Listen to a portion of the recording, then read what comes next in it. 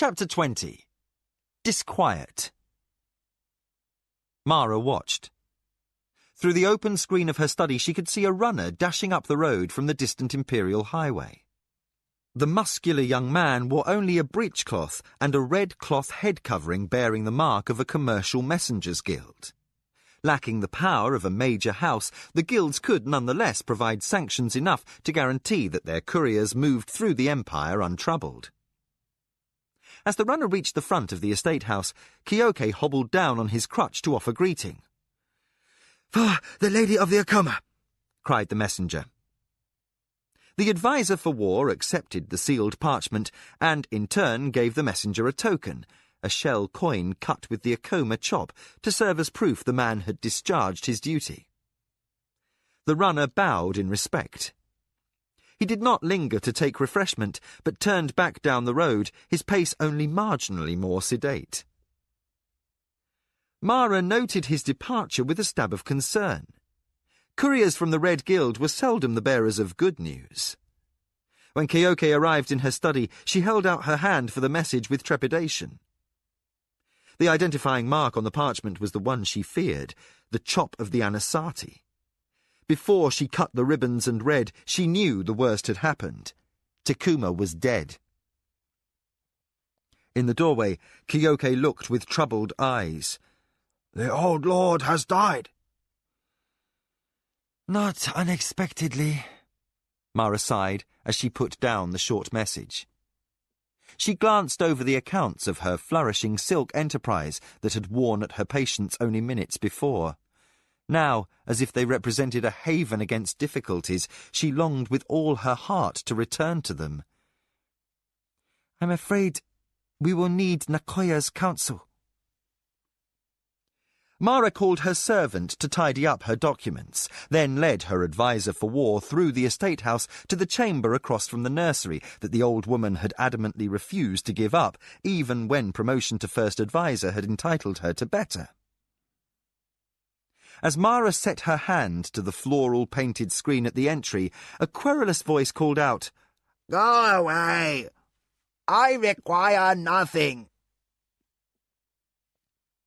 The Lady of the Akoma glanced hopefully to her adviser for war, who shook his head.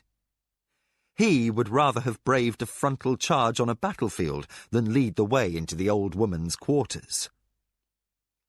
Mara sighed, shoved back the screen, and flinched at the outraged cry that emerged from the piled blankets and pillows on the mat.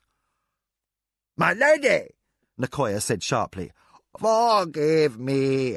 I thought you were the healer's servant bringing remedies." She sniffed, rubbed at a reddened nose, then added, "I wish no visitors to offer pity." Abed with a congestion of the chest and a fever, the old woman found her annoyance overcome by a spasm of coughing. Her white hair stood up in stray locks, and her eyes were red-rimmed in a face like crumpled wet parchment. The hands that clutched the blankets looked devastatingly fragile, and yet, at the sight of Kyoke, Nakoya rallied to outrage. "Mistress, you have a cruel heart to bring a man to a sick woman's bedside and without warning." The Akoma first adviser flushed scarlet with embarrassment, but remained too stubbornly proud to avert her face. Her stormy gaze fastened next on Kyoke. "You, old campaigner, you should be wise enough to know better. I'll not suffer myself to be stared at." Mara knelt by her first adviser's bedside, the sympathy Nakoya so stoutly disdained hidden deep in her heart. The old woman's age made even small illnesses more hazardous, as today's news made clear. Always before, Nakoya's frail appearance had hidden a whipcord resilience, a fibre of staunchness that made her seem indestructible. But now she was miserable with her cold and shrunken with years to a husk of her former vitality. Her mortality became frighteningly apparent. Mara patted one of the wrinkled hands. "Mother of my heart, I am here only because your counsel is sorely needed." The tone of Mara's voice jolted the old woman from self-pity. Nicoya sat up and coughed. Daughter, what is it? Tekuma of the Anasati has died. Mara's fingers tightened on the first advisor's hand. He succumbed to the illness that kept him abed this last 6 months. Nicoya sighed. Her eyes turned distant and fixed inward on what might have been a memory or a thought only she could discern. He refused to fight any longer, poor man. He was a worthy warrior, and a generous and honourable opponent. Under the blankets, Nicoya's thin body was racked by another fit of coughing. As she struggled to regain breath, Mara spared her the need to speak first. Do you think it wise for me to approach Jiro? Nicoya's hand tightened inside her mistress's. Daughter, as much as he hates you for choosing his brother over him, he is not as obsessed as Tasai-o is.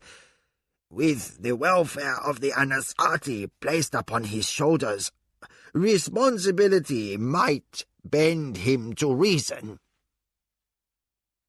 From the doorway behind Kyoke, Kevin's voice unexpectedly interrupted.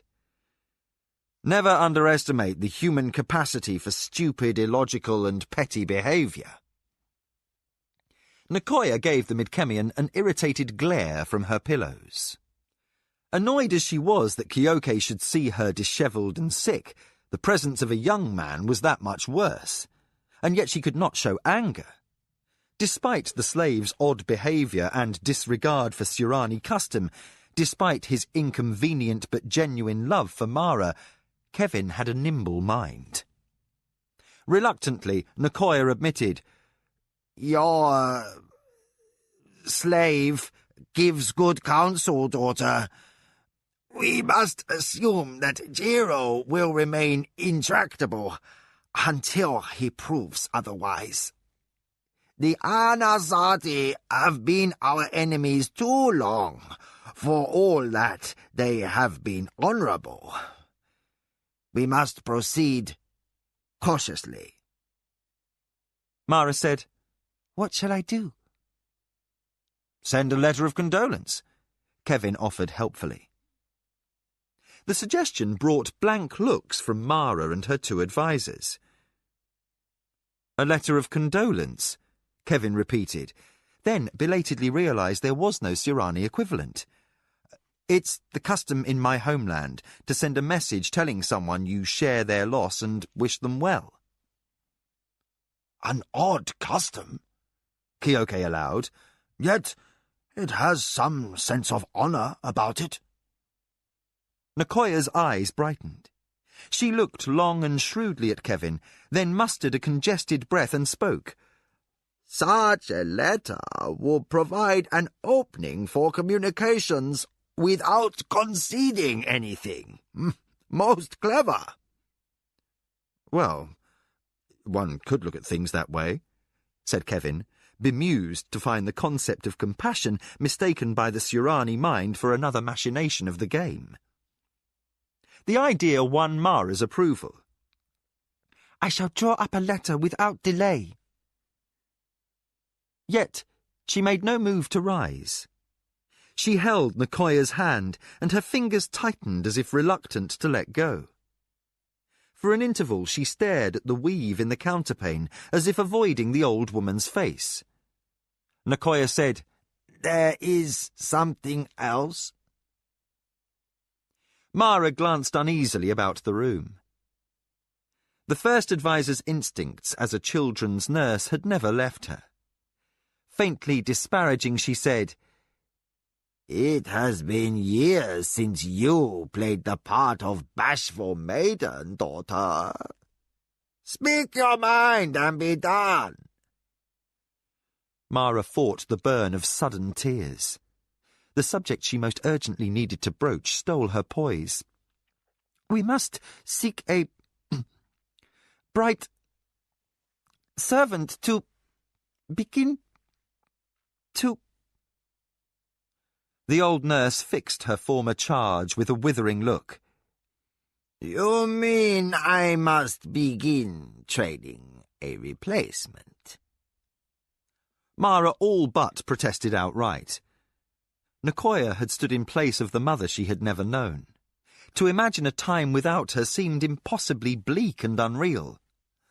Although the subject had been lightly discussed, she had put off decision and action. Yet the mantle of rulership forced the cold truth that now she must. Only Nicoya could handle the subject with equanimity. I am old, daughter of my heart. I feel chill in my bones on warm days, and my duties begin to weigh on weak flesh. Do not let my dying come on me without the surety that you have sound guidance by your side. The Red God won't hurry to take you, said Kevin with a grin. You're too mean yet. Don't blaspheme, Nicoya snapped, but her wrinkled lips twitched and she buried a smile behind a cough. Try as she might to dislike this barbarian, he was handsome enough to forgive much, and his loyalty to Mara was unquestioned. Mara said, Keoke could...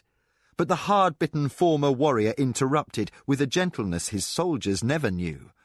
I am almost as old as Nicoya, Mara. Her name was spoken with an affection that showed no disrespect. I served your father gladly, and have given the Akoma both my sword and my leg. You have given my life a purpose far beyond my hopes as a young man.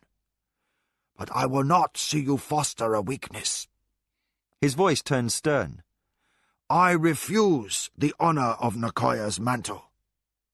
You must have a strong, clever mind and young blood at your side to advise you in the years after we are gone. Mara's grip on Nicoya's hand did not loosen, and her shoulders stayed stiff. Kevin drew breath to intervene, but a quiet touch from Keoke restrained him. The old warrior said, When a force commander trains his young officers, he is a fool if he coddles them or shows softness. Lady, Keoke appealed plainly, the exigencies of an advisorship require more than blind obedience. Understanding of what is necessary for the good of the house, as well as the will to play the great game. I have had no time for children.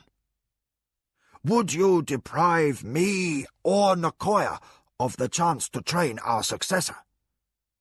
Such a one would become the joy to enrich my late years, even as the son I never had. Or the daughter? Mara said playfully, though her voice shook. Keoke managed a slight upward turn to the corner of his mouth, as close as he ever came to smiling.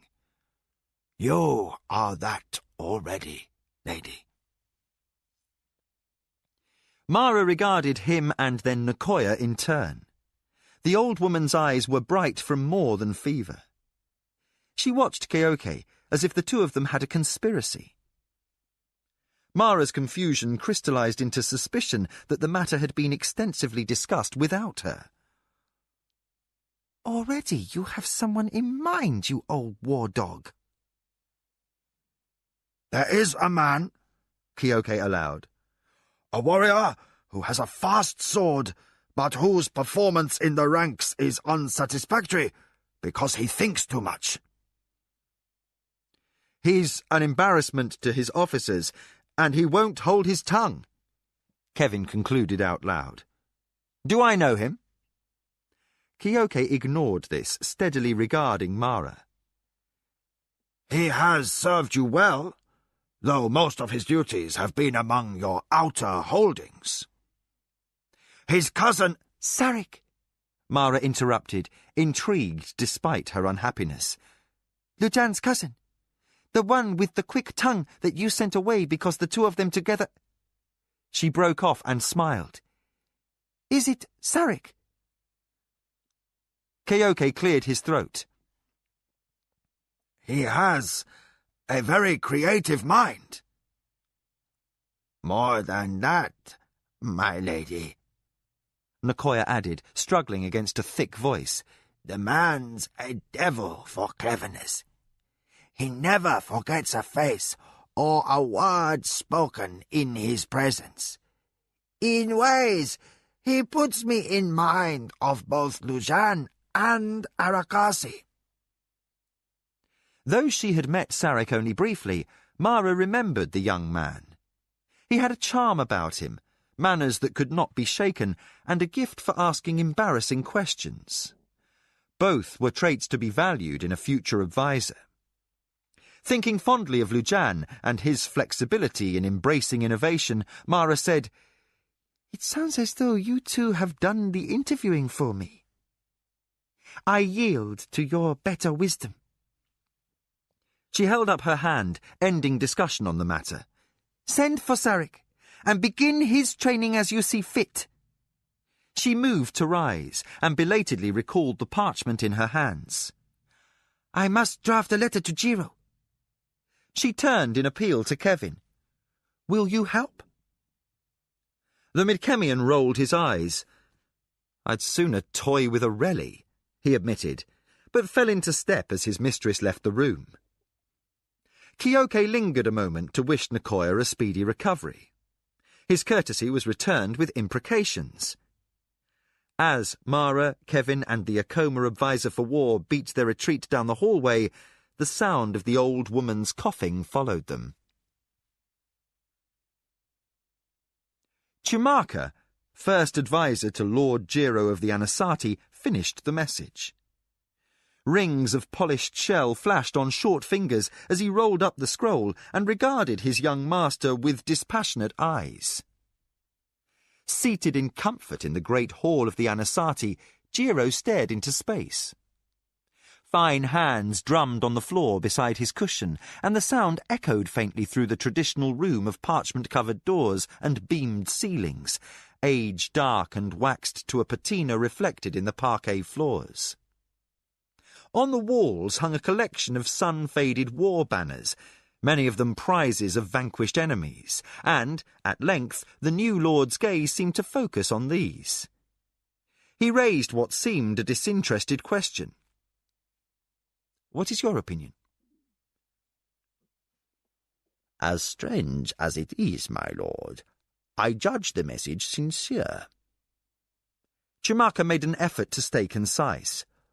Your father and Lady Mara, while not friendly, had arrived at mutual respect. Jiro's fingers stilled. Father had the happy capacity for seeing things in ways that suited him. He found Mara clever, and that won his admiration. Above anyone, you should know that, Chumaka. Those same qualities gave you your position. Chumaka bowed, though the master's tone implied no compliment. Jiro fingered his embroidered sash, blandly thoughtful. Mara seeks to disarm us. I wonder why. Chumaka weighed his master's intonation carefully. If one were to view this matter in an objective fashion, Lord, one might consider this. Mara feels that there is no real cause for conflict between your house and hers. She implies there may be cause for mutually beneficial negotiations. Despite all care, Jiro bridled. No real cause. His handsome features went blank to hide an unreasoning flash of anger. The death of my brother is not cause. Chumaka laid the scroll on a nearby table as though he stood balanced on a silken cord. The room was airless and hot, and he could not keep from sweating. Buntakapi's death was an excuse he knew too well. As boys, the siblings had been constantly in contention, Bunto frequently bullying and tormenting the less athletic Jiro. That Mara had overlooked Jiro and chosen Bunto for her husband had never for a day been forgiven, despite the lady's selection having been determined by flaws, not virtues. She had taken the fool she could exploit above the better man. Yet that distinction held no meaning in terms of childhood rivalry. Bunto had been a ruling lord first, never mind that the prize had been poisoned and that ultimately Jiro lived to inherit the mantle of the Anasazi. The wound festered because the young man nursed boyhood grudges. Though he sat in his father's seat, Jiro would not shed the resentment of an upbringing where he continually ranked second, behind the heir Halesko and even behind plodding Bunto. Chumaka knew better than to argue. Unlike his father, the young master was more concerned with being right than with the subtleties of winning the great game. The first adviser tempered his phrases accordingly, as finicky as a cook choosing seasonings. Of course, my lord, the injury still causes pain. Forgive my insensitivity, but I referred more to legal distinctions than to ties of birth. Your brother renounced his allegiance to House Anasazi when he assumed the Akoma mantle. In strict interpretation, no harm was done to House Anasazi. An Akoma lord died of Mara's machinations. I was remiss not to allow for your personal grief at the loss of a brother. Jiro swallowed frustration that his sly-witted first adviser had outmanoeuvred him. At times the man was too crafty. That his worth was incalculable for that reason did not make him any more likeable. With a flash of annoyance, Jiro said, "You're cunning enough in your own fashion, Chumaka, but I warrant you play the game as much for your own amusement as for the glory of House Anasazi." This bit a little too near the bone for Chumaka's liking, even had the remark not come close to an outright accusation of disloyalty. In all ways, I strive for Anasazi triumph, master. Quickly changing the topic, he asked, Shall we send a reply to Mara, lord? Jiro waved casual assent. Yes, write something suitable. But make it clear I'd as soon rape her while my soldiers burned her house as send her— No, don't put that in. Jiro slapped his thigh, disgusted with the innuendos of politics when he much preferred to articulate his true feelings on the matter.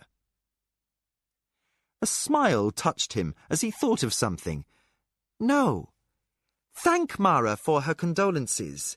Then make clear to her that, out of respect for my father, I'll continue to honour his commitment. I will seek no conflict with the Akoma while my nephew lives. After a poisonous pause, Jiro added, But also make it plain that, unlike my father, I will only feel regret if Ayaki dies. If my nephew is threatened, Anasazi warriors will not rush to his rescue. Chumaka bowed. I shall word the message in the appropriate manner, lord. Jiro dismissed his adviser, brusque with impatience to be back to his library. Except when it came to gratification of his passions, the new lord preferred his collection of book scrolls to politics. Yet the Anasazi first adviser showed no trace of disappointment as he hastened back to the cubby that served as his personal quarters. There, seated behind a cramped desk, a clerk scratched figures on a slate, an opened ledger by his elbow. On a second desk that overshadowed Chumaka's sleeping mat, documents had already been separated into 3 piles. Messages that were of no immediate concern, those that needed relatively quick attention, and those that required urgency. One note rested alone in the last pile. Chumaka picked it up and perused the contents before he thought to sit down. He scanned the lines twice and then laughed. Ah, at last, after all these years. Turning to the clerk, a young man talented enough to warrant appointment as the first adviser's personal clerk, Chumaka said, Mara of the Acoma has been too lucky by anyone's measure since she came to power. Here we see one reason why. The clerk looked myopically at his superior. Sir? Chumaka settled into his favourite seat, a cushion so threadbare and faded that the cleaning slave spoke of it as an heirloom. Kavai, my agent in Sulankor, saw a clerk of a factor for the Lord of the Minwanabi passing a message to an Acoma servant. What does that tell you? The clerk blinked, always more comfortable with figures than conversation. A spy? Or several. Warmed to his favourite subject, Chumaka shook a demonstrative finger. But, in any event, we know that I was not the only one to insinuate an agent into the house of Minwanabi. Even now that memory was sour, for the talented courtesan sent to Jingu had ultimately become unreliable. Of course, her instability had proven a major factor in Lord Jingu's demise, a good outcome from Chumaka's point of view. Unlike his master, who harboured ill will toward Mara, Chumaka viewed the great game as simply a game, more complex and less predictable than most, and right now, the opponent to be wary of was the Lord of the Minwanabi. Unlike his predecessors, Tasayo not only had the power of a mighty house, but the wit and talent to use it. He was the most dangerous man in the empire, particularly since Aksantukar had bested him in the contest for the white and gold. For without the duties of warlord to distract him, Tasayo could turn his full attention toward the game. Picking up writing brush and parchment, Chumaka began a line in his elegant style, the characters long and fluid and precise as ones penned by a professional scribe. He mused as he worked. We face a player of unusual talents. Two, actually. For our master burns to humble Mara of the Acoma, as well as Tasayo of the Minwanabi. We must be quick to seize whatever opportunity comes our way. I shall order our man in Sulankor to keep a close watch upon this factor, and see if we can begin to trace the route by which messages reach Lady Mara. Chumaka paused and tapped his brush against his chin. I haven't seen this good an operation at play since Jingu obliterated House Taskai. He ruminated further on the past. Too bad their exceptional spy network failed to save them. I presume all their agents died or became grey warriors. Softly, he added, A shame such cunning artistry had to turn to dust. Chumaka sighed in what might have been envy, then ended his sentence with a flourish. Anyway, our young master has decreed that we play a three-handed game. Very well. We shall do so to the limit of our wits. The triumph is so much more satisfying for the difficulty. To himself, as much as Kavai, Chumaka surmised, It was not because Tekuma was gifted, the gods know, that the Anasati became the most politically well-connected house in the empire. If Jiro would follow his father's lead and let me do my work without interference. He let the thought trail off. The clerk said nothing. Exposed to this sort of rambling before, he was never entirely sure he understood his supervisor's odd mutterings. An apprentice was not fit to question a journeyman, much less a master such as Chumaka, even if at times the first adviser appeared to hold his own lord in contempt, which of course was impossible. No one with such a wrong-headed attitude could rise to such an exalted place in a great house. Chumaka finished his missive, then said, Now to write a response to Lady Mara. Enough so that she'll not worry for the time being, but not so much that she'll count the Anasati as a friend. He took a deep breath, then softly, wistfully sighed. Now, that would be a woman to work with, wouldn't it? The clerk left the question unanswered. The formation of blue-clad warriors reached the entrance to the Akoma estate house. From a distance, Kevin watched as Shinzawai soldiers saluted, then stood at ease, while their officer mounted the steps in 2 easy strides to stand before his hostess.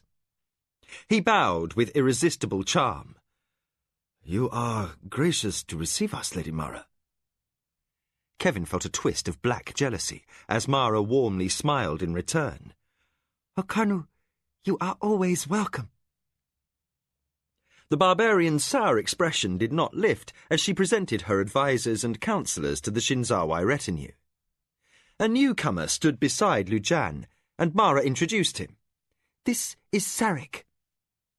Sarek looked nothing like his cousin, being more muscular and darker, but there was a familiar wry set to his mouth as he said, "My lord," and bowed his head slightly.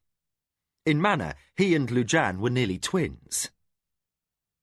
Sweating, out of sorts, and still disgruntled by the argument he and Mara had shared upon rising that morning, Kevin lingered at a loose end while the lady led her guest inside, and Lujan ordered one of his patrol leaders to escort the Shinzawai warriors to quarters set aside for them. For a week, Kevin had known Hokanu, now heir to the rulership of his house, would be visiting. Mara had been cryptic about the reasons, but gossip around the estate said plainly that the Shinzawai son came to pay court to Mara, seeking an alliance bonded by ties of marriage. Kevin snapped a switch off a tree branch and angrily whacked the heads off a few flowers. The motion pulled at the scars on his back and shoulder. Irrationally, he longed for a practice sword and a few hours of hard physical workout.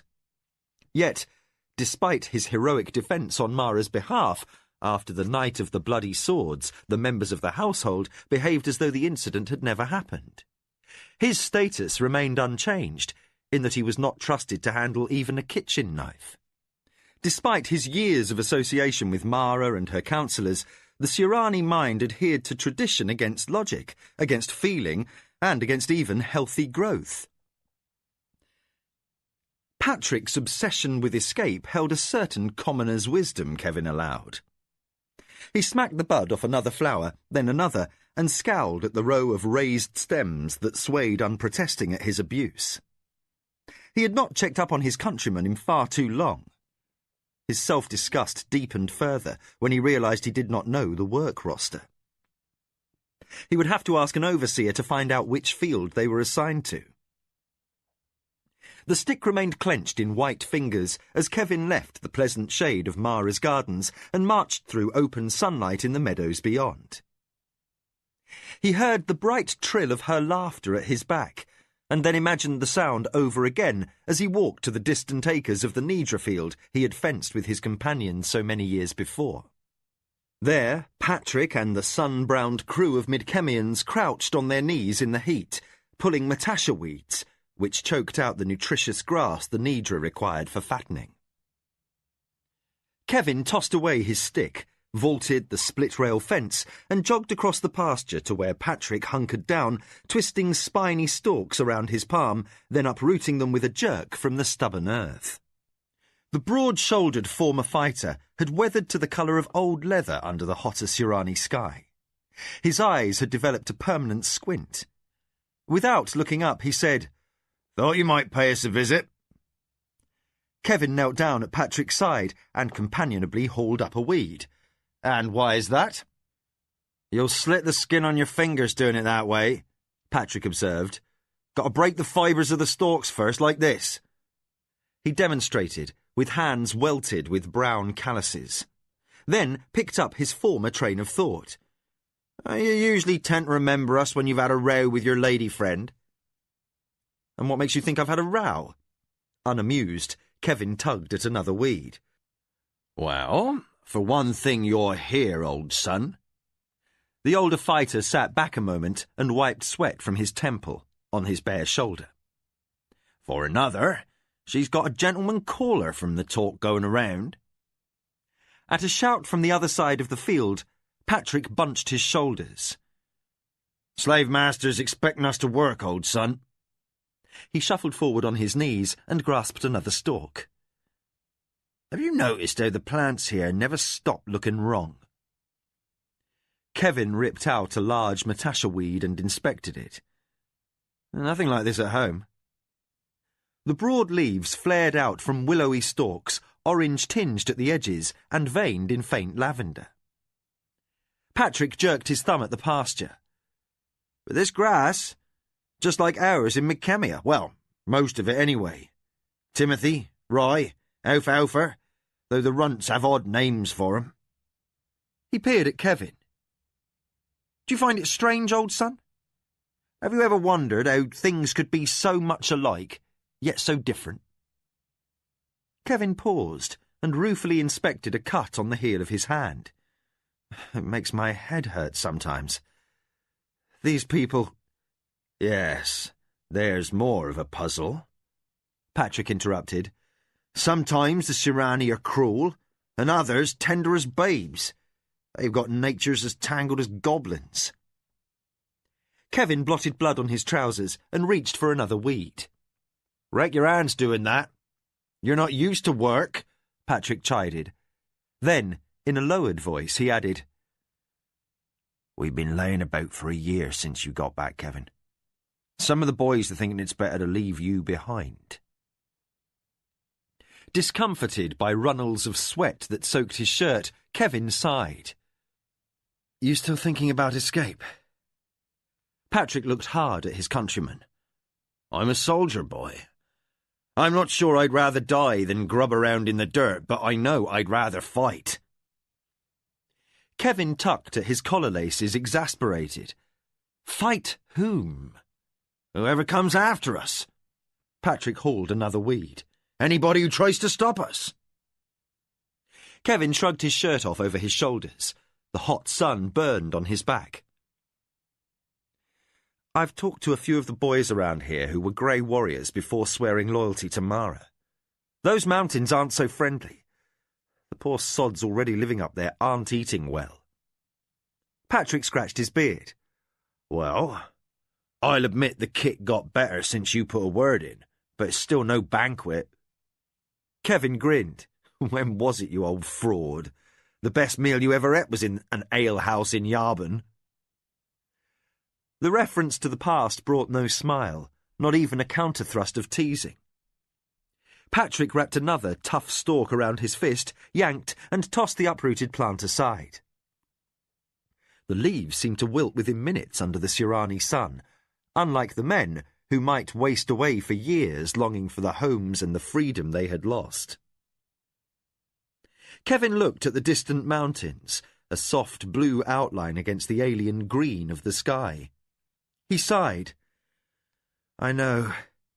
His cut stung unmercifully as he reached for another weed. Some odd events happened in Kentasani last year. Patrick spat. There's always something odd going on. Kevin put a hand on his friend's shoulder. No, I mean something... I don't know if I can tell you. It's a feeling. When all that trouble erupted at the Imperial Games... If you mean the barbarian magician who freed those slaves, that's done nothing to change our lot. Patrick moved ahead to the next patch of ground. That's not the point, Kevin protested, hooking his shirt and following. Slaves were freed in a culture that doesn't have the notion of manumission. From the word upriver, those men are just living in the holy city, doing this and that, but counted free men. Patrick's hands paused on a weed stem. If a man was to slip free here and get up the Gagajin... No, Kevin said more sharply than he intended. That's not my thought. I don't want to live as a fugitive. I'd rather pursue the idea that what's been done once might be repeated. Are you allowed to carry a sword? Patrick asked bitterly. No, and there's my point. You won't see plain. You rescue the mistress fine and good, and when the crisis is over, it's back to being a slave. Touched on a sore spot, Kevin took out his temper on a weed, then cursed as he received another cut. Give it up, old son, Patrick said angrily. The runts are tough as their plants when it comes to giving ground. Show them change, and they pick suicide. Kevin stood up. But the Great Ones are outside the law. The warlord, even the emperor, cannot gainsay their will. Maybe now that a magician's freed slaves, a lord can go against tradition and do the same. But no matter what else, if you get yourself hanged for a runaway, you're dead, and that's not freedom by my way of thinking. Patrick let out a bitter laugh. That's truth? Well, I'll wait a bit. Though how long I can't say. Satisfied with that answer, but left disgruntled by Patrick's blunt reiteration of other thorny facts, Kevin tossed his shirt over his shoulder. He gathered the wilting weeds into a bundle and flung them onto the pile by the fence. His cut hands burned, but his feelings stung more. His fellow Midkemians gave him barely a grunt of notice as he passed on his way from the meadow. In turn, he hardly noticed them, his mind absorbed by the memory of Mara's laughter in the garden where she sat with Hokanu. The heat of midday drove Mara and Hokanu from the garden to a little used sitting room in the estate house, one that had stayed unchanged since her mother's time. There, in an airy chamber with pastel pillows and gauze drapes, the couple sat down to a light lunch, cooled by a slave with a fan of shatterbird feathers. Hokanu had changed from full armour to a light robe that showed off his handsome build. To the fine bones and graceful carriage, time on the practice field had added firm fitness. He wore few rings and only a necklace of kokara shell, but the simplicity of his dress and ornament merely emphasised his natural elegance. He sipped his wine and nodded. Exceptional, Lady Mara. You provide gracious hospitality. His dark eyes met hers, not playful or teasing as Kevin's might be, but deep with a mystery that Mara felt compelled to explore. Unwittingly, she found herself smiling. His features were beautiful, without being either delicate or overdrawn, and the way he looked her directly in the eye touched off a deep response. Intuitively, Mara sensed she could trust this Shinzawai's son. The feeling was unique, even startling, after the endless political innuendos that complicated communication with others in her rank. Aware she had been staring and had forgotten to reply to his compliment, Mara hid a blush by sipping at her goblet. "I'm glad the wine pleases you. I will confess that I left the matter of choosing the vintage to my Hadonra. He has an unfailing instinct." "Then I am flattered that he brought out your finest," Hokanu said smoothly. As he regarded her, he seemed to see past the way her hair was arranged, and more than the cut of her robes. On an intuition akin to Arakasi's, he reached past nuance to touch her heart. "You are a lady with an instinct for clear vision. Did you know I shared your distaste for caged birds?" Caught by surprise, Mara laughed. "How did you know?" Hokanu twirled his wineglass. "Your expression when you described Lady Isashani's sitting room in the Imperial Palace. Also, Jikan once mentioned a suitor had sent you a lee-bird. It lasted 2 weeks, he said, before you set it free." Unwittingly reminded of her piercing frustration concerning Kevin's dilemma, Mara strove not to frown. "You are most observant." "Something I said troubled you?" Hokanu set aside his glass. He leaned forward on his cushion and laid a narrow hand on the table. "I'd like to know." Mara made a gesture of frustration. "Just a concept introduced by a barbarian." "Their society is filled with fascinating concepts," Hokanu said, his rich dark eyes still on her. "At times, they make us seem like stubborn, backward children, entrenched in our ways to the point of blindness." You have made a study of them, Mara said, intrigued and openly showing as much before she thought to guard her face. Hokanu seemed not to care, for the subject fascinated him also. There was more to the Emperor's failed peace effort than our people understand. Then, as if regretting that mention of politics might sunder their moments of rapport, the Shinzawai heir brushed the matter aside. Forgive me. I did not mean to remind you of difficult times. My father understood that you had a beleaguered night in the Imperial Palace. He said it was to the honor of the Akoma that you survived. Before Mara could wave the comment away, he gave her that direct look which unnervingly stripped away her reserve. He added, I should like very much to hear what happened from your own lips. And Mara saw his hand move slightly on the tabletop. With the uncanny perception she seemed to share with him, she knew he longed to take her in his arms. Tremors touched her as she imagined the firm feel of his warrior's body. He was more than attractive to her. He understood her, with none of the cultural barriers or emotional raw edges that spiced her relationship with Kevin. Where the barbarian reacted to her dark Tsurani nature and brought her relief through humour, this man across from her would simply know, and his unstated promise to protect became a potent combination. Again, Mara realised she was staring, and that some sort of reply to his request was required if the emotional temper of their meeting was not to overturn into passion. I remember a lot of burst bird cages, she said with a forced attempt at lightness. Lord Hopara joined his forces with mine, and the attackers who stormed his apartment found no victims to hack up. They spent their fury on Isashani's leebirds, and a good deal of purple upholstery. The next day, the ladies' bird-catchers ran their legs off chasing fugitives. Disappointed to be diverted from the personal side of the issue, Hokanu's brows twitched into the faintest of frowns. His eyes had an exotic tilt, and the expression made him look haunted. Lady Mara, he said softly, and his intonation caught her like an ice-cold chill in the heat. I may be overbold in presenting myself in this fashion, but circumstances in the Empire have forced changes none of us could have anticipated, even a few short months ago. Mara set down her wine to hide the slight shake in her hands.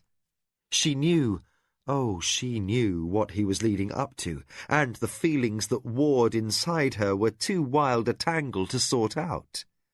Lamely, she said, What do you mean?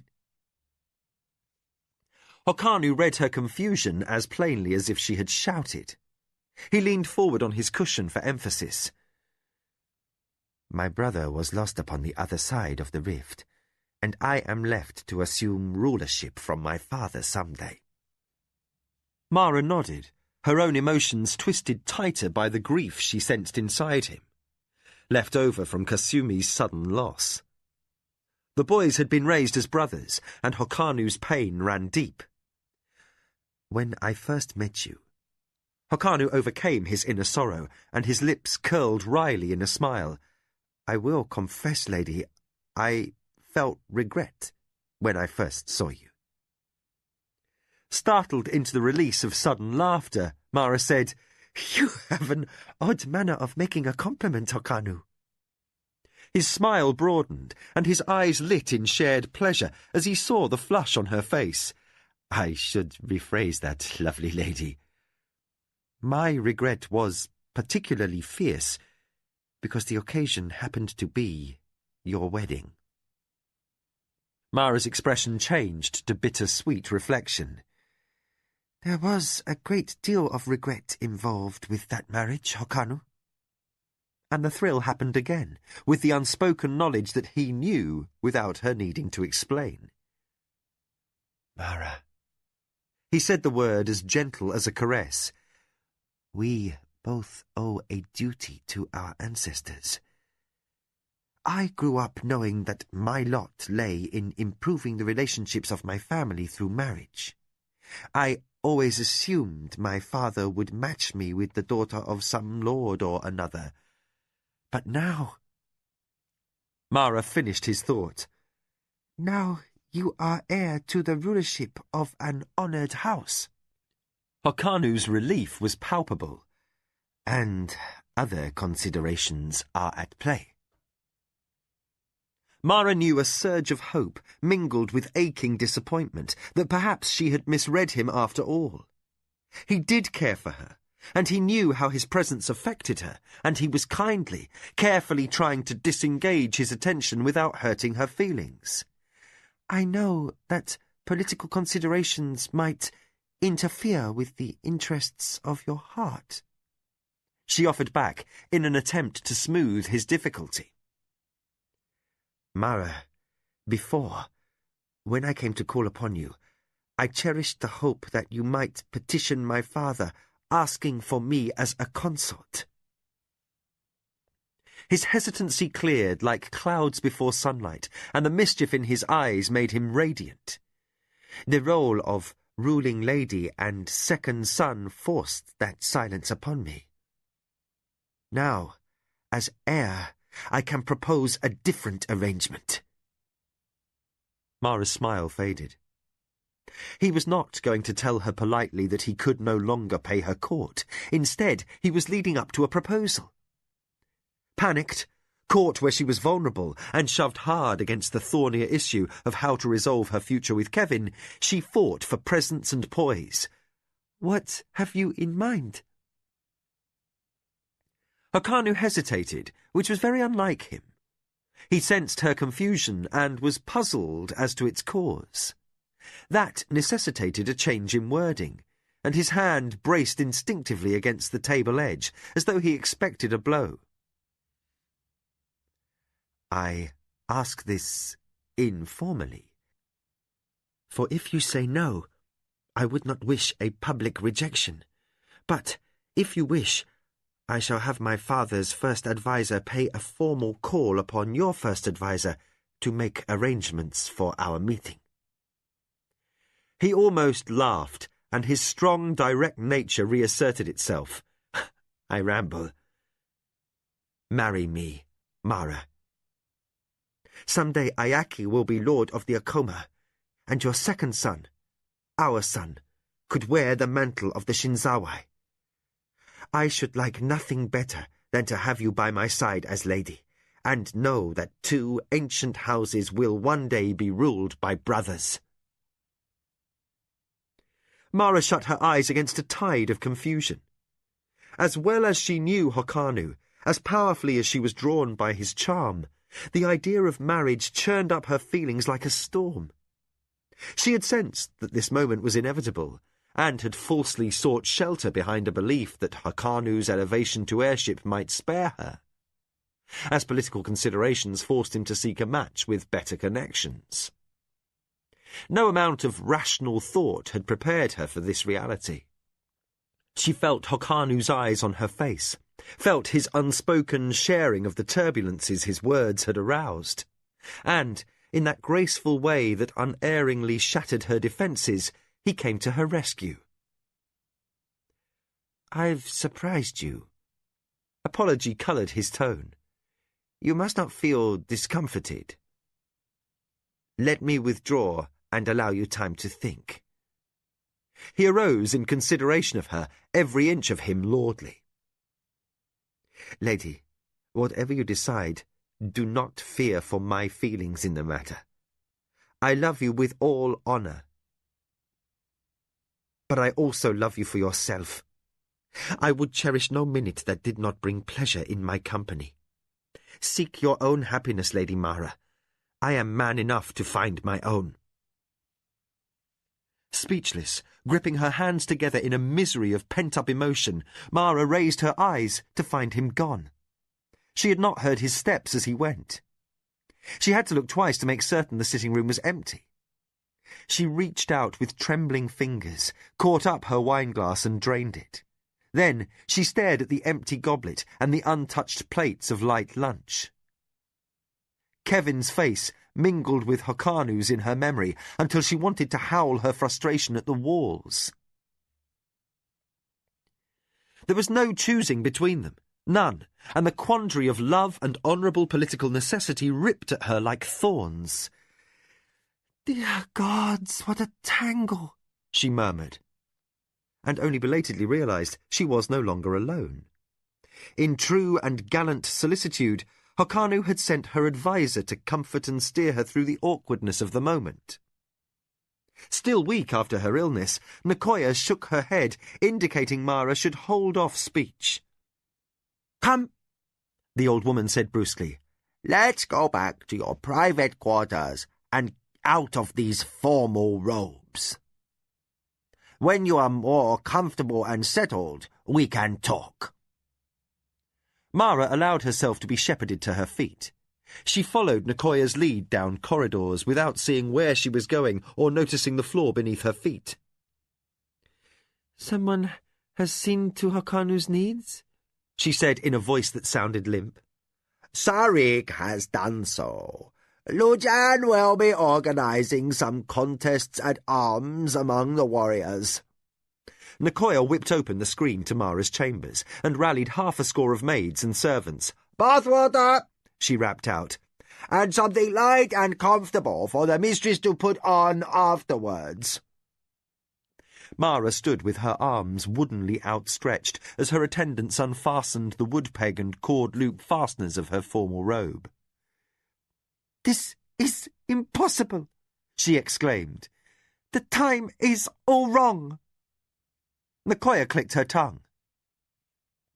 "The Shinzawai are an ancient family, with honours to equal most, but their part in the aborted attempt to force peace upon the Empire—" Bemused by this switch to hardcore politics, Mara stepped out of the heavy robe. She moved mechanically into the cool bath prepared by her servants, and sat shivering in reaction as two maids sponged her back. "What's the matter with me? Why can't I just tell him no and put the issue from my mind?" Nicoya answered obliquely, "Daughter, there is no sure way to rule the heart." "My heart is not in this," Mara fired back, with a sharpness that itself was a contradiction. "What is Hokanu to me but a means to an end?" The first adviser seated herself on a cushion and wrapped gnarled fingers around her knees. She said nothing, while Mara endured a bath she did not enjoy. She arose at the appropriate moment and stepped out of the water and stood with a scowl while her maids towelled her dry. Nicoya did not break silence until another maid arrived with a light lounging robe. "Mistress, the Shinzawai have been among the most honourable families in the Empire in my memory, and the memory of my father. The old Lord Shatai, Kamatsu's father, was war chief of the Kanazawai when a Keta lord last sat upon the warlord's throne, and no one has ever heard of either Shinzawai lord breaking a bond. Their honour is unquestioned." Mara knew all this. As the maids tied her robe, she regarded her former nurse with bitten-back exasperation. "But their position at the moment is questionable." "Many resentments linger since the failed peace and the night of the bloody swords," Nicoya agreed. "Many of the families left grieving insist that murder would never have happened had the Blue Wheel, and especially the Shinzawai, not been at the heart of the Emperor's plottings." But Mara did not need reminding that it was only because so many were injured and everyone was being cautious that no one had sought retribution upon the Shinzawai. To bind her family to them through a marriage would be to add names to her list of dangerous enemies. No, Mara decided, as Nicoya's obvious reasoning led her from mixed emotions to clear thought. The heart of the matter was another thing altogether. Hokanu was attractive enough.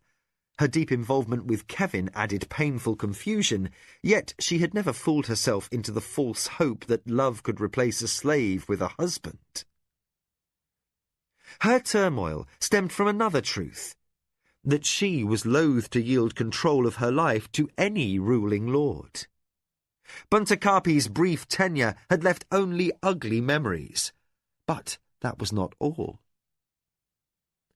Mara sighed and stared through the open screen into the garden. The day was drawing on, and long shadows striped the path between the Arkasi rows. The rich green land that had been her father's and her ancestors before his had prospered well over the years, since a young girl came into an inheritance beyond her years and experience. In the light of her successes, Mara examined a deeper truth, altogether less tangled than any conflict in her life, past or present. After a long minute, she said to Nakoya, "Thank you for your counsel. You may go now." As the old woman bowed and departed, Mara reflected. So many events in her life were the result of her being ruling lady. Yet the duties, the awesome responsibility, even the danger that came her way, these things were not the fearful burden they had appeared on the day she had left Lashima's temple. Since she had assumed the Akoma mantle, she had come to enjoy her power, to revel in pitting her wits against the machinations of the great game. These things gave her freedom to pursue new ideas. What would it be like to leave the decisions to others, she wondered? Could she be as content collecting lee-birds, ornamenting sitting rooms, or matchmaking as other ladies were? Women held power in their own right, sometimes with impressive results. Could she do as Isashani of the Zacatecas and take as much satisfaction in by-play behind the scenes as she did now in the seat of unquestioned command? Mara sighed again. That moment, a shadow fell across the screen that led from the garden. "I know what you're thinking," a familiar voice intruded from beyond. Mara glanced up to find Kevin watching her, a wry grin on his face. He voiced an opinion, as he always did, without waiting for her invitation. "You're wondering what it would be like to take a rest and let this young warrior of the Shinzawai run things." Startled to laughter, Mara said, "You monster!" Kevin threw himself down next to her, flung back red-gold hair that was in sore need of trimming, and paused with his mouth inches away from hers. "I'm right?" She kissed him. Hokanu's charms she could resist, but this man was a poison in her blood. "Yes, damn you!" "I'll tell you exactly what it would be like. Dull." Kevin made a sweeping gesture that wound up catching her into an embrace. He kissed her back. "You love being in command." "I never wished for the Akoma mantle," she responded in warning sharpness. "I know," he said easily, not rising to her challenge. "That doesn't change the fact that you love it." Mara allowed herself a self-indulgent grimace. "Nobody asked your opinion." She had not denied his statement. To Kevin, that was as good as an admission he was right. As she leaned back, contented, against his shoulder, he pursued his conclusion ruthlessly. "The man you caught is no weakling. Once he was husband, he'd be in command, and, unless I misunderstand Sirani tradition, you'd be forever denied rulership." Grinning evilly, Kevin asked, "So, are you going to marry him?" Mara reached up, grabbed 2 fistfuls of red beard and pulled teasingly. "Fool!" Before he could howl, she released him, half laughing. "I might." When his eyes widened, she added, "But not yet. The political timing is wrong, and there remain a few things to attend first." "Like what?" asked Kevin, in sudden humorless concern, only partially aware that his banter had masked a gnawing uncertainty. Mara's face turned grim. Like the destruction of Tasayo of the Minwanabi? The table was festive. Paper lanterns shed arrows of light through pierced patterns and raised rich ruby highlights in the wine the servants had left with the meal. The plates and cutlery were the finest the closets could offer, yet neither Mara nor her guest cared to finish the last of the sweet cakes and sauce. Hokanu sat at ease on his cushions, but his attitude of relaxation was feigned. I understand, of course. His tone was mild, unsurprised, and utterly clean of resentment. Yet Mara knew him well enough to see the small, quiet interval he had taken to muster his poise in the moment that followed her refusal, for political considerations, of his informal offer of marriage. He was not distressed, at least not with the enraged bitterness Jiro had shown when she chose his brother, nor the kicked-dog hurt Kevin exhibited in his dark moods, but he felt a genuine pain at being rejected. Not unexpectedly, his sadness made her ache. Please, she added, with less impassivity than she intended, you must know my heart. Hokanu glanced down at his hands, which were still and rested half-curled around his wine goblet. Impulsively, Mara wished she could reach across the table and take his long, fine fingers into her own. But that would be awkward, if not improper. She was not agreeing to become his wife. Yet she could not entirely hide her regret. I admire you more than you know. You are everything I could ask for in a father for my children. But we both rule. Our house would be an armed camp. Where would we live? Upon this estate surrounded by soldiers not loyal to you? On your father's estate, with soldiers not loyal to me? Can we ask men sworn to our family Natamis to obey those of another house, Hokanu? The sound of his name as only she could say it raised a bittersweet smile, and her words brought a surprised lift of his brows. Mara, I assumed you would come and live with me upon my father's estate, and that we would appoint someone you chose to act as regent for Ayaki until he came to his majority. Hokanu made a disparaging gesture, aimed entirely at himself. Lady, forgive me for thoughtless presumption. I should have anticipated that you, of all women, would not react in the time-honoured customary fashion. His expression turned dry with irony. I have admired your free spirit. To make an ordinary wife of you would be like caging a lee-bird. I see that now. He was beautiful, spangled in lamplight, with his eyes deep as the forest pools sacred to priests.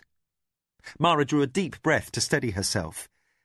You assumed, Hokanu, but that was no grave fault. Before she realized she had indulged herself, she reached across the table and touched his hand. His skin was very warm, each tendon delineated clearly. All these problems would be solved if Tasayo of the Minwanabi did not loom like a sword over my neck. If you and your family had not stood at the heart of the Emperor's plan to force peace upon the High Council. If Hokanu's other hand moved and closed gently over hers. His expression shifted subtly toward not anger or pain, but rather deep interest. Go on. If we lived in a place... She hesitated, unsure how to phrase a concept largely inspired by Kevin. Where law ruled in deed as well as word. Where politics did not countenance murder. She paused, and realized on the moment that his silence was a reflection of her own, that the hand upon her hand had tightened with shared resentment against the ingrained flaws in their culture she herself had reluctantly come to recognize. The easy rapport disturbed her, and to set it at a distance, she focused only on words. If we lived at a time when we knew our children could grow without knives behind every door, then, Hokanu of the Shinzawai, I would be deeply honored to become your wife. There is no man in the empire I would rather have as the father of my next child. She looked away from him, fearful that his presence would tempt her to further breaches in protocol. But until the council is more settled, and things as we know them are different, a union between us would bring risk to both of our houses. Hokanu was silent. He caressed her hand as he released her, and said nothing until she turned back to him, that he might face her squarely. You are wise beyond your years, Lady Mara. I cannot pretend I am not disappointed. I can only admire your staunchness. He tilted his head fractionally to one side. Your rare strength makes you all the more to be cherished. Mara found moisture in her eyes. Hokanu, some daughter of another house will be a lucky woman. Hokanu bowed at the compliment. Such a daughter must be more than lucky before she could displace my feelings for you. Before I go, may I at least know that you look favourably upon friendship with the Shinzawai? Assuredly, she said, giddy with relief that he had not been angry or let her rebuff displace courtesy. More than she realized, she had been afraid her refusal might turn him against her. I would cherish that as a privilege. Count it a gift, Hokanu said, one you are worthy of. He sipped the last swallow of his wine, then smoothly prepared to take his leave. Mara forestalled him as much to delay the unhappy moment of his leaving. If you would allow, I would beg a favour. He paused, balanced in the instant of rising. His dark eyes searched her, honestly, without suspicion that she might use his weakness for her to gain her own ends, but in an intense desire to fathom her motives. Mara read his look and knew at heart how alike they were. Both of them had an instinct for the great game, and the will to play the stakes fully. Hokanu said, "What would you ask, Lady Mara?" She strove to lighten her manner while weighing how to broach an awkward subject. It is my understanding that a great one calls frequently at your home. Hokanu nodded, his face now expressionless. This is true. Across a pained stillness, Mara added, I very much desire to have an informal talk with such a personage. If you could facilitate a meeting, I would count myself in your debt. Hokanu's eyes narrowed slightly, but he did not voice his curiosity about Mara's motives. I shall see what I can do. Then he did rise, briskly, and gave her a formal bow in farewell, along with graceful phrases. Mara rose also, saddened that the mood of intimacy had been broken.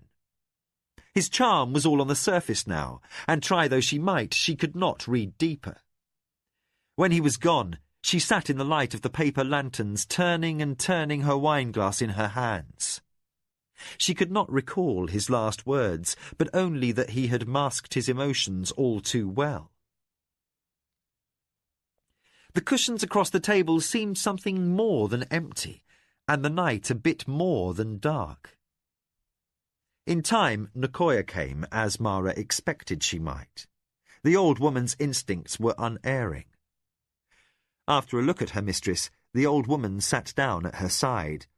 Daughter of my heart, you look troubled.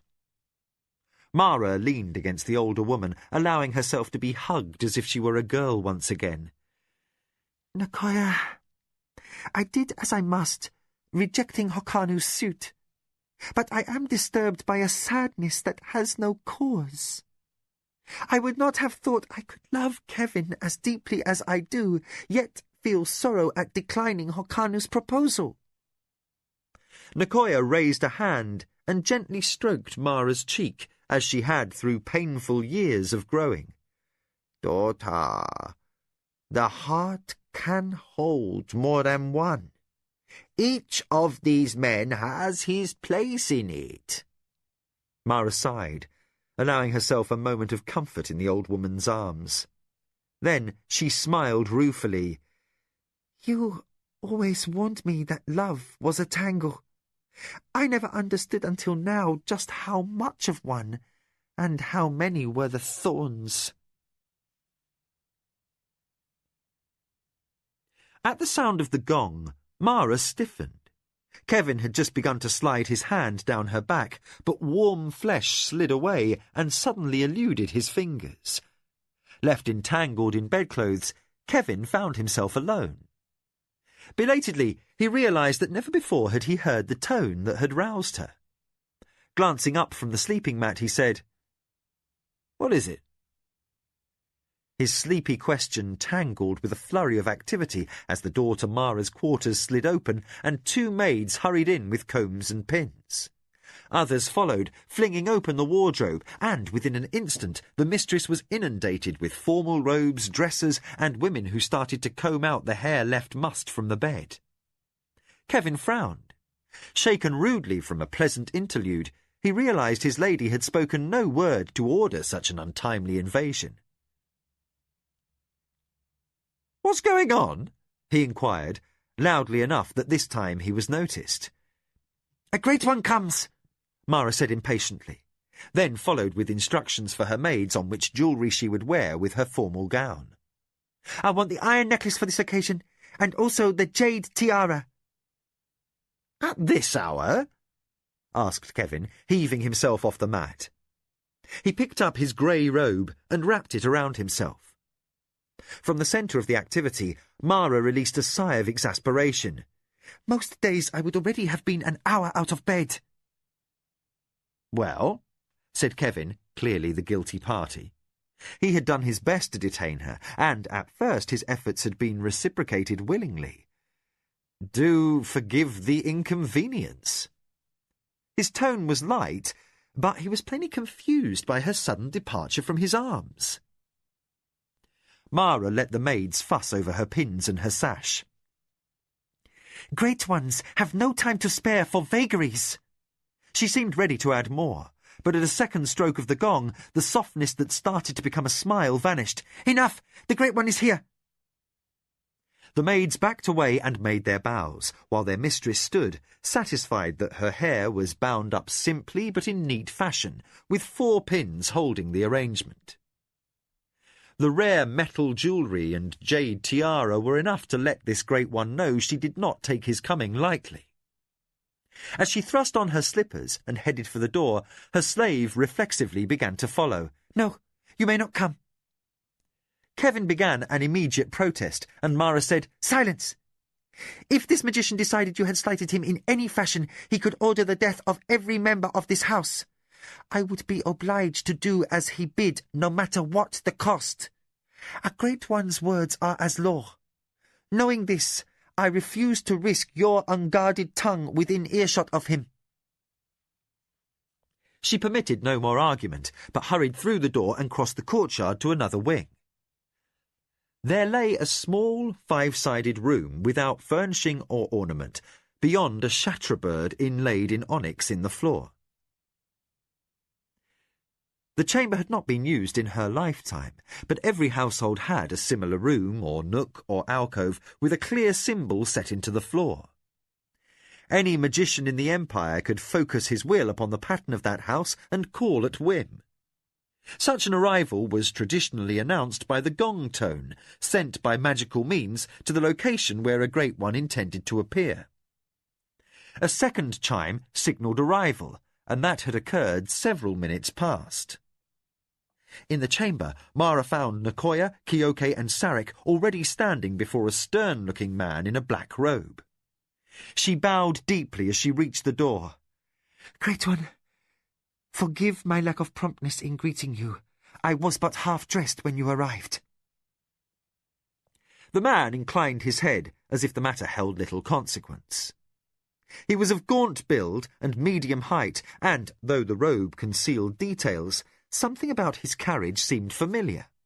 "Through the agency of one for whom I have some affection, it has come to my attention that you desired to speak with me."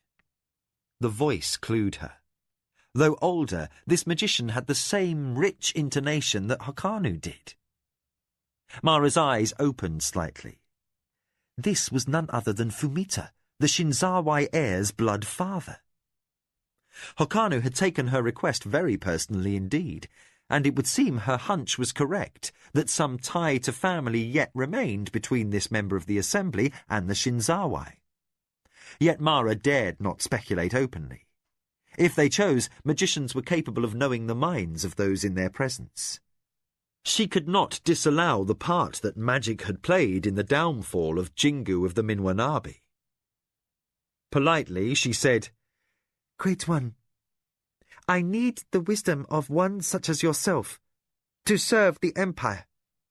The man nodded. "Then we shall speak."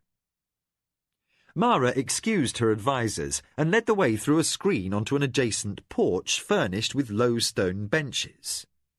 As Fumita took a seat, Mara stole the moment to study him. His hair was deep brown, shot with the beginnings of grey. The face was clean-lined and angular, and the nose more aquiline than the sun's. The dark eyes were markedly similar, except that in the Great One the depths of mystery were veiled and unfathomable. He rested himself upon a stone bench. Mara chose a seat opposite, a narrow path separating them. "What do you wish to discuss?" Fumita asked. "A matter weighs upon me, Great One," Mara began. She took a deep breath and searched for a proper beginning. "Like many, I was in attendance at the Imperial Games." If the Great One had any feelings left over from that day, he kept them masked. His piercing attentiveness unnerved her worse than Hokanu's directness. He was not unapproachable, but neither did he warm into welcome. "Yes?" "It is said that the Great One who was the centre of the disruption freed the combatants who refused to fight." "This is true?" Non-committal still, Fumita waited for Mara to continue. He could not have made himself more plain had he spoken. She would have to plunge ahead on her own and risk the consequences. "This is my concern," Mara said. "If a Great One may free slaves, then who else may? The Emperor? The Warlord? A ruling lord?" The magician said nothing for some time. During an interval that felt as strange as the isolation a fish might feel in a pond, Mara was aware of the breeze across the porch and of a servant making the rounds of the estate house. Down the path, the broom strokes of a slave who was sweeping sounded preternaturally loud. These things were part of her world, yet somehow seemed sealed away as the eyes of the magician remained pinned unwaveringly upon her.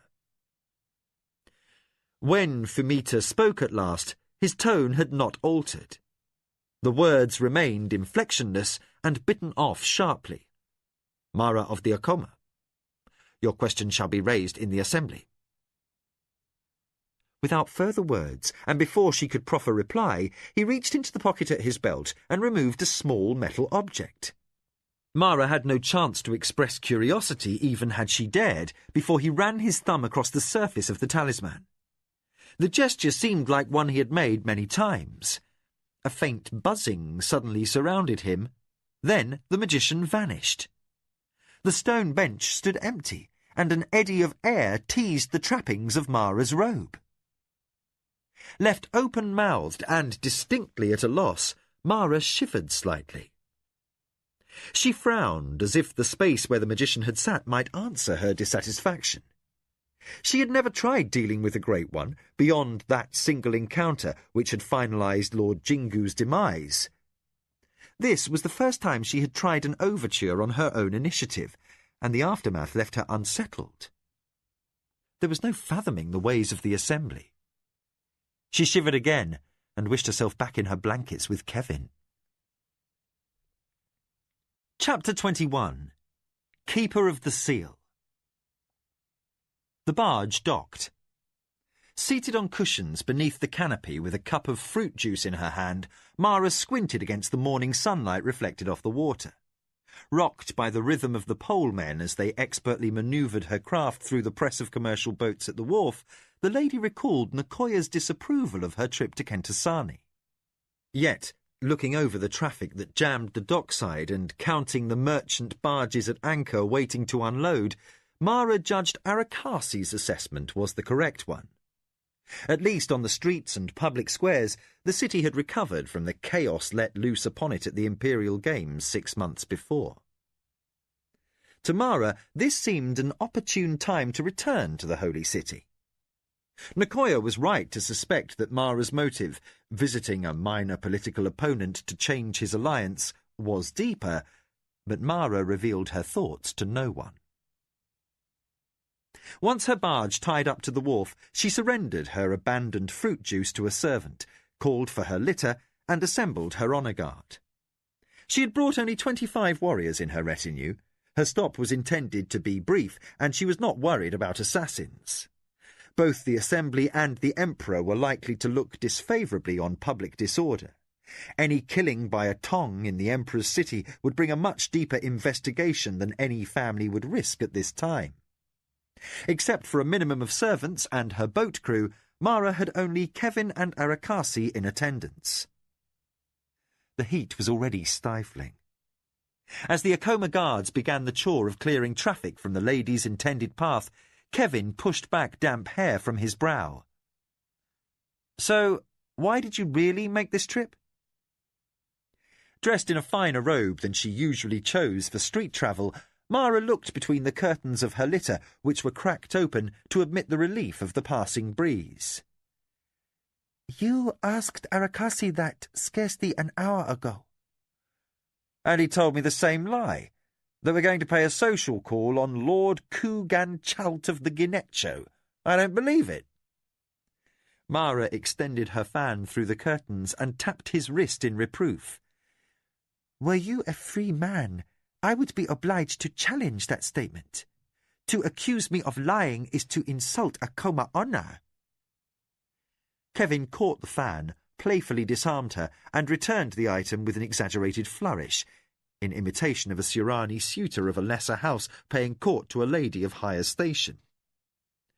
"You didn't lie exactly," he admitted, and grinned as Mara smothered a laugh at his clowning behind her now opened fan. He paused a step, reminded of how dear she was to him. Then he doggedly pursued the subject. "You just didn't tell what's on your mind." The litter-bearers turned a corner and swerved to avoid a stray dog being chased by street urchins. They were after the bone it had stolen and were moving too fast and chaotically for her soldiers to change their course. As always, Kevin noticed their poor clothes and evidence of sores and sickness upon them, and felt sad. He only half heard Mara's explanation. Lord Kugan-Chalt was an important, if minor, ally of the Lord of the Akamchi and the Lord of the Inradaka. Those two held sway in a small faction allied firmly against her since her winning of the Chojar Queen from a hive near Inradaka lands. She allowed that a contact with the Ginetcho would at least give her an opportunity to explain her side of the dispute, perhaps even to drive a wedge between the Ginetcho and the two disaffected lords. "House Ginetcho took heavy losses with Almecho's fall," Mara qualified. "They were heavily indebted to the Omechan, and the warlord's 2 disgraces caused the debts all to come due much earlier than our lord of the Ginetcho could have expected. He died, it is said, of the strain, though others whisper suicide. Still others claim poison was set in his dish by an enemy. Whatever the reason, his young son, Kugan-Chalt, has inherited his mantle, along with a heavy financial burden. I judge this an auspicious time for an overture." Kevin's lips thinned in annoyance. She said this though she knew he had been present when Arakasi allowed that Kuganchaut's court was riddled through with cousins who were Ikamchi and Inradaka loyalists, a few of whom probably had orders to commit murder should the inexperienced boy act in any way to the detriment of his two allies. Kevin had commented that a few might be motivated to speed the young lord along to the halls of the Red God without any urging from Mara's two enemies. Nicoya warned Mara that entering Kuganchaut's townhouse would be stepping into a nest of swamp relly. Mara, she berated, was deaf to good advice when larger issues were on her mind. As litter and bearers rounded another corner and sunlight fell through the curtains, Kevin became aware that the lady was looking at him. Too often he had the feeling she could read his thoughts from his face, and this was one such time. The Genecho would expect us to try to rearrange their alliance, she pointed out with mischievous gentleness.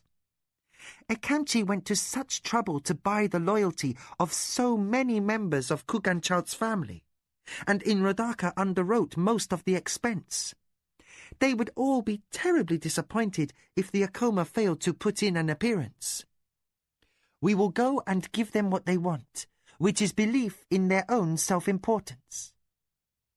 Inradaka and Ikamchi must always be led to believe that their enmity is of some consequence. It keeps them from allying with my other enemies. Gods help us if they discover the truth, that the Akoma have gained enough standing that their minor plotting has no impact. Then they might brew worse mischief than they do already, just to attract attention, or do something really destructive, such as throwing their support to Tasayo.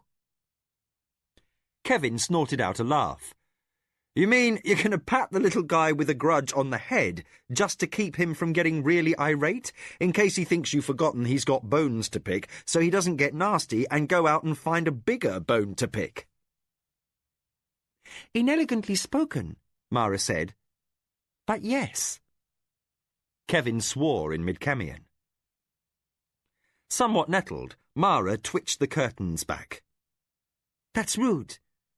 Now, what do you mean? Her barbarian lover gave her a long look and shrugged. In polite language, your great game of the council ingests water from an infested swamp. One could say it quite often borders on the absurd. I was afraid you were going to say that. Mara leaned an elbow on her cushions and gazed at one of the huge stone temples that bordered both sides of the avenue. Kevin followed her glance, by now well enough versed in the Surani pantheon to recognise the Temple of Lashima, goddess of wisdom. Here, he recalled, Mara had spent months in study in the hope of taking vows of service. The deaths of her father and brother had drastically changed that fate. As though her own reminiscence followed his into the past, Mara said, You know, I miss the quiet. Then she smiled. But nothing else, really. The temple priestesses are even more bound to tradition and ritual than the great houses are. Now, I cannot imagine being happy with such a life. She tipped a wicked glance at Kevin. And certainly, I would have missed out on some very enjoyable bed sport. Well, said Kevin, running irreverent eyes over the walls that surrounded the temple grounds. Maybe not, given luck, a length of stout rope, and a determined man. He bent over, cupped her chin, and kissed her as they walked along. I'm a very determined man. From the other side of the litter, Arakasi shot the couple a black look. You never will act the proper slave, Mara murmured. I suppose we shall have to look over the precedent set in the arena by the Great One who was your countryman and seek a legal way to set you free. Kevin missed a step. That's why we're back in Kentasani. You're going to look up the fine points of the law and see what's changed since the games. He strode out, re-established position at Mara's side, and grinned. "Patrick might forget himself and kiss you." Mara made a face. "That would certainly earn him a beating. The man never bathes." Shaking her head, she added, "No, that's not my reason for being here. If we can find the time, we'll visit the Imperial Archives. But the Lord of Genetcho comes first." "Life would be so dull without enemies," Kevin quipped. But this time his lady did not rise to the bait. Beyond the precinct of the temples, the avenue narrowed, and traffic became too thick to allow for conversation. Kevin fought against the press of the heavy crowds, using his greater height to prevent his lady's litter from being jostled. He realised that his years of captivity had not been entirely unhappy ones. He might not love all aspects of Surani society. The misery of the poor would never cease to bother him. But given the chance to become a free man and stay at Mara's side, he would choose this alien world as home. His horizons had widened since he had fought in the Rift War. For him, a younger son, return to his father's estate at Zun would offer poor prospects, no substitute for the excitement he had found in foreign and exotic Suranuani. So caught up in his thoughts was he that when Mara's small retinue arrived at the Akoma townhouse, he did not raise his customary protest when the head servant there commanded him forthwith to unload the lady's carry boxes and heft them up to her chambers. Midday passed, and the heat lessened. Bathed and refreshed since her journey, Mara prepared for her visit to the Lord of the Genetcho. Kevin declined the chance to attend her, insisting he would be unable to keep a straight face through the proceedings. In fact, Mara knew him to be fascinated with the markets of the Holy City, and, in wistful reflection, she agreed that an afternoon of shopping with the head servant of the house was bound to be more interesting than exchanging stilted small talk and veiled insults with a 17-year-old boy whose eyes were still puffed from weeping over his father. She indulged Kevin's excuse and let him stay, and instead took Arakasi, unobtrusively clad as a servant. The Genetcho were too minor a house to warrant close observation by Arakasi's agents, and the spymaster himself desired the opportunity to pursue gossip with the house servants. The litter departed from the townhouse courtyard in the late afternoon, accompanied by 20 warriors, a suitable number to impress Lord Genetcho that his enmity was taken seriously. For quickness, the entourage held to the back streets, less packed with traffic. They passed through cool, tree-lined avenues, lined by the garden courtyards of wealthy guild officials and merchants.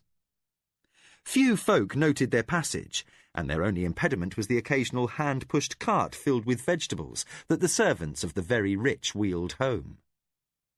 The soldiers stayed alert, though Arakasi held belief that no great house in the empire would feel confident enough to attempt an assassination in public.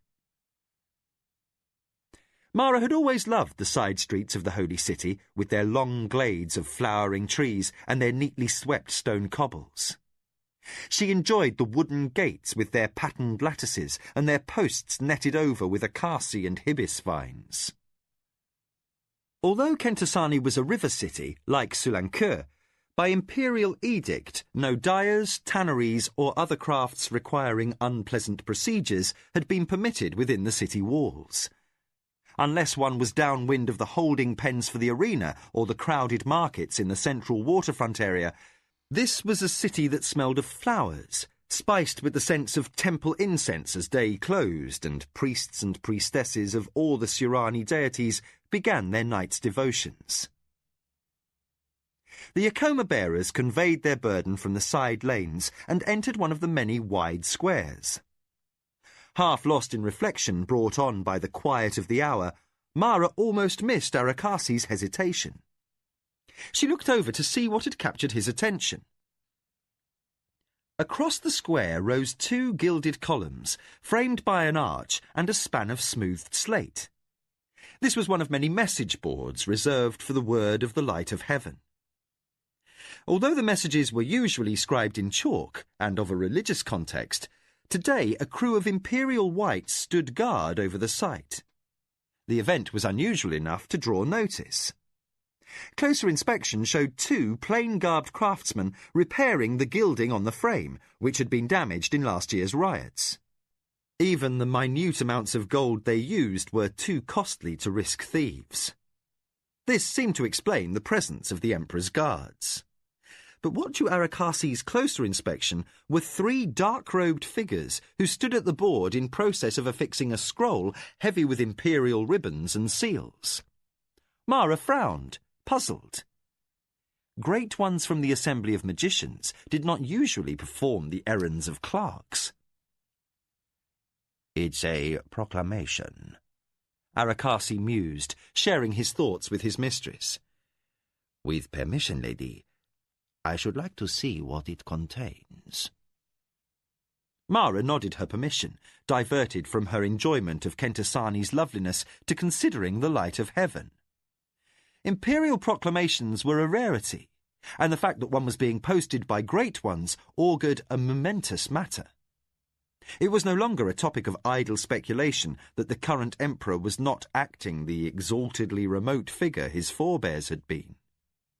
This light of heaven, Ichindar, had not only put his hand into the game, he had overturned it.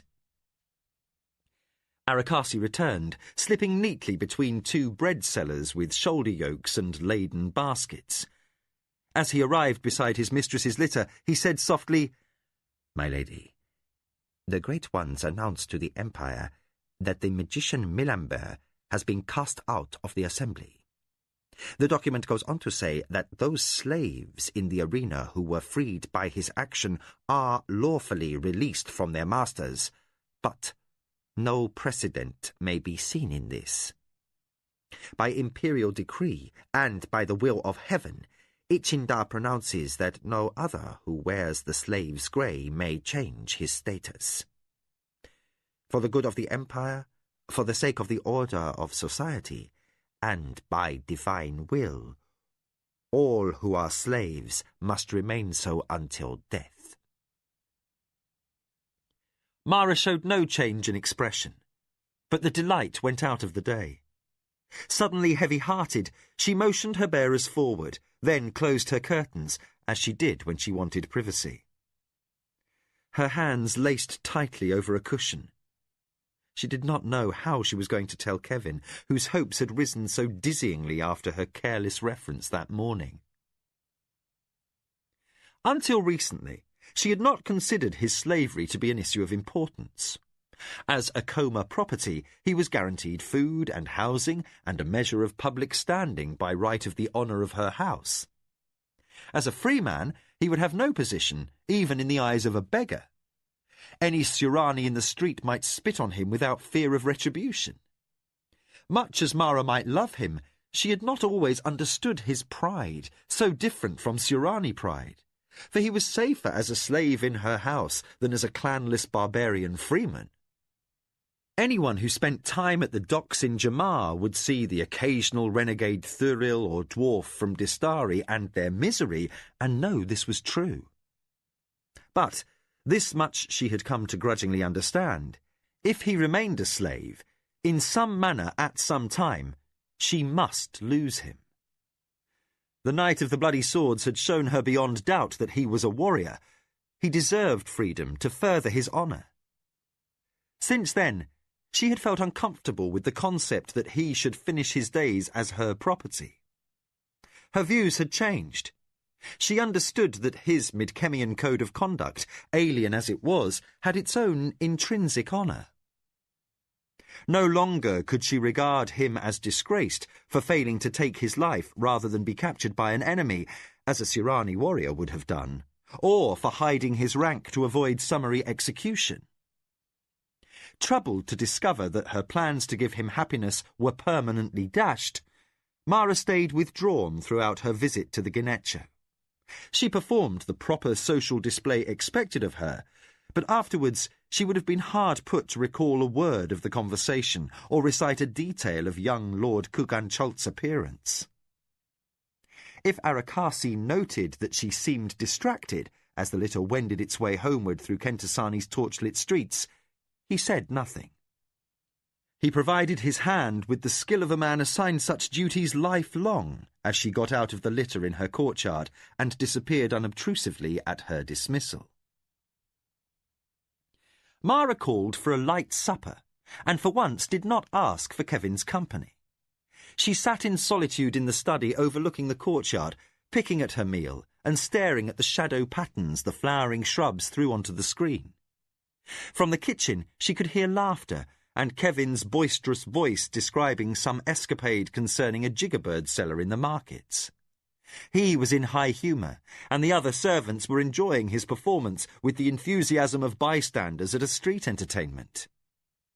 But for Mara tonight, Kevin's laughter only cut. She pushed aside her barely tasted plate with a sigh and asked a servant to bring wine. She sipped and let the night deepen without calling for lamps. Her mind and her memory circled endlessly, reviewing the leading questions she had asked of the great one Fumita. His reticence stung her even yet. Over and over she pondered his chilly reception, and she wondered, now that it was absolutely beyond hope to change, whether the edict against freeing slaves had been prompted by her inquiries. She could never know for certain. That was the painful part. If she had more wisely kept her own counsel, Kevin's chance of freedom might not have been destroyed. Mara sighed and waved for removal of her supper tray. She retired early, though her mind churned, and when Kevin came, she feigned sleep. His touches and his tenderness could not break through her dark thoughts, and she feared to risk bringing him into her confidence. When at last he fell into contented slumber by her side, she felt no better. All night she tossed and sorted words. Hours passed, and she still didn't know what to say. She gazed at his profile, lit softly golden by the screen-filtered light of the courtyard lanterns. The scar he had gained from the overseer at the slave market had nearly faded away over the years. All that remained was a fine crease over his cheekbone, such as a warrior might gain from a sword cut. The blue eyes, with their laughing depths, were closed, and in sleep his face showed abiding peace. Mara ached to touch him, and instead wound up blinking back tears. Angered by her shameful softness, she rolled over and stared at the wall, only to find herself turning back, studying his profile, and biting her lip not to weep. Dawn came, and she was exhausted. She arose before Kevin, tense and miserable in a cold sweat. She called for maids to bathe and dress her, and when her beloved roused with his sleepy questions, she covered her reticence by seeming brusque. "I have a most important errand to do this morning."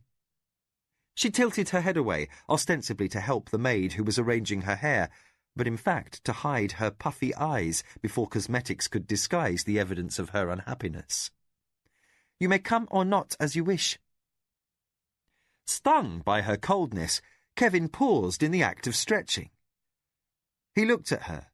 She could feel his gaze on her back and did not have to see to be sure of his reproach. "I'll come, of course," he said slowly. Then, chagrined that his tone held an edge that reflected her own, he added, "At least the antics of jiggerbird sellers will need to improve a great deal before I'll be drawn from your charms." The conciliatory tone of the comment was not lost on her. She cursed the fact he held such power over her, and that even such a small remark could feel like a rebuke. He stood up. Never quite as silent as a Surani warrior, but as strongly confident, he stepped over to her and slipped his arms around her shoulders. "You are my favourite little bird in the Empire," he murmured. "Beautifully soft, and your singing is the joy of my heart." He moved away, with a sly quip that caused one of her maids an unseemly fit of giggles. If he had noticed the lady was stiff in his arms, He attributed it to the pins that the maid was using to fasten the long looping twists of her hair. The elaborate coiffure should have warned him. Built to a height that indicated a Surani intention to impress, and fastened with dozens of fine jade and diamond pins, Mara's headdress was crowned and glorified by a feathered tiara set with abalone. "We're going to the Imperial Palace?" Kevin demanded, when he tore his eyes away long enough to notice that Arakasi was among the honour guard, dressed as a clerk. The senior strike leader was wearing his ceremonial armour and his most imposing plumes. His spear and helm were streamered, and since the ribbons would not hold up to prolonged streetwear, not to mention a fight, somebody important had to be the reason behind all the pomp. "We're going to pay a visit to an official of the Emperor," Mara explained, her tone brittle. She let Arakasi hand her into the litter. He was better at the task than the strike leader, who was fine enough with a sword, but clumsy when it came to managing a lady in high-soled sandals. 8 layers of overrobes and a headdress that would have outmatched any King of the Isle's coronation crown by a factor of 10. "You look like the confection on a wedding cake," Kevin observed. "This personage is important?" At last he won a smile from her. Though, with her face painted and thighs powdered, the expression was predictably stiff. "He thinks he is important. When one goes asking for favours, the difference becomes moot." Mindful of her finery, Mara settled back on her cushions. "Close the curtains, please," she instructed Arakasi. As the bearers raised the litter poles and started off, a nonplussed Kevin fell into stride. He presumed that Mara wanted privacy to discourage gawkers and to preserve her elaborate costume from dust. His cheerful mood held through a long, traffic-harried trek to the Imperial Palace, and not even the elaborate protocols of the various gate and doorkeepers put him off. Once he had become accustomed to the grand weight of ceremony that attended all matters within the Empire, he had discovered the purpose behind such manners. No official, however minor, was ever rudely interrupted by someone from the lower ranks. Ruling lords or ladies were not caught unprepared by a visitor. The Surani attention to ceremony ensured, according to rank, that all things happened in due course, and that the proper papers, or clothing, or refreshments would all be in place the moment the caller at last crossed the threshold. The keeper of the imperial seal was well prepared when his secretary finally let Mara and her retinue into the audience chamber. The cushions had been plumped since the last petitioner had departed. A fresh tray of fruit and juices sat upon the low side table, and the official himself had his robe on, his weighty collar and signet of office adjusted and straight, and his fleshy anatomy arranged with dignity. A middle-aged man, the keeper of the imperial seal, had a florid face, a mouth all but lost amid multiple chins, and hooded, darting eyes that could probably name the coin worth of every jewel in Mara's costume at a glance. He also liked sweets, as evidenced by the Kelgier leaves piled in his refuse basket. The gummy confection, made from an extract of tree sap, had rimmed his teeth and his tongue a faint red orange, and his bow was perfunctory, owing to his bulk and his equal-sized sense of self-importance. The chamber smelled of fat man's sweat and old wax, by which Kevin deduced that the screens were probably stuck shut. Holding a satchel of inks, pens and parchments for Arakasi's needs, he braced himself for a boring wait as Mara began the phrases of greeting. The official used this interval to open a drawer in his lap table and unwrap a Kelgier, as if the task were a sacred ritual. He popped the sweet in his mouth, sucked noisily, and then condescended to reply. "I am well." His voice was deep and too loud. He cleared his throat carefully twice. "Lady Mara of the coma." He sucked, considered, then added, "I trust you are well." Mara inclined her head. The official shifted his weight on his cushions, and the floor creaked ponderously. He shifted his candy with a click of teeth to the other bulging cheek. What brings you to my office this fine morning, Lady Mara? Kevin heard her reply as a murmur, but could not make out single words. The official's jaws stopped working on his treat. He cleared his throat 3 times very deliberately. His fingers drummed on his knee, leaving white spots in the flesh that the hem of his robe did not cover. Then he frowned, his eyebrows snarling together over his baby-round nose. That's a most unusual request, Lady Mara. The lady elaborated, and hearing her mention Midkemia, Kevin pricked up his ears. The lady of the Acoma finished most clearly. It is a whim. She shrugged in a manner that Kevin recognised as purely feminine and calculated to disarm. I would be pleased. The keeper of the Imperial Seal shifted again. His frown became uncomfortable. Mara said something. I know the rift is closed, the official blurted, startled into biting down hard on his sweet. He looked briefly as if he had cracked a tooth. Your asking on this, a seemingly worthless concession, is odd, most odd. He cleared his throat and said, most odd, again, as though he liked the sound of the words. Kevin discovered himself leaning forward and realised he had better not. A slave in this land must not be caught taking an interest in the affairs of his betters. Mara spoke again, maddeningly too low to be heard. The official scratched his chin, obviously stymied. Can I do that? It is written so, as a point of law, Mara returned. She beckoned to Arakasi, who strode forward and bowed behind her shoulder. My clerk will be pleased to explain. The keeper of the Imperial Seal crunched the last of his candy, looking anxious. He waved as if Arakasi were of little more consequence than a slave. The spymaster reached into a pocket in his smock and withdrew a document. He slipped the ribbon, unrolled the scroll with brisk industry, and read a passage copied from a book, which held that the keeper of the Imperial Seal could use his discretion and assign those dispositions concerning trade and guild rights, and authorise limited collection of minor taxes upon goods or services that were deemed too small to bother the Imperial Council with. Well, the huge man rearranged himself and began unwrapping another Kelgir sweet.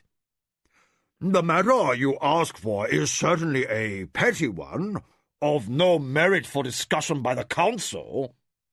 He paused and turned the candy over and over between his fingers, as if he expected to find insects. But, if I may guess, no man in my position has initiated any sort of private dispensation for hundreds of generations. Exalted sir, Arakasi ventured, I point out that the law has not changed. He bowed again and backstepped to stand beside Kevin, a clear hint that he expected to collect his writing utensils and commence setting up a document. What's she asking for? Kevin questioned, as softly as he could. Shh! Arakasi gestured for the slave to be silent, while Mara added another point in favour of her argument, and the official across from her became distinctly more flummoxed. Kevin observed and deduced that the keeper of the Imperial Seal was a bureaucrat with a sanctimonious devotion to order. With the obstinacy typical of his kind in every country, he was going to refuse Mara's request, not because her demand was unreasonable, but because it was unusual and outside the method of paperwork and filing he was bound by habit to follow. Arakasi seemed to sense an imminent rejection also, because his pose grew quietly more taut. Kevin stared at the floor and feigned unconcern, but in a low whisper to Arakasi he said, "Why don't you suggest that Mara try a bribe?" The spymaster twitched no muscle, his sole evidence of surprise the interval before his response. "Brilliant," he whispered back. "Is that what your people do with reluctant officials in Mid-Kemia?" Kevin returned a barely perceptible nod, and one corner of his mouth turned up. "Usually it works. Besides, I'd bet Mara's jewels that that's what he's waiting for." But Arakasi had already moved forward to tap his lady discreetly on the arm. He spoke into her ear swiftly before the Keeper of the Imperial Seal could finish his snack and end deliberation. Mara was gifted with the knack for thinking on her feet. As the fat man across the lap desk from her drew a ponderous breath to frame his answer, she interrupted. "Exalted sir, I realize such a request would require effort on your part to ensure that you were acting within the dictates of your office. And as you are under no obligation to do so simply because I ask, I would be pleased to recompense your time and industry, say 100 centuries of metal and 3 thumb-sized emeralds, if you would undertake the needed inquiry to resolve the issue properly." The Keeper of the Imperial Seal swallowed his Kelgier ball whole. His eyes bulged out. "Lady, you are too generous." He did not belabor the issue. After all, her request was ludicrously useless. He had even most honourably emphasized that the rift connecting Mid-Kemia to Kelewan was closed. But if Mara wished to be eccentric, the Emperor and the High Council certainly should not be bothered to consider such a worthless point of trade. Transparently content with his reasoning, and already greedy for his gift, the official motioned to Arakasi. "My duty requires I research such tasks, but I shall be happy to take your gifts and, pass them along to the temples as devotion." He smiled. "Now that I've had a moment to ponder, I am certain your interpretation is the correct one. Fetch your pens and parchments. We shall draw up the agreement directly." Imperial documents in Saranuani were never short-order items. Kevin shifted from foot to foot, while the closed chamber grew more stifling. Arakasi and the Keeper of the Imperial Seal argued endlessly and amicably over wording, while slaves came and went with braziers, pots of various colours of wax, and spools of ribbon.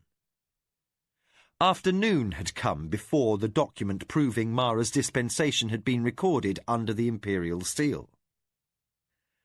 Another interval elapsed, while the ink dried, and the captain of her honour guard sent a warrior to the townhouse to fetch back the centes and emeralds. While they waited, the fat man chewed Kelgier and discoursed on the poor quality of this season's dyed feathers. He had purchased an indigo robe, which had proceeded to rot into dust.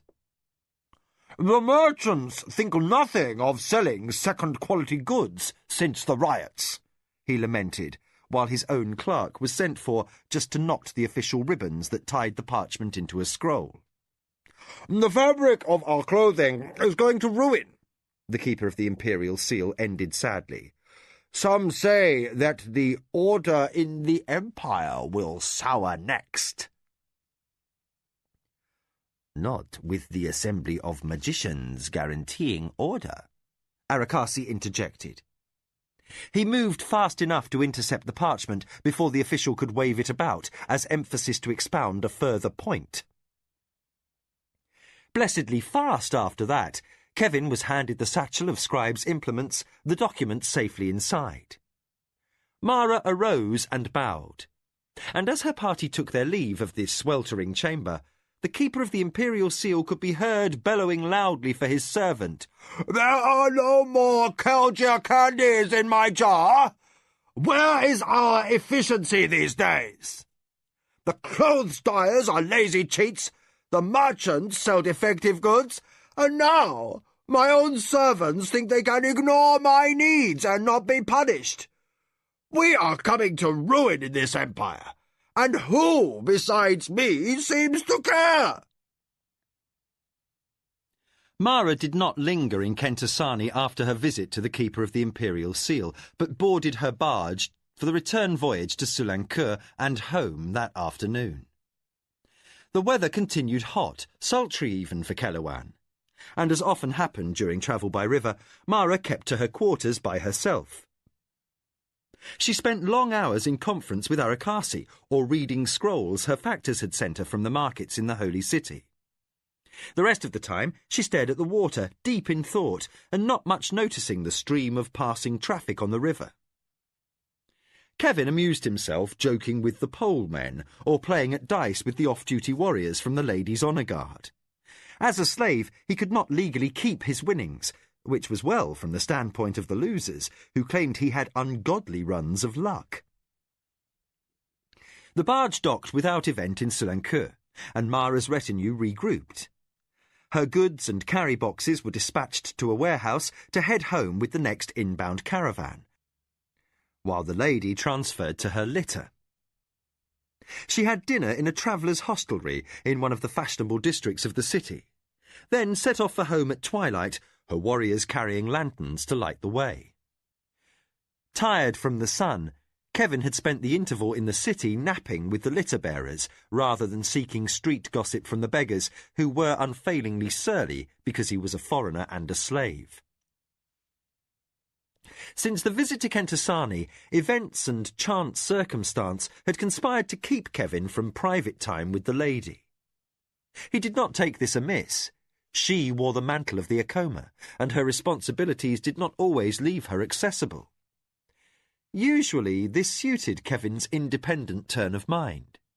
He had moments when he preferred solitude or jokes in the company of men. Still, curiosity impelled him to know what Mara had transacted with the Keeper of the Imperial Seal. The parchment that granted her concession of rights had stayed rolled up in Mara's personal chest of papers. She had not left that box in Sulancur with her other baggage, but had kept it in her litter at her feet the whole way home. Ayaki's boisterous greeting prevented Kevin's finding out where the box was taken. But Mara must have ordered it locked away first thing, for by the time she finished scolding servants for allowing her son to be up so late, Kevin realised the box was gone. The bearers had already vanished in the direction of the stores shed, and Jikan was nowhere to be found. Wise enough to know that information could not be wheedled out of Arakasi, Kevin waited through the hour while Mara caught Nicoya up on the news over cups of chocha and a late snack. He was waiting for her in the bedchamber when, exhausted by travel, she at last came in to retire. He realised the moment he embraced her that something was wrong. Her lips were cool on his, and her smile was forced. He was on the point of asking what it was when she clapped for servants to bring bath water. What followed distracted him completely. After passion had cooled, he lay on the bed cushions, with the screens cracked open and a copper flood of moonlight slashing a square across the floor. He noticed that the woman in his arms was still not relaxed. In retrospect, he realised their love-making had been hurried, not at all the slow, languorous spiral into ecstasy that Mara was inclined to prefer. Her responses to his touches had carried a buried sense of desperation that Kevin had almost failed to notice. He reached out and gently stroked the hair away from her temple. "Is something the matter?" Mara rolled over. Her features stayed shadowy, but Kevin could feel her gazing at his face. "I am tired from the journey," she said, but the words were studied. Kevin caught her wrists and pulled her warmly against him. "You know I love you." But she buried her head in his shoulder and refused the invitation to talk. Attempting an innocuous approach, Kevin cupped her chin in his hand. You have something of importance up your sleeve. What was that secret dispensation you bribed from the keeper of the Imperial Seal, anyway? Mara answered with surprising pique, "You must not expect my confidence in all matters." No? Kevin sat up, unsure of the source of her antagonism, and stung just enough not to handle it without rancour. Do I mean that little to you? You mean a great deal to me, Mara said at once. Fear made her voice cold, but in the dark he noticed only her tone. She drew away from him and sat up with her arms around her knees and her hands tightly clasped. You mean everything. Then tell me what agreement you made in Kentasani. Kevin swept back a fallen lock of hair in a gesture so habitual it made her ache. I know it concerns Midkemia. Arakasi did not tell you that, Mara accused, still snapping. No, I overheard. Kevin's admission revealed he felt no shame, which angered her. Mara released a pent breath. Only my spy master and I know the contents of that document. That is according to my wishes. Now, convinced she was hiding something, and fearful that it might be a matter detrimental to his people, Kevin tried to pressure her. You said I meant everything. Against the square of moonlight, Mara was perfectly still. Her profile went hard, expressionless, and thoroughly infuriatingly Surani. She said nothing. Unaware that she was caught up in personal conflict that had little to do with the subject, Kevin reached for her. Have we no trust between us after this many years of intimacy? His voice was persuasive enough to wound. Still, she could have withstood him if he had not reached out and stroked her shoulder with all of his tenderness. Mara, if you are frightened of something, can't I know? She flung away from him, which was totally unexpected and painful in a way that took his breath. Of what would I be afraid? Her words were harsh, and he had no means to guess that he had hit upon exactly the point that troubled her. She was afraid of the power he had over her, and of the tangle he had made of her emotions. Coldly, self-defensively, she reacted with the one thing she knew beyond doubt would distance him. You are a slave, she said with icy, bitten clarity. It is not for a slave to suppose what I fear or do not fear. Angry himself and beyond thought, Kevin let his words take on a sharp edge. Is that all I am to you? A slave to be numbered among your things? Am I of no more account than a Needrable or a scullion? He shook his head and tried valiantly through his pain to soften his voice. I thought, after Dastari and a certain night in Kentasani, that I had earned some worth in your eyes. He felt a tremble invade his middle and hardened himself against the emotion her people deplored. I killed men for you, lady. Unlike yours, my people do not lightly take the lives of others. His pride caught her heart and twisted. In a moment she would be crying, and, in a desperate attempt to contain her own hurt, Mara held herself in grim control. As if she faced her direst enemy, not her most beloved companion, she said, You forget yourself. You forget that your life could have been forfeit for daring to set hand to a sword. You are a slave, like other slaves, and to remind you of your station, it would be best if you left my chamber and spent the remainder of this night with your fellows in the slave quarters. Kevin sat motionless with astonishment. Go, Mara said, not shouting, but with all the finality of an executioner. That is an order. Kevin arose, lordly in his fury.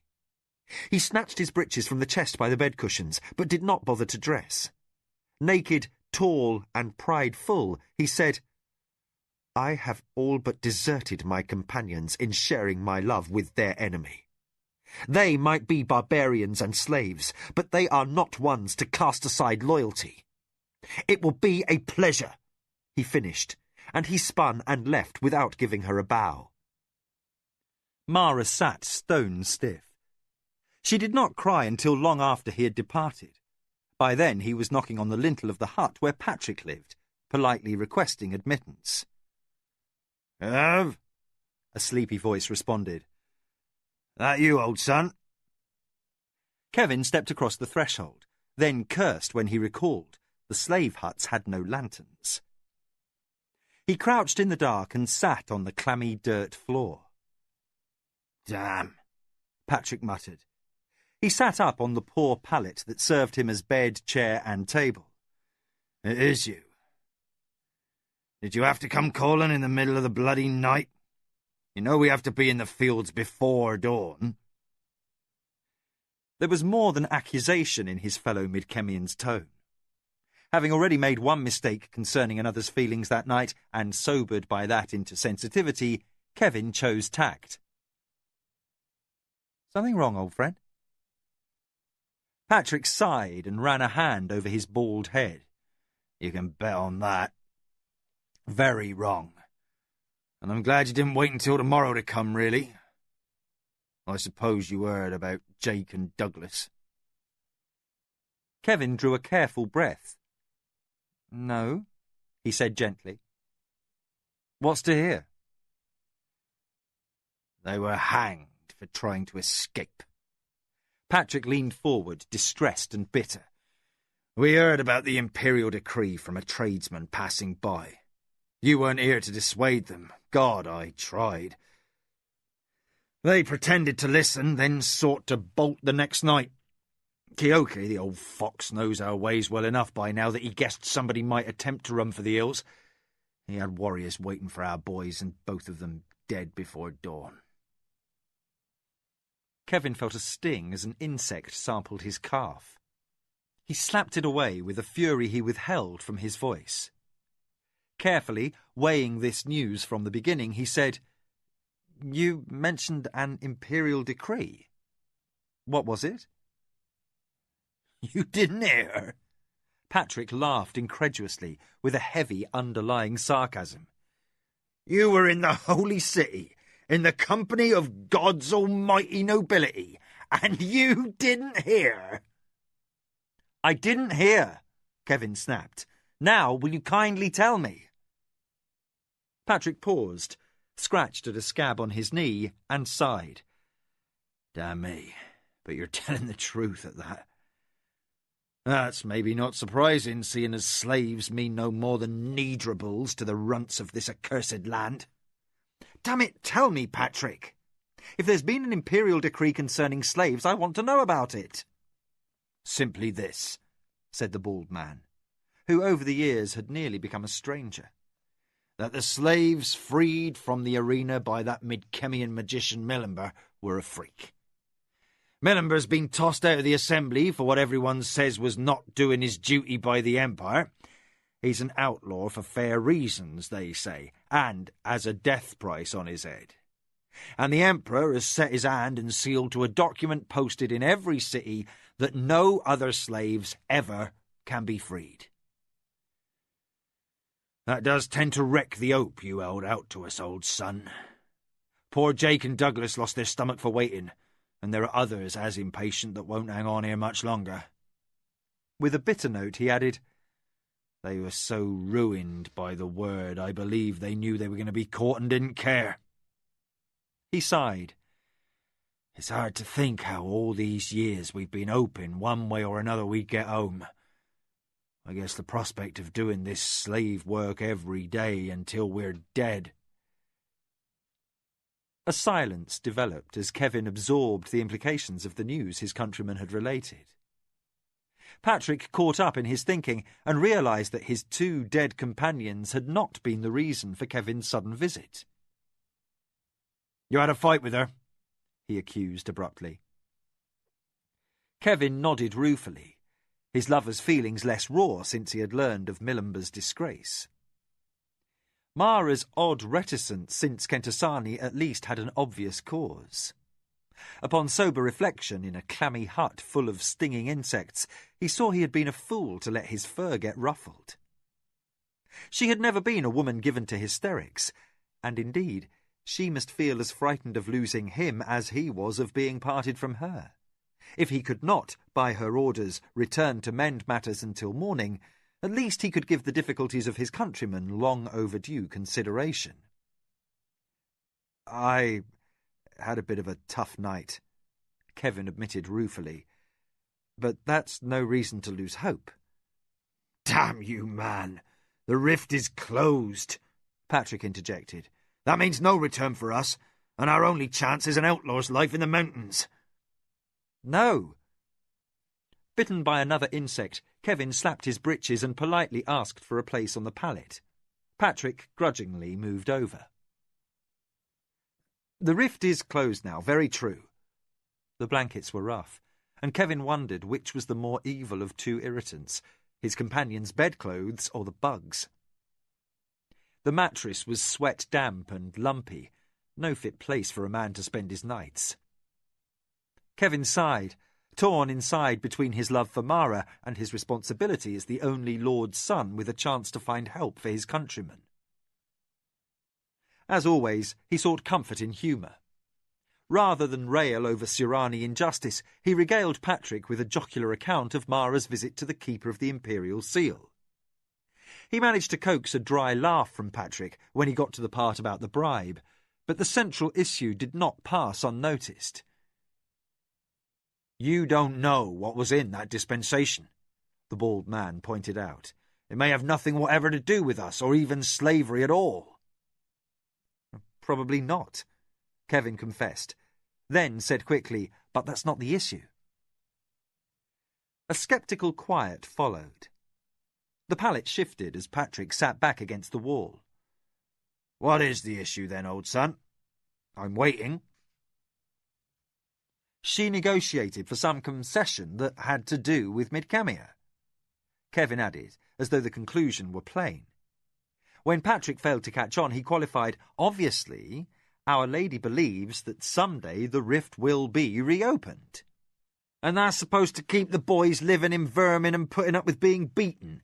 Patrick asked. "Damn you, Kevin. You're too much the optimist. All that silk and woman flesh have gone straight to your head. You know these runts have a history going back thousands of years. They make plans for the next 50 generations and consider them important in this lifetime." Kevin did not gainsay this, but gestured in honest entreaty. "Patrick, talk to the men. Make them hope. I don't want to see them hanged one by Mara's warriors while I'm working for a way to send them home." Patrick grumbled something unintelligible that had the ring of swear words.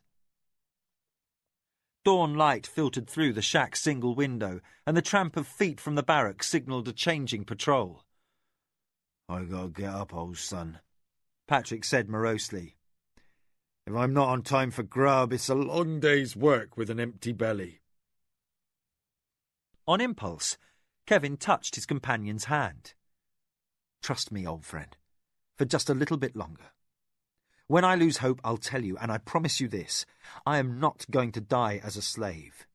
If I give the word, I'll lead the break for the mountains and the outlaw's life." Patrick eyed him closely in the lightening gloom. "You mean that?" he admitted, surprise showing through. "But it's going to be hard convincing the boys. They're angry about Douglas and Jake." "Then don't let them join Douglas and Jake," Kevin said forcefully, and he rose and stepped through the door. Well aware that Jikan would be pleased to set him to work, Kevin crossed the estate grounds between the slave quarters and the main house by a roundabout route through the gardens. Dew drenched his bare feet and dampened the bottoms of his breeches. Occasionally he passed one of Kyoke's sentries. They did not trouble him.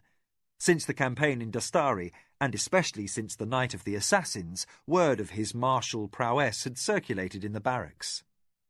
Mara's warriors might not acknowledge him openly, but they did in their way grant him a wordless respect. They no longer questioned his loyalty. If the guards by the door to Mara's chambers had overheard the argument in the night, they gave no sign as Kevin stepped through the acacia hedge and sauntered down the path. As if he were a ghost, they ignored him when he cracked the screen and let himself back in. Light fell like pearl over a disarranged mass of cushions. Mara lay sprawled in their midst, her arms hugging a snarl of twisted sheets and her hair in tangles from tossing.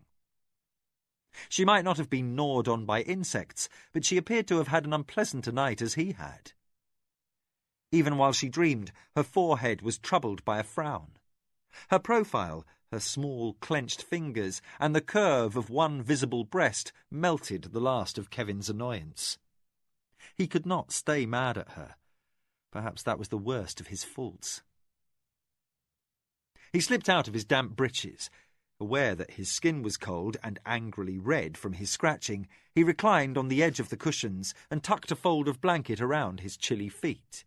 Then, waiting for circulation to restore him to warmth, he looked at the lady he loved. Her nearness took the sting out of slavery, almost made him forget who he was, the rank he had been born to, all that he had lost, and all of the problems of his countrymen. Too well he understood their peril if the thin hope he had dangled before Patrick proved to be only a hangman's noose. Then Mara flinched and cried softly in her dream, and concern for her overrode all else. Kevin reached out with warm hands. He straightened the sheets entangled between her knees and freed one of her wrists from an imprisoning loop of black hair. Then he gathered her to him and tenderly kissed her awake. She must have worn herself out with crying, for she roused slowly, and her eyes were puffy and red. He had caught her off guard, and she relaxed enjoyably against him. Then memory returned, and she stiffened with the beginnings of outrage. "I ordered you to leave," she said angrily. Kevin tipped his head sideways round the screen. "Until morning," he answered equably. "Morning's here. I came back." She opened her mouth to say more. Gently but fast, he set his finger over her lips. "I still love you." She moved in protest against him, stronger than she appeared. He had to be firm to keep hold of her. Aware if he kissed her she might explode, he settled for laying his lips against her ear. The hair at her temples was damp, perhaps from tears. Softly he said, "I heard from Patrick about the imperial decree concerning slavery." That she had not told him herself stung yet, but he laid it aside. "If I leave you, it won't be now." "You're not angry with me?" she asked, and at long last the uncertainty showed through. "I was." Kevin kissed her, felt her starting to warm against him. "If you had spoken to me, I might not have acted like such an oaf." "Oaf?" The word became tremulous as Kevin's hands made headway under the sheets. "Karagabouj," Kevin translated, choosing the term for a mythical, misformed race of giants that inhabited mountain caves in Surani children's tales, creatures who were comically maladroit and constantly creating their own downfall. "You're that anyway. You're so tall," Mara teased. Relief had left her giddy, and the fact he had forgiven her flung her headlong into passion. "Well then, if that's the case, a Karagabouj doesn't ask permission to rape and pillage." He caught her closer, rolled her across his chest, and sighed into the spill of her hair that streamed across his face. Within a few minutes, both of them had forgotten which was the slave and which the master, for they were both inseparably one. Chapter 22. Tumult. Months passed. The rainy season returned. The fields turned green with new growth, and the trumpeting call of Nidra bulls heralded yet another breeding season. The day began like many another, with Mara and Jikan in conference over slates of chalked figures, trying to determine the most profitable crops to plant for the fall markets. Then, at mid-morning, they were interrupted by word that a bonded runner from the Commercial Guild of Messengers raced toward the Acoma estate house. "Running?" Mara inquired. She continued to check her strings of notations on wheat yields in a new property recently purchased in Amberlina. "Yes, mistress, running," said the guard. The affirmation did not surprise her. The warrior who brought her word was breathless still from hurrying himself to carry the news. Mara gestured for Jikan to conclude the year's assessment without her. Then, stiff in the knees from sitting, she arose and picked a path through precarious piles of slates to reach the screen that led to the corridor. She arrived at the front door in time to see the stocky messenger round the last curve from the outer pasture road. He was not walking briskly or trotting, but running as fast as possible on an errand of obvious urgency. "I wonder what it can be," she asked herself aloud. Recently arrived at her shoulder, Sarek typically answered with a question. "Trouble, mistress, or why else should a man be hurrying in mud?" The lady of the Acoma cast a wry smile at her adviser, who seemed not to miss his former place in the barracks as a warrior. His dry, sarcastic wit differed from his cousin Lujan's flirtatious humour. Sarek's insistent tendency to know the why of things might have slowed his advancement as a soldier, yet that quality made him a natural talent in his new post. Blind obedience was not a virtue in an adviser. Already he had proven his worth. For over 6 months the Empire had been quiet under the iron grip of Aksantuka. Since Mara's visit to the Holy City to see the Keeper of the Seal, Imperial Whites had intervened 3 times in what should otherwise have been a dispute between neighbouring nobles. Aksantuka's justification was that the Empire needed stability. But Sarek had sourly noted that somehow the new warlord always managed to tip the scales in favour of those who had supported his rise to power. Repayment of political debts was common currency in the game of the Council, but involving Imperial Whites in what amounted to border quibbles was excessive and showed an enthusiasm for bloodshed that rivalled the Minwanabi. The Acoma benefited by default, since Tassayo had been forced to assume a posture of quiet patience. As the warlord's most powerful rival, the Minwanabi lord needed no adviser to predict how Aksantuka might react should his family find itself overextended. The man who wore the white and gold ruled as ruthlessly as his predecessor, but even more unpredictably. Even on his near-impregnable estate, Tassayo dared take nothing for granted. The guild runner reached the steps, rousing Mara from reverie. Glistening with sweat and clad only in a loincloth and an armband bearing his guild's insignia, he bowed. "Lady of the Acoma." Mara said, "I am she. Who sends a message?" "No one, lady." The runner straightened from his obeisance and flipped back sweat-damp hair. "For the good of the Empire, my guild sends word to all ruling lords and ladies." For the good of the Empire. With that phrase, the runner indicated his guild had thought this matter of grave enough importance that they acted without recompense. Concerned now, Mara asked, "What has occurred?" The messenger seemed not to mind that her request came without any offer of refreshment. "Lady, the Empire stands imperiled. The gods have turned their anger upon us. The renegade magician, the former great one, Milamber, has returned." Mara sensed a stir of movement behind her and knew that Kevin had joined her. In a note of rising excitement, the Midkemian said, "Then the rift is opened once more." "As your slave observes, my lady," the runner answered, looking only at Mara. "More. The warlord sought to capture this magician, using allies in the assembly. There is no clear account of what occurred, save that a battle was fought in the palace between the Imperial Whites and an army led by Kamatsu of the Shinzawai." The air seemed suddenly to lose brightness. Mara clutched her robe around her shoulders, unaware that her knuckles had gone white. With a calm she did not feel, for there could be no doubt that Hokanu would have marched beside his father, she prompted, "A battle in the palace." "Yes, mistress." Unaware of her personal discomfort, the messenger seemed to relish his dark news.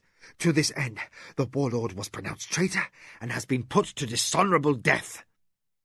Mara's eyes widened. Dishonourable death could only mean hanging. Only 2 powers in the Empire could order such an execution, and Aksantukar had allies among the magicians. "The Emperor—" Barely able to restrain his excitement, the messenger confirmed, "Yes, lady, the light of heaven condemned the warlord and now himself suspends the right of any lord to sit upon the white and gold throne." In the shocked interval that followed, Mara did little but try to order her reeling thoughts. The Emperor condemning the warlord. The event stunned, breaking as it did all former tradition and precedents.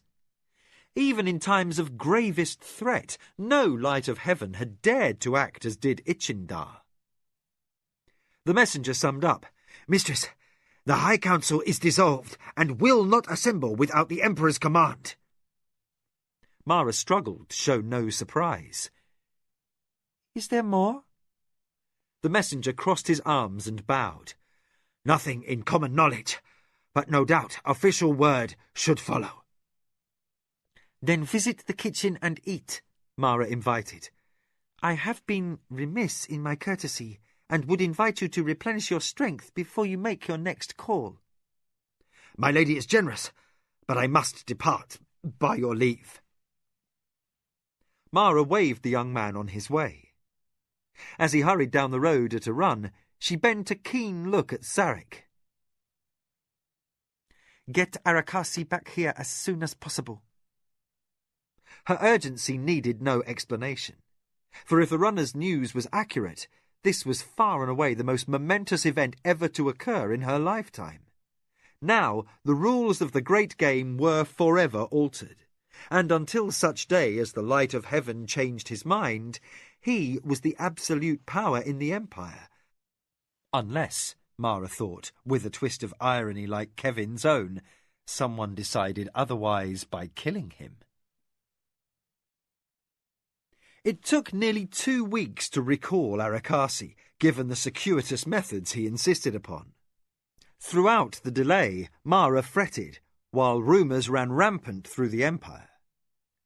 Contrary to expectation, there came no official tidings of the upheaval surrounding Aksantukar's execution. Yet the days dawned damp and humid, and the afternoons brought fine drizzle and showers, as they did each year at this season. Plots and speculation abounded, but the Emperor indisputably remained alive and in power in Kentasani. Word held that 8 of his slaves had died of various exotic poisons left in dishes of food, and that 3 cooks and 2 imperial chambermaids had been hanged for connected acts of treason. Commerce went on, but uneasily, as if in the calm before a storm.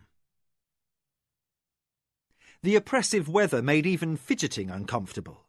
Mara spent restless hours at her writing desk, penning notes to her various allies. Only missives sent to Jiro of the Anasati remained unanswered, which came as no surprise. Mara sighed and reached for another parchment, then checked the next name on her chalk slate. She dipped her nib, and the soft scratch of her pen wore away yet another afternoon. Kevin tended to wilt in the heavy, moist air of the wet season. Less volatile than Mara when it came to intangible matters, he lay dozing upon a mat in the corner of her study, lulled by the soft tap of rain from the eaves or by the scrape of Mara's pen. Into the grey-green gloom that lingered from yet another shower came a shadow. Mara started upright, her breath stopped in her throat. Her movement roused Kevin, who scrambled up on a fighter's reflex, his big hands grasping for a sword that was not there. Then the Midkemian relaxed with a self-deprecating chuckle. "Gosh, man, you gave me a fright." Arakasi stepped in from the rain, a heavy black robe slapping around his calves. His sandals were sodden and slicked with bits of grass, which meant he had come in by way of the Nidra pastures. Mara subsided in relief. You took long enough to get here. The spymaster bowed, a silvery fringe of droplets falling off his hood and running down his aquiline nose. "Mistress, I was very far afield when your recall reached me." Mara clapped for her maid. "Towels," she demanded, "and a dry robe at once." She motioned for her spymaster to sit and help himself to a cup of chocha from the tray at her side. Arakasi poured himself a steaming drink, then bent a keen gaze on his mistress. "Lady, I ask that you not tell anyone I am back. I slipped past your guards and took pains not to be seen." Which explained the pasture grass caught in his sandals, but not the reason behind it. When Arakasi did not elaborate on his own initiative, Mara was forced to make inquiry. Her spymaster twisted the fine porcelain cup in his hands in uncharacteristic agitation. He frowned, thought, and ignored the towels and dry clothing left for him by the maid. Still in his black and still dripping, he said, "My informants. Something may be amiss. The possibility exists we have been compromised."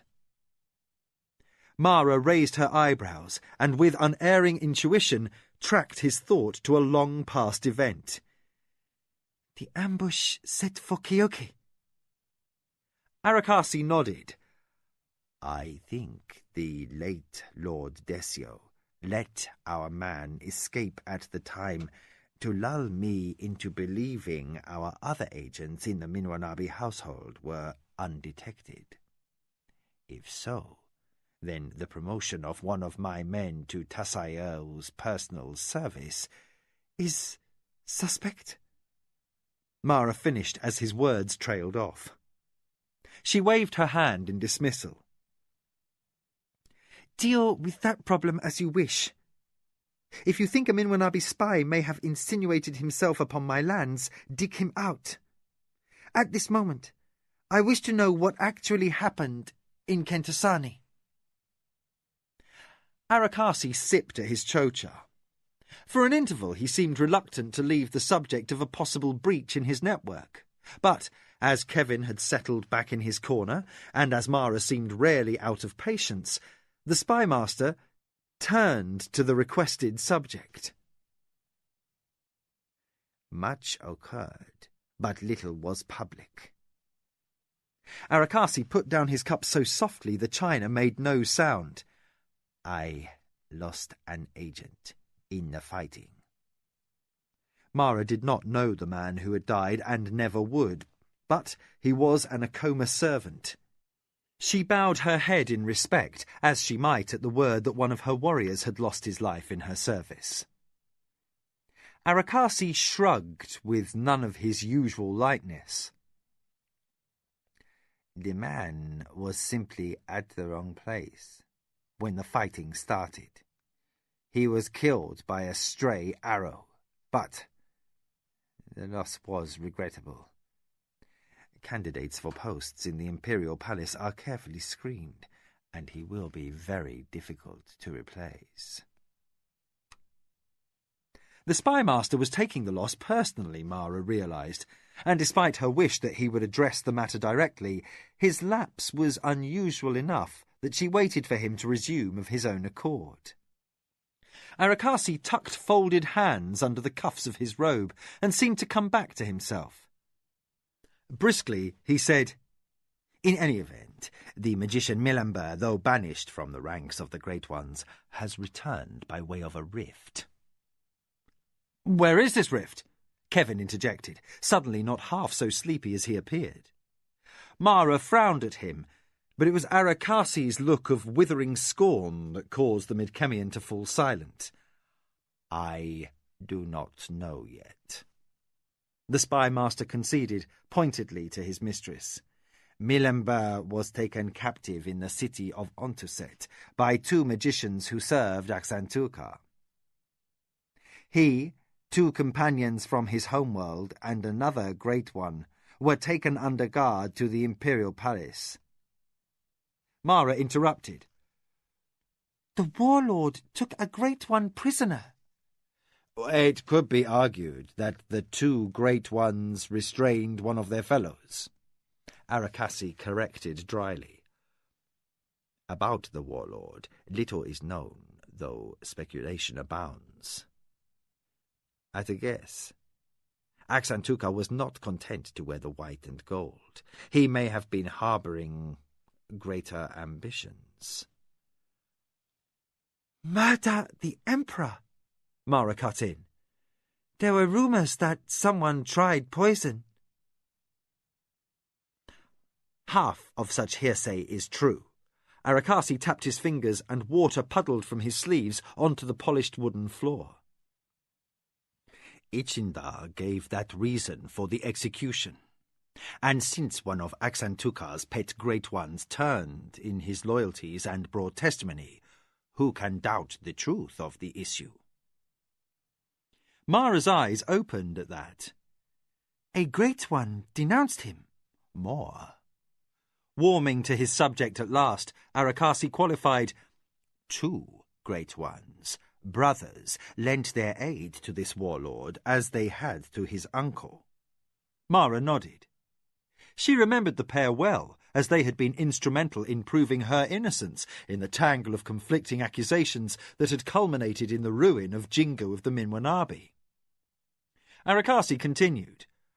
Brother turned against brother, with one great one now dead, and the other publicly denouncing all who conspired against Ichindar.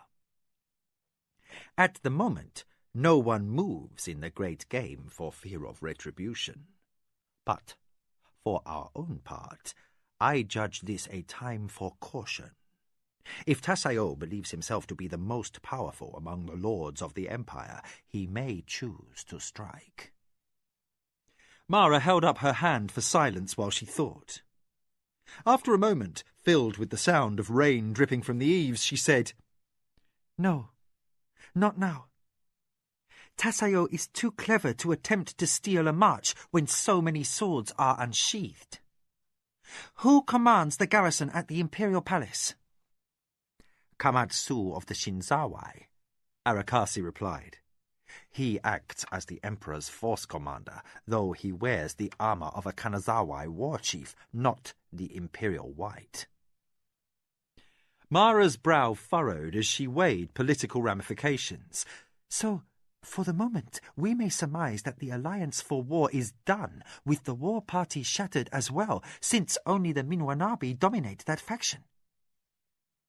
She tapped her chin with a finger, then said, We can assume Jiro of the Anasati will distance himself from both the Omechen and Tasayo, and that the Anasati and other families of Clan Ionani will turn firmly back into the fold of the Imperial Party.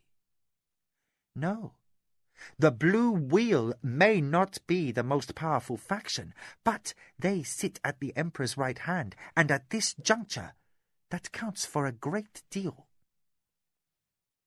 Arakasi added, As for the council, 2 attempts by Minwanabi to call a formal session have been openly rebuked by Ichindar. The Light of Heaven reiterates his command that the High Council is dissolved until he decides to recall it. Mara was silent a long time.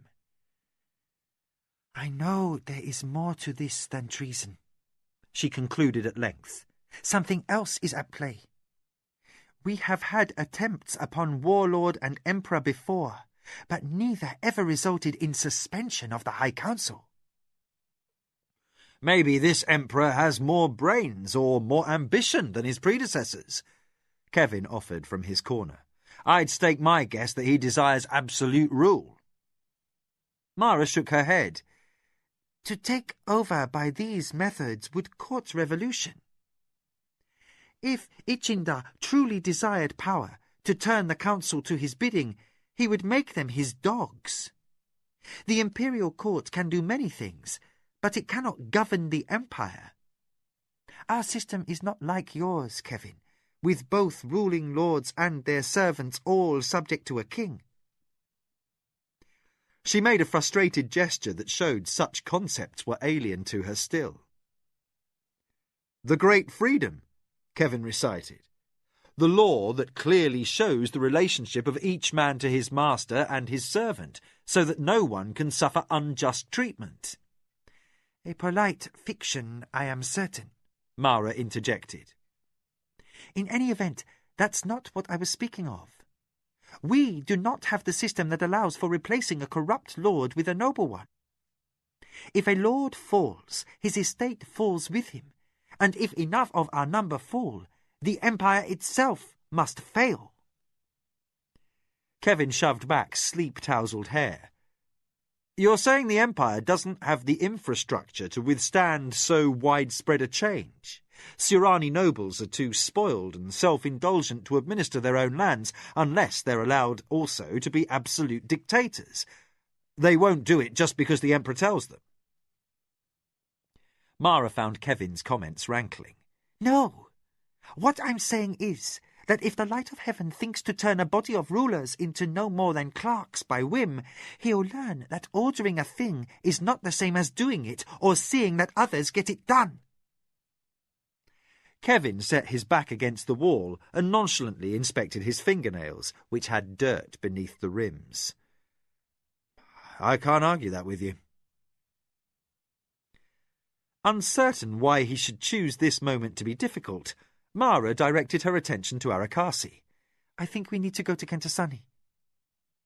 Suddenly still, a shape cut from shadow in his dark cloak, the spy master said, Mistress, that may be dangerous. When hasn't it been? Kevin questioned with a bite of sarcasm. Mara waved a hand to silence him without even looking in his direction. I must chance that the Emperor would have no argument with a meeting of Clan Hadama in the council chambers. And if some members of the Jade-Eye party are also in the city at the same time, and we choose to dine... But the social byplays of politics held no interest for Arakasi this day. These are matters to discuss with your Hadonra and First Advisor, Mistress, he interjected with the slightest trace of sharpness. I must return to my agents and ensure that you are safe.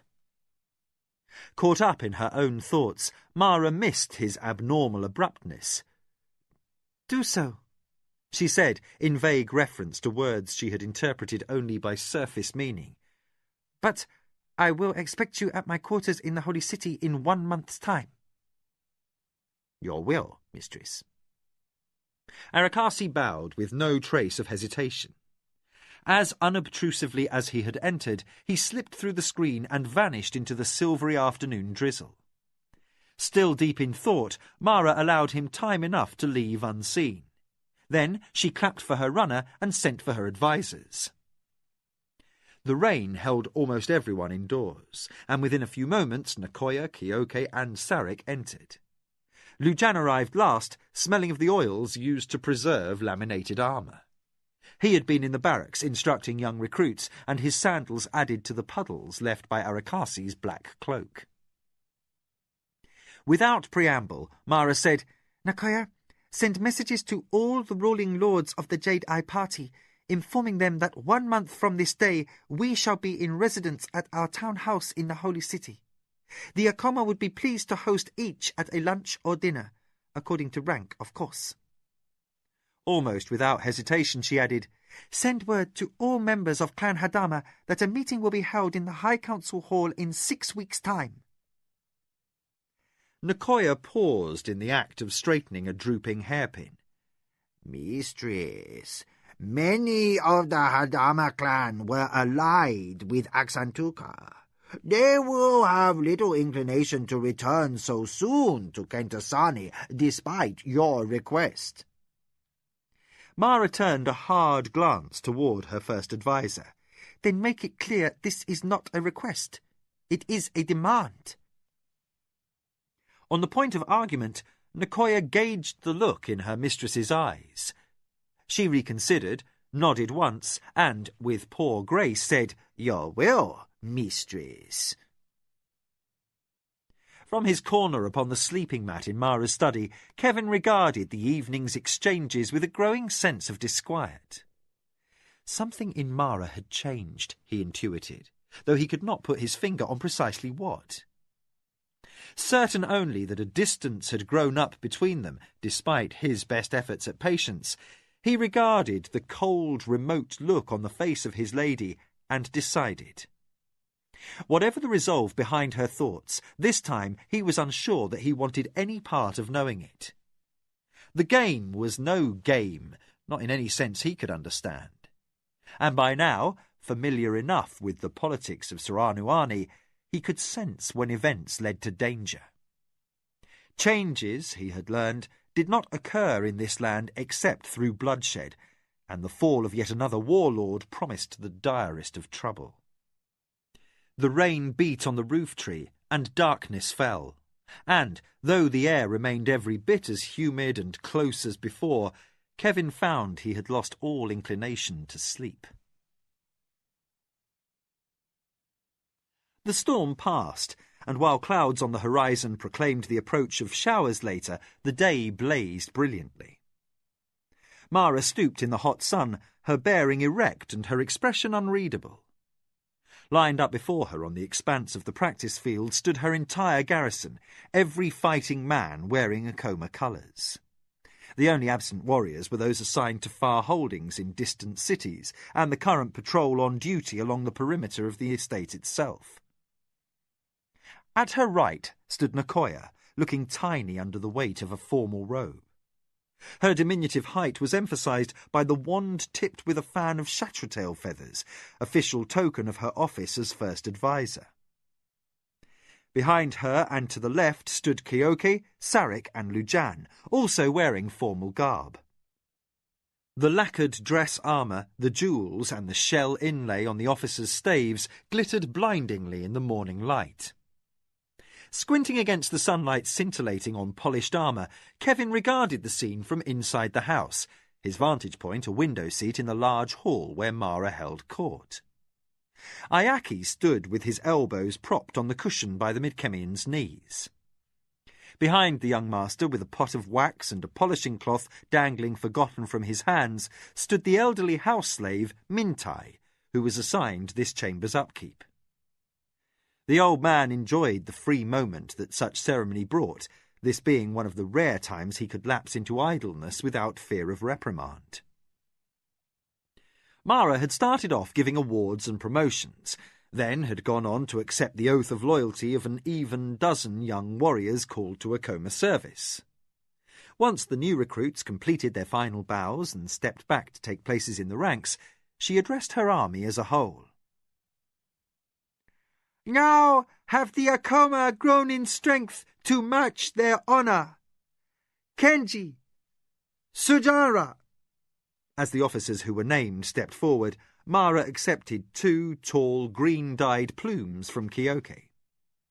These men are elevated to the rank of force leader, she announced to her companies, and as the 2 men bowed before her, she affixed the badges of their new rank to their helms. Kevin dug Ayaki in the ribs. "What's a force leader? I thought I knew all of your ranks." "Tasayo of the Minwanabi has 4 of them," the boy said unhelpfully. The Midkemian's blue eyes fixed in turn upon the house slave, and, flattered to be consulted as an authority, Mintai flourished his polishing rag toward the expanse of Mara's army. "It is an assignment made sometimes when a force is too large for one commander. These will now be sub-officers to Force Commander Lujan, and each will command a company." A puzzled look crossed his face. "This must mean she is dividing the army." Kevin waited for Mintai to qualify, then belatedly realised, when no explanation followed, that the old man must be a bit simple. "What's that mean?" he prompted. He received a Sirani shrug. "Perhaps the mistress wishes to call more soldiers to her service." "So we can beat Tasayo!" Ayaki broke in. He made a noise in his throat that was his idea of the sound a man might make while dying, then grinned brightly. Kevin poked the boy in the ribs again, and the sound effects dissolved into laughter. "How many men exactly are in a company?" he demanded of Mintai. The old slave repeated his shrug. "Many? It is all to a lord's liking. There is no fixed rule of quantity." But Kevin's curiosity was only whetted by vagueness. Then how many men answer to the patrol leader? "A patrol, obviously, barbarian." Mintai showed signs of wanting to return to his polishing. The outworlder might be his lady's lover, but he was due no respect for asking silly questions. Predictably, the barbarian missed the cues that his interest had become a bother. "Well, let me ask in a different way. How many men usually in a patrol?" Mintai pursed his lips and refused to answer. But now Ayaki was eager to show off. "Usually a dozen, sometimes 20, never less than 8. That a 9-year-old could keep such a nonsensical system straight was just another anomaly on this crazy world. Kevin scratched his head and tried to make order out of chaos. "About 10, say. Now, how many patrol leaders does a strike leader command?" "Sometimes 5, other times as many as 10 to each company," Ayaki declared. "You don't need to shout like you're on a battlefield," Kevin reprimanded, and tried, despite several retaliatory pokes in his own ribs, to figure in his head. "So each strike leader can command as few as 40 men and as many as 200. He blinked as he looked back into the hot sun, where the newly promoted officers arose and resumed their places. "Then how many strike leaders do you need before you split your forces like this?" Ayaki was laughing too hard to answer. Mintai tired of the window and scooped a dollop of wax onto his polishing cloth. As if the floorboards might vanish from under his feet for lack of attention, he knelt and began vigorously to rub. "I don't know. How many men does our lady command now? I think from the extra help in the kitchen this last 2 years, it must be close to 2,000. We have 20 or 22 strike leaders, or so I heard Kenji boasting. Now let me do my work before my back gets whipped." The threat was pretense.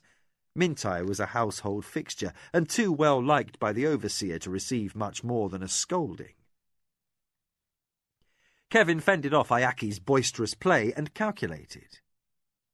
Most of the garrison rotated, spending part of the month in barracks near the house, so they could be with wives and children.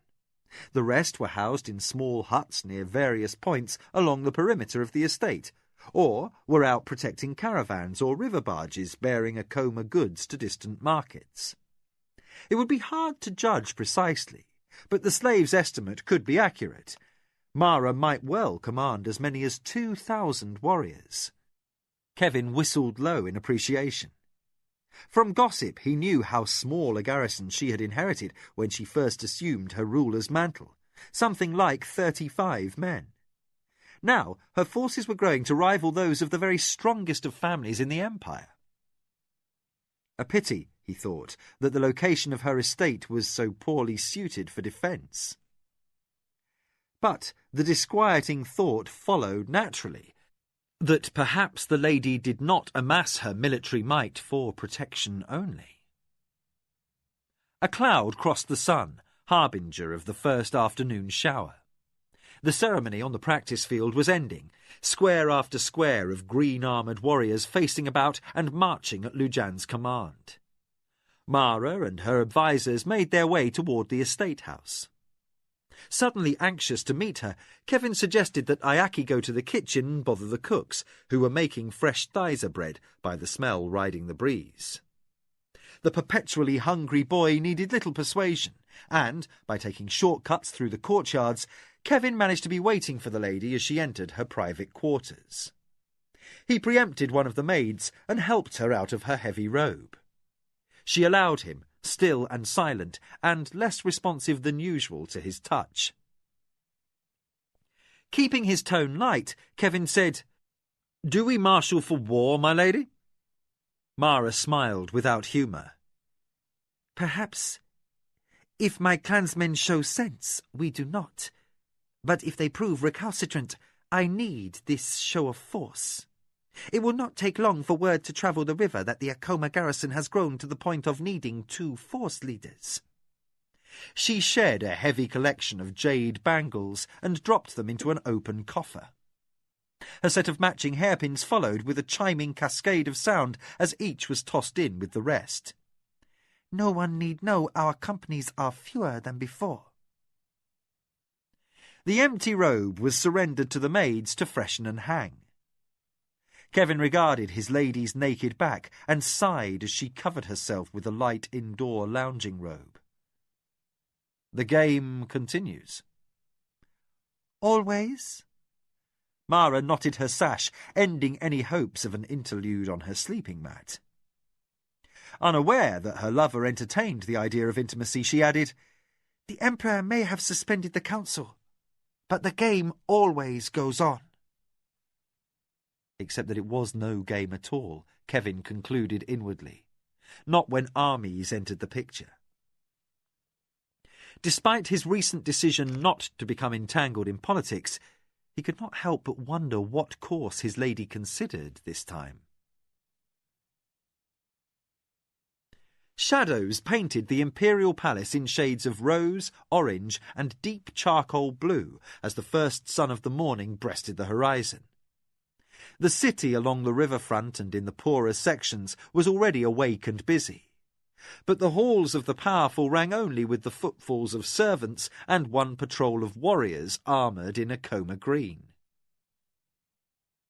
On this, the day Mara had appointed for the meeting of Clan Hadama, she wished to be first into the council hall. The proceedings she had in mind must not go amiss, or her demands upon the clan would do nothing but gain her more enemies. Lujan and a hand-picked escort of 20 men escorted Mara to the inner circle of the council, but at the point where they would normally be asked to stand and wait, the Lady of the Akoma continued to walk. After a brief hesitation, Lujan signalled to his warriors to maintain ranks. They followed their mistress down to the lower level of the chamber, and, if they were startled that the lady passed by her usual chair, they showed no sign. In his pose as her body slave, Kevin raised one eyebrow, then chuckled to himself as he guessed his lady's intention. Mara crossed the open floor on the lowest level, then mounted the raised dais reserved for the warlord during council sessions, or for the clan war chief during gatherings. By now, the upper dome was golden with new sunlight. Mara sat upon the elaborate ivory-inlaid throne and composed herself. Kevin stood close behind, ready to answer her needs, and, as if her action had required neither courage nor audacity, her warriors arrayed themselves in a semicircle behind her position. Kevin regarded the ranks of vacant seats from his place on the central dais. As the hall was empty but for Akoma soldiers, he spoke freely. "Some folks are going to have their bowels in an uproar before this day is done, lady." But Mara had already assumed the air of superiority that accompanied the throne where she sat. She said nothing. She waited in her formal pose for close to 3 hours, until the arrival of the least-ranked members of Clan Hadama. The Lord of the Jinguai was the first to step into the council hall, his guard in yellow and red armour trimmed black at his back.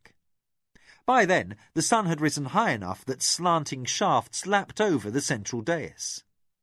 Anyone who entered could not miss the lady on the throne in her sparkling jewels and flowing ceremonial robes.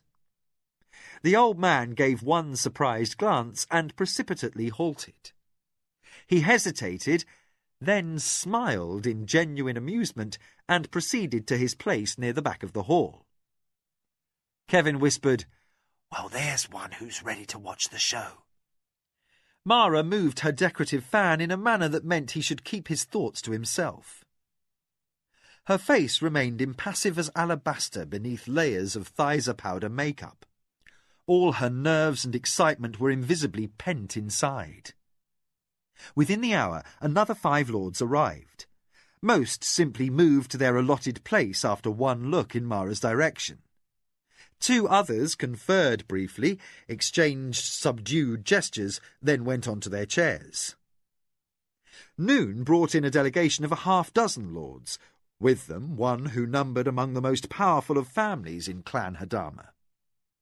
Upon crossing the upper threshold, this lord signalled to the rest, and as one body the group came to the centre of the hall.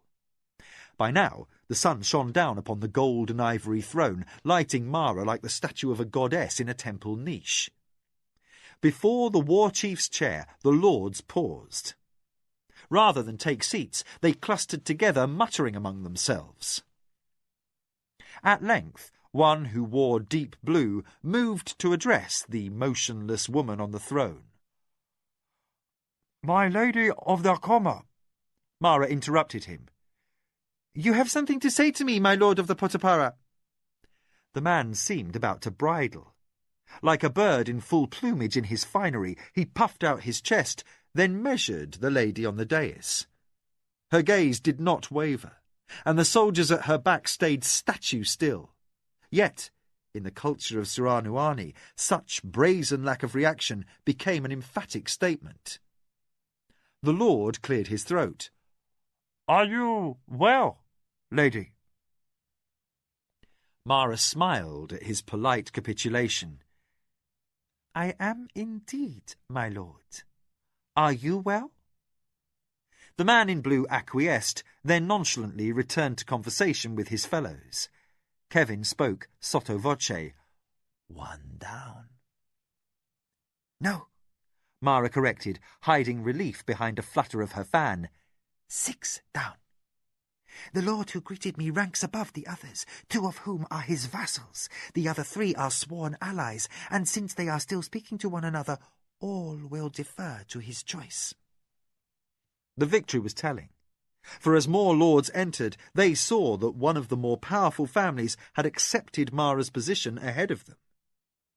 Plainly unwilling to challenge her popularity, they gave her greeting and assumed their places with varying degrees of enthusiasm. Then the formally acknowledged war chief, Lord Benshai of the Chekawara, swept into the hall, his colourful robes billowing like sails around his voluminous body. Deep in conversation with one of his advisers, and entrenched in his own self-importance, he was halfway down the stair to the lower floor before he noticed the figure who occupied his accustomed throne. He stopped dead for the briefest moment, his eyes widening in his dark face. Then he gestured to his garrulous adviser to be silent, and moved his bulk the remaining 10 steps at surprising speed to confront the Lady of the Akoma. Kevin restrained his comment, for Mara's tactic was now plain. Despite the fact that early arrivals were for lesser-ranked rulers, anyone on the floor below who stood looking up at the person in the seat of primacy was set at a disadvantage. "Lady Mara!" began the Lord of the Chekawara. Mara cut him off. "I am well, my lord. Are you well?" Several lesser nobles in the clan smothered smiles. Mara's answer to a question not asked lent the impression the war chief of the clan had conceded her position as superior to his own. The Lord Benshai spluttered and strove to recover. "That's not what—" Mara interrupted again. "That's not what, my lord. Forgive me. I assumed you were being mannerly." But a man accustomed to power could not long be put off by adept verbiage. In a tone of ringing authority, Lord Benshai called, "Lady, you sit upon my dais." The Lady of the Acoma returned her most penetrating gaze. In a voice of equal command that none in the chamber could miss hearing, she pronounced, "I think not, my lord." Lord Benshai of the Chekawara drew himself up to his full height. Ivory ornaments rattled at his wrists and neck as he bristled. "How dare you!" "Silence!" Mara demanded, and the rest in the room obeyed. Their compliance was not lost on Lord Benshai. He twisted his short neck and glared at the lords who had failed in their support of him. Pride alone kept his posture from wilting. Not just to the Lord of the Chekawara, but to all in the gathering, Mara announced, "The time has come for plain speaking, kinsman." Now profound stillness fell over the vast hall. Terms relating to blood ties were rarely used in public, for Surani set great store upon relationships. Any claim of kinship, however vague, was considered both important and personal. Although all in the clan shared blood ties in the far distant past, the relationships had grown tenuous with time and were never stressed lest implications of debt or honour be implied. As if the Lord of the Chekawara did not stand nonplussed at the foot of the dais, Mara continued to address the lords in the galleries. "By fate's ruling, you are members of a clan long considered steeped in honour." As many in the hall murmured agreement, Mara's tone punched through. "But lacking power." Voices fell silent. "My father was considered among those most noble lords in the empire." Again, several rulers in the hall concurred. "Yet, when his daughter faced powerful enemies alone, not one kinsman sought to lend even token support." No one spoke as Mara surveyed the galleries. "I understand as well as any of you why this is so," she said.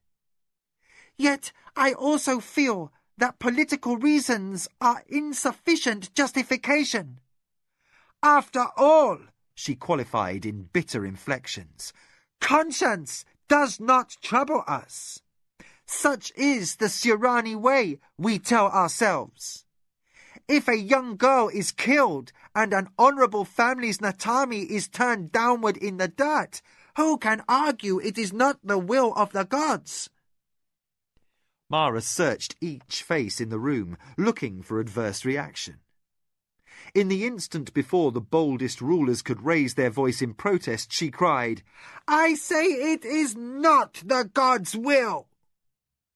Her words rang across the galleries, and the near-to unseemly emotion that coloured them held every lord in his chair. "I, Mara of the Acoma, I, who forced the Lord of the Anasati to give quarter, and I, who destroyed Jingu of the Minwanabi under his ancestral roof, I, who have moulded the Acoma into the mightiest house in Clan Adama, I say that we make our own destiny and seek out our own place upon the wheel. Who here says not?" A stir greeted this concept, and several lords moved, as if made uncomfortable by what sounded like blasphemy. One ruler toward the rear called out, "Lady, you voice dangerous thoughts."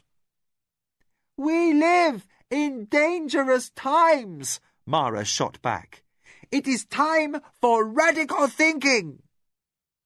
A general, if reluctant, agreement followed. Low-pitched grumbles deepened to a buzz of animated discussion, cut short by the Lord of the Chekawara, who barely contained his rage at being forgotten where he stood.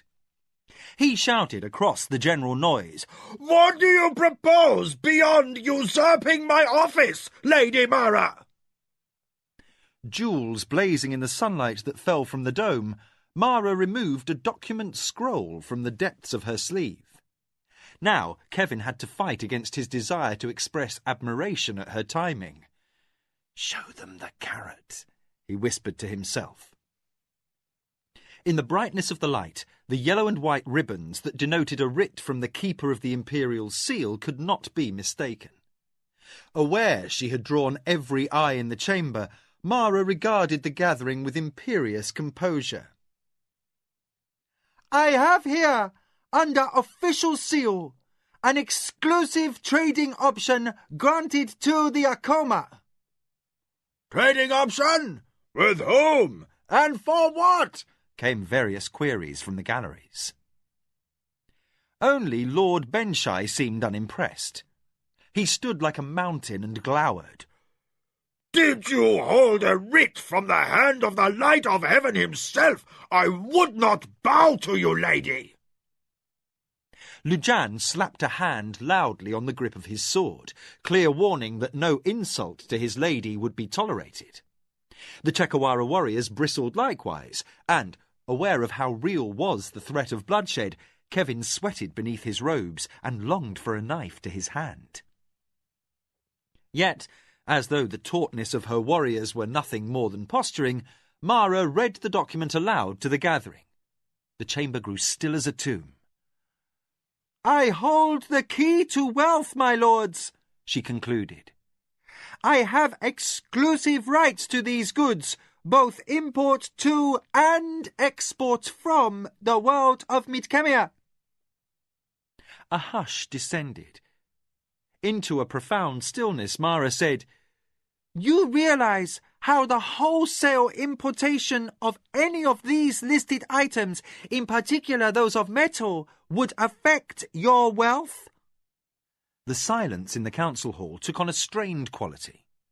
A few lords conferred in whispers with advisers, while the ones in the highest-ranking seats slowly turned pale. The Lord of the Chekawara sent swift signal to his warriors to relax their battle-ready posture. Better than any, he realized that Mara had him beaten. Had she tried force or called upon political allies, her position might yet be in question. But, as she had strength enough to equal if not best him, and now the certain power to undermine the finances of every family in the clan, not a lord present would dare to support their former war chief. A look of baffled fury on his dark face, Lord Benshai sought furiously for means to back down without disgrace. Around him, his fellow rulers of the Hadama clan seemed too self-absorbed by their own predicament to relish his defeat. One in the front balcony called out, Lady, are you offering participation? Mara answered guardedly, Perhaps I may be willing to establish trading consortiums and allow others to participate. Those of you who prove yourselves my kinsmen in deed as well as word. Many looked askance at this suggestion, and by the flurry of movement as the advisers present leaned over to whisper to their lords, the idea was not taken with enthusiasm. The Lord of the Chekawara saw his opening. In a voice well practised at persuasion, he said, Mara! Your proposition is well and good, but we have seen nothing to suggest trading with the barbarians is feasible, even should you hold exclusive rights from the Emperor. Besides, he added with a wave a father might use to reprimand a wayward girl, these things change, don't they? Mara heard Kevin murmur, Now show them the stick. She had to struggle not to laugh. The Lord of the Chekawara exhibited a confidence that in another moment was going to make him seem regrettably pompous. Choosing her tone carefully, Mara said, My lords, understand this. When I leave this hall, I shall know those who number among my friends and those who stand apart. She directed a meaningful glance around the hall and tempered her lines with restrained patience. I have proven myself 12 times over since becoming ruling lady. A thoughtful pause made the most of the general murmurs of agreement from the galleries. Mara resumed. Those who doubt me may stand aside and face whatever comes to them, firm in the knowledge they can rely upon their own wit and resources. Those who accept my call for clan unity and cast their lot with mine shall have the Akoma beside them to face whatever dangers may arise. For my lords, if anyone believes the great game can be ended because the light of heaven so commands, let that man remove himself from power and seek out a temple to pray for mercy. For that man is a fool, and only by the gods' indulgence will he and his family survive the days to come. I offer a better choice, she cried in the loudest voice she had employed so far. You may continue as you have done, a small clan empty of promise, or you may rekindle the fire that our ancestors once used to light their way. Tasayo of the Minwanabi will fall, or I will fall. If I fail, she looked directly at Lord Chekawara, do you think Tasayo will not plunge our empire into civil war? What family is strong enough to stop him, with the Omechan in disgrace? She sat back and quietened her tone, so that all in the galleries had to lean forward to attend her.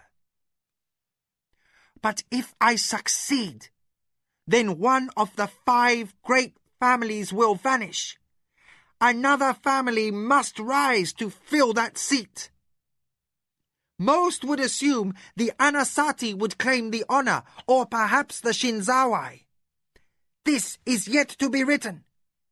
I say the prize might also fall to the Akoma. The clan of the Ascendant family will rise in standing, and those who are kinsmen of that ruling lord will number among the mighty. She waved the document, and the wealthy.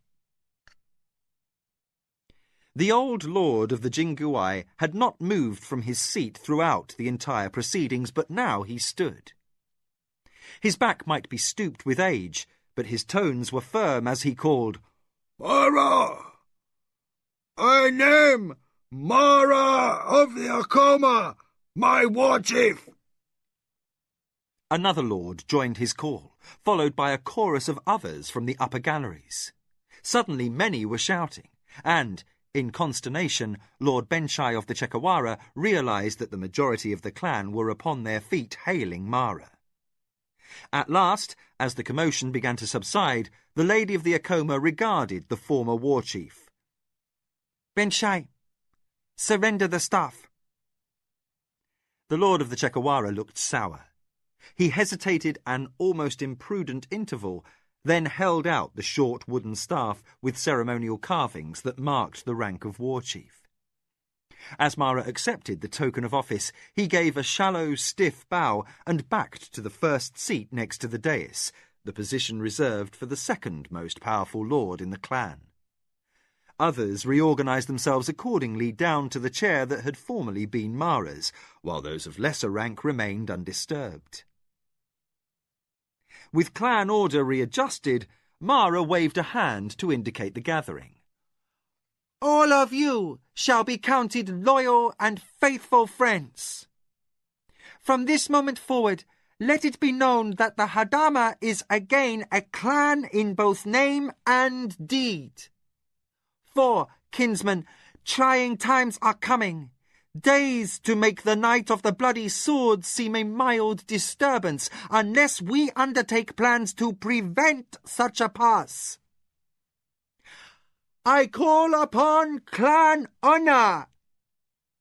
With those formal words, a shock ran through the room. Lords exclaimed aloud in surprise and consternation, for, by her choice of phrasing, Mara proclaimed beyond recall that whatever came next impacted upon not only the honour of the Akoma, but that of the entire clan. No lord would dare such a move in a capricious or trivial way, for the invocation bound every family within the clan to stand with the Akoma. Should any war chief embroil clans in conflict, the stability of the empire could be overturned. The point did not have to be reiterated that to threaten social continuity would invite intervention by the Great Ones.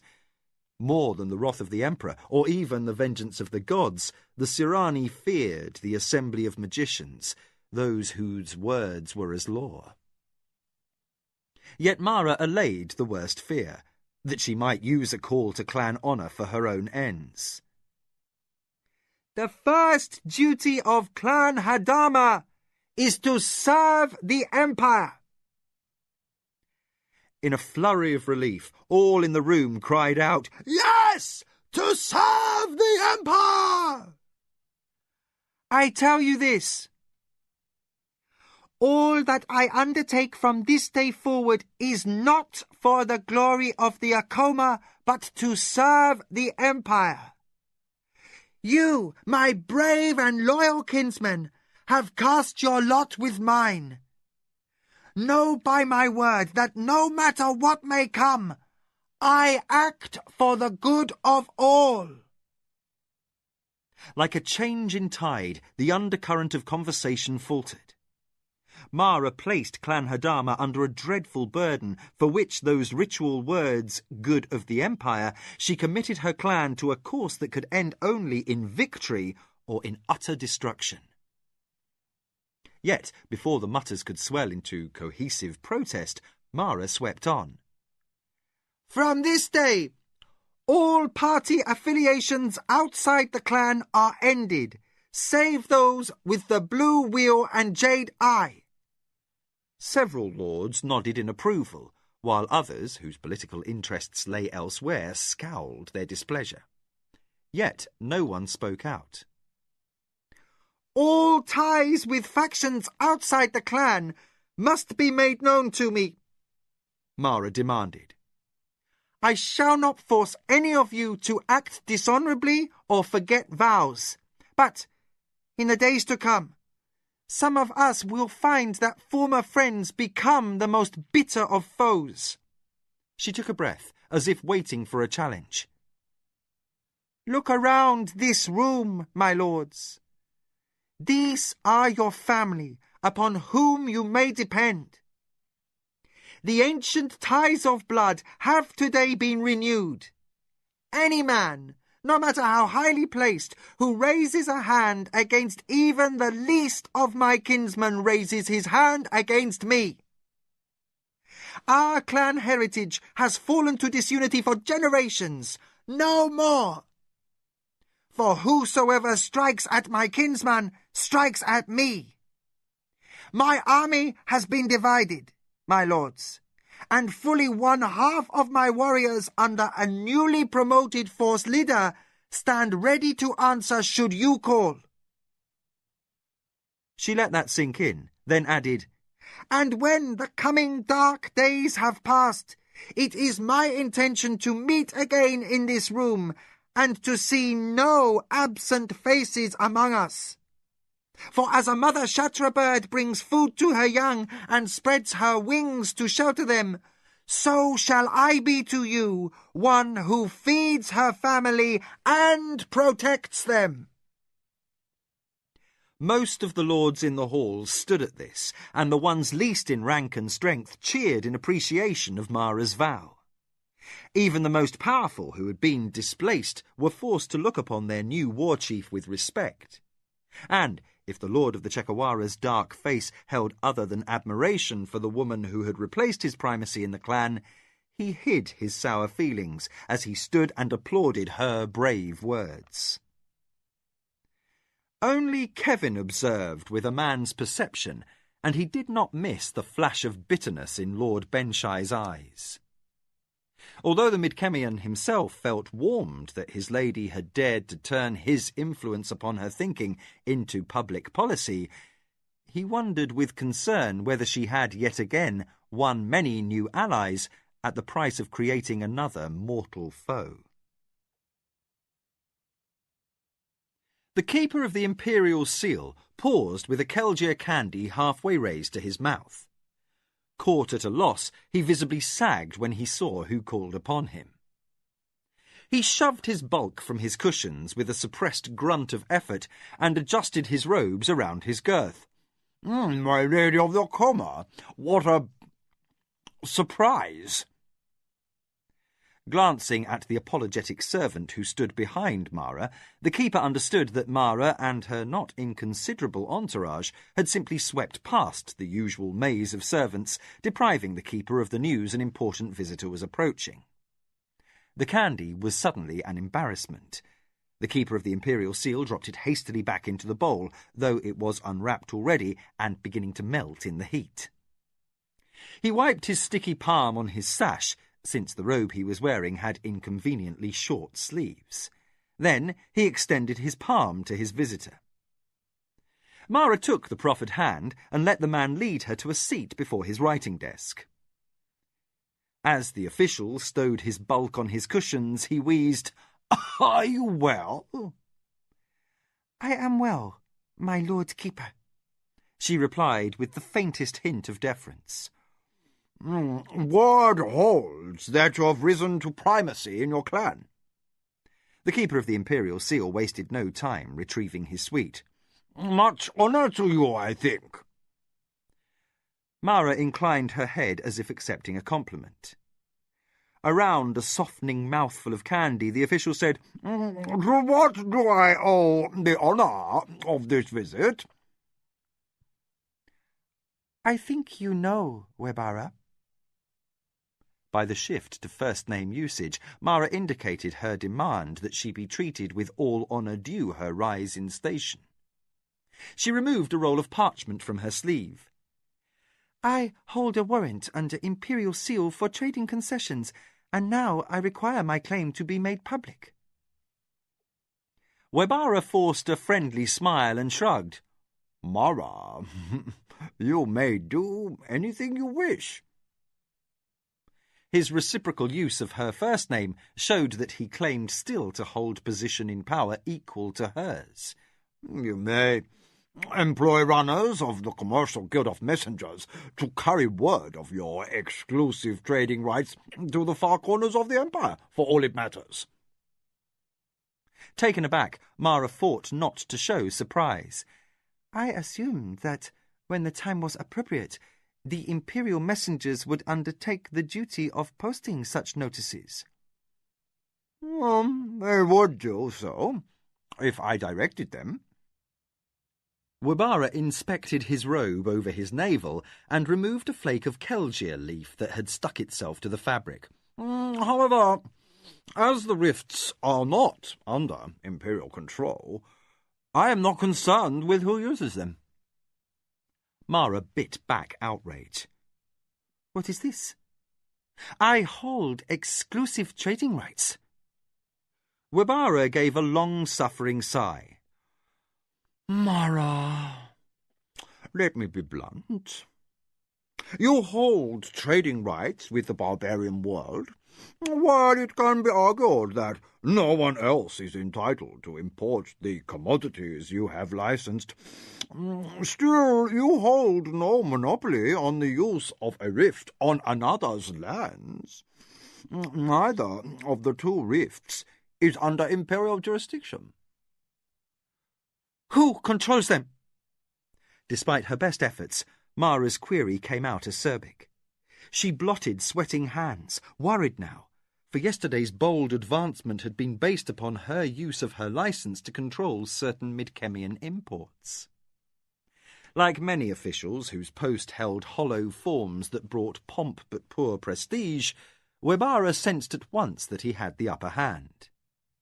He sucked on his sweet and twined his fingers across his ample stomach.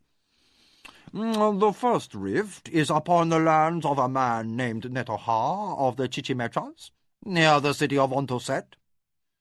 His self-satisfied manner informed more plainly than words that this man might be difficult to convince when it came to granting access for trade purposes.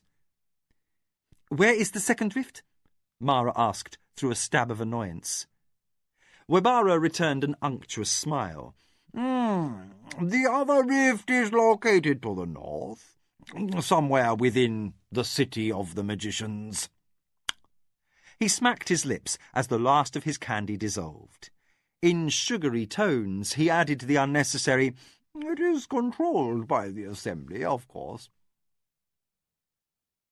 The man's patronising scorn galled as deeply as insult. Mara arose without the grace of any courtesies. Certain the keeper of the imperial seal was gloating at her frustration, she swept from the chamber without a word or a single glance back. The chuckle that followed her departure into the corridor went unheard. Plunged into furious thought, Mara frowned. Her escort of warriors fell into step behind her without the benefit of any signal. Their mistress was too preoccupied with her own mistake to attend to such details. She had made an assumption and paid. Acting on power she did not entirely have, she had presumed that the reopened rift would be under imperial control, as the last had been. Then her warrant would have given her undisputed access. But the magicians were far too capricious and powerful a body to approach, and this Netoha might certainly prove intractable. Mara uttered one of Kevin's favourite curses under her breath. Whoever Lord Netoha was, or whomever he held as allies, she was going to set Arakasi to the task of sounding his strengths and weaknesses. She had to gain access to a rift. Her newly won position as clan warchief depended upon this, and if she was thwarted in her needs, her house was set on perilous ground, both militarily and financially. If she was frustrated, Mara forced herself to keep breathing evenly, to walk as though nothing were troubling her. Tasayo must not find out, or she begged swift ruin, not only for herself, but for all of Clan Hadama as well. Arakasi reported back within the hour of Mara's return to her townhouse. Agitated still over her dilemma concerning trade concessions, the Lady of the Akoma immediately summoned the spy master into her presence in the garden courtyard. There, surrounded by perfectly groomed flower beds and the songs of fountains that did not soothe, Mara asked point-blank for information concerning the man Netoha, upon whose estate the secondary rift of the barbarian world was reputed to lie. As if her need had been anticipated, perhaps because of her desire to free Kevin, Arakasi had an astonishing supply of ready facts. He completed his bow, his secretive features more than usually impassive. The magic gate is not located upon Netoha's lands by chance. He was the Hodonra of the renegade magician Milember, who resided there before his expulsion from the Assembly. My inquiries established that the man had been a servant or Hodonra of the previous owner of that luckless property. Arakasi paused at this. For Sirani superstition held against occupying residences or employing the servants of those fallen from power. When a lord or a family lost favour with the gods, his goods, his lands, and his staff were believed to be accursed along with him. Yet Milember had been a barbarian, no doubt ignorant of such points, and ill luck had dogged him also. Arakasi shrugged Sirani fashion. But while both Netoha's masters have fallen upon ill fortune, his cause seems on the rise. Through some distant relation, he was able to claim kinship with the Chichimechas who needed capital at the time. An arrangement was made.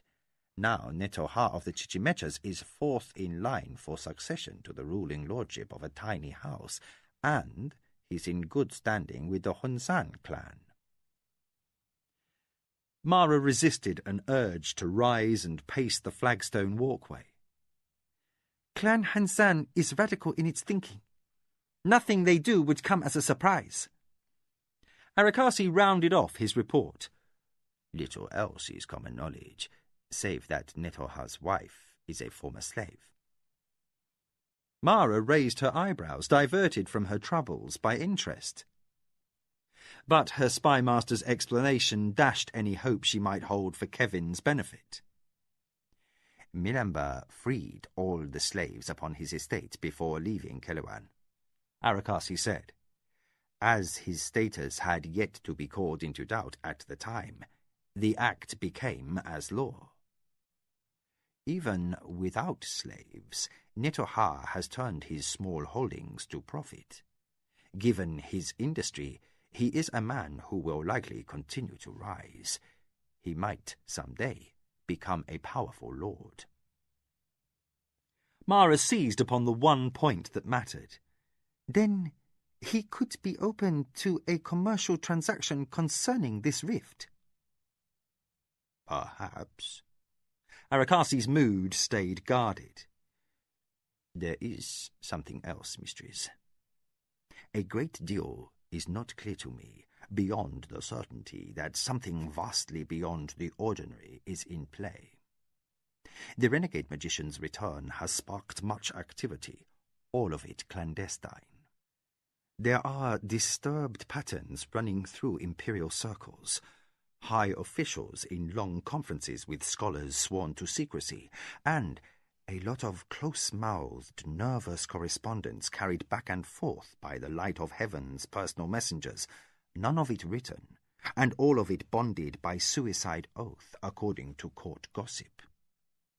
I shall endeavour to penetrate and discover the heart of this, but as the assembly is involved... He shrugged again, to indicate the effort might not bear fruit. Too concerned for her own difficulties, Mara forewent curiosity over the affairs of great ones. She dismissed her spymaster with uncharacteristic abruptness, then called for a scribe, her intent being to send messages to Lord Netoha and to Fumita of the Assembly, offering generous terms for use of the rift gate into Midkemia. Once her missives were dispatched by the Guild of Messengers, Kentasani held little to retain her. Mara opted for a swift return home, as much to avoid inopportune contact with other members of her clan as to assuage a sudden longing to spend time with Ayaki. The boy was growing so fast. He was halfway to becoming a man, she realized. She must speak to Kyoke soon about selecting a warrior to teach him weaponcraft, with his 10th birthday scarcely a half-year off. The return barge trip down the Gagajin passed without incident, but upon arrival at the border of her own estates, Mara's worry lessened as she felt something of the familiar calm that came from the knowledge of being home. And yet, for the first time in her life, she felt gnawed from within by a sense of something missing. She pondered why as her bearers took her litter up the road to the estate house. Yet the cause eluded her until the moment she set foot in her own front dooryard and accepted greetings from Nujan, Kyoke and Nakoya. The house seemed suddenly insignificant. Mara felt a passing sadness that she no longer looked upon the home of her father as the grand and wonderful place it had seemed throughout her childhood. As ruling lady and clan war chief, she now saw only a spread of land that was difficult to defend, and a dwelling that was comfortably appointed, but lacking the grand presence and state guest suites needful to a ruler of her status.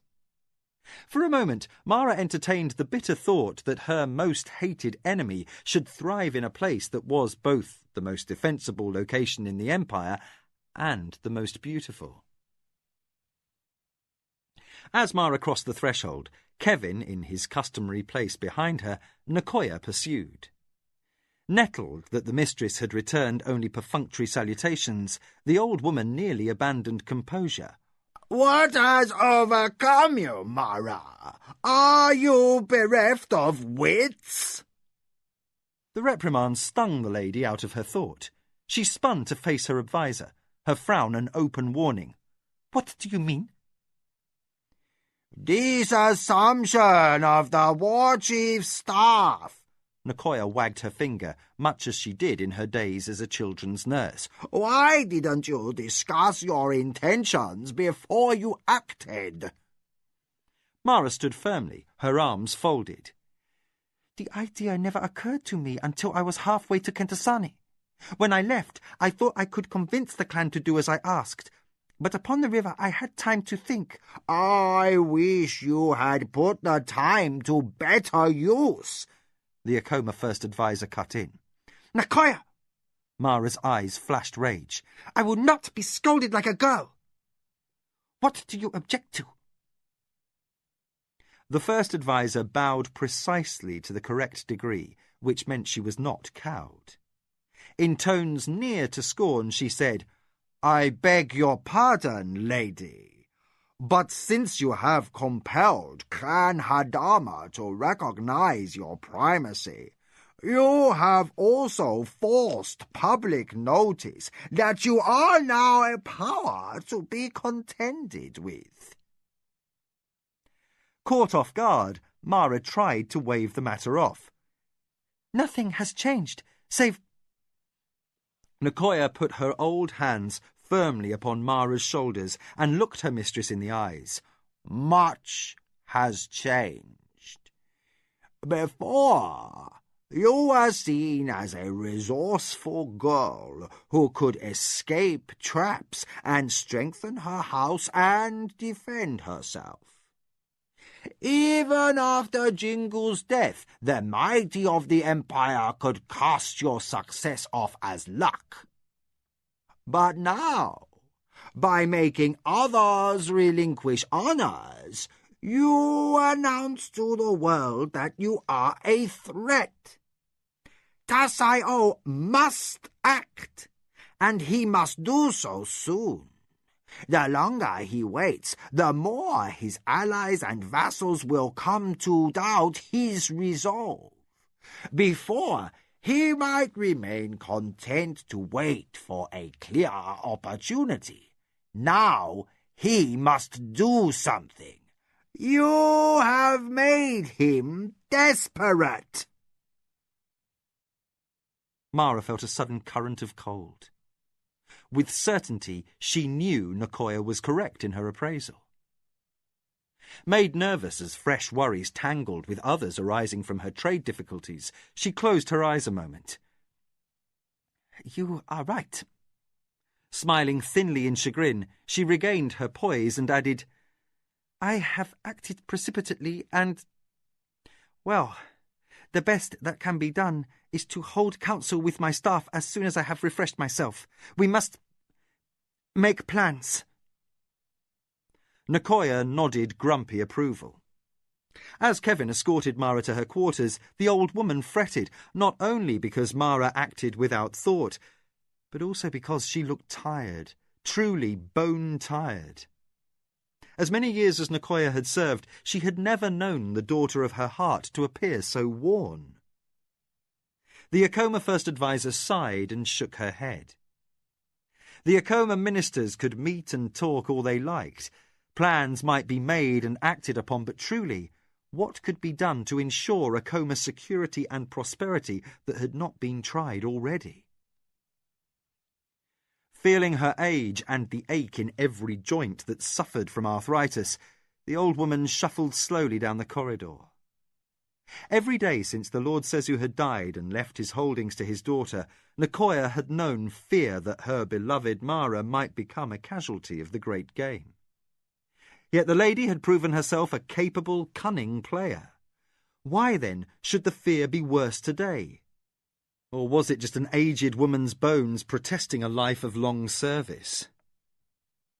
Nicoya shivered, though the afternoon was warm. At every step she took, she seemed to feel the earth of her own grave beneath the soles of her feet. Word returned from Ontoset. Mara read the message twice, a stormy frown on her face. Restraining a vicious urge to tear something, she hurled the parchment onto her writing desk.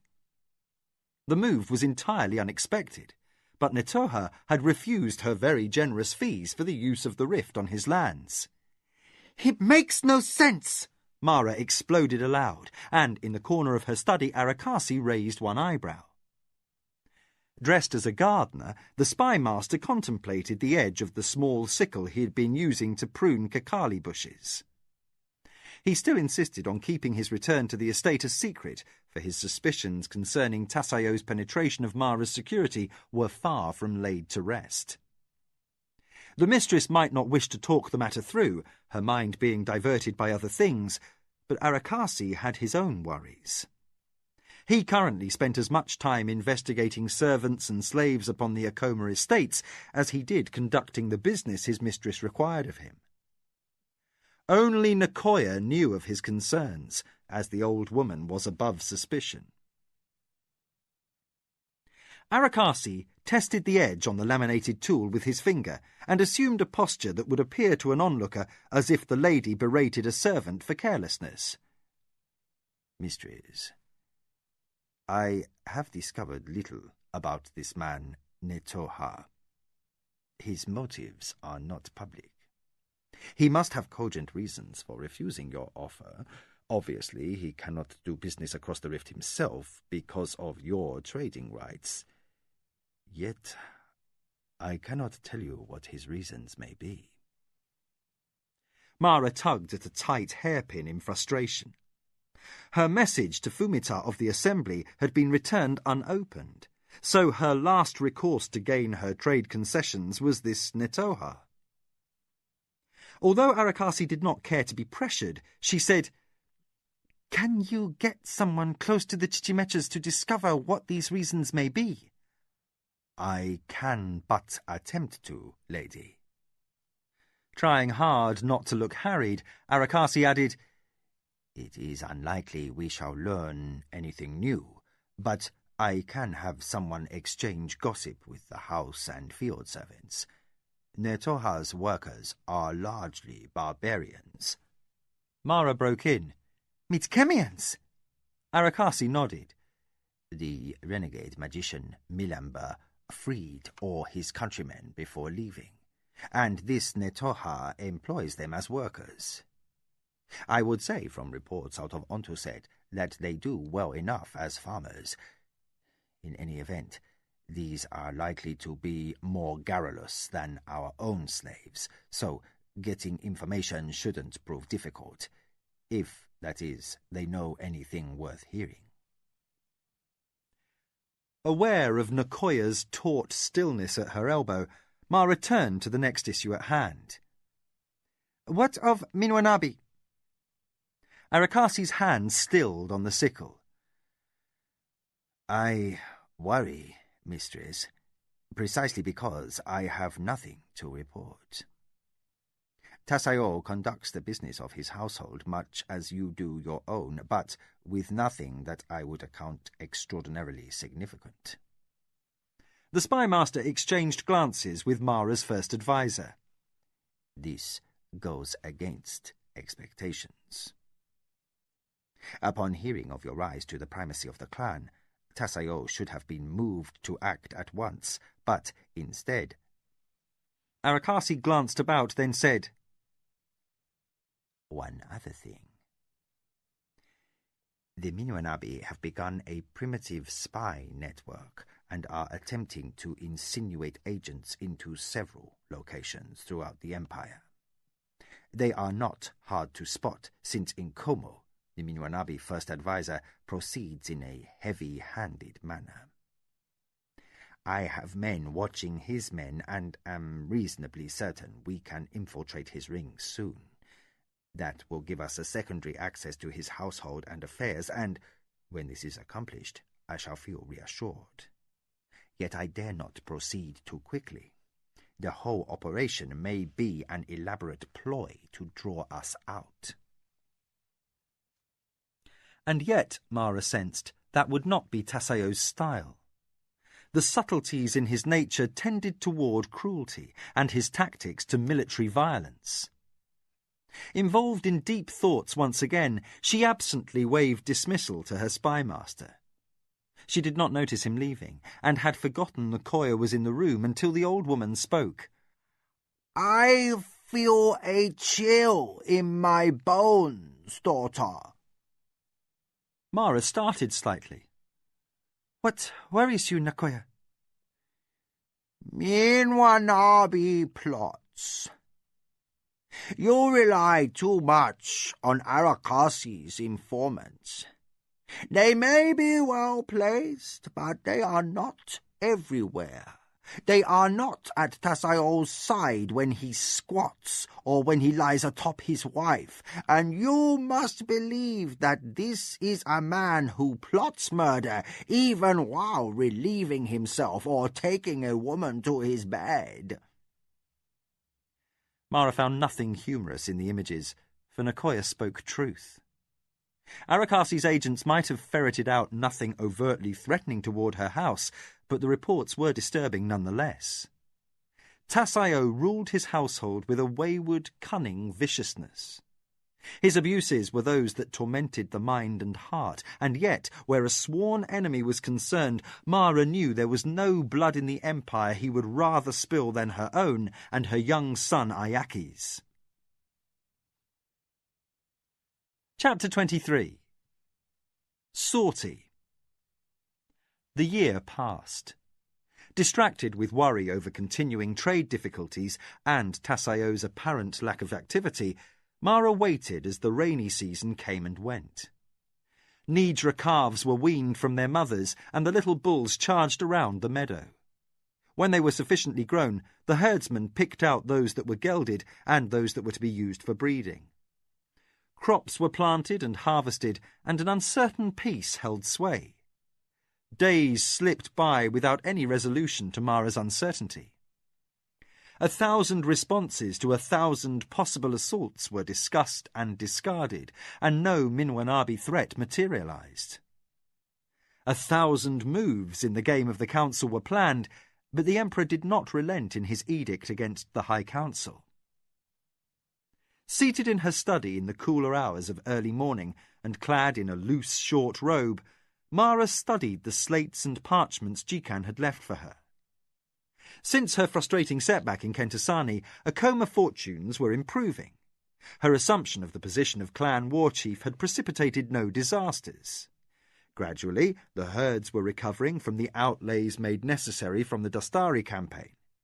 The silk trade at last was flourishing. Although Nicoya seized every opportunity to nag that her mistress was neglecting the matter of marriage, Mara refused to be moved. With Tasayo consolidating his power as the lord of the Minwanabi, even someone from a family as favourably placed these days as was Hokanu's would be foolish to agree to a union until the issue between Minwanabi and Akoma had been decided. Except for Zacatecas and, less dependably, Anasati, alliances with the Akoma had become tentative. Mara sighed and pushed back a fallen lock of hair. Not yet strong enough to initiate the first overture, she had grown practised at waiting. A soft tap at the screen disturbed her. Mara gestured for the servant hovering beyond the door to enter. He bowed. "My lady, there is a bonded messenger awaiting you in the antechamber." "Send him in." Mara had enjoyed 2 hours of quiet contemplation since dawn, and now that the inevitable interruption had occurred, she was anxious to know the news. The courier brought before her was dusty from the road and clad in a tunic of bleached cloth, tagged on the sleeves with the badge of a guild from Pesh. Since Mara had no dealings with any family from that city, this piqued her interest. "You may sit," she allowed as the courier completed his bow. He carried no documents. The message he brought would be oral, guaranteed by his life oath of silence. Mara waved for a servant to bring Jamatch juice, in case the man's throat was dry from travel. He inclined his head when the refreshment arrived, and gratefully took a long swallow. "I bring greeting to the Akoma from the Lord Zaltepo of the Hanku." The messenger paused for another sip, politely allowing the lady an interval to call to mind what she knew of this lord's house, clan, and political affiliations.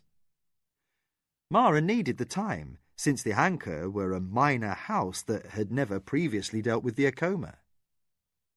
They were of the Nimboni, a clan so tiny that it regularly associated with other larger clans. Which other clans it was allied with at present, Mara didn't recall.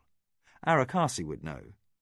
He might also confirm whether Zaltepo had renewed his participation in the Yellow Flower Party since the demise of the Alliance for War.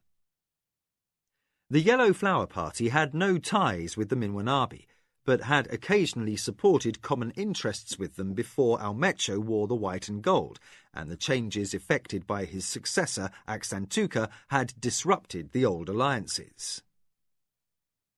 The Yellow Flower Party currently fended for itself, and the Nimboni quite likely inclined to favour the Kanazawai clan. Perhaps this was an overture in that direction. Mara sighed over this season's unrecognisable snarl of politics. Without Arakasi's network, she would be floundering, relying upon guesswork and not leading her clan decisively through the moil. The messenger finished his drink and politely awaited her attention. At a wave from Mara, he resumed. The Lord of the Hankur formally requests that you consider an alliance with his house. If you would judge the matter to be in Akoma interests, Lord Zaltepo asks for a meeting to discuss his proposal. A house slave unobtrusively removed the emptied juice cup. Mara used the interval to formulate a swift decision.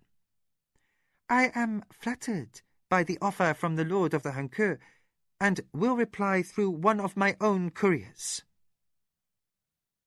This was politely non-committal and not unusual, since a ruler near Sulankur would be unfamiliar with the guild of another city.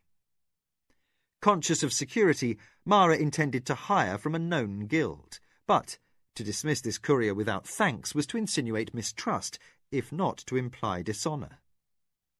The lady sent her runner to summon Sarek. By now familiar with the duties of a second adviser, he would accompany the guild messenger to a distant chamber and see him occupied with banalities until the heat passed and the man could politely be dismissed. Financial reports no longer gripped Mara's attention. Throughout the morning she pondered the Hankur's unexpected overture without assuming what their motive might be.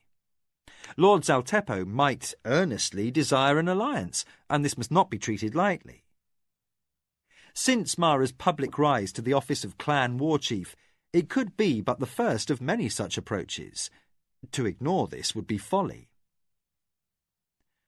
Far more dangerous, he might be puppet for some other better-known enemy who used him to disguise another plot against her. She waited until the courier's departure before dispatching Arakasi to make inquiries. After supper, she called council. Weary of the stifling stillness of her study, with screens and drapes drawn closed, she decided that a meeting in the garden courtyard adjacent to her quarters, under the light of lanterns, would be more comfortable. The garden had a single entrance, securely guarded. Settled on cushions under the tree beside the fountain, Mara regretted her preoccupation with security. For an envious moment she once again recalled Tasayo's estate, a beautiful building on spacious grounds, fortified by steep hills and the naturally defensible valley with its lake and narrow tributary. Unlike other nobles situated in the Low Country, the Minwanabi lord need not vigilantly keep guard over broad acres of borders. He required only sentries in watchtowers on his hilltops and patrols stationed at key points along the perimeter of his estates.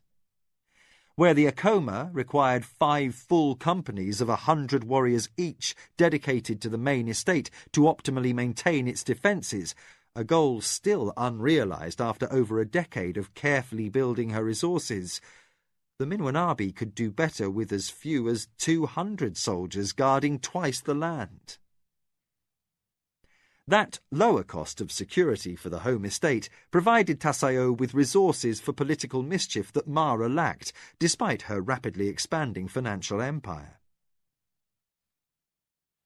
Mara regarded her circle of advisers, larger than before, with younger faces added and older ones the more aged by contrast. Nicoya became more wrinkled and hunched with each passing month. Kyoke could not sit quite so erect, yet he remained a stickler for appearances. He kept his good leg crossed over his stump and his crutch painstakingly out of view. For all his care, Mara could never quite accustom herself to the sight of him in house robes instead of armour. For formal meetings of her council, no servants were present, but, in the role of body slave, Kevin sat beside and behind her, surreptitiously playing with her hair, which she had let down from its pins. Then there was Jikan, with his hands dusty from chalk, and Sarek, young, eager, and shrewd around the eyes where Lujan was deceptively carefree. Her spymaster had not yet returned from the docks of Silankur, where he had gone to meet the contact who carried intelligence from Pesh. Since Arakasi's word would bear heaviest influence, Mara began before his arrival to lend time to hear her other advisers. Nicoya opened. Lady Mara, you know nothing of these upstart Hankur. They are not an old family. They share none of your interests politically, and I worry they may be the glove for an enemy's hand. The first adviser's views had grown increasingly cautious of late. The Lady of the Akoma was unsure if this resulted from Mara's rise to the clan war chief's office, or from a fear of Tasayo that was deepening with age. Increasingly, Mara looked to Sarek for a more balanced weighing of risk and gain. Though barely out of his 20s, the soldier-turned-counsellor was quick-witted, sly, and often sarcastic in his advice. His overt playfulness seemed at odds with the deeper, barbed cynicism, but his observations were consistently astute. Nicoya's reasoning is sound. He opened, his eyes boldly on Mara, and his hands running over and over a lacquered bracelet on his wrist, as though he tested the edge of a blade. He gave a soldier's shrug. But I would add that we know too little about the Lord of the Hankur. If he acts in good faith, we would offend if we refused to hear his case. Even if we could afford to affront this little house, we do not wish the Akoma to gain a reputation for being unapproachable. We might politely reject his alliance after hearing his cause, and no offence will be given.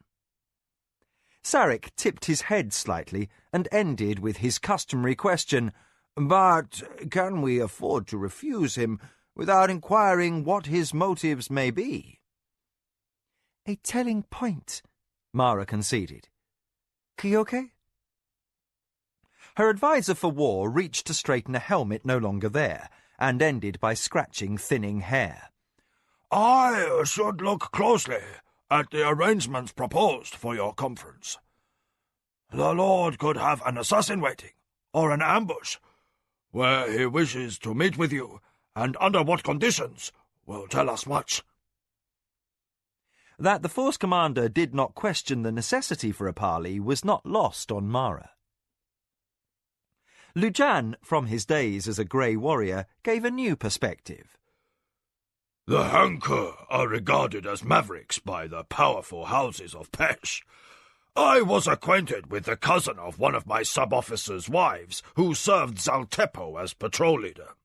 The Hankur Lord was said to be a man who seldom shared his confidences, and did so only upon occasions of mutual advantage. That they are a new house has been said, but the rise of the family is due to their powerful business interests in the south. Jikan followed Lujan's lead and widened the picture. The Hankur have an interest in Chochala. Being weak at one time, they were mercilessly exploited by the guilds. Lord Zaltepo's father tired of losing his profits. When he came to power, he hired in his own bean grinders and reinvested his Chochala profits back into that enterprise. His son has continued to broaden the business, and now they are, if not dominant, a major factor in the southern markets.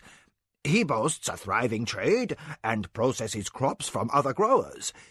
It is possible he desires an arrangement that will bring the beans of our Tuscarora vassal into his drying sheds. In Pesh? Mara straightened, interrupting Kevin's attentions. Why should Lord Jiddu risk the mould and damp of shipping his crops by sea, or the expense of an overland caravan? For profit, Jikan speculated in his inimitably neat fashion. The soil and the climate are wrong for Chochala that far down the peninsula. Even the Hankur's inferior beans yield high revenues there. Most growers grind their crops close to home to save the weight of shipping the husks. But The bean keeps better in its unshelled form, and the Hankour spice grinders could get luxury prices for any chochala they could process in what now is idle time between seasons. And they effectively remove a potential rival from the local market. Eventually, such a relationship might provide an entrance for their goods into the heartland of the empire. Then why not approach Lord Jiddu? Mara argued.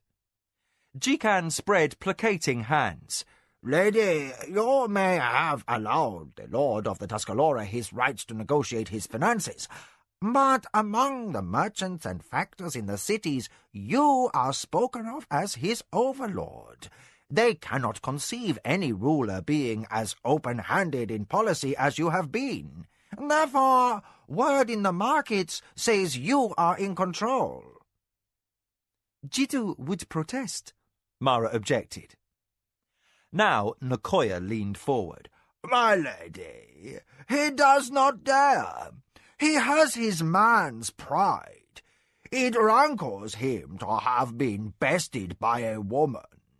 Lord Jiddu would rather avoid being the object of more street gossip than turn to you with complaint.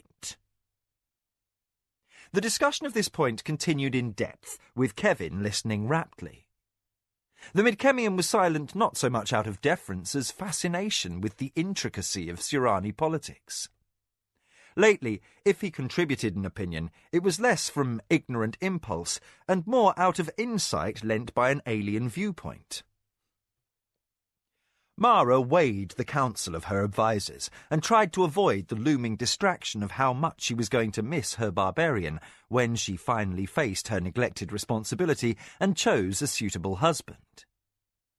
Unsettled as the current politics became, she cherished this moment, surrounded by people who cared for her and the soft, familiar warmth of the summer night.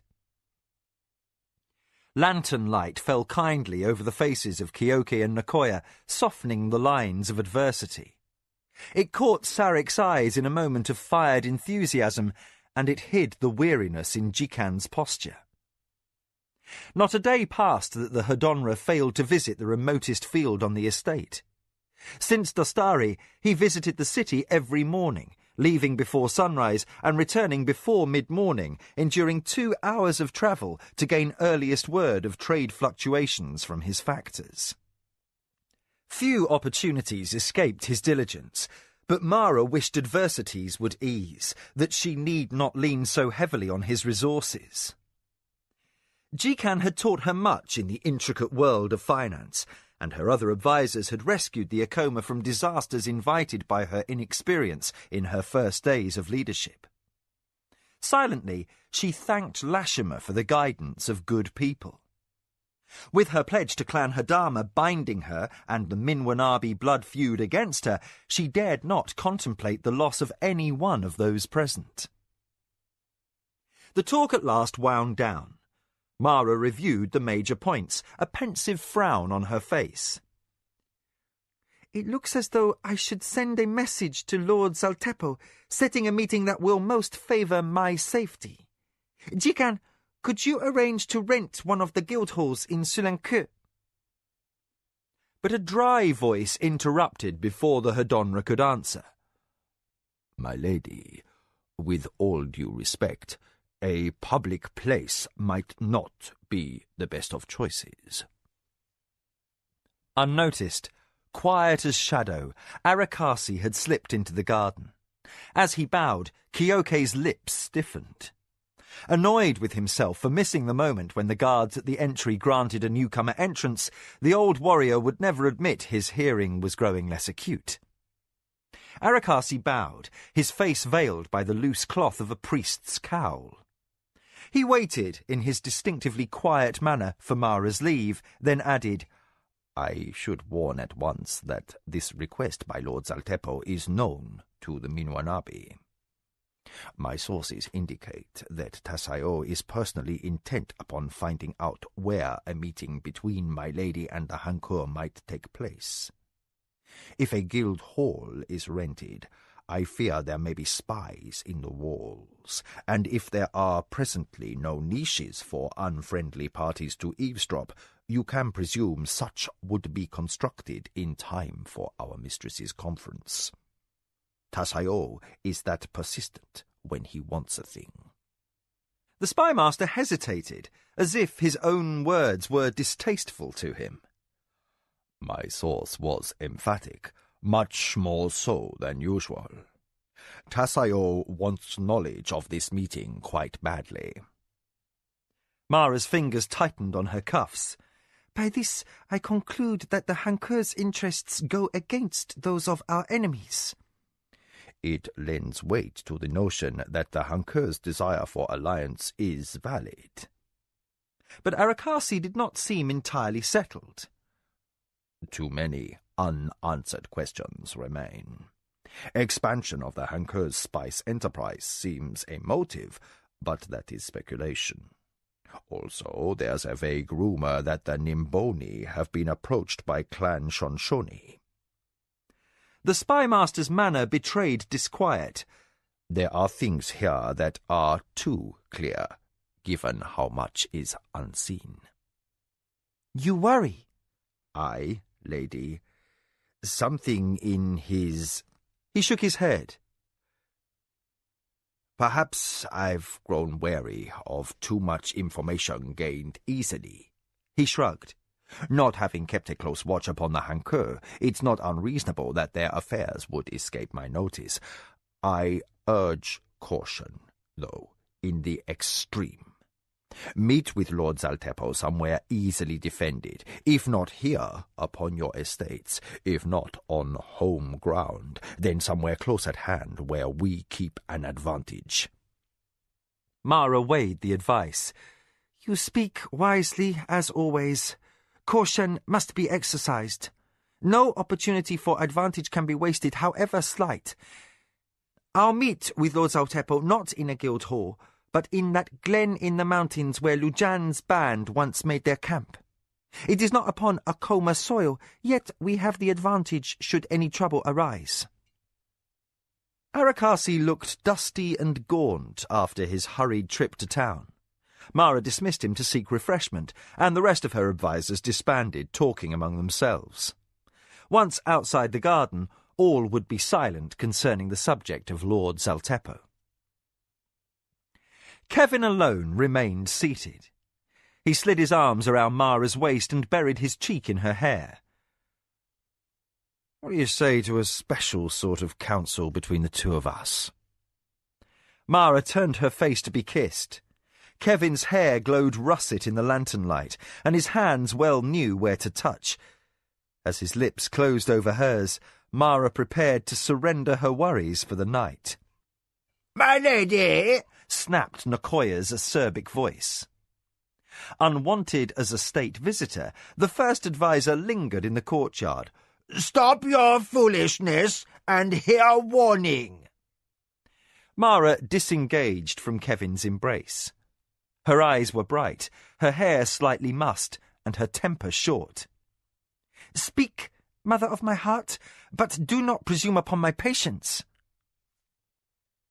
Lately, her first adviser seemed to seize upon every opportunity to insinuate the folly of Kevin's presence.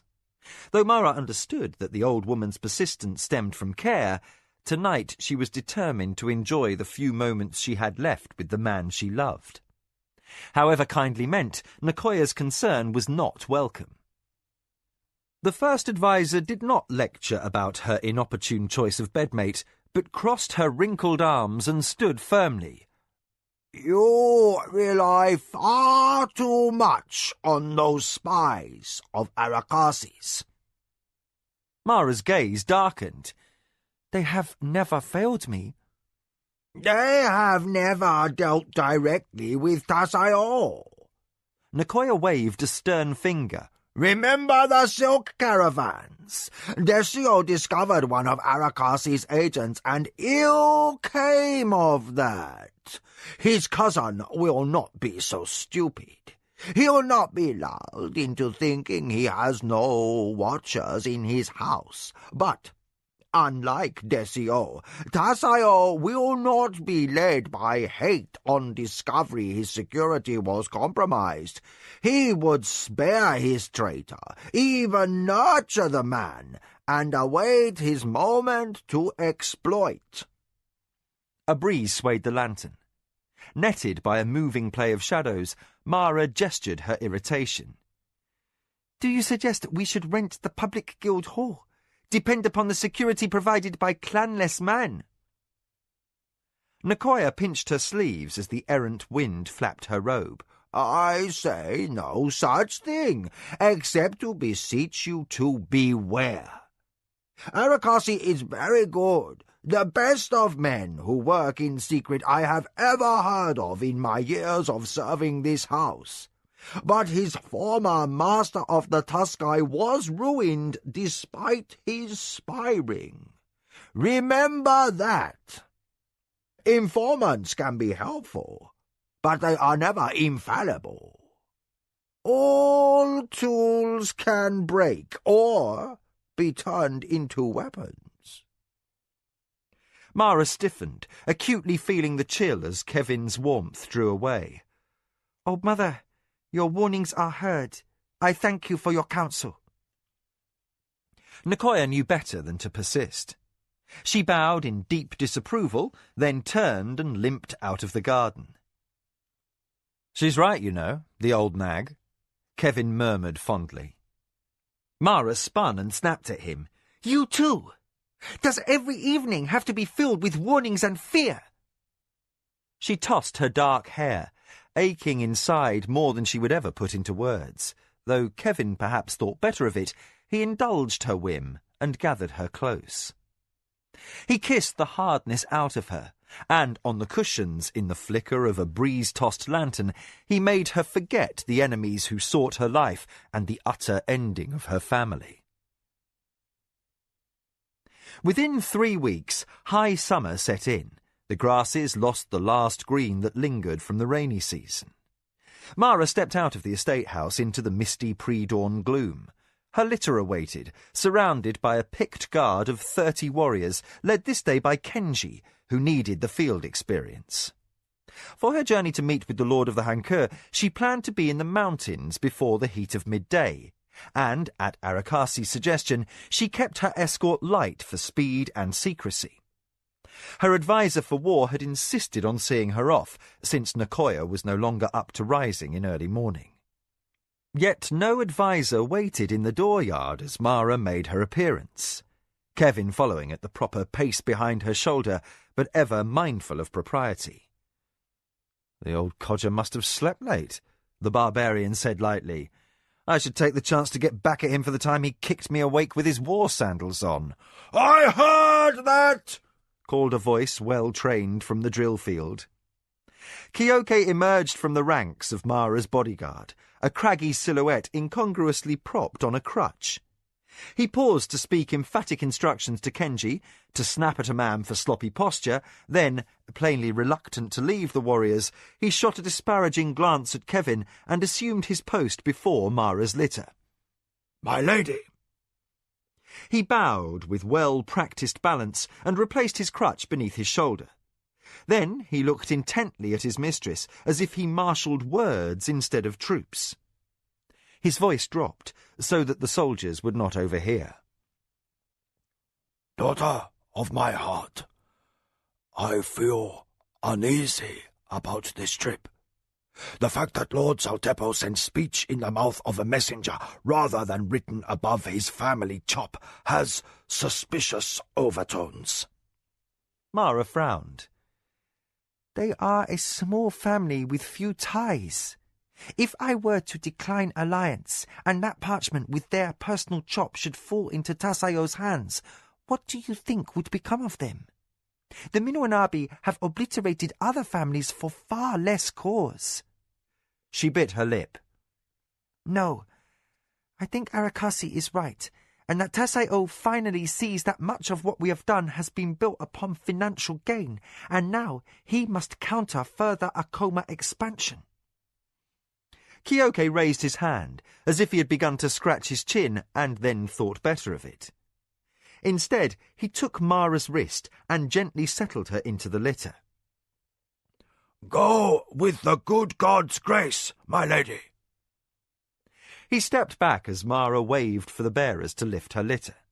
Then Kenji gave the command to march, and the small cortege started forward. As Kevin moved to fall into step beside his mistress, Kyoke caught his elbow in a grip still calloused and strong. "Protect her," he said, an urgency in his tone that Kevin had never heard before. "Let no harm come to her, or I'll kick you with more than my battle sandals." Kevin grinned insouciantly. "Kyoke, old friend, if harm comes to Mara, you'll have to settle for kicking my corpse, because by then I'll already be dead." The advisor for war nodded, allowing that this was true. He released the slave and turned quickly away while Mara's escort and bearers marched into the mist. Kevin hastened to catch up, looking often over his shoulder. Far less the foreigner than he once was, the Midkemian would have sworn that the crafty old warrior had something pressing on his mind. By the time the rising sun burned the mist off the valleys, Mara and her honour guard were deep in the forest that covered the foothills of the Kayamaka Mountains. Before the day's traffic of caravans began, and out of sight of early couriers, they turned off the main road, striking down a narrow trail that threaded ever deeper into the wilds. Daylight was not strong here, and the mist lingered, lending a gloom to the wood and the drip of wet trees. Already the damp heat was oppressive. Strike leader Kenji motioned his small column of warriors to halt for a short break and to allow a change of bearers for Mara's litter. The escort was too small to include a water boy. The slaves carried crocks from the spring by the roadside, helped by Kevin, who felt sorry for their plight. Mara was not a heavy load to carry, but this day her haste was great, and the bearers, just relieved from duty, were sweat-drenched and panting. Crock in hand, Kevin knelt at the verge of a still, mossy pool fed by a spring from a fissure in the rocks. Intrigued by the alien orange moss that clothed the banks and by the iridescent flash of fish that darted through aqua strands of weed, he only half heard strike leader Kenji say to Mara that the scout who held back to watch the trail for followers was slow to report. "We shall delay to see if he arrives," the officer decided. "If he does not come within a minute, I suggest we slip into the cover of the trees until a man can be sent to investigate." Kevin grinned to himself and bent to fill his basin. The scout in question was Juratu, a quick-witted, lively man who liked his pleasures. He had kept late hours gambling with friends the night before. If he had drunk half as much wine as barracks rumour claimed, he'd likely be found moving at less than anticipated speed, slowed by a grandfather of hangovers. One of the soldiers said as much to Kenji, then added that this was the haunt of grey warriors, and perhaps Juratu had paused to observe their movements. Another dryly suggested he might be bartering with them for a wineskin. Kevin indulged in a chuckle. Had the lady herself not been present, such an antic would certainly be within Juratu's reputation. Thinking of grey warriors and his few Midkemian companions who had escaped and taken refuge in these forests, Kevin peered through the trees as he rose. The mist was lifting. Pale spears of sunlight fell through the canopy of branches. Had Kevin not been half-expectantly looking for the chance-met shape of a man, he would have missed the movement. The brief flickering sight of a face through the leaves, there, and then hastily gone. The nose had been narrow and hooked, and the helm was not Juratu's. Kevin's hands tautened over the crock, and water spilled, wetting his knuckles in a flood. He dared not cry out or even run, lest he reveal that the hidden watcher had been seen. Sweating, more than a little shaky in the knees, Kevin turned his back on the spring. In imitation of a slave's listless shuffle, he made his way step by nerve-racked step back to Mara's caravan. The skin between his shoulder blades itched, as if at any moment he expected the terrible stab of an arrow. The dozen steps that separated him from Kenji and Mara's litter seemed to take an eternity. Kevin forced his feet to walk sedately while his thoughts raced. The litter curtains were cracked open, with Mara on the verge of leaning out to address Kenji. Fear shot like a bolt through Kevin's nerves. He pinched the water clock in a death grip and inwardly willed the woman to lean back out of sight in the shadow of her litter. Being Mara, she did not. She shoved the curtains wider, looked up at her strike leader, and opened her mouth to speak. Feeling danger like a breaking wave at his back, Kevin acted. He tripped hard on a rock and flung the contents of his water crock over the lady and her officer. He followed up this clumsiness by crashing full length into the litter. His mistress's cry of surprise and outrage became smothered under his chest as he forced her down and back deep into the cushions, safe behind the protection of his body as he flipped the litter on its side, turning it into a breastwork. His action came none too soon. Even as Kevin disentangled himself from the silk curtains, enemy arrows began to fall. They sang out of air, smacking through dirt and armour with an evil, flat sound like the blows of punitive hands. Kenji was first to fall. He went down screaming orders, while arrows hammered and hammered the underside slats of the spilled litter, raised now before Mara like a barricade. "It's an ambush!" Kevin snarled in her ear, while she beat with her fists to try to tear from his embrace. "Keep still!"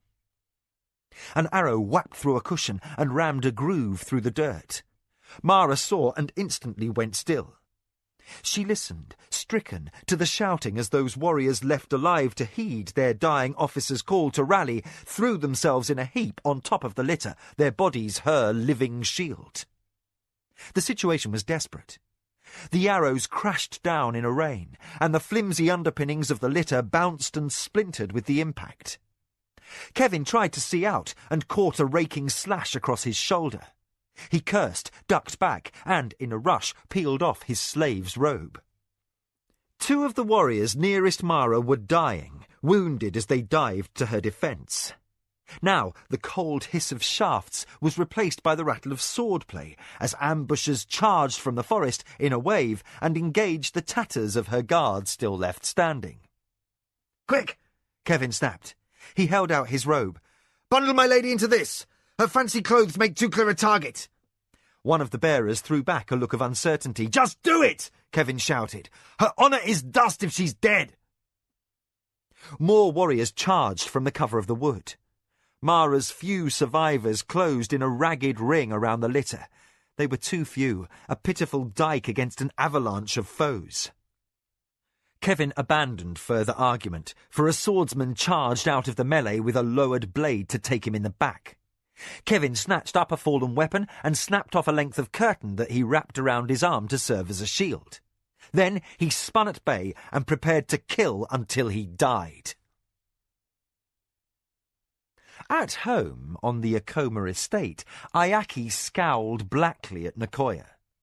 His face turned red and his fists clenched, and she and 2 slaves and a nurse all prepared for a warrior-sized tantrum. "I won't wear that!" Ayaki shouted. "It has orange, and that is the colour worn by Minwanabe." Nicoya regarded the garment at hand, a silk robe fastened with shell buttons that might, with imagination, be called orange. The real reason behind the argument was that Ayaki preferred to wear no robe at all in the heat and humidity of high summer. That he was too well born to charge about naked as a slave child through the hallways made no impression on 9-year-old priorities. But Nicoya had years of experience at managing high-spirited Akoma children. She caught Ayaki's stiff shoulders and gave him a shake. "Young warrior, you will wear the robes you are given, and deport yourself like the lord you will be when you are grown. If you do less, you will spend the morning scrubbing dirty plates with the scullions." Ayaki's eyes widened. "You'd never dare! I am not a servant or slave."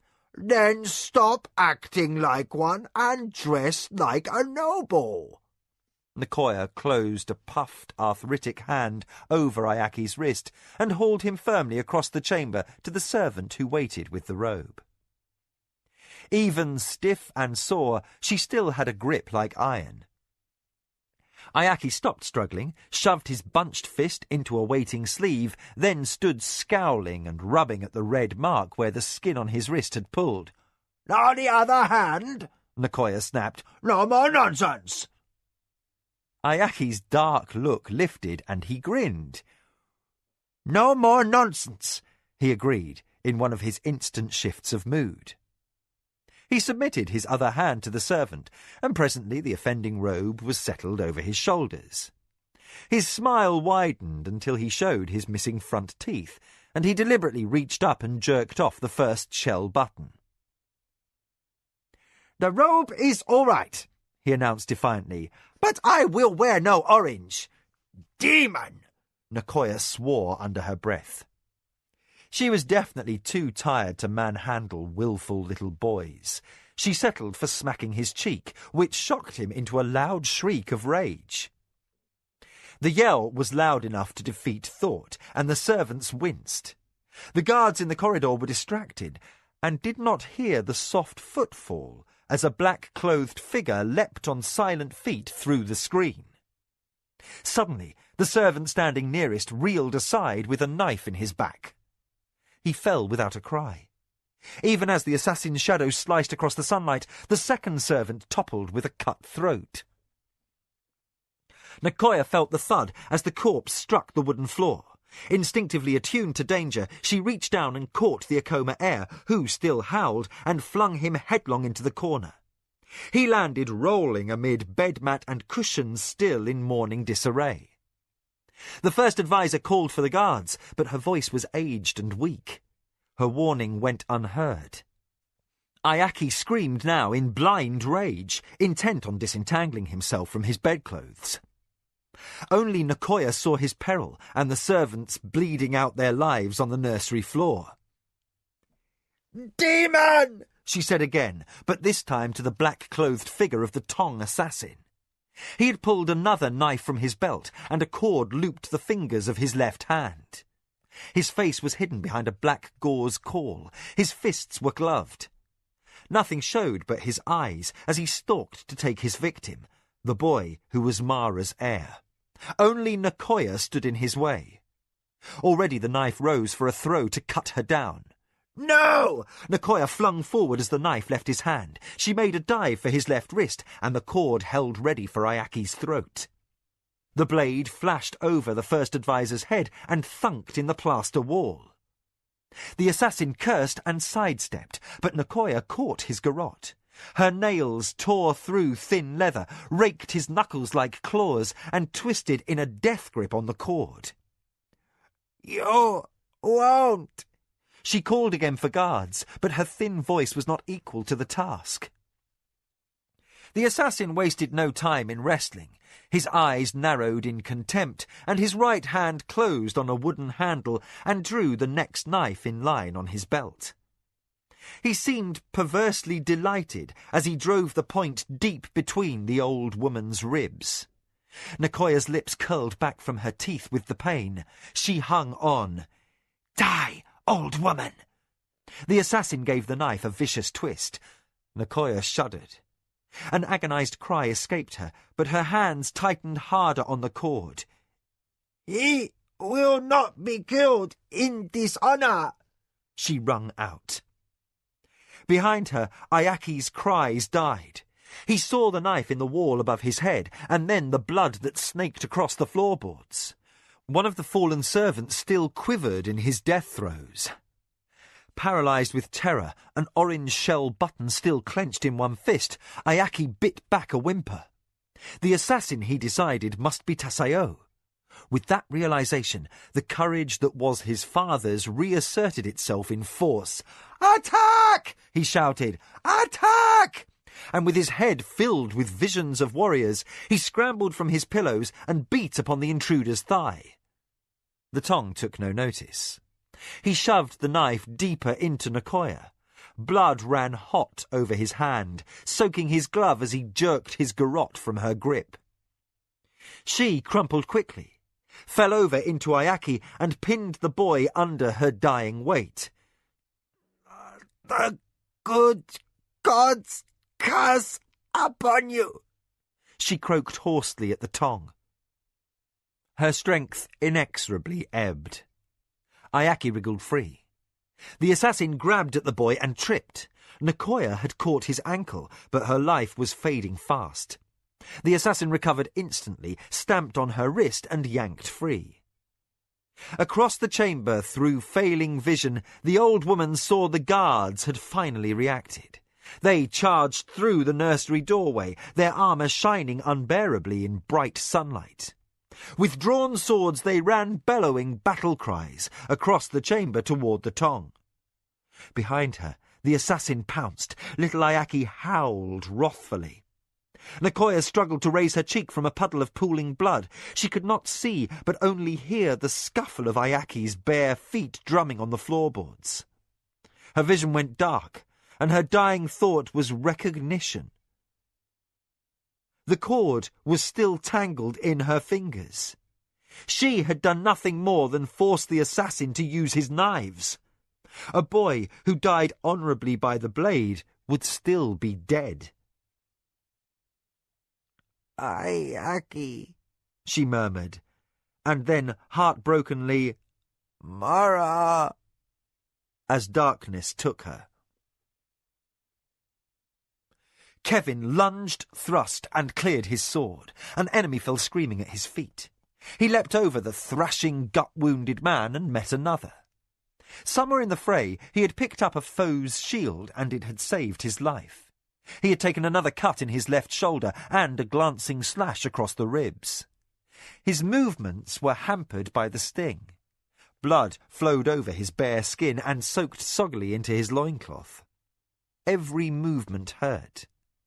The enemy swordsman exchanged 3 strokes with him before realizing he fought a slave. He snarled an oath and dodged past. Kevin stabbed him unceremoniously from behind. "Die for Sirani honour!" the barbarian cried savagely. "Gods, please let the runts keep being stupid." Let them keep underestimating his war skills, that Mara might stay alive. But there were too many. Enemies kept sallying from the trees. As Kevin whirled to stave off another attacker, he realized the Akoma were more than just surrounded. Their circle was breached. Foes charged through and started hacking at the bodies that lay across the litter, which sheltered Mara. The Midkemian screamed like a banshee and ran a man through. He abandoned his blade in the corpse, snatched up another from the ground. In the same unbroken movement, he kicked over the fallen litter. The wooden frame hammered down, driving enemy soldiers into a scattered rush back.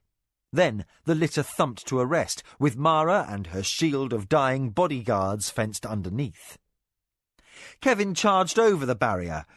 "Back, you pig-licking dogs!" He added obscenities in Sirani and hurtled over the wreckage. His blood-streaked, near-naked body and berserker's howl startled the lead ranks into hesitation. He landed on an arrow, felt the sting of its 4-bladed head cut his heel, and cursed again in Yarbon dialect. "May Chirakamu eat your heart for breakfast," he ended, and then the swords came at him. He could not parry so many, nor could he wonder if his use of the litter for a ram had injured Mara. He only understood he would die here, and was not pleased with the prospect. A sword sliced his shin. He stumbled, fell, rolled. The air above his head became bisected by weapons driving to impale him. They narrowly bit earth. He felt the disturbed dirt strike his shoulders. He unlimbered his shield and rolled hard over again, bringing it upward in a vicious blow to the groin of a man who moved too slowly. Kevin's body wedged at last under the canted litter. His searching fingers encountered a fallen shield. He twisted, scraping against wood, and came up with the shield in front. His palms stung as enemy blows rained down, momentarily thwarted. "Gods! This can't last! His curses now sounded suspiciously like crying, and the swords hammered his shield incessantly. They split toughened Nidrahide and wood, and left him clutching splinters. Very far off, perhaps in the wood, he heard shouting and the clatter of more fighting. "Damn them! Damn them!" He loosed a bitter laugh. "We're defeated, and still they want to butcher us." The sword sliced air with a whine and bit flesh. A black-haired head tumbled in a bouncing roll among the bedclothes. Still, the Akoma guard kept yelling, and before the assassin fell, he had slashed the body 3 times. The corpse collapsed in a ruck of sodden fabric and shuddered convulsively amid the cushions. Spattered with the blood of the tong and crying in wild-eyed terror, Ayaki wormed out from under the corpse. A gash on his young neck bled freely, and he threw himself mindlessly against the wall in an attempt to escape from stark terror. "Fetch Kyoki!" cried the warrior, with the dripping sword, to the other who bent over the body of Nicoya. "There may be other assassins!" The slap of running sandals sounded outside the screen as armed warriors rushed through the courtyard garden. Drawn by the disturbance, they saw the puddled blood and corpses through the screen, and almost instantly a second strike leader arrived, giving fast orders for a ground search while detailing 6 men to surround the Akoma heir. A moment later, Jikan appeared, his composure vanishing as he saw the carnage on the nursery floor. He shoved his load of slates into the hands of the stupefied slave who followed him and, in a typical haste, threaded a path through a room suddenly filled with armed men. Beyond a wall of sticky cushions crouched the Akoma heir, pounding the wall with bruised fists and screaming, "Mimwanabi! Mimwanabi! Mimwanabi!" The warriors who gathered to help seemed unwilling to touch him. "Ayaki, come here. It's over," Jikan said firmly. The little one appeared not to hear. Mara's Hadonra reached out anyway. He ignored the child's flinch from his touch, extracted the traumatized boy from the mess, and bundled him against robes that smelt like chalk instead of slaughter. "Let's get him out of here," he instructed the nearest warrior. "Get the healer. He's injured." Looking at the motionless form of Nicoya and the 2 nurses, he left. "And somebody find out if he has a nurse left alive." The blows on the shield redoubled. Kevin yanked one hand away from the rim an instant before losing a finger. He was dimly aware of a heave of movement in the bodies behind his hip, as one of the mortally injured warriors he leaned on thrust a dagger handle into his palm. "Defend Our Lady," croaked a voice. "She is alive." Kevin rejected the defeated realization that she could not remain so much longer. Naked and bleeding and half-crazed with battle fury, he accepted the blade, reached under the rim of the shield, and stabbed an enemy foot. The knife was promptly lost as the skewered enemy jerked with a scream of rage. "Happy dancing!" wished the barbarian, turned drunken with blood loss and adrenaline. He took a moment to notice that the blows on the shield had stopped. Hands in green lacquered gauntlets caught the rim a moment later and strongly lifted the battered wreckage away. Kevin peered up, blinking against the sun. Through vision that danced with dizziness, he made out an officer's plume and the face of the Akoma force commander. Relief overturned his sense of humour. "Thank the gods you're here," he said. "We found ourselves in a sticky situation." Lujan regarded Kevin's bloodied hands and the dripping gash on his forearm. "Happy dancing?" he quoted, puzzled. "Later," Kevin muttered. "I'll explain everything later." He turned awkwardly against the pain of his bleeding side and cursed bilingually.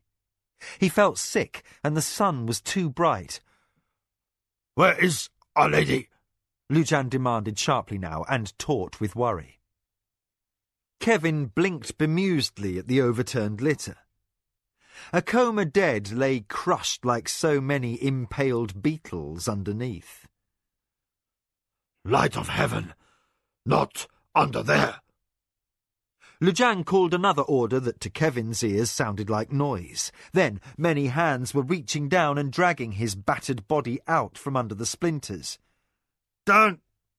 Kevin protested weakly. I want to know if Mara... Words were hard. The air burned his lungs. Still protesting, he was pushed supine on the ground, and darkness closed over his ears just before the shouts of amazed discovery from the warriors who righted the litter.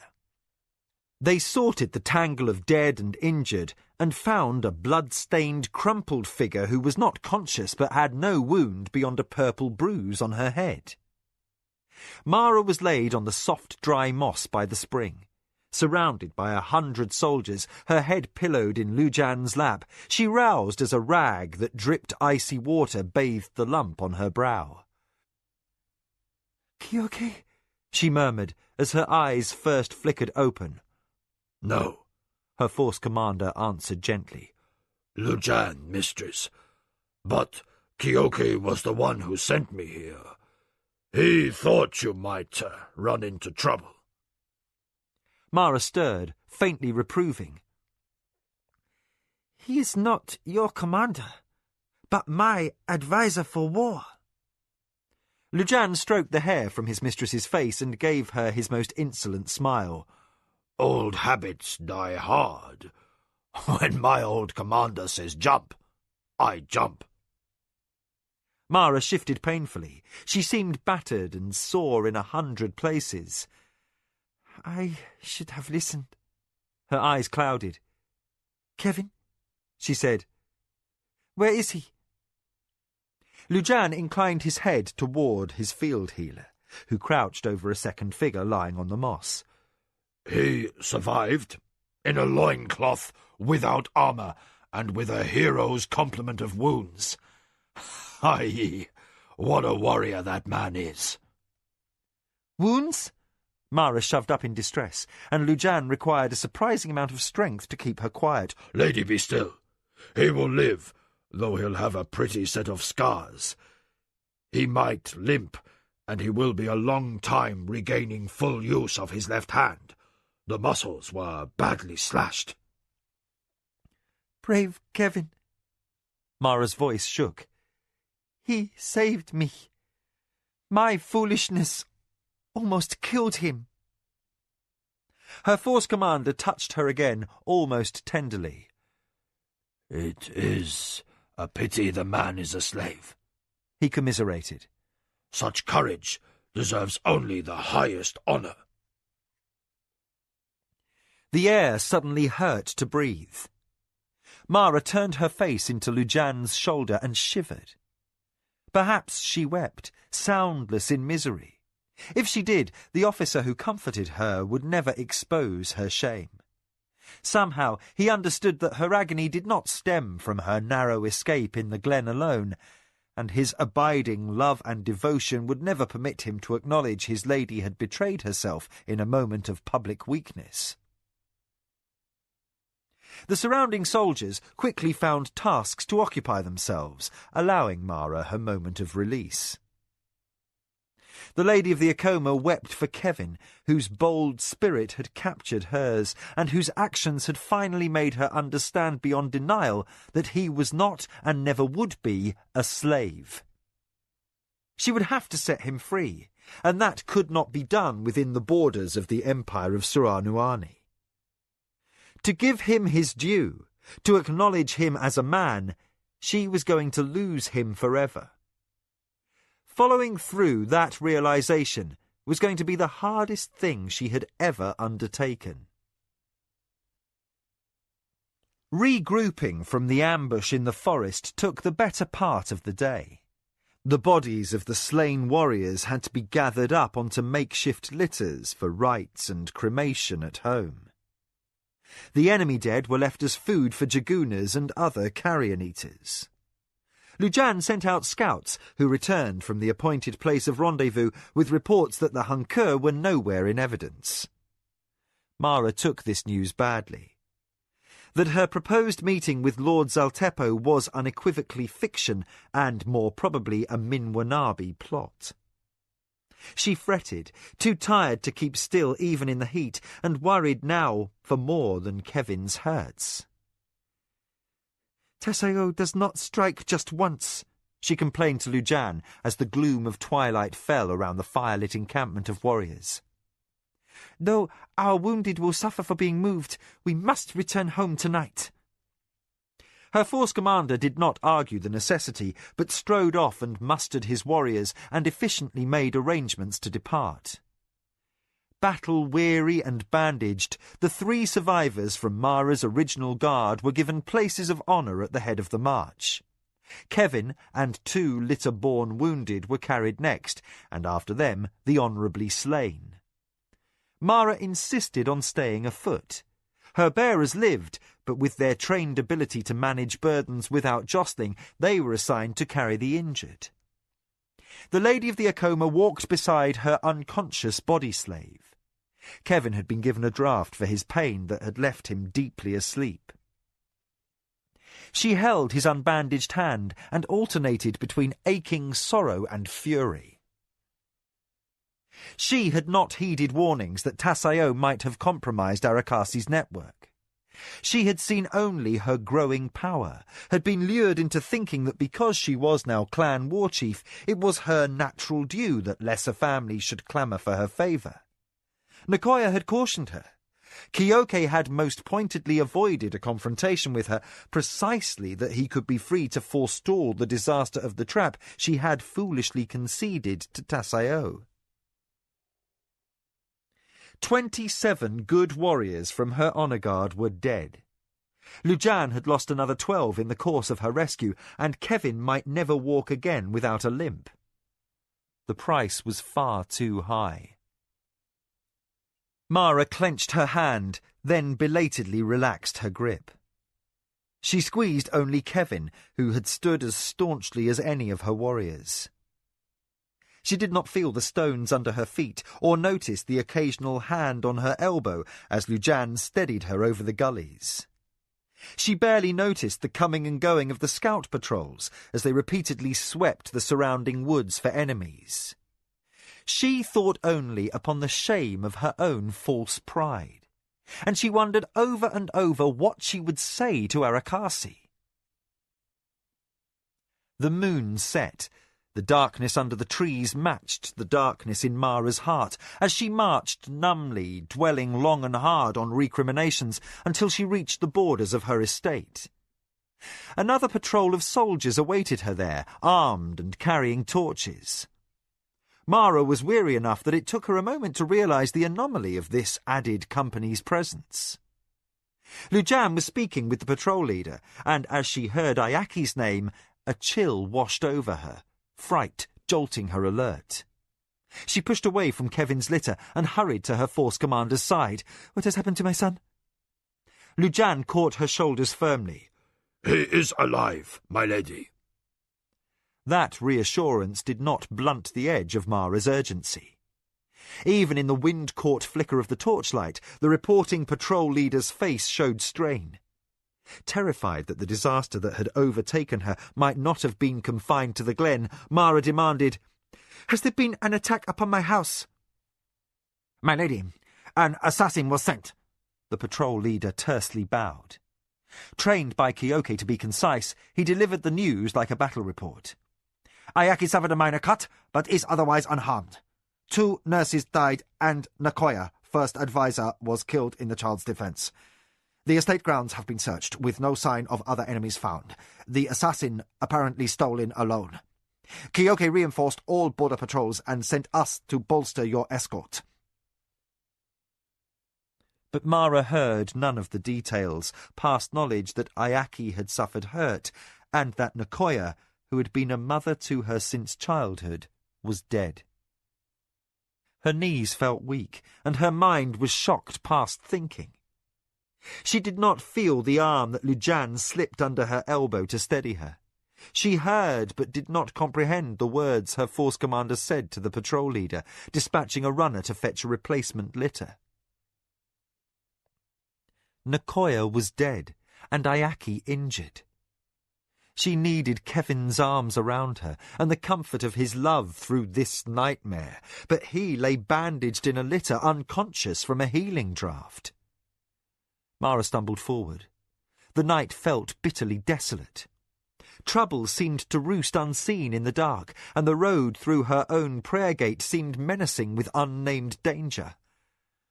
"I must go home," she said blankly. Lady, we shall take you there with all haste. Lujan snapped orders to his company, and the patrol integrated with the guard already surrounding the lady and her wounded and dead.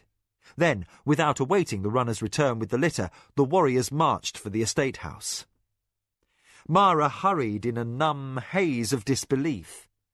Nicoya was dead. That fact seemed incomprehensible.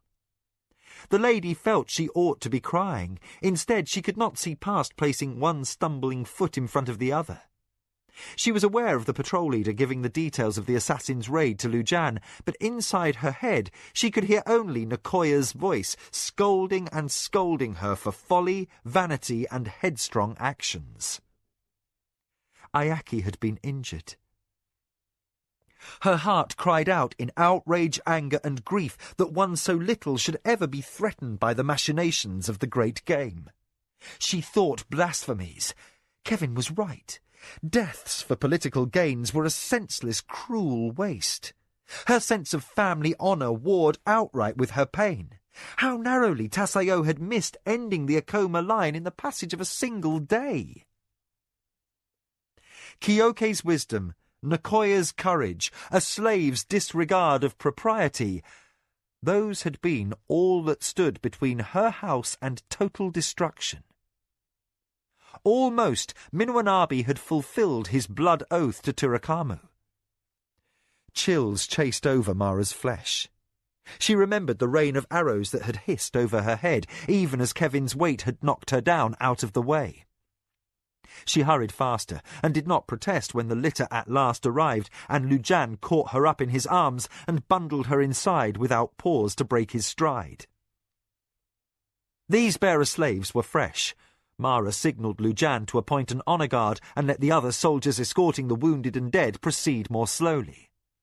Distraught beyond restraint, she screamed for the slaves to sprint the last quarter mile to the lighted hall of the estate house. Kyoke met her there, grim and wearing armour from the waist up. He had donned his old helm, shorn of plumes, and his sword was strapped to his side, prepared for the worst if word came back that his mistress had been killed in the forest. Mara stumbled out of her litter before Lujan could catch her hand. She flung herself into the arms of the old warrior, and, with her cheek against his hard breastplate, she fought to hold back tears. Kyoke stood staunch on his crutch, and his free hand stroked her hair. Mara Ani, he said in his deep voice, using the diminutive as a father might address a beloved daughter. Nicoya died most bravely. She will be sung into the halls of Turakamu with all of the honours of a warrior, and make proud the Akoma name. Mara repressed a deep, shuddering sob. "My son," she gasped. "How is he?" Over her bent head, the adviser for war and Lujan exchanged a quick look. Needing no words, the force commander gently took Mara's elbow and eased her weight off Kyoke. We shall go at once to see Ayaki, the older adviser said. He pointedly did not ask after her crumpled appearance or the evidence of bloodstains on her robe. Your son sleeps, attended by Jikan. The cut on his neck was attended to promptly, but he lost a lot of blood. He will be well enough in time, but you should know, we could not stop his crying. He has had a terrible shock. Mara froze, resisting all attempts to lead her away. "Kevin," she said frantically, "I want him put to my chambers and tended there." Lady, Lujan said firmly, I already presume to give orders to that end. He caught her more firmly around the waist and propelled her into the corridor that led to her chambers. Someone thoughtful, probably Jikan, had ordered every lamp lit, so no step she took was in shadow. Again, the eyes of Force Commander and Advisor for War met. Kyoke knew that Mara's party had suffered ambush. He was impatient to hear the details. Lujan nodded in wordless indication that he would relate the event, but out of Mara's hearing. She had grief enough in her heart, without being made to endure a repetition of the day's unpleasantness. They reached her private apartments. The screens were opened wide and attended by a dozen armed warriors.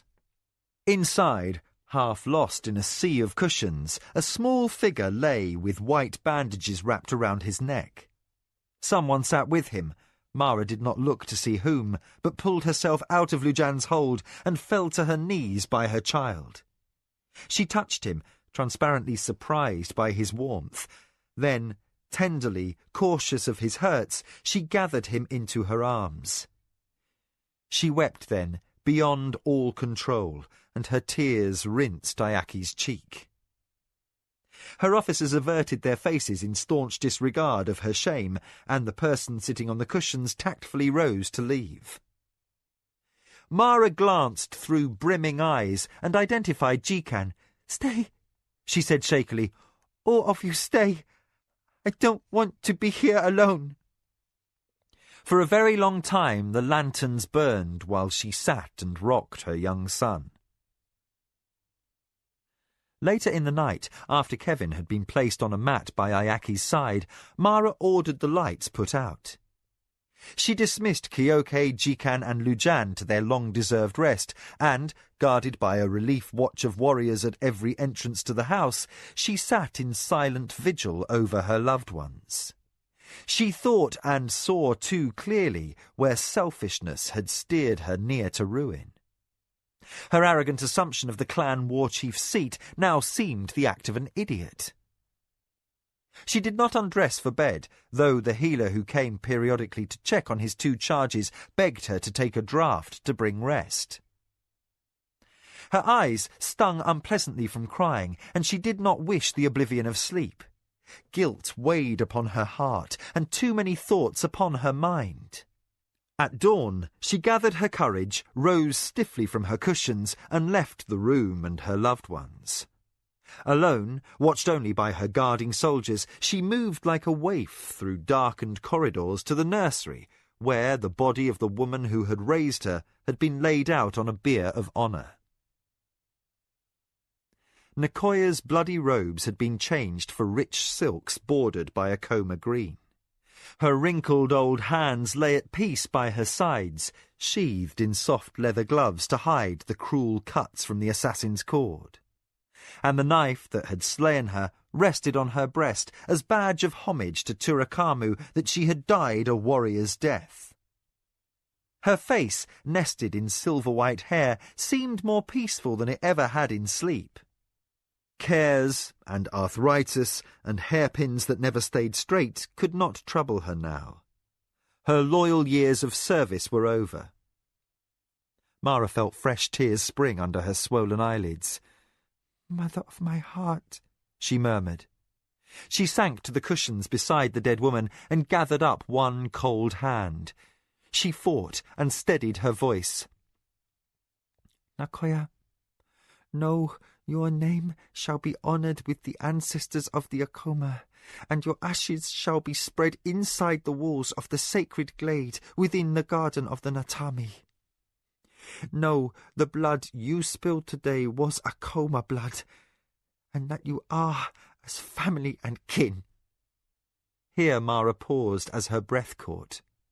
She raised her face in the grey light coming through the screens and looked out into the mist that clothed the lands of her people.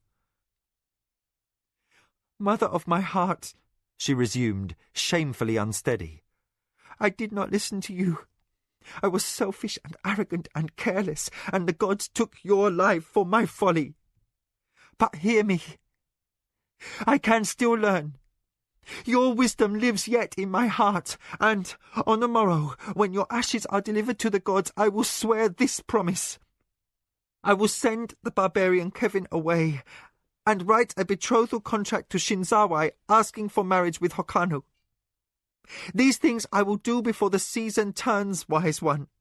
And, to my sorrow, to the end of my days, I will regret that I chose not to heed while you were alive at my side. Mara gently laid the withered hand back at the dead woman's side. Not enough did I tell you this, Nakoya. I loved you well, mother of my heart. She ended, And I thank you for the life of my son. Chapter 24. Breakthrough. The drums stilled. Silence fell over the grounds of the Akoma estate for the first time since the funeral rites 3 days past. The priests of Turakamu, summoned for the occasion, packed their clay masks and departed in single-file procession. Only the red bunting on the front doorposts remained as a visible reminder of the recently departed. But, to Mara, the estate house would never again seem the secure haven she recalled from her childhood. She was not alone in her disquiet. Ayaki cried himself to sleep at nights. Kevin rested beside him, a strange, ghostly figure in white bandages, who cheered him when he could with stories, called servants to light lanterns when the boy lay trembling in the dark, and calmed him when he woke up distraught from nightmares. Mara sat often at the boy's bedside, quiet or speaking desultorily with Kevin.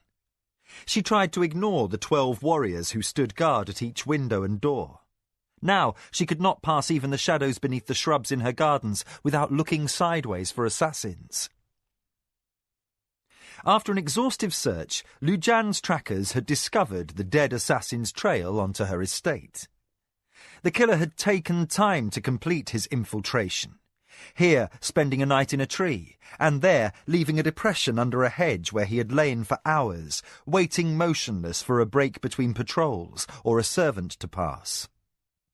Plainly, Tasayo of the Minwanabi had reversed his tactics since the night of the bloody swords. Where numbers and sheer force had failed before, his most recent attempt had been furtive, involving just a single man. Lujan did not have soldiers enough to beat every bush and vine and fence road daily to search for lurking intruders. The Akoma sentries had not been the least bit lax.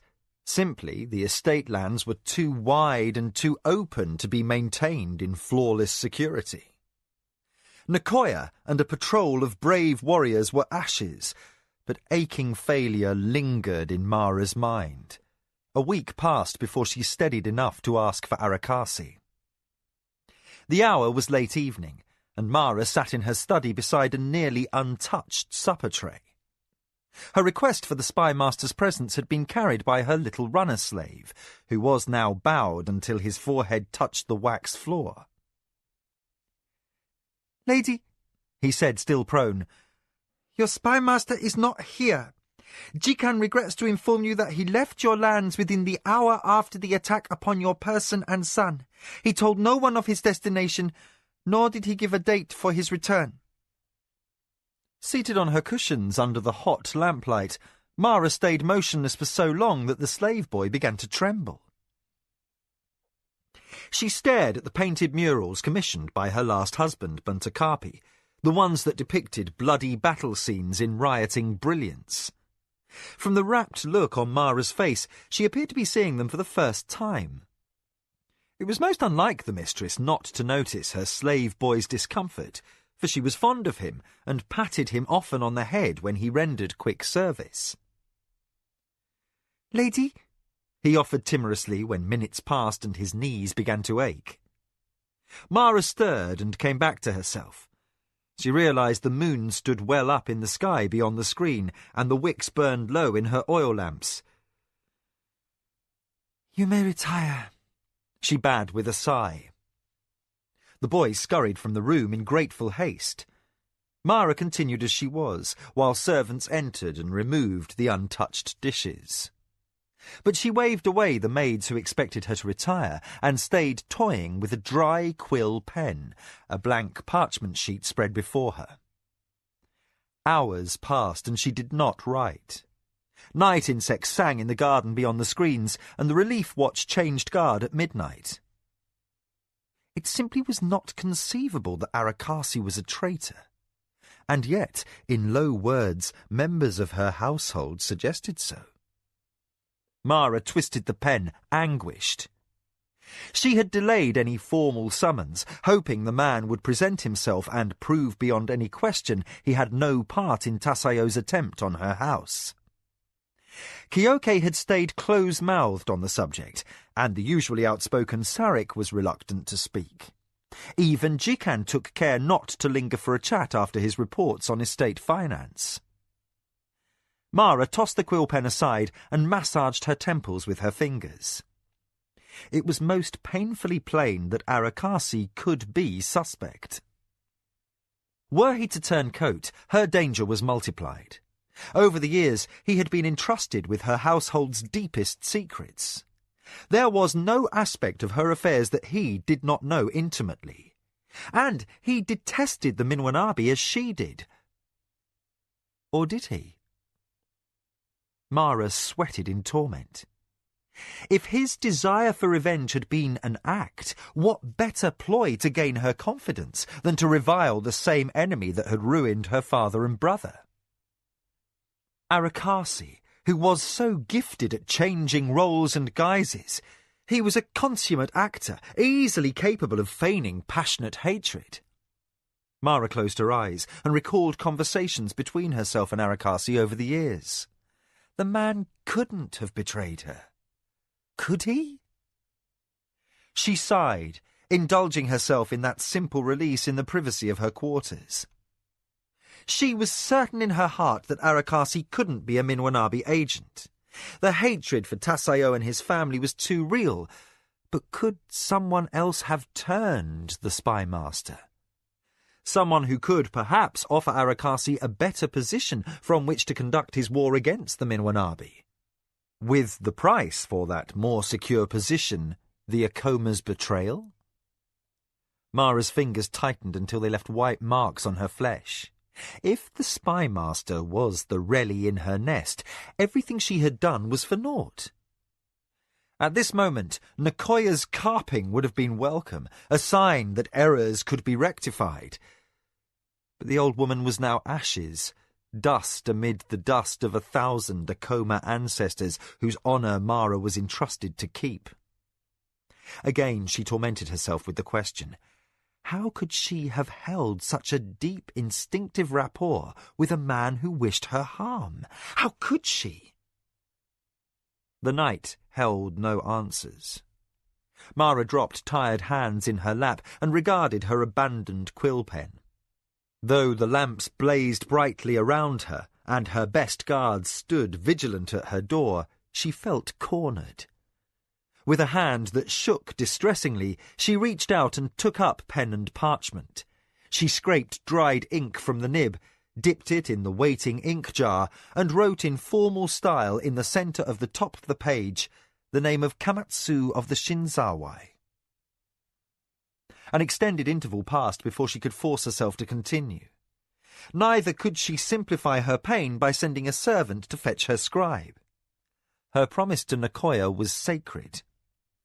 In her own hand, she completed the ritual phrases of the proposal for marriage, asking Kamatsu's honoured son, Hokanu of the Shinzawai, to reconsider after her former refusal and take her hand as consort of the Lady of the Akoma.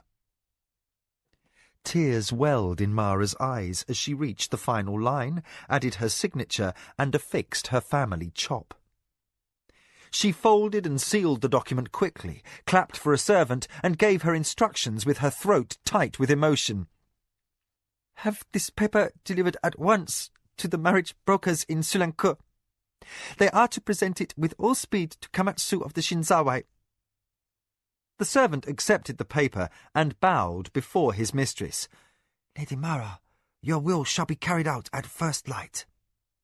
Mara's brows gathered instantly into a frown. I said at once. Find a messenger and send the document with all speed. The servant prostrated himself on the floor. Your will, lady. She waved him impatiently away.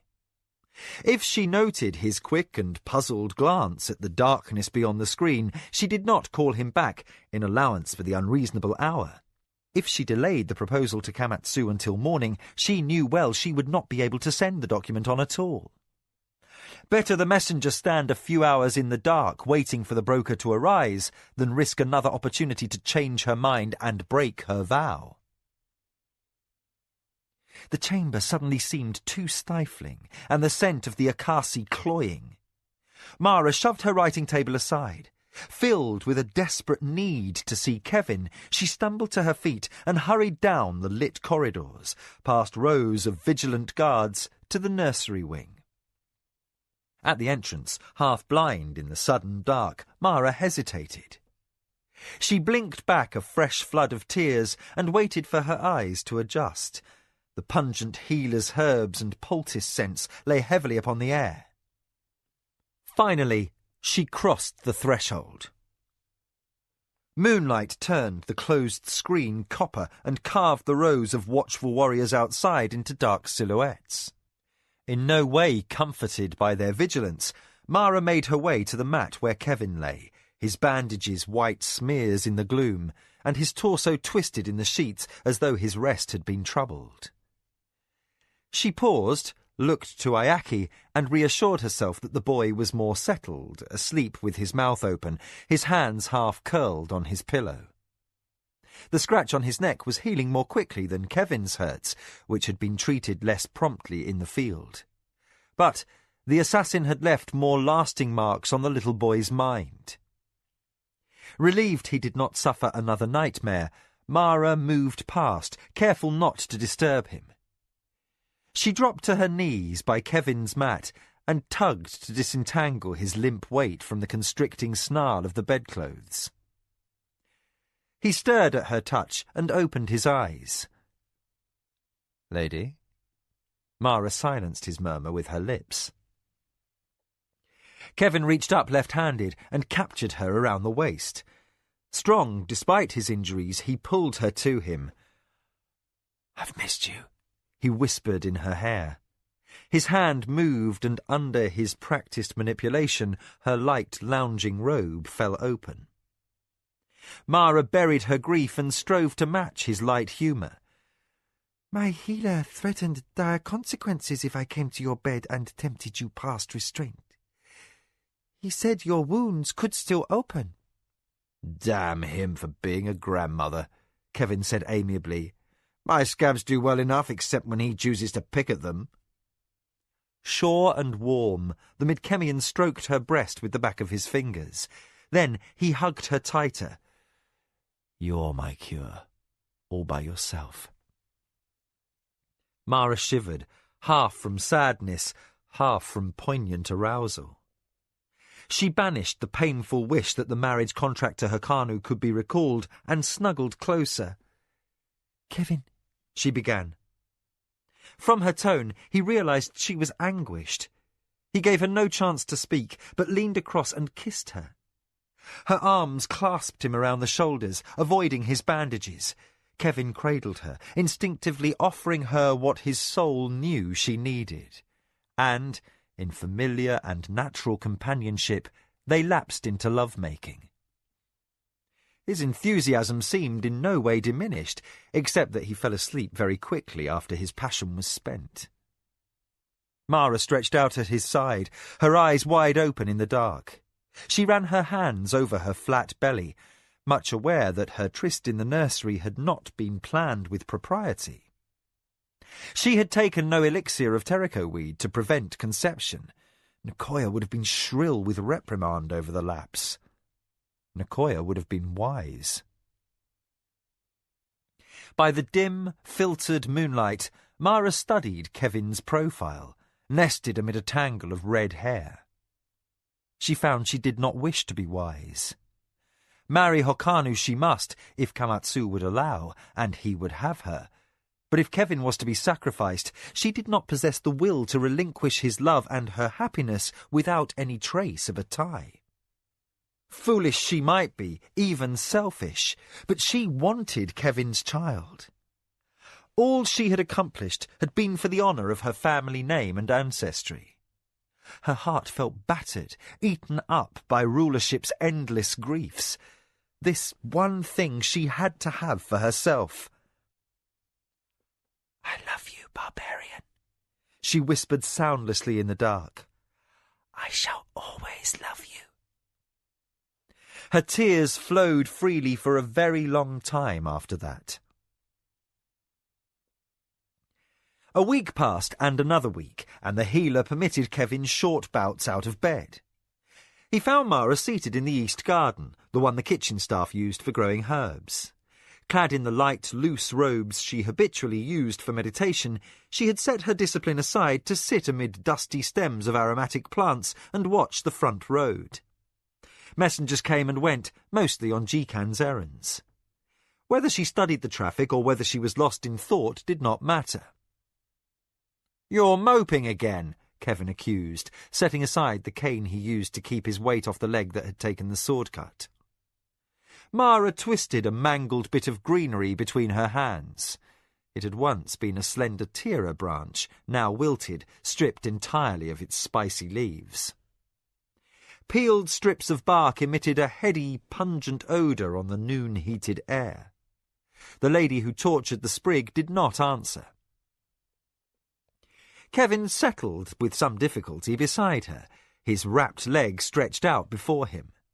He lifted the poor stem from her hands and sighed at the sap beneath her fingernails. "She was a mother to me, and more," Mara said unexpectedly. "I know." He did not need to ask if she spoke of Nicoya. His response was gentle. "You need to cry more. Spill your grief out and let it go." Mara stiffened, sharp-edged. "I have cried enough." Kevin tilted his head to one side and shoved his fingers through unruly hair. "You people never cry enough," he contradicted. "Uncried tears remain inside you like poison." He did not intend to drive Mara away, but she rose abruptly, and he could not regroup in time to follow, not with his leg bound in splints. By the time he reached his feet, found his cane, and pursued, she had disappeared through the hedges. He decided it would be tactless to give chase. Tonight, in bed, he would try once again to console her. But forgetting the tragedy that had upset her was not possible, with soldiers in armour standing guard almost everywhere one stepped. The assassin might not have killed Ayaki, but the event had left other damage. Troubled, withdrawn in unhappiness, Mara could find no peace within the walls of her own home. Kevin shuffled out of the herb garden and decided to seek out young Ayaki. In a sheltered courtyard out of sight of the house servants, he had been teaching the boy how to fight with a knife. It might be forbidden for a slave to handle weapons, but on the Akoma estate no one would interfere. True Surani, they all looked away from this latest breach of protocol. Kevin's loyalty was proven, and he reasoned that the boy might stop screaming from bad dreams if he learned a few tricks in self-defence.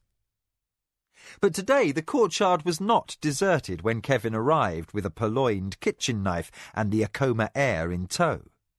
Kyoke rested in the shade under the ulo, 2 wooden practice swords between his knees. He saw Kevin and the contraband, and a rare smile creased his eyes. "If you are going to train the young warrior, someone should be on hand to see that the job is done properly." Kevin grinned insouciantly. The lame leading the lame? He looked down, ruffled Ayaki's dark hair, and laughed. "What do you say, little tiger, to the idea of beating up 2 old men?" Ayaki responded with an Akoma battle cry that caused the servants within earshot to dive for cover. Mara heard the shout from the secluded corner of the Kakali garden where she had chosen to make her retreat. The corners of her mouth lifted with the barest trace of amusement, and then stilled. Her melancholy stayed in force. The sun beat down, sucking life and the colour from the glade. The bushes seemed grey in the glare, the deep indigo flowers scorched at the edges from the heat. Mara paced the walkways, fingering her mourning robe's red tassels. Almost she seemed to hear Nicoya's ghost behind her. "Daughter of my heart," the old woman seemed to say, "you are foolish and thrice to be pitied if you persist with this idea of bearing a child to Kevin. A messenger will be returning from the marriage brokers any day with word from Kamatsu of the Shinzawai. Dare you enter into marriage with the son of an honorable house while carrying a slave's baby? To do so would shame the Akoma name past all mending." "Then I will tell Hokanu outright whether or not I am with child." Mara interrupted the imaginary voice. She stepped around a gardener who raked away dead growth and meandered aimlessly down another path.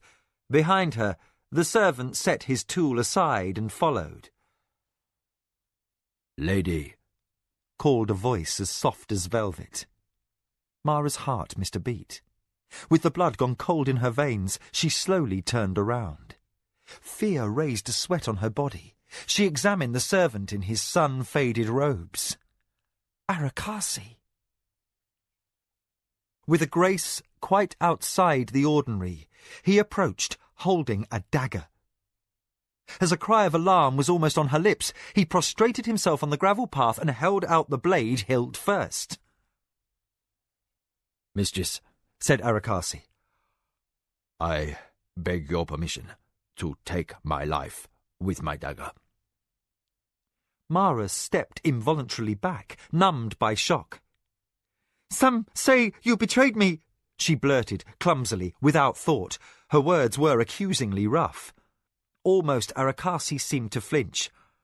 "No, mistress, never that." He paused, then added in a tortured tone, "I failed you." He was gaunt. The gardener's robe hung awkwardly over his shoulders, and his hands were drawn as old parchment. His fingers did not shake. Suddenly desperate for shade or any sort of surcease from the sun, Mara swallowed. "I trusted you." Arakasi moved no muscle, unmercifully exposed by the daylight. All of his deception seemed stripped away. He looked like an ordinary servant, worn, honest, and frail. Mara had never noticed before the attenuated bone structure of his wrists. He said, his voice as whipped as his appearance, "The 5 spies in the Minwanabe household are dead. By my order they were killed, and the tongue that I hired brought me their heads as surety. 11 agents that passed their messages from Setak province lie dead also. Those men I killed with my own hand, mistress. You have no spies in your enemy's house, but neither does Tasayo have any avenue left to exploit. No one lives who might be forced to betray you. Again, I beg leave to make atonement for myself. Allow me to take my life by the blade." He did not expect her to grant his request. He had been no more than a grey warrior once, and not born to service in her house. Mara stepped back again and sat sharply upon a stone bench. Her sudden movement attracted her sentry's attention, and several came running to investigate. The officer in charge spotted the servant at her feet and recognized him for her spy master. The warrior signalled, and his small patrol closed at a run. A heartbeat later, armoured hands seized Arakasi's outstretched wrists. Very fast they dragged him upright and had him pinioned. "Lady, what should we do with this man?" the patrol leader briskly demanded. Mara watched, quite silent. The warriors, she noticed, handled their prisoner with care, as if he carried poison, or as though he might somehow strike back. Her gaze shifted to encompass Arakasi's still face and his hollowed, shadowed eyes. No secrets lingered there. The spymaster seemed an empty husk, all his spirit sucked out of him. He expected an ending, a hanging, and his mien was desolate. The fire and the pride that, along with a razor-sharp intellect, had marked him apart were missing.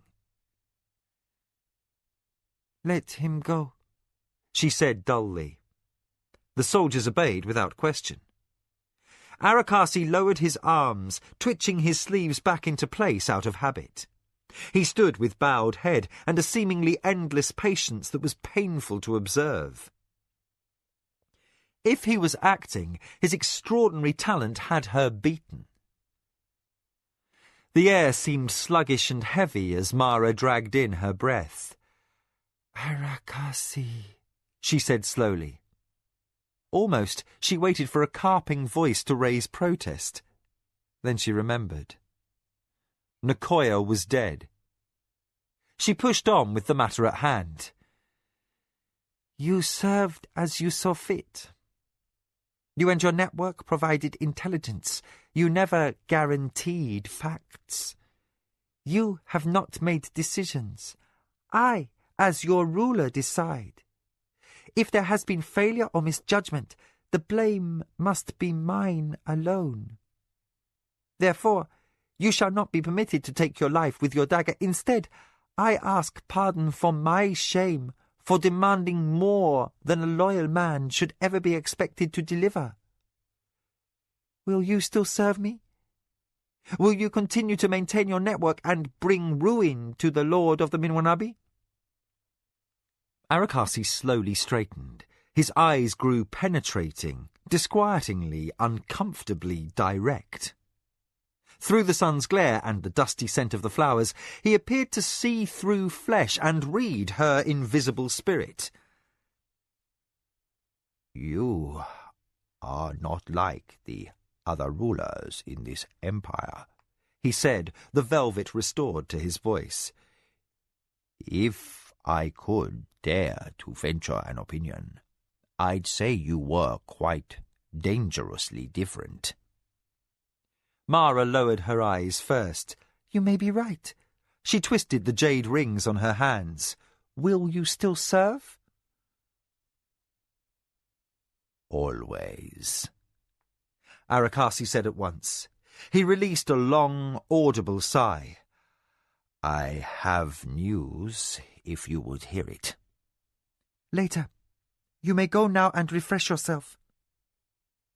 When Mara looked up, she watched her spy master off, the spring in his step rejuvenated as he hurried away down the path. "How did you determine he was innocent?" asked a patrol leader just past his youth. Mara shrugged slightly. "I didn't. But I looked at him and remembered his formidable competence at his job." She arose before her puzzled warriors, her eyes almost distant with thought. "Do you think if such a man wanted me dead that he would have bungled the task? If he were Tasayo's agent or someone else's, the Akoma Natami would be no more. This I believe, so I trust him." Twilight threw a mantle of silver-green light over the garden when Arakasi reappeared to make his report. He had eaten and bathed and now wore a house-servant's robe tied with a crested green sash. His sandals were laced with meticulous perfection, and his hair had been freshly trimmed. Mara noticed these details as he bowed, and other servants walked softly around her, lighting the first lamps of the evening. He straightened, slightly hesitant. "My lady, your faith in me is not misplaced. I say again, as I did once before, that I would see your enemies dead and their names obliterated. Since the moment I swore by your Natami, I have been wholly Akoma." Mara received this reaffirmation in considerate silence. At length she clapped for a servant and asked for a tray of fresh sliced fruit. When she and her spymaster were alone once more, she said, "I have not questioned your loyalty." Arakasi frowned and struck to the heart of the matter. "It is as important to me as my life that you do not." He looked at her, his dark eyes for once unshadowed. "Lady, you are one of the few rulers in this empire who thinks past ancient traditions, and the only one willing to challenge them. I might have come to serve you once out of shared hatred for the Minwanabi, but now that has changed. I serve for you alone." "Why?" Mara's own gaze flashed up, also free of any posturing. The shadows of the lamps darkened as the sky deepened overhead. Arakasi made a gesture of impatience. "You are not afraid of change," he observed. "That one bold trait is going to take you far, perhaps even make your house lastingly great." He paused, and a startlingly genuine smile lit his face. "I want to be there. Be a part of that rise to power. The power itself does not interest me, but what can be done with it, there I admit to shameful ambition. Times of great change are upon us, and this empire has stayed settled in its ways for many centuries too long." He sighed. "I do not know what can be done to alter our fate, but in more than 50 years of life I have met no other ruler more able to accomplish reform." Mara released a quiet breath. For the first time since she had known the man, she realized that she had pierced through his reserve. At long last, she looked upon the real motive that drove her most enigmatic adviser. Master of deceit, Arakasi sat now stripped of deception. His face showed the longing of an excited boy, and with that she saw also that he cared deeply for her and would provide her with anything she might ask. At last, convinced that Nicoya had been right, that there were limits beyond which no ruler should press a loyal heart to perform, she smiled. In the most banal tone she could manage, she said, "You mentioned you had news?" Arakasi's eyes sparkled with sudden enthusiasm. He reached for a fruit slice and opened. "The magicians have been very busy with a plot of their own, it appears. The rumours are intriguing and almost beyond imagination." Settled back on her cushions in relief, Mara waved for him to continue. Finishing his snack with a neat swallow, Arakasi licked his teeth. "It's very thought-provoking. The word is that 10 great ones from the assembly went through the rift to Midkemia along with 3,000 Kanazawa warriors. A battle was fought, and wild speculation abounds concerning why. Some say the emperor wished vengeance upon the King of Isles for the traitorous slaughter at the peace talks." Here, the spymaster held up a hand to forestall his mistress's eager questions. "That's not the unbelievable motive. Others say, persons in reliable offices, that the magicians made war upon the enemy." Mara looked blank. "The enemy," Arakasi repeated. "The one from the myths before the Golden Bridge. Surely your teachers recited stories to you as a child." Recalling those tales, recognition dawned. "But those are tales," Mara protested. She glanced around at the lamps, as if the shadows they cast might suddenly have grown larger and darker. "Not real." Arakasi shook his head, mystified and excited at the same time. "So we thought," he agreed. "But who can rightly guess what enemies might challenge the Great Ones, particularly since the renegade Milamber had his name mixed up in the events? Those myths are older than history, as ancient as the names of the brothers who began the 5 families. How can we judge what is truth in that long-distant past?" Suddenly, poignantly troubled, Mara bit her lip. "Kanazawa were involved. Then we can inquire what has passed when I hear from Lord Kamatsu." Her thoughts skipped ahead. "We could surmise that the Emperor's interference with the council might have been in cooperation with this action of the magicians." "So I presume." Arakasi helped himself to another slice of fruit. "But that's speculation. My sources closest to the light of heaven suggest negotiations may be underway for an exchange of prisoners between the Empire and the Kingdom of the Isles."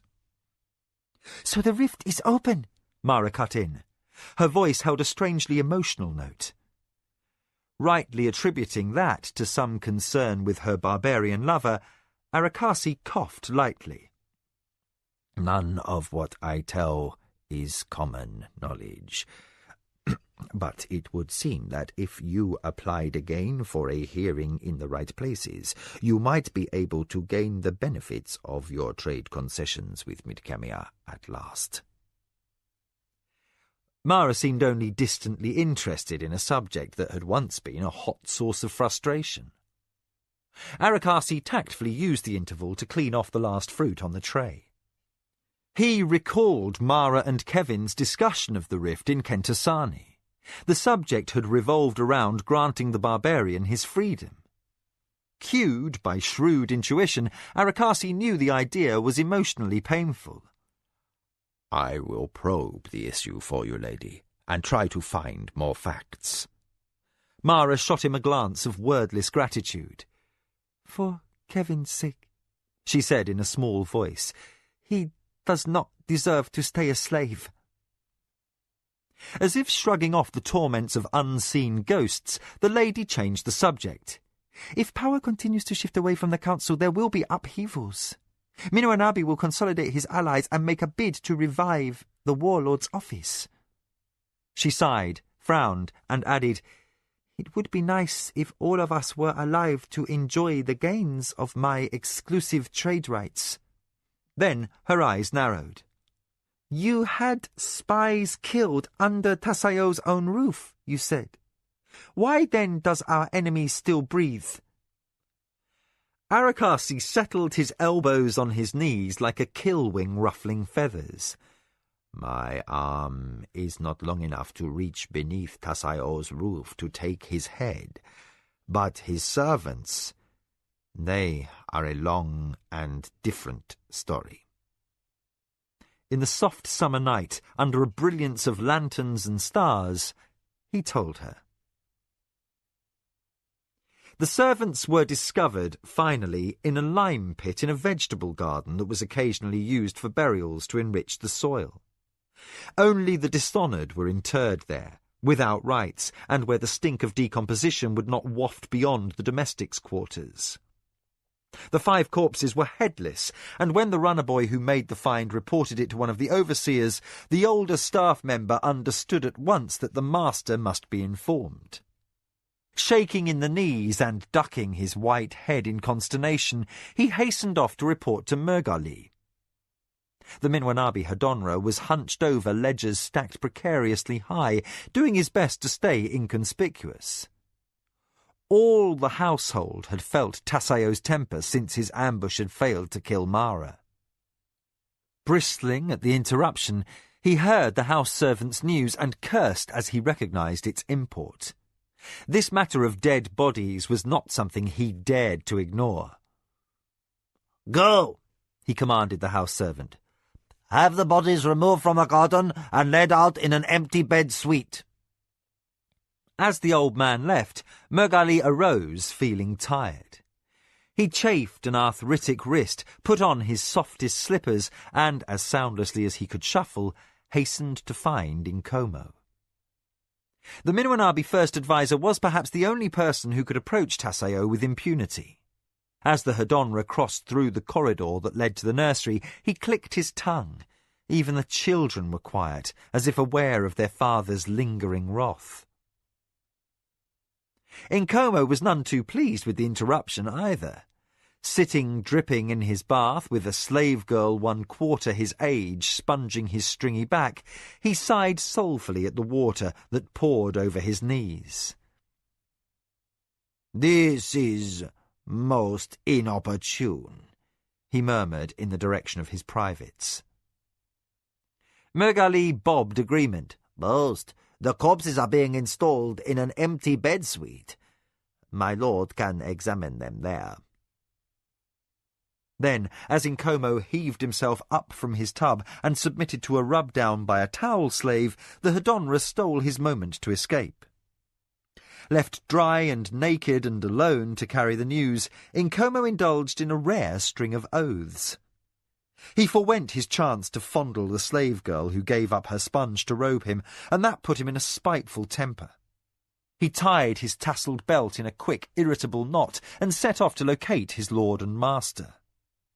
The search carried him from the dining chambers, through the grand hall, past innumerable meeting rooms, into and out of Tassaio's personal study, the scriptorium, and an exercise chamber. He finally ended his search on the archery range that lay on the far side of the guards' barracks. By now Nkomo was puffing and sweaty as if he had not just stepped from his bath. He bowed and spoke very deliberately and loudly that his lord could not mistake his presence for that of another warrior. Clad in the lightest silk robe and an incongruously battered war helm, Tassaio shot off 7 arrows in rapid succession. They cracked with uncanny accuracy into a small shield centre painted as a target, held upright by a trembling slave. "Bodies!" snapped the Lord of the Minwanabi. He punctuated the word with another arrow, loosed whistling between the slave's legs to smack into the dry summer earth. The slave flinched and forgot himself. He stepped back in white-faced terror. Tassaio showed no change in expression. His next arrow took the hapless man exactly in the hollow of the throat. "I have told them and told them they are not to move." The lord snapped his fingers, and a servant rushed to relieve him of his bow and quiver. Tassaio stripped off his shooting glove, and his amber eyes turned to his first adviser. "By bodies, I presume that you have located the missing Akoma spies." Nkomo swallowed. "Yes, lord." 5, you said?" Tassaio snapped back. "But we knew only 3. "Yes, lord." Nkomo followed the proper step behind as his master spun briskly and walked from the archery grounds. Tassaio pulled at the knuckles of his left hand, cracking each of the joints. "I will inspect the bodies, now." "Of course, lord." Nkomo stretched to keep up with the taller warrior's stride, the sweat springing freely from his face. When they reached the estate house, it took him some minutes to determine which bed suite housed the corpses. Domestic staff made themselves scarce with the master present, and he had to make too many inquiries to get answers. Tassaio tossed his helm to a hovering slave, then spent the interval in coiled impatience. "You have not been efficient," he observed to Nkomo, but fortunately he was in haste to inspect the corpses and made no further comment. He strode the length of a painted corridor, shoved past a bowing guard, and whipped aside a screen. The stench of corrupted flesh wafted with the breeze of his motion. Tassaio was unfazed. Apparently nerveless in the presence of horrors, he entered the bed-suite and knelt to examine the dirt-streaked, lumpish forms of what had once been 5 men. Nkomo lingered outside the door. Engaged in a silent struggle to control the heaving of his stomach, he watched his master finger the remains with long, inquisitive fingers. Tassaio ran his hand along an indentation in the neck of one body, barely a hair's breadth below where the head had been severed. "This man was strangled," he muttered. "This is the work of a Tong assassin." He examined the last body and discovered a tiny cloth fragment embroidered with a red flower hidden in the corpse's robe. "Hamoy!" He arose, showing his anger as he spun to address Inkomo. After my gifts of metal, I should own that tongue. The Minwanabi first adviser interpreted his master's glare as a warning. He bowed in instant obeisance. Lord, your gifts were copious. This should not have happened, Tasayo said in ice-cold rage. Send a messenger at once. I would have the tongue master before my dais to explain himself. Inkomo sank lower. Your will, my lord. He could not move his old knees fast enough to avoid the shove of Tasayo's elbow as the master shouldered through the doorway. Send this carrion back to the lime pit, then send word to my wife. The lord barked at the nearest servant in earshot. Tell her I wish a bath to remove the stink of rot from my flesh. Inkomo reached his feet and considered the idea a sound one. He reflected soulfully on the little slave girl and the delicious massage of her sponge. But the day's upheavals were not over. From his tub, Tasayo summoned in an endless succession of servants for interrogation. Many admitted to having seen the Tong assassin who had come to commit the murders. A patrol leader even confessed to allowing the assassin entry through one of the checkpoints in the hills at the border of the estate. The man's explanation for allowing the murderer passage was inherently logical. All soldiers know that my lord purchased the Tong's loyalty. The man came openly to the checkpoint stating he was on my lord's business and showing a document. Tasayo heard this with narrowed eyes and tight lips. He motioned to Inkomo in the negative, and sadly the first adviser instructed the house scribe to write the warrior's name on the list for immediate execution. The soldier would be dead before Tasayo was dry from his bath. The lady in Kana continued mechanically to sponge her husband's back, but her cheeks were wax white, and she looked sick around the eyes. Like a puppet on strings, she soaped the lean, muscular shoulders of the lord of the Minwanabi over and over until Tasayo tired of her attentions and snapped suddenly to his feet. Inkana dropped her sponge with a splash into the bath-water and snatched back with a startled cry. "Silence, woman!" Tasayo jerked his wet head and towel slaves flew to attend him. The guild messenger could not have chosen a worse moment for arrival, nor could the servant who scratched at the doorway to announce the man's presence in the foyer, awaiting the master's attendance. In no mood to hurry, but impatient with his dresser nonetheless, Tasayo snatched the lightweight but heavily embroidered robe from his body servant. He flipped it over his shoulders, held out his hand for his shell-decorated belt, then accepted the black lacquered sheaths of his sword and dagger newly threaded on a soft Nidra-hide baldric. A slave laced on his sandals, and he finished his dressing with a light padded jacket sewn with bone rings that offered the same protection as light armour without being as cumbersome. "Send the messenger to me in my personal armoury," he instructed his runner. Then he motioned for Inkomo to follow and strode out, leaving his wife to oversee the slaves in the bath chamber as if her standing were no higher than an overseer's. The Minwanabi Lord's armoury was a small windowless chamber with sanded wood walls, laid out with pegs for swords and stands for storing body armour.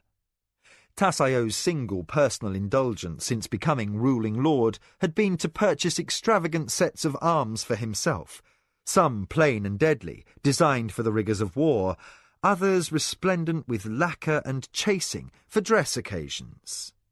Yet a third variety was thin and strong and without fluting, designed to be secretly worn under clothing. Tasayo roved from stand to stand, stroking helms and breastplates and sword hilts, then examining his fingertips for dust. The slaves and servants who attended this chamber knew well to keep it immaculate.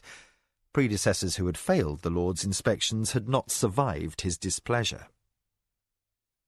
Uncomfortable in the small, airless room, Inkomo compromised his uneasiness by standing farthest from the lamp, which was hot, and drew unwanted attention to his actions, should the master's narrow scrutiny fall upon him.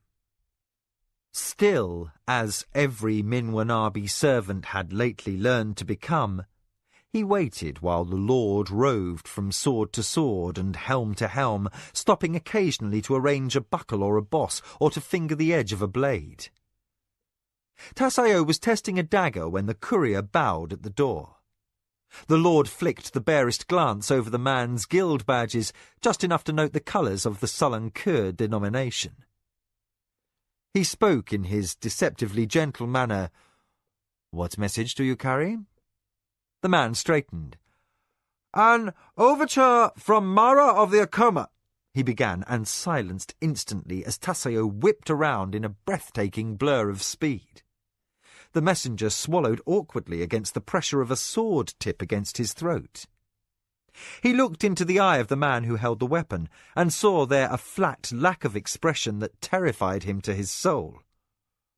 "My lord," he quavered, "I am but a guild messenger hired to bear letters." Tasayo moved no muscle. "And do you bring me a letter?" His voice had not altered a hair's breadth. Nkomo cautiously cleared his throat. "My lord, the guild's runner is blameless, and his life protected by oath." "Is he?" Tasayo fired back. "Let him speak for himself." The messenger sucked in a difficult breath. "Mara requests a meeting," he began, and stopped at a twitch from the blade. "You will not mention that name under this roof, within these walls." Tasayo gave another light dig with the weapon and teased a trickle of scarlet from the skin beneath the point. "What does this thrice-accursed lady ask a meeting for? I wish no parley. I want only her death." The messenger blinked uncomfortably.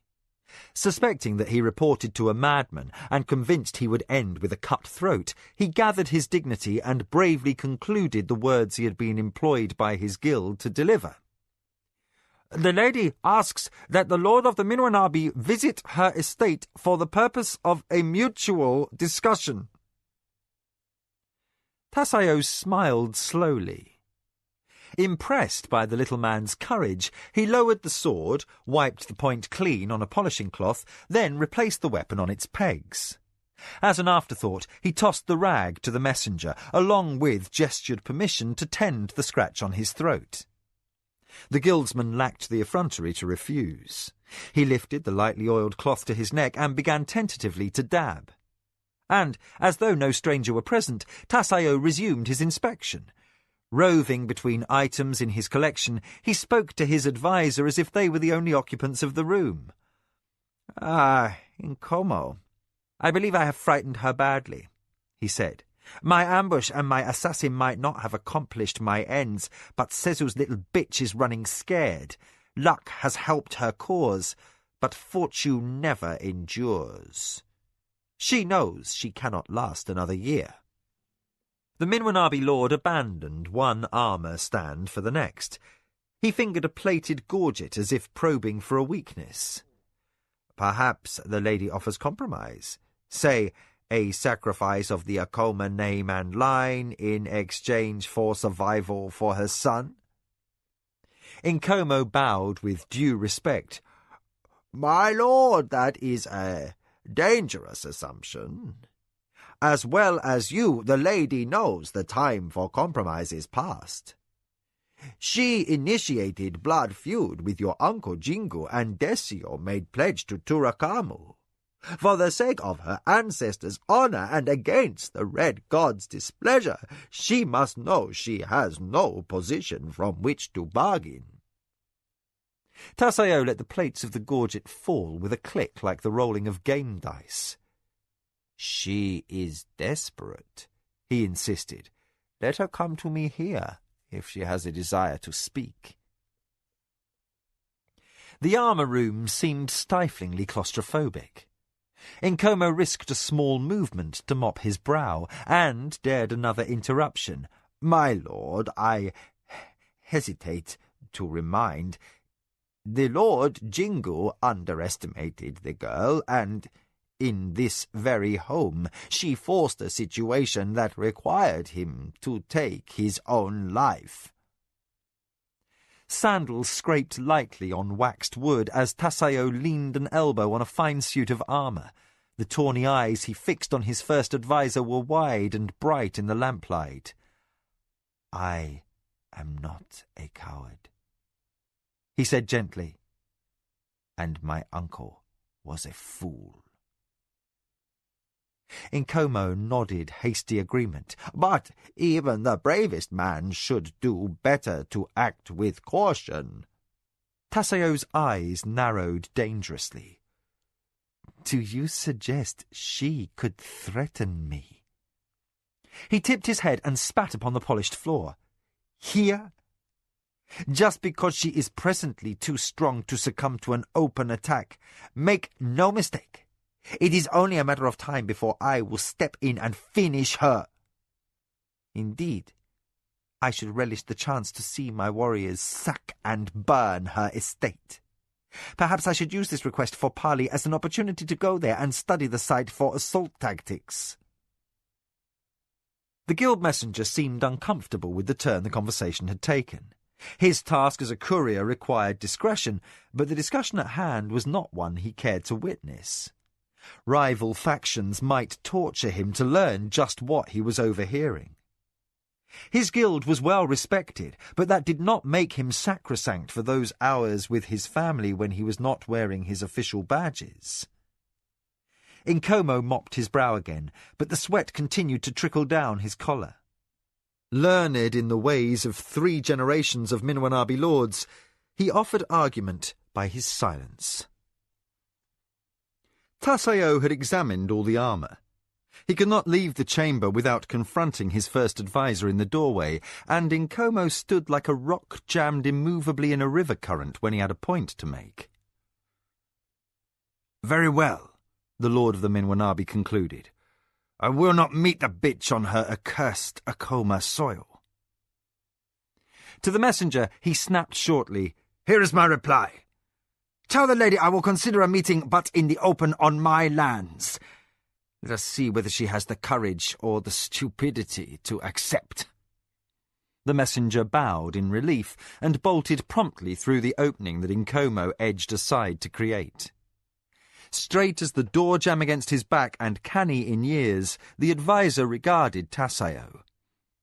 "My lord, if it is trickery you have on your mind, still I would counsel you to take care. Mara is not just a girl, but an enemy to be feared. She has united the Hadama clan, no child's task, and even were you to have her brought naked and bound before you, surrounded by your bodyguards, still I would have you be wary." Tasayo stared into his adviser's spaniel eyes. "I am wary," he said quietly. "Most wary of letting this matter become the obsession that it was for Cousin Desio. Mara I intend to kill, but I need no grand promises to the Red God to carry the matter out. And neither will I give her ancestors the satisfaction of losing even one night's sleep over the matter. Now move aside. I would have the armory locked now, and a light meal brought to the terrace garden down by the shore of the lake." The Lord of the Minwanabi lingered in the terrace garden long past the hour of sunset. Great torches burned on poles in ceramic containers. A carpet had been laid over the stones, and a wooden dais brought, and upon this Tasayo sat, twirling a wine goblet between his fingers, exactly as he had while on campaign. The lake shore looked much like a war camp, with warriors in full armour performing a mock attack on a knoll overlooking the water. The soft splashes of feeding fish were interspersed with shouted commands. At Tassayo's feet sat a boy lately apprenticed to the house scribes, a sharpened chalk clutched in fingers that were tense to hide their shaking. As the Lord commented on his soldier's performance in low, half-whispered phrases, the boy scribbled down his words with a frown of desperate concentration. He was but duplicating the efforts of the scribe set to teach him the craft, but should the Lord of the Minwanabi decide to appraise his work, he could be beaten for failing to achieve some arbitrary standard. The warriors on the rise advanced in timed unison, and absorbed in every nuance of the drill, Tassayo did not at first notice the house runner who lay prostrate in obeisance at the top of the terrace stair. The unfortunate man had to raise his voice to catch attention. "What is it?" Tassayo snapped, so suddenly that the scribe dropped his slate. The chalk fell bouncing across the carpet and rolled to a stop against the runner's forehead, which was pressed into the stone of the last stair. "My great lord, the Hamoy Tong Master has arrived in answer to your summons." Tassayo briefly weighed the displeasures of meeting the Tong and interrupting his evening battle drill. Interrogating the Tong won out. "Bring him here." Then, obviously preoccupied with a subject that vexed him, he glanced at the apprentice's slates and compared the clumsy lettering to the finely practised script of his teacher. "Take that away and be glad I didn't order you beaten with it."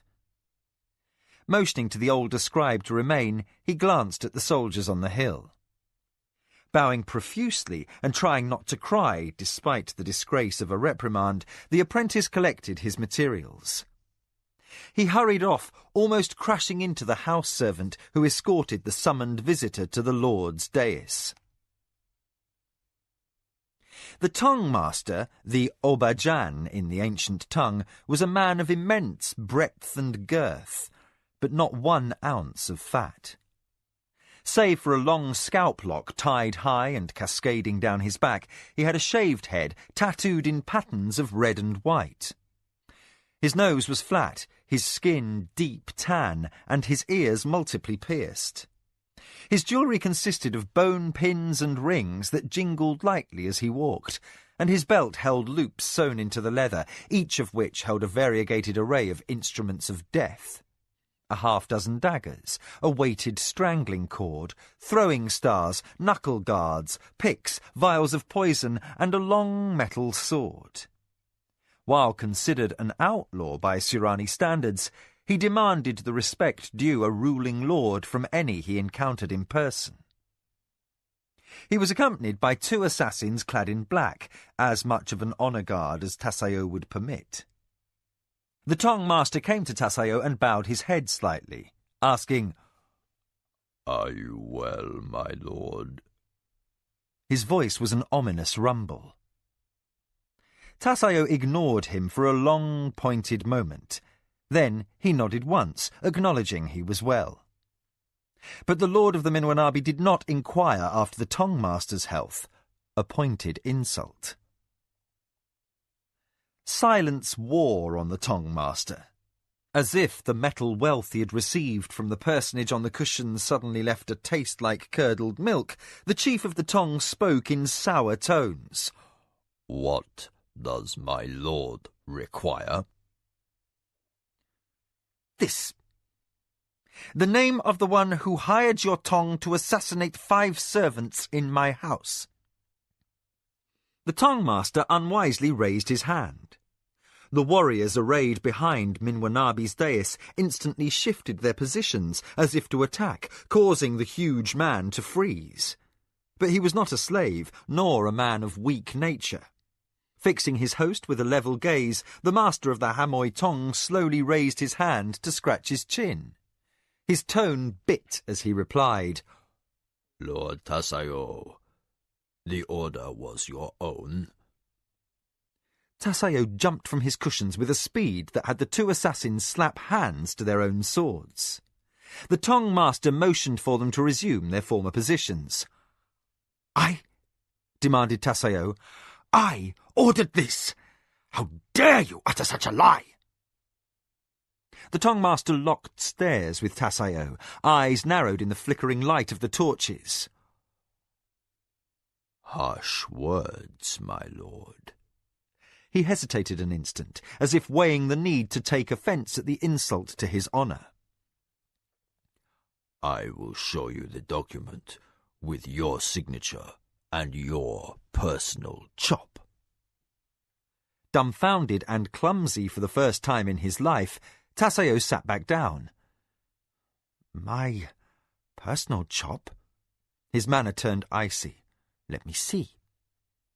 The huge man reached into his tunic and removed a parchment. Taseo all but snatched the item out of red-stained hands. He sliced the ribbons with his dagger, cracked the rolled document straight, and studied the contents with a frown. He twisted the paper this way and that, and barked for a slave to hold one of the torches closer, turning his back upon the aubergine. He scratched a fingernail over the ink-marked chop. Turakamu's breath, he murmured. Then he looked up, a light of murder in his eyes. What servant delivered this message? The chief of the Tong picked at an earring. No servant, my lord. The order was left in the usual place for such communication, he said calmly. It is a forgery! Taseo hissed, his hereditary Minwanabi temper breaking free of restraint. I did not write a word of this, nor did one of my scribes. The master of the Tong's face remained impassive. You did not. I just said that! The Minwanabi lord suddenly spun, his hand clenched fast to his sword hilt. Only a gesture from their leader prevented the assassins from again making ready to strike. Taseo stalked from one end of the dais to the other and rounded like a hungry predator upon the bulky figure of the aubergine. I paid you a fortune in metal to serve me, not to wreak havoc in my own house or to jump at the orders of any rival with the wits to forge documents. Some fool has dared to copy the Minwanabi family chop. You will find him for me. I want his head. Yes, Lord Taseo. The master of the Tong touched his forehead with his left hand, signifying agreement. I will have the message traced, and the culprit sent to you in pieces. See that you do! Taseo drew his sword and slashed air with a sharp whine of sound. See that you do! Now get out of my sight before I give your flesh to my torturers for live experimentation! The Tong master said, Seek not to anger me, Lord Taseo. He motioned for his assassins to step back as he moved forward to confront the Minwanabi ruler. In a low voice he said, The Hanoi are not vassals. A fact you would do well to remember. I am the aubergine of the Hanoi. I will do this thing because my family has been dishonored even as yours, not because you order it. Fate has given us a common enemy, my lord. But never again threaten me. He glanced down, and Taseo followed his gaze. Between forefinger and thumb, the man held a small dagger masked from any other's sight. The lord of the Minwanabi did not flinch or move away. He simply returned his gaze to the eyes of the aubergine. He knew the man had but to twitch and the blade would kill before the Minwanabi lord could possibly raise his sword. Something like savage humour flickered in Taseo's eyes as the Tong master said, I enjoy blood. It is mother's milk to me. Remember that, and we may remain allies. Taseo turned his back, ignoring the risk, and said, Depart in peace, aubergine of the Hanoi. His knuckles whitened upon the hilt of his sword. The Tong master turned away, nimbly for a man of his size, the dagger vanishing into his tunic before any other could see it. He left at good pace, his honour guards falling in on either side as he strode from the terrace, leaving a frustrated and enraged man slashing at phantoms in the air. Chapter 25. Confrontation. Trumpets sounded. A dozen liveried bearers carried a platform upon which Mara firmly held the wooden railing before her. She strove to appear assured, despite the inward conviction that she looked silly, wearing the newly fashioned armour of a Hadama war chief. Unaccustomed to the stiffness of laminated hide greaves and bracers, and decidedly ill at ease with fittings and buckles and breastplate, she reminded herself to stand erect. Kyoke and Sarek had insisted that while she could continue wearing formal robes during meetings, for the first public appearance as clan war chief she must dress the part. How a man could fight and swing a sword under such a weight of constricting gear, Mara could not guess. Newly appreciative of the warriors who marched in ranks behind, she led the army of Clan Hadama nearly 10,000 strong toward the gates of the Holy City. Seated at her feet, as befitted her rank, Kevin tried to look like a meek body slave. But with the grassy verge on either side of the road jammed with cheering, waving commoners, he could hardly repress his excitement. Speaking with his face turned up toward his mistress, so that few could hear him over the crowd's noise, he laughed. "They seem quite taken with you, my lady." Mara unbent enough to return a surreptitious reply. "I certainly hope so. Women warriors are rare in the Empire's history, but the few who are remembered were legendary, almost as unique as the servants of the Empire." She attempted to shrug off her newfound notoriety. "Any mob loves a spectacle. They'd cheer no matter who stood upon this platform." "Maybe," Kevin allowed. "But I think they sense the Empire is in danger and see you as someone they can look to with hope." Mara regarded the people who crowded the way to the outer gate of the Holy City. All castes and trades were represented, from sunburned field workers to cart drivers, merchants and guild masters. All seemed earnest in their approval of the Lady of the Acoma. Many shouted her name, while others waved or tossed tokens made of folded paper for luck. Mara still looked sceptical in the face of such admiration. Kevin added, "They know who your enemy is, and they are as surely aware of Tasayo's dark nature as you are. You nobles may not speak ill of one another out of courtesy, but I assure you that commoners don't share that constraint. Given the choice, they endorse the one whose policy is likely to be the more merciful. Is it yours, or the Minwanabi Lord's?" Mara forced herself to exhibit a calmness she did not feel. Kevin's logic seemed reassuring. It might even be true. But the support of the common folk would have no bearing on the outcome of the pending struggle. Aware that the next few days would find her either triumphant or dead, Mara tried not to dwell upon consequences. There could be no other choices. The attack upon her and her son had forced the issue. She must move, or maintain a defensive strategy until the day that her warriors, her guard, or her spy network failed her again. And Tasayo's blade found her heart. On the day her father, Sezu, had fallen victim to a Minwanabi trap, he had chosen to fight to the death rather than shame his ancestry by choosing flight and a coward's life. Mara could do no less. She had tried to precipitate events by her demand to meet with Tasayo. If he refused her, she must confront him. And yet, with no plan in mind to spare either her house or her honour, her posture was no more than bravado. As she rode in triumph on the platform at the head of Clan Hadama's war strength, her mind held a morass of fears. "Look at that!" exclaimed Kevin. Jerked out of morbid introspection, Mara glanced where he pointed and felt her throat tighten. An army camped to the west of the Holy City.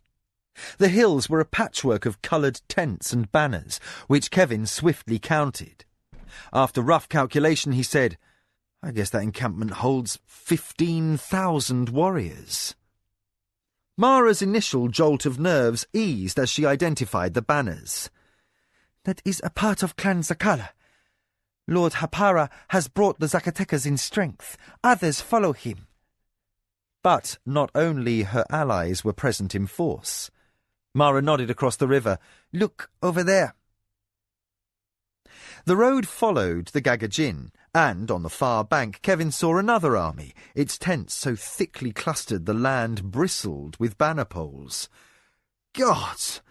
There must be 60,000 warriors in those hills.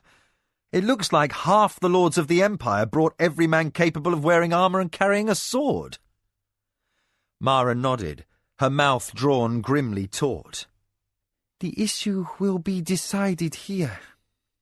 Those across the river answer to Tasayo. That is the might of Clan Shonshoni, other families in vassalage, and the Minwanabi allies. I can see the banners of the Tondora and the Ginesa near the river's edge. And of course the Akamchi and the Inrodaka have at last sided with Tasayo. She made a sweeping gesture with her hand. I will wager Lords Keda and Tomagu are encamped to the north of the city with their allies, close to 40,000 swords. And I am certain that beyond sight of the city, another 100,000 warriors are within a day's march. Scores of lesser families stay out of harm's way, but close enough to pick over the corpses if we come to conflict. She lowered her voice, as if fearful the wrong ears might overhear her. With so many soldiers ready to do battle, can we avoid a civil war even if we wish? The crowd's cheers and its festive mood of gaiety suddenly rang hollow. Aware that his lady was trembling beneath her armour, Kevin returned a reassuring shrug. Few soldiers are keen to kill. Give them an excuse and they just as soon get drunk with one another or indulge in a little friendly brawling. At least, that's how it is on my world. Yet, the contrast between the animated expressions he remembered from Midkemia and the mask-like bearing of even the meanest beggar on Kelewan could not be ignored. Kevin kept the thought to himself that he had never known a bunch so willing to die as these Sirani. As long as people kept calm and didn't start insulting one another's mothers, all these factions might be able to avoid bloodshed. But if only one loud-mouthed sod got rude... The thought did not bear finishing. Even with the point left unsaid, Mara would not be blind to risk. One sword drawn for honour's sake, and all the Empire would shake. Could it be avoided? After witnessing the massacres that occurred on the night of the bloody swords, Kevin did not care to examine the odds. As her vanguard neared the arching city gate, the crowds of admiring Gorkhas fell away. Into stillness and a suddenly emptied road, a patrol of Imperial warriors stepped forth to meet the Hadama entourage. Mara ordered a halt before the gate as the strike leader approached, his white armour with gold accents brilliant in the morning sun. "Mara of the Akoma!" he called. Unaccustomed to the weight of the plumed helm that shaded her brow, Mara nodded careful acknowledgement. "For what cause do you marshal Clan Hadama and bring them to the Holy City?" demanded the Emperor's officer. From the height of her platform, Mara stared down at the arrogant young man, supremely confident of his imperial rank. At last she said, "You shame the light of heaven with your lack of manners." The officer ignored the reprimand. "Lady, I will answer for my actions when Turakamu judges where I will next mount the Wheel of Life." The young man glanced first at the armies encamped upon the riverbanks, and then, with pointed reproof, at the warriors following after Mara's platform. "Manners are the least of our difficulties. As the gods will, many of us could encounter our fate soon enough. I have my orders." Obviously strained that he had only 20 soldiers at his back, and many thousands stood ready to answer Mara's call, he finished in blunt command. "The Imperial Force Commander insists that I hear your reason for bringing the might of Clan Hadama to the Holy City." Making an issue of this demand could prove just the flame to ignite the conflict, Mara realised. She decided it wise to ignore the slight. We come for counsel with others of our rank and station, in the interest of the Empire's well-being. Then proceed to your quarters, Lady of the Acoma, and no imperial peace is upon you. 1 honour guard of Acoma soldiers may accompany you, with a like number of clan soldiers for each lord of the Hadama who joins you. But know that the light of heaven has ordered the council hall closed until he commands otherwise. Anyone who seeks entry to the palace without imperial consent will be counted traitor to the Empire. Now, if you would proceed. The young officer stood aside to permit passage of the war chief's platform and her honour guard. Before resuming her march, Mara bent to Lujan and gave swift orders. Carry word to Lord Chekawara and the others. We meet at my townhouse at sundown. Her force commander snapped a bow. And the warriors, mistress? One last time Mara scanned the surrounding hillsides with their blanket of tents and banners, soldiers and weapons racks. Seek out the Minwanabi standard and encamp the men as close to his lines as possible. I wish Tasayo to know that whatever he does, an Acoma dagger is poised at his throat. Your will, mistress. Lujan hastened to relay her orders to the appropriate sub-officers and then to assemble her honour guard. In formal state, Mara signalled for her company to continue on through the city gates. As Lord Chekawara and the other Hadama lords moved after, each in position according to rank, she wished she had some way to allay the dread lingering in the pit of her stomach. All would be determined here within the next few days, and still she had no idea of how she would avert the fate Minwanabi had vowed, that she and her 9-year-old heir be delivered as sacrifice to the Red God. The armour she wore seemed to weigh on her shoulders, and the crowd shouts suddenly seemed uncomfortably loud. Was there anywhere left, she wondered, where she could go to find peace for thought? The journey through the city to her townhouse left Mara feeling taxed. Attributing her fatigue to poor spirits, she postponed her initial meetings and ordered the afternoon for rest. In retrospect, the change in schedule allowed Arakasi time to seek out his agents in the city and glean what information he could. She, her spymaster and Lujan dined alone, discussing various ways they might move to blunt Minwanabi's ambition. No one had any brilliant insights. Next morning, Clan Hadama met. Within the inner garden's freshly pruned greenery, the most prominent ruling lords of the clan, as well as a half-dozen allies, were seated in a large circle adjacent to the central fountain. Through the trill of falling water, the Lord of the Ontara ventured opinion. Lady Mara, rulers who have no love for Tasayo will stand with him against the Emperor, simply because Ichinda defies tradition. Many in our own clan fear an empire ruled by one man, even if that one man is the light of heaven. A warlord may dominate, the gods know, yet he is still but first among equals. Others murmured agreement. Still feeling oddly out of sorts, Mara made an effort to concentrate.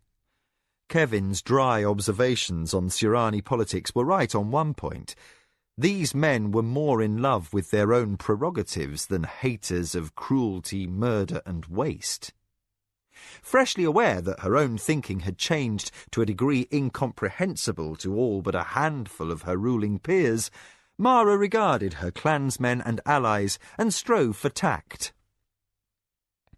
Those who cling to tradition blindly or out of fear of change are fools.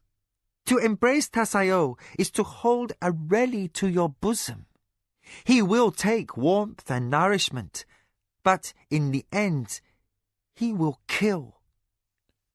Allow him to blunt the Emperor's power, and you choose a worse course than absolute imperial rule.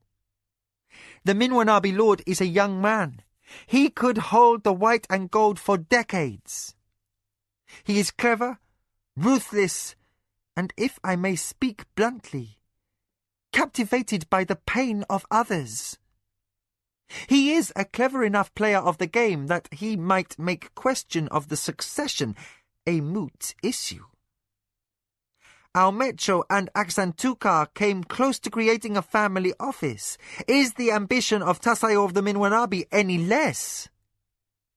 Several of the lords glanced at one another, for they had been among those inclined to back Tasayo's predicted bid for the white and gold. With the Amechan clan crushed by Aksantukar's shame, the Minwanabi were left unrivalled as first claimants to the office. Lord Zacatecas was too young, and Lord Kedda too closely allied with the Blue Wheel Party to gainsay the Emperor. The only possible rival bid would be Lord Tonmagu, if the Anasati lent full support. Yet Jiro was not deemed reliable. His own agenda was not yet clear, and he had plainly indicated he would not be following in his father's footsteps. More than street gossips and rumour-mongers were convinced that Tasayo would be the next warlord. The more pertinent question seemed to be whether he would gain the white and gold peacefully or by means of bloody war. Of all present, Lord Chekawara was the only one relaxed enough to avail himself of the cakes upon the refreshment trays. Dusting crumbs from his chin, he offered his own opinion. Mara, in all you have done since becoming ruling lady, you have consistently shown a brilliant ability to extemporize. May we assume that you have some unexpected twist of the rope in store for Tasayo? Unsure how much this question might be rooted in bitterness over her assumption of his former office, and how much an honest plea for reassurance, Mara sought some hint of expression to give her a clue. But Lord Benshai's corpulent face remained impassive. Mara dared not answer carelessly. By forcing her clan to unquestioned obedience to her will, she had also taken on responsibility for ensuring their survival. Although she still had no idea what she would do, rather than let her doubts shake the foundation of her newly forged alliance, she chose to be evasive. Tasayo shall not command more than worms in the soil before long, my lord. The other lords present exchanged glances. Since to challenge this outright statement would involve a point of honour, no one rushed to speak in contradiction. After an awkward minute, the lords of Clan Hadama began to rise and bid their war chief good day. All knew that before the close of the week, Tasayo would march into the city to confront the Emperor and demand a restoration of the High Council's power. Just how Mara intended to prevent him was beyond anyone's guess. Certainly she lacked the military might to challenge the Minwanabi lords in the field. Yet she had wits, and enough presence that even Benshai of the Chekawara dared not speak against her under her own roof.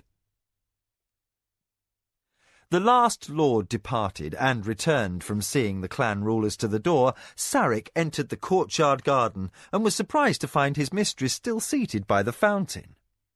Unofficially filling Nkoya's role as first adviser, he inquired gently if there was anything his lady might require. Mara took a long moment to answer. Turning a face that seemed shockingly pale, she murmured, "Have my maid attend me, please." The phrasing was most unlike her. Aware that in some things he could never fill Nkoya's sandals, and also by canny intuition sensing that somehow his mistress needed more understanding than he had the background to offer, Sarek floundered at a loss. "Are you ill, lady?" Mara seemed to struggle for speech. "Simply a disagreeable stomach. It will pass." But Sarek knew naked fear. She looked suddenly very frail. Afraid she might be taken with the summer fever, or worse, that an enemy might have found means to poison her food, the Akoma adviser took another quick step forward. His worry was sharp enough for Mara to take notice. "I will be recovered within the hour," she reassured him, and followed with a weak wave of her hand. "My maid will know how to make me comfortable." Sarik's alarm transformed to a look of piercing inquiry, which the lady shied away from without comment. She had not lied. At last she realised her tiredness of the past few days was not simple fatigue. The difficult stomach in the morning was a familiar sign of pregnancy. With Ayaki, she could not keep breakfast down for the first 9 weeks she had carried him. Abruptly recalled to the fact that Sarik had been a soldier long enough to have observed the condition in the army's camp followers, she peremptorily ordered him to leave before he had time to make his suspicions a certainty. Left alone until her maid's arrival, Mara felt sadness well up inside. She permitted the tears that gathered in her eyes, aware that her feelings were amplified by the changes within her body. She would indulge herself now when contemplating bitter choices, for the time would arrive soon when she must act with, what had Kevin called it? Nerves of steel. Yes, she must have only hardness in her soul. And thinking of her beloved, sitting quietly in her quarters awaiting her summons or her return to his side, the tears flowed freely down her face. Above anyone else, Kevin must never find out she carried a child by him. That single fact would bind him to her in a way that would be cruelty to sunder. His devotion to Ayaki had established how much regard he held for children. Though he had never spoken on the subject, Mara had read the longing in his eyes. She knew he yearned for a son or a daughter of his own, and that, by his homeworld's code of honour, such things were not ever taken lightly. On Kelewan, the bastard child of a slave would not be an issue. The illegitimate children of nobles often rose to high office within their own houses. But to Kevin, the matter would lie closer to his heart than his own life. No, the man she loved must never know, and that meant her days with him were numbered. The maid arrived, and seeing her mistress in distress, came at once to her side. "Lady, what may I do?" Mara held out her hand. "Just help me, so I may rise without becoming ill." The request was voiced in a strained whisper. As the lady of the Akoma stood on shaky feet, she understood that pregnancy was but a small part of the reason she was ill. The tension within her was like a bowstring drawn until it threatened to snap. Some day she hoped the child within her womb would be counted Hokanu's son and rise to be the lord of the Shinzawai.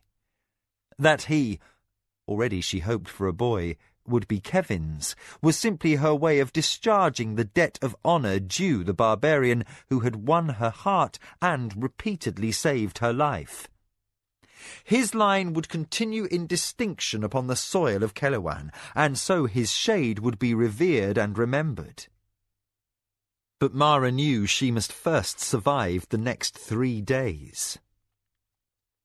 Even as powerful a lord as Komatsu would not bind his heir to a house with an enemy as threatening as Tasayo.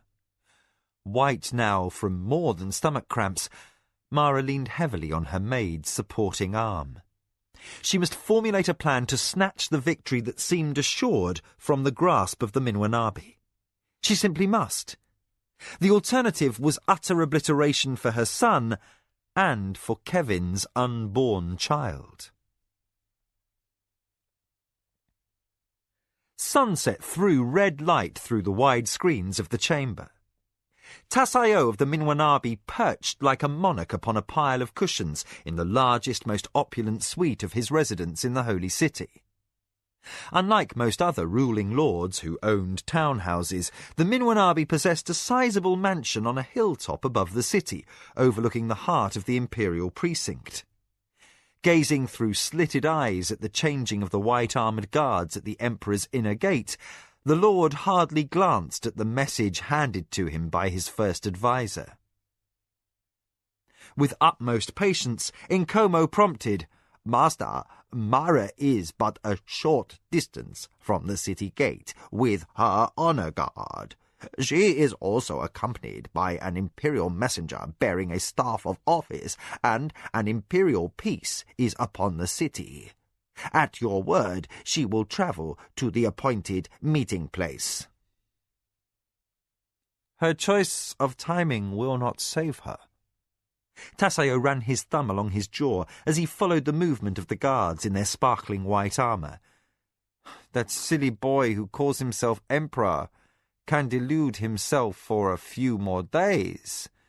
But no call of imperial peace will prevent me from destroying an enemy. After an interval, Tassayo added, However, it might be useful to wait to strike until we have a time and place of our choosing, and it might be entertaining to hear what the Akoma bitch desires, simply to learn what I may do to frustrate her. Nkoma grew tense with apprehension. Master, I would be remiss in my duty if I did not advise against this meeting. The woman is more dangerous than any other ruler in the empire, as she has demonstrated on numerous occasions. Drawn at last from contemplation, Tassayo silenced his first adviser with a glare. I have an army with me, Nkomo. But do you stand to gain? The first adviser asked urgently, more than mindful that his lord's uncle had died under his own roof with his army about him as a result of Mara's plotting. If the lady of the Akoma desires talk, anything she will say must be to aid her own cause against you. I see nothing to benefit the Minwanabi in this, my lord. Tassayo drummed his fingers upon the cushion at his knee. Send this message to the bitch. I will honour the truce and speak with her. Seeing Nkomo's features cloud over, he narrowed yellow eyes. I see no point in all this needless worry. Mara and her brat might have escaped death by a narrow margin, but when I win the white and gold, she shall be the first of my enemies to be removed. Graceful, fast, and intent upon his beliefs, he stood. I may be magnanimous. Those silly fools in Clan Hadama will perhaps be allowed to live, but only if they become my vassals, after they see me end the Akoma name forever. With a rare smile, he added, You worry too much, Nkomo. I can always say no to whatever offer Mara makes. Nkomo remained silent. He had the terrible feeling that if Tassayo rejected Mara's offer, that would be exactly what she wished. The first adviser bowed, turned, and went to send the message. The wind was called Butana in the ancient language of the Zataki people of the empire. The translation meant wind from demons, and it blew for days, even weeks at a time. The gusts were dry, whipping out of the distant mountains in fitful, howling bursts. In the hot season, such winds could desiccate a piece of uncovered meat or fruit in hours. In the cool season, the air carried a chill, and at night the temperature dropped, sending people indoors to huddle around fires and under layers of robes. When the Butana blew, the common folk said dogs went mad and demons walked the land in the guise of men. Husbands were known to run screaming into the night, never to be seen again, and wives became melancholy to the point of suicide. Legends abounded of supernatural beings who appeared when the Butana whined across the land. The Grey Man, an ancient myth, was said to walk the empire on nights like this. Should a lone traveller meet him, he must answer a riddle and be rewarded if his solution was found pleasing, or suffer loss of his head if the Grey Man proved dissatisfied. Such were the stories of the Butana, the bitter, dry wind that blew this night. Under brilliant stars, atop a hill outside the city walls, two small armies waited, facing one another. Torches guttered and banners flapped in the gusts, casting a flickering transience of light and shadow over faces taut with apprehension. Plumed officers waited before the ranks in motionless formation, and at the head of each army stood a ruler. On one side a woman clothed in shimmering green silk and emeralds, and upon the other a lean predatory figure in jet armour with black and orange bosses. Positioned equidistant between them, an imperial herald waited, his robe of office gleaming like bone under a 1/4 moon. In a voice loud enough to carry over the wind, he addressed the two forces in attendance. Let it be known that the imperial peace is upon this city and the surrounding countryside. Let no man draw his sword in anger or retribution. So commands the light of heaven. Turning toward the band who surrounded Tassaio, the herald intoned, This lady, of noble rank and line, claims that she comes to treat with you for the good of the empire. My lord, do you acknowledge? Tassaio inclined his head, and the messenger deemed that sufficient. Turning to where Mara waited across a narrow expanse of grass, the herald raised his voice above the wind's rising whine. My lady, this lord answers your call to parley and acknowledges your intent to speak for the good of the empire. Mara returned a bow, making a point of correct courtesy to contrast with her enemy's lapse. The herald received his due without reassurance. His stance between two enemies sworn to blood feud was precarious, and he knew it. Family honour might be trustworthy when two such ancient lines were involved, but a single hothead among the ranks of common warriors could precipitate a massacre. He needed all of his training to speak steadily to those within earshot. What is the highest duty? Every man, woman, and warrior present answered with the phrase, To serve the Empire! By crossing his arms, the Imperial Herald signalled for the principal parties to approach. That moment, the Butana drove down in a whipping gust, its sound like the moan of a dirge. Trying not to take the incident as omen, the herald completed his office. My lady, my lord, I shall await at a distance so that you may discourse untroubled. He withdrew at a rate that was barely within the limits of propriety, leaving Mara and Tassaio faced off with but 2 paces between them. Unwilling to succumb to the indignity of shouting over the wind, Mara left the opening words to Tassaio. Predictably, he did not begin with politeness or salutations. His thin lips curled slightly at the corners, and in the unpredictable flicker of the torches, his eyes seemed to shine like a sarcat's. Mara, this is a situation I had not anticipated. He waved his hand, indicating the odd surroundings, the poised warriors, and the snapping banners that were all in the tableau that seemed alive. I could draw my sword and end this now. Defiantly matching his malice, she answered, And disgrace your house's name? I think not, Tassaio. Her tone turned dry. That would be too much, she fixed him with dark eyes, even for a Minwanabi. Tassaio laughed, the sound unexpectedly bright over the dissonant undertone of the Butana. You will be made to understand a truth. A man with enough stature may do as he pleases with impunity, Mara. He studied her from under veiling eyelids and said, We waste time. Why are you here? For the good of the Empire, Mara reiterated. You bring your army and the bulk of Clan Shonshoni to Kentasani. I believe you come to make war upon the Emperor. Tassaio's manner showed interest, but under his veneer of civility Mara sensed an almost physical wave of hatred. She resisted an instinct to step back and barely managed to keep her composure. As with dogs who circled before a fight, she sensed that the first one to turn away would be the one to invite attack. You bring the bulk of Clan Hadama behind you. the Minwanabi lord replied in deceptively lazy inflections. "Yet I do not accuse you of preparing treasonous assault upon the light of heaven." Mara spelled out the obvious.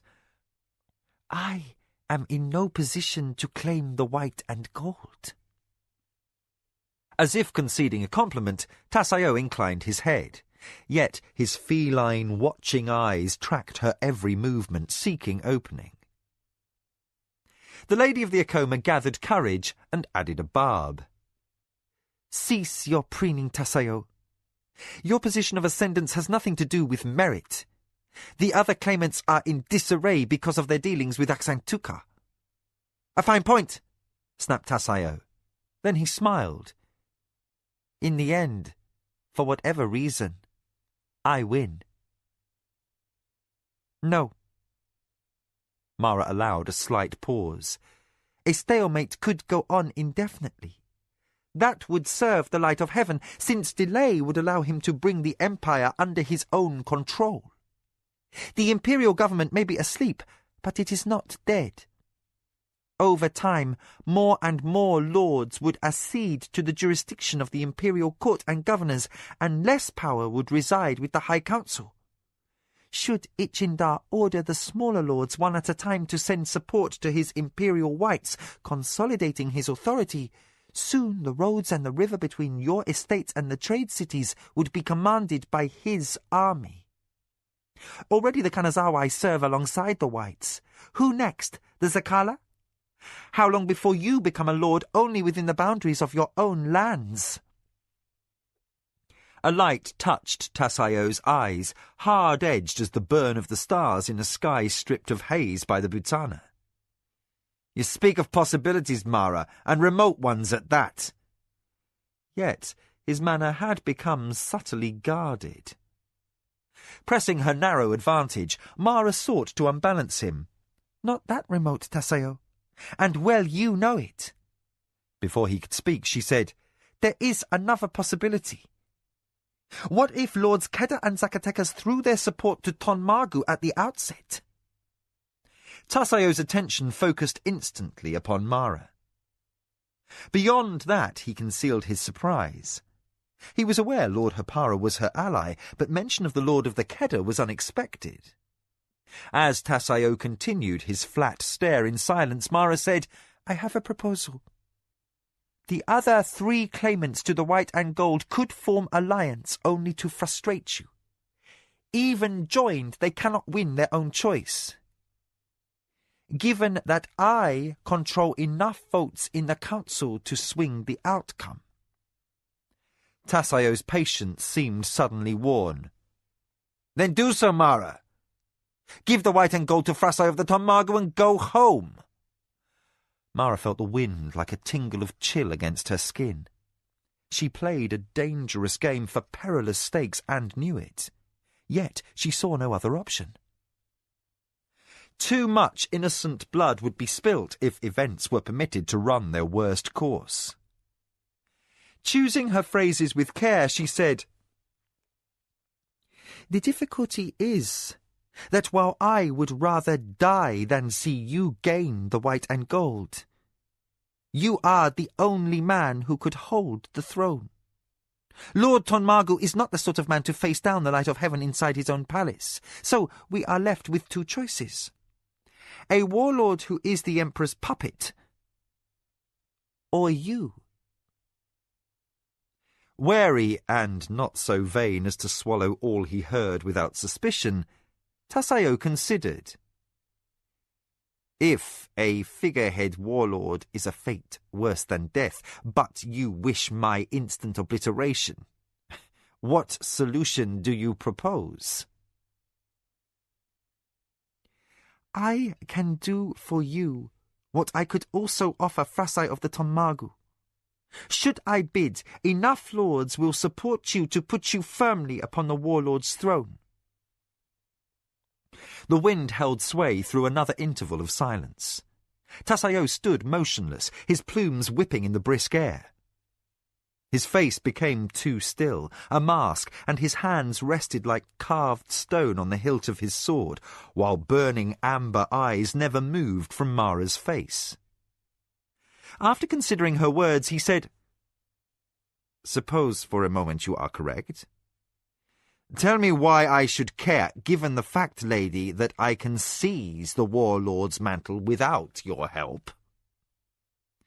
The reply came as gall from Mara's lips. "At what price? Would you bring the Empire to ruin to take the prize?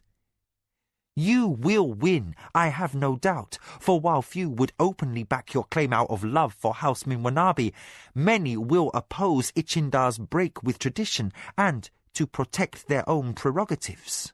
So, in the end, after a ruinous war, you will sit on the white and gold throne, marry your son to one of the departed Ichindar's many daughters, and have him become the 92nd light of heaven.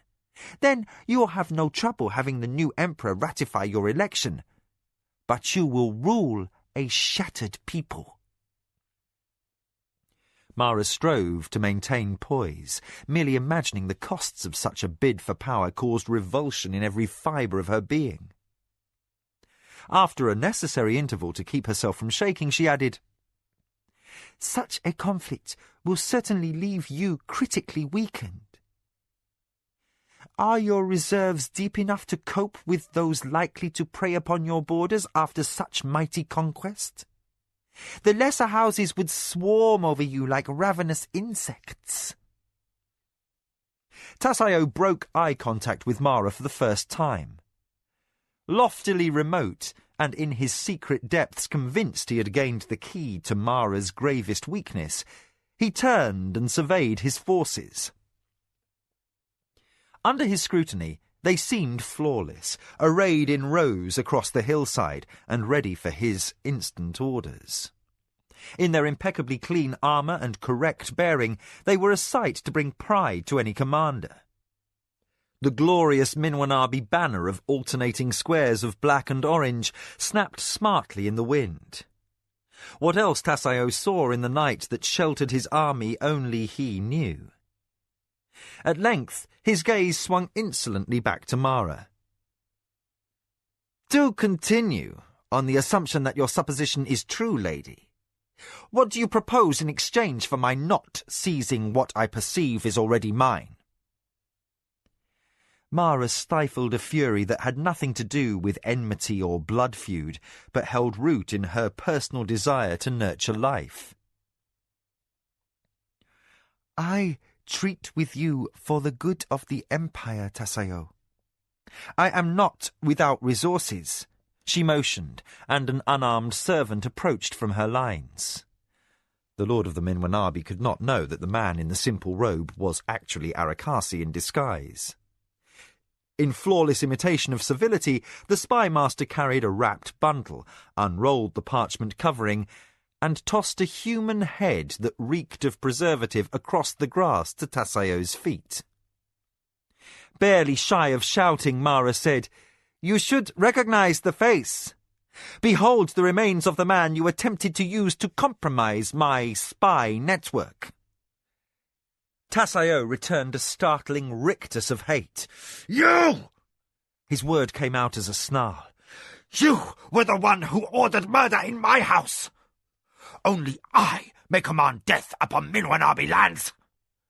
A mad light entered his eyes, icily, without compunction.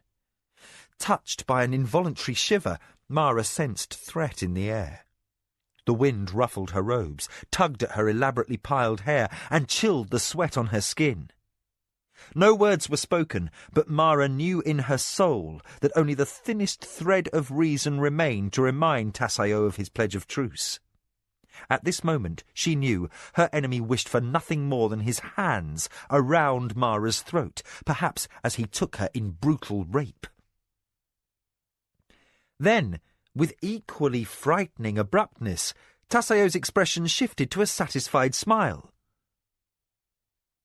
"So, you admit to killing your own agent?" Mara willed herself to outer calmness. Inwardly she was frightened by his shattering shift of mien, and aware that she was dealing with a man who could only be judged insane. She inclined her head. "More than one, Tasayo." Tasayo's teeth flashed white as his smile turned cruel.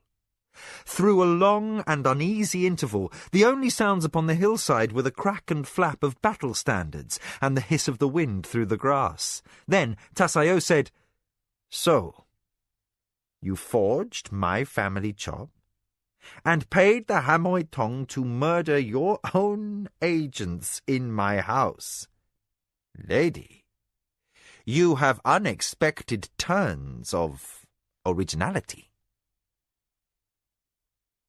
He did not threaten or posture, which Mara found disturbing. That his heart held murder and worse could never for an instant be doubted, and yet she pressed him. "You must consider the frustration in coming years of not being able to bring strangers into your service, Tasayo. You know, as I stand here, my agents shall be among them. Perhaps you should have all merchants and visitors banned from your estates, and even refuse the wagons of traders, lest you admit a Nakoma spy." Tasayo's patience suddenly vanished. He shouted, "Do you really think such pathetic threats worry me, Mara? Upon your death, all your servants become slaves and grey warriors. What dread will I know when you are food for worms?" With a droop to her shoulders that was not feigned, Mara drew a tired breath. "I bring you a proposal." Tasayo took a half-step forward. Uncannily composed and beautiful as a predator, he did not twitch a muscle at the sound as 100 Akoma soldiers slapped hands upon their sword hilts. Reckless in his disdain, the Lord of the Minwanabi said, "I have no interest in listening, Mara.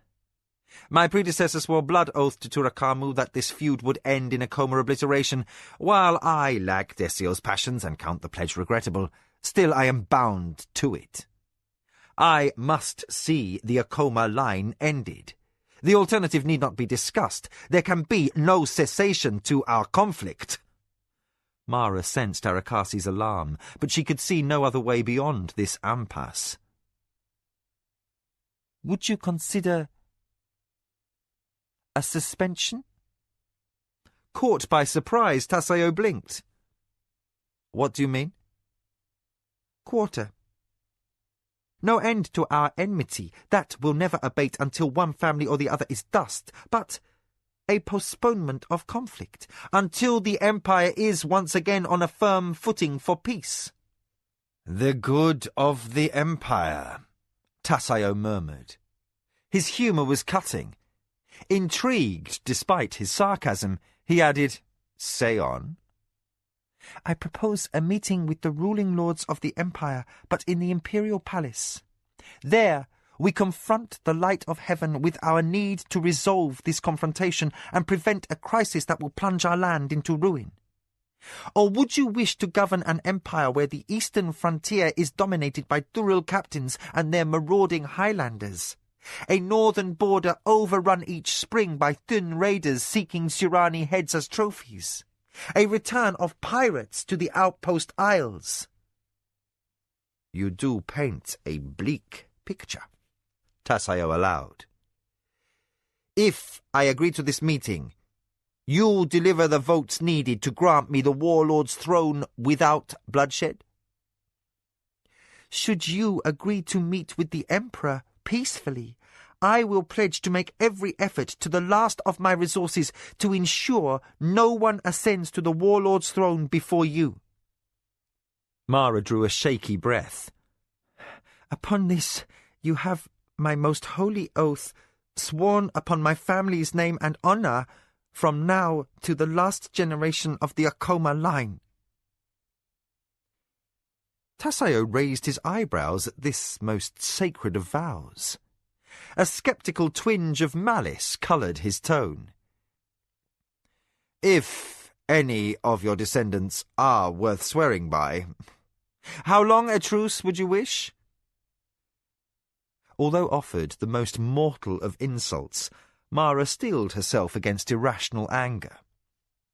More than her family's name was at stake here, and more than the affairs of nobles. Servants, children, craftsmen, and thousands of nameless slaves would suffer if the Empire's rulers were to indulge in a senseless war. Changed from the woman of limited perspective that she had once been, Mara did what she could not have conceived of prior to being influenced by Kevin's foreign ideas. More, she swallowed her family's honour. Rather than merely a phrase, to serve the Empire was now her only guiding motive. Swallowing mortification, she said, "Hold off your final assault until I have returned home and seen to the affairs of my house. After that, let our struggle resume without stint until the bitterest end." Her tone of capitulation drew a bright laugh from Tassayo. Unable to resist toying with the vulnerability she had exposed, he said, "Already you presume to guess my answer, lady. You overestimate my love of the Empire. My honour is my own, not my nation's." He looked her avidly up and down to see if she showed discomfort. But Mara was familiar with his malice. She revealed not the slightest hint of discomfort to gratify his lust for torment. After apparent thought, Tassayo amended, "However, a quick solution to my accession to the white and gold would spare me a certain degree of bother." He smiled, and Mara saw how well this madman could mask his depravity behind military propriety and courtly manners. "I will agree. Let the High Council meet before the light of heaven and have an end to his dictatorial rule. You shall marshal your allies, and when the moment comes, you will have them support my claim. Then, when such things as fate requires are finished, you shall have my safe conduct back to your estates until you have put your affairs in order.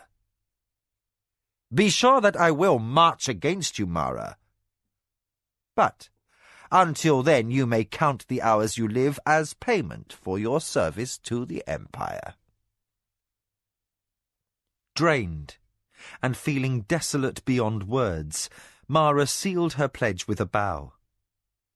She dared not wonder how her father or brother would have reacted were they alive to know of her commitment.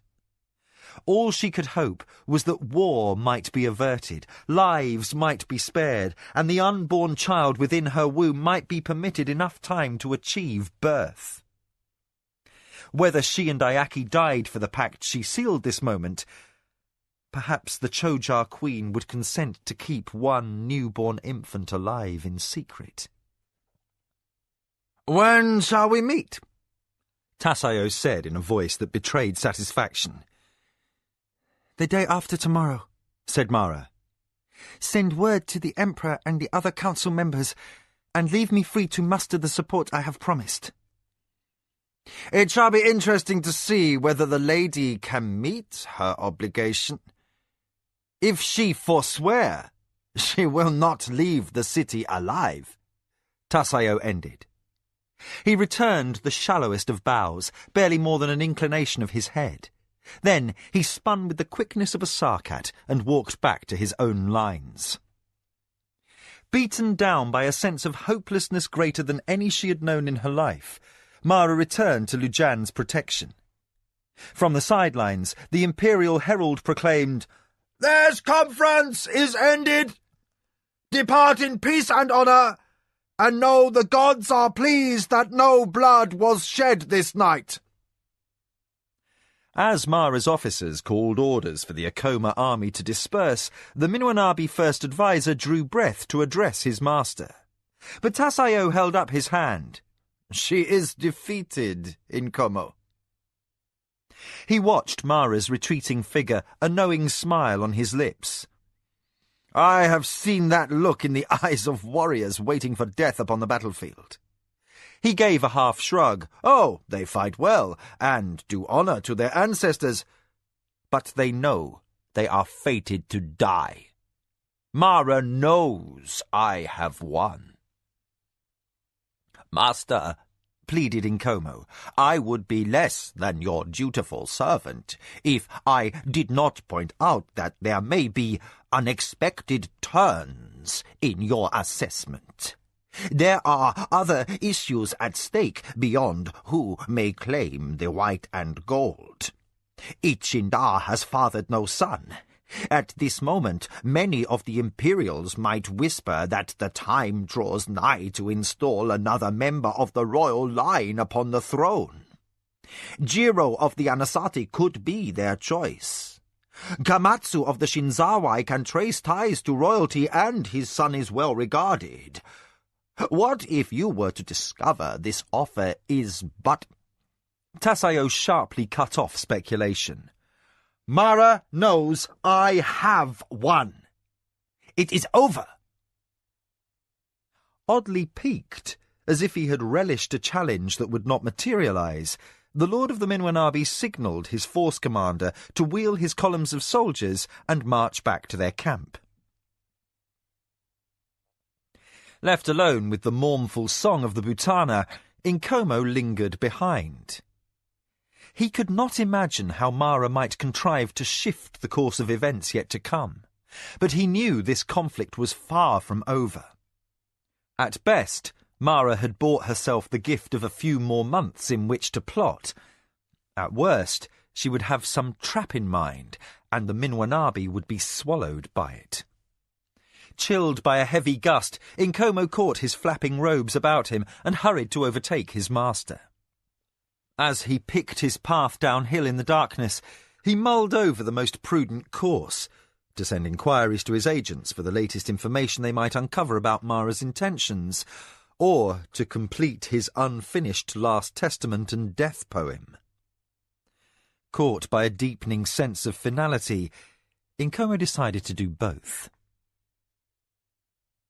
The night's progression of events did not end with the meeting on the hilltop. Mara arrived back at her townhouse feeling tired to her bones. She shed her outer robe and pushed back strands of hair torn loose by the incessant wind, and only then came out of her daze long enough to understand what Sarek was telling her. An imperial messenger had called in her absence. "What did he say?" Mara asked dully, and by the concern on Sarek's face she realized she had asked him to repeat himself. Tactful, Sarek explained, and the particulars of Ichindar's latest proclamation struck Mara like a blow to the heart. Her mind went numb after the first words. That the Emperor of Suranoani was buying up all Midkemian slaves belonging to the subjects of the Empire. The words fair price and imperial treasury seemed sounds made by cold winds, an evil extension of the nightmares brought by the Butana. Reeling, as if the underpinnings of her life had all been torn asunder, Mara did not feel Sarek's hands help her from the hallway into the sitting room. The cushion that supported her did not seem real, and the tears that sprang into her eyes seemed those of somebody else. Her body, her mind, her heart, all seemed open wounds of anguish. "Why?" she asked dully. "Why?" Sarek had not released her hand, mostly because she clung still to the warmth of his touch. He offered what comfort he could, though he guessed the futility of such efforts. In the gentlest of tones, he tried to soften the insupportable. "It is said that the light of heaven will sell Kevin's countrymen back to the Midkemian king. All slaves who were prisoners of the war will be shipped downriver and sent through the rift. The original rift has been reopened outside the City of the Plains." Flinching outright at the mention of her beloved's name, Mara could not prevent brimming eyes from spilling over. "The Emperor makes free men of slaves." Calmly, Sarek qualified. "Out of respect for our gods, one could say that act would be the province of Liam, King of Isles." Mara regarded the whitened fingers twined with those of her adviser. Her resolve to keep nerves of steel had availed nothing. She felt defeated down to her core. The threat posed by the Minwanabi had at last overtaken her scant resources, and now she was to lose Kevin. The fact she had already resolved to send him away into freedom made no difference. The immediacy of the moment devastated. "When does the light of heaven require the slaves to be surrendered?" she asked, surprised that her tongue could shape words. Sarek answered with profound sympathy.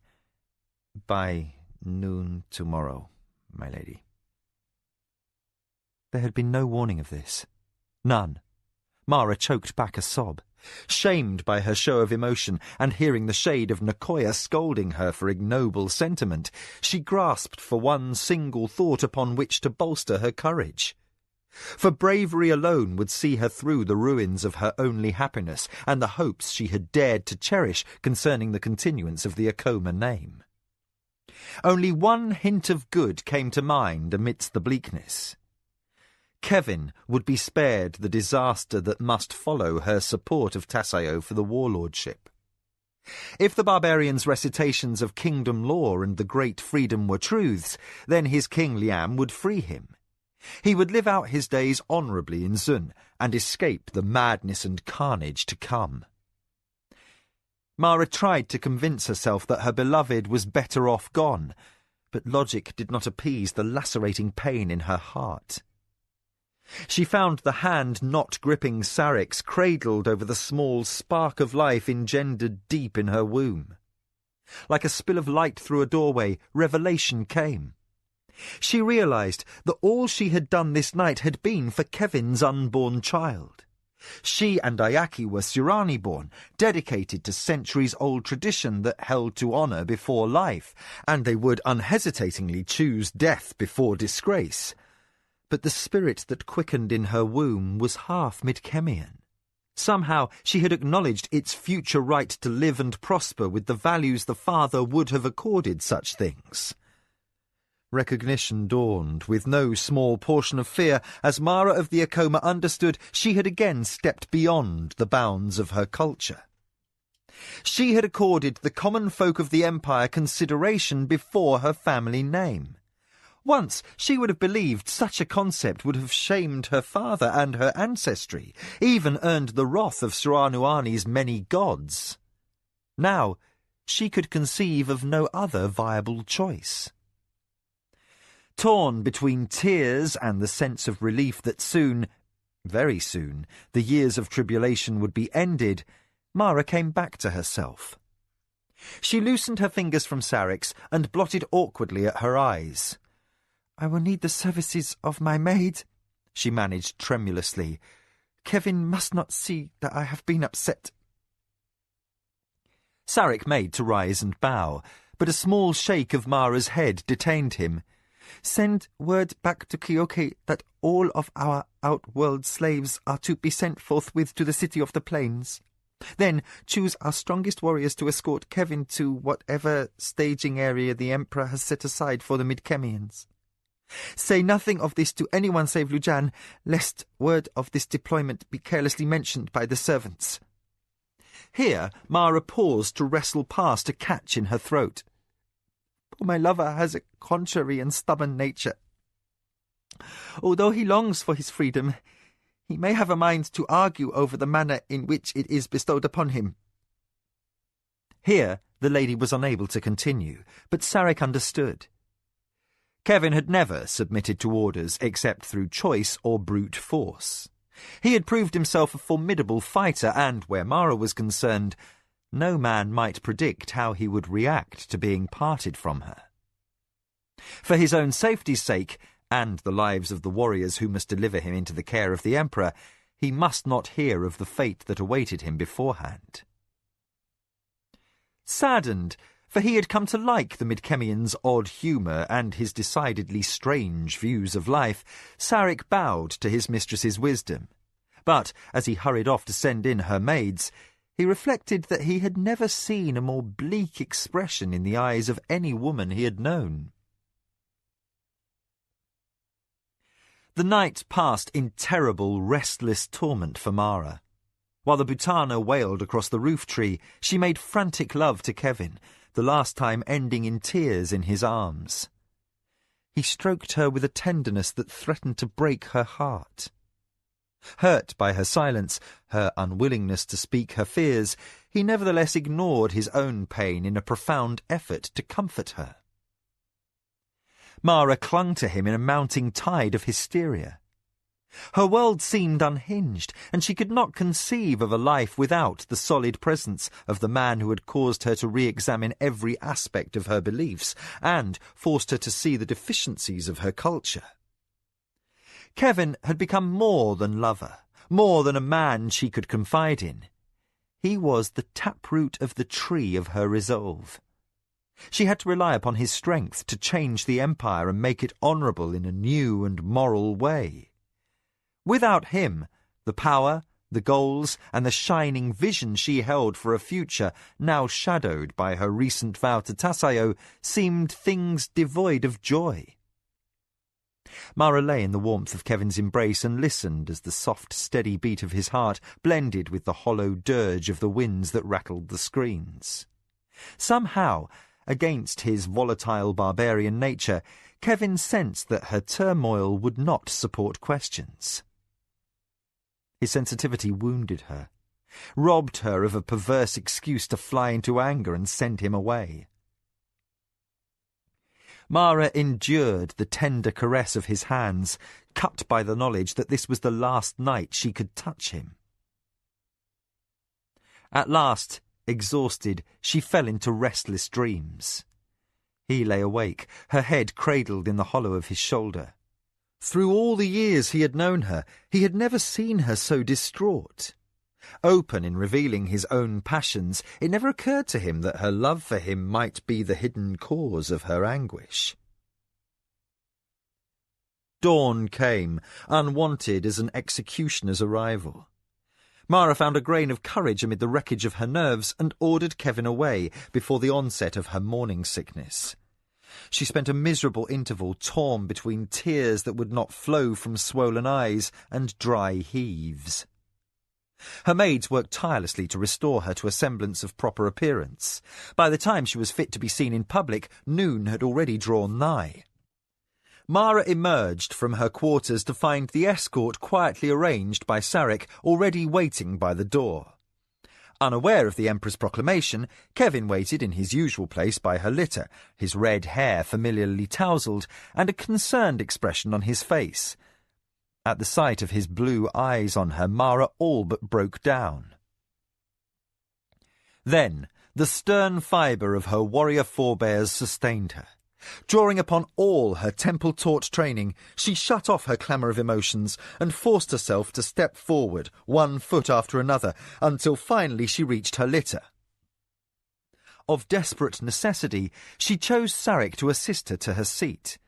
Then, in a voice unrecognisable as her own, she said, "We must leave."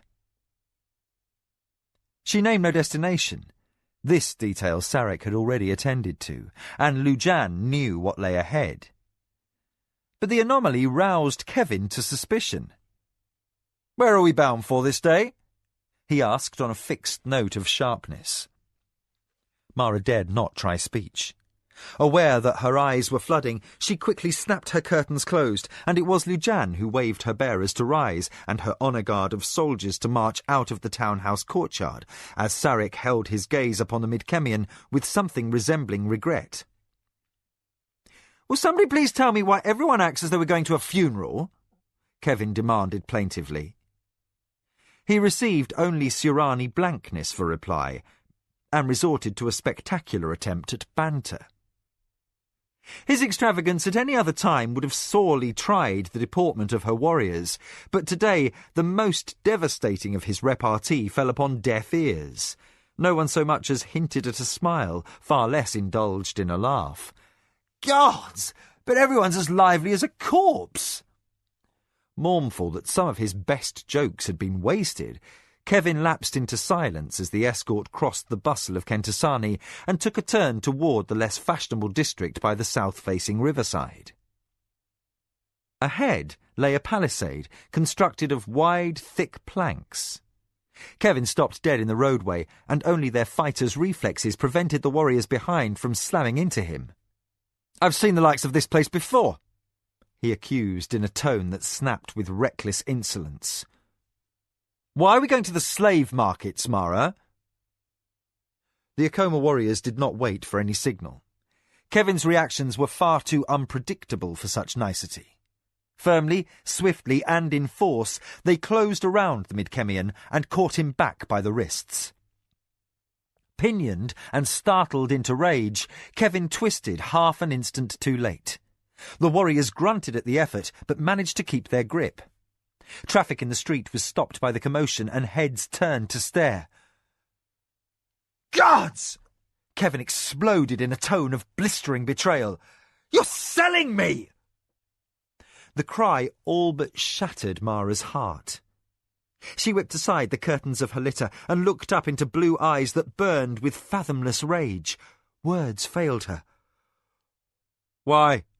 cried Kevin, with such terrible lack of inflection she felt clubbed. "Why should you do this to me?" It was Lujan who answered, and roughly, for his own voice threatened to show feeling unseemly for a warrior, far less an officer of his status. "She does not part with you willingly, Kevin, but by the Emperor's order." "Damn the light of heaven!" Kevin exploded. "Damn your sod of an emperor to the deepest pit of the seventh hell!" Gawkers poked their faces out of windows, and more passers-by stopped to stare. Several farm matrons made a sign against blasphemy, and a sour-faced merchant on the verge expressed thoughts of sending for a priest. Unwilling to be tried by the temples for the mouthings of a miscreant barbarian, a warrior less well acquainted with Kevin reached out a hand to cover his mouth. The barbarian exploded into violence. He wrenched a fist free, knocking two of Mara's guards aside before any others could move. The men were under orders to refrain from drawing blades, but as Lujan joined the heaving knot of struggle that centred around the Midkemian, he prayed no one would forget. Kevin battled as if possessed, and with his great height no one watching from the sidelines could miss that he transgressed sane limits. He was irate enough to forget protocols, and should he succeed in his attempt to snatch a sword from one of the warrior's scabbards, the Emperor himself could not keep him from dying. Lujan glimpsed the fear on Mara's face. Then he dared a fury more focused than any Harolth's, and dived headlong into the press. The wrestler's move he employed prevailed, and he struck Kevin squarely off balance. Lujan bore him over backward onto the cobbles of the street, while another soldier added his weight to the force commander. Most men would have been stunned by the fall. The Midkemian seemed unfazed. Driven by a rage that dulled physical pain, and goaded by emotions that no line of reason might stay, he tore into Lujan with a ferocity well capable of killing. Narrowly avoiding a knee in the groin, the Akoma force commander grappled a whirlwind of moving flesh. Somehow he managed to rap out orders to his men. "Close in! Use your shields and bodies to hide this fracas from public view!" A fist grazed his cheek. Feeling the burn of torn skin, Lujan indulged in a rare curse. "Damn it, man! Will you stop, or must I be forced to hurt you?" Kevin snarled an obscenity. "If you had a mother," he finished. Aware that the slave he sought to subdue had not hesitated to pitch himself weaponless against armed ranks of enemy warriors, Lujan reacted by reflex. Desperate and moved by care and admiration for Kevin, he employed the honourless, brutal tactics learned in the mountains as a grey warrior. Another criminal might have recognised the moves. Any proper Surani warrior would have been ashamed to employ a fist to an opponent's groin. Felled by a blow that held nothing of fairness and blanched dead white with the pain, Kevin rolled into a moaning knot of limbs on the filthy paving of the street. "Sorry, old son," Lujan murmured, his inflection and choice of phrase borrowed intact from Kevin. "You will finish your life in freedom and honour, whether you wish to or not." Then, feeling battered inside as well as out, Force Commander Lujan raised himself to his feet. "Bind and gag him," he said with whiplash curtness to his men. "We dare risk no further incident." Then, aching for the mistress who watched all from the shadow of her litter, he forced his face back into a semblance of Sirani impassivity and ordered the party forward on its errand. At the gate of the compound, the master of Kentasani's slave guild stepped out of his hut to inquire after the needs of the Lady of the Acoma. Mara choked words past numbed lips. "This slave is to be returned to his homeland by order of the Light of Heaven." A limp weight in the grip of her guardsman, Kevin turned blue eyes toward her. The light in their depths beseeched, but the child in her womb kept her strong. "I am sorry," she murmured, heedless that the master of the slave guild stared at her in dumbfounded curiosity. Unable to voice the words, she moved her lips to mouth the phrase, "my love." The rest of what she wished to say stuck impossibly in her throat. The slave broker nodded. "It's very strong, though a bit past prime. I would think a fair price." Mara held up her hand, silencing the man. "No, send him home."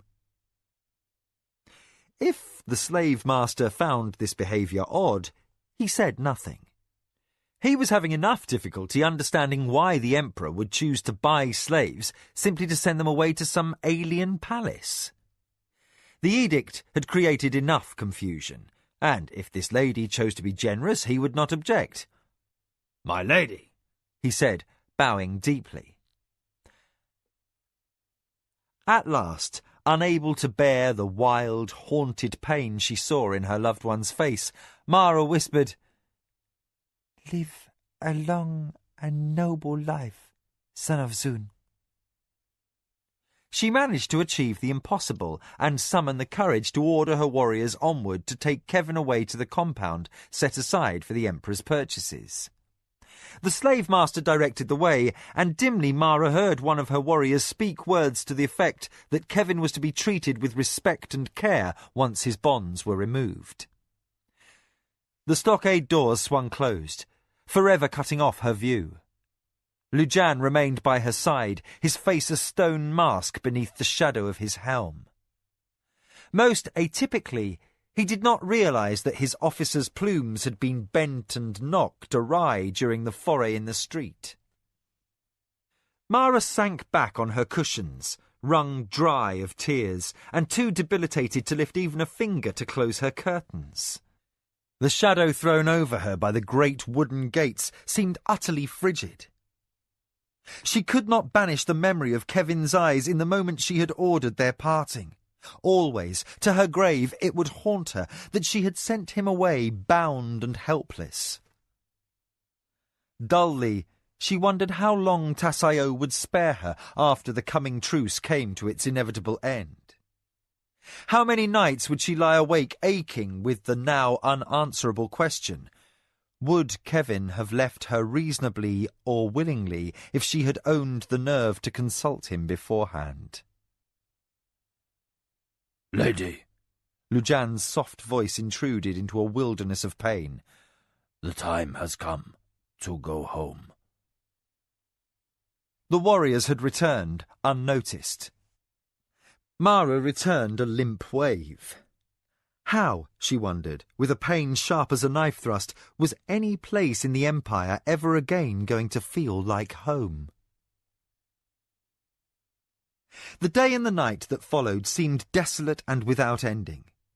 Alternately ravaged by grief and cruel nightmares, Mara tossed on her sleeping mat. Waking, sleeping, and in dreams, she seemed to see Kevin standing at her bedside, a look of naked accusation in his eyes. By now, the barge that carried him would be well on the way downriver. By the time she and Tassayo and the Lords of the High Council resolved their differences with the Emperor, the man she loved above all others would be far beyond reach, on the soil of a distant other world. stung awake time and again as she reached out and encountered the empty place where he had lain, or jolted bolt upright in terror by the vision of Tasayo of the Minwanabi holding a sacrificial sword over the gutted body of her son, Mara prayed.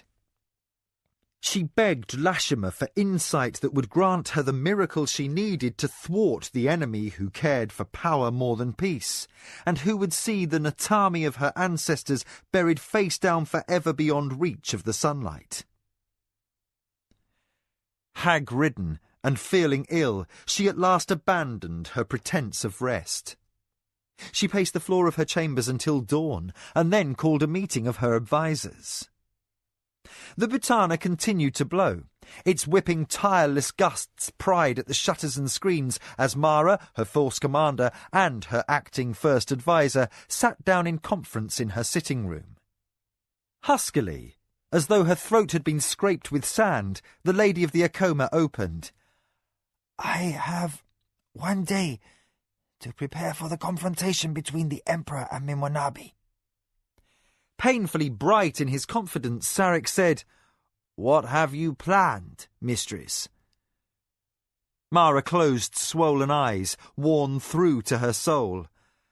"I have no plan.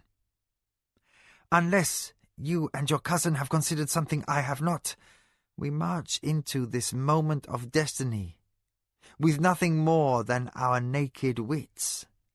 I have promised Minwanabi that no one shall ascend to the warlord's throne before him." "Then," said Sarek in a tone of patent reason, "the only choice must be that no one sits upon the warlord's throne." For a prolonged moment, only the wail of the Butana held sway. A maid entered with a tray of chochar and sweet rolls and quietly left. No one seemed interested in refreshment. Mara regarded the faces that all turned toward her with maddening expectancy. "Well, how shall we contrive to make a miracle?" she said in thinnest exasperation. Showing a bruise and a scabbed cheek from his fisticuffs with Kevin, her force commander said without humour, "Mistress, it is for such things that all look to you." Mara stared bleakly back. "This time I have run out of inspiration, Lujan."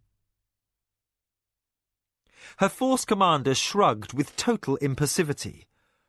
"Then we shall die honourably, killing Minwanabi dogs." A surge of protest moved within Mara.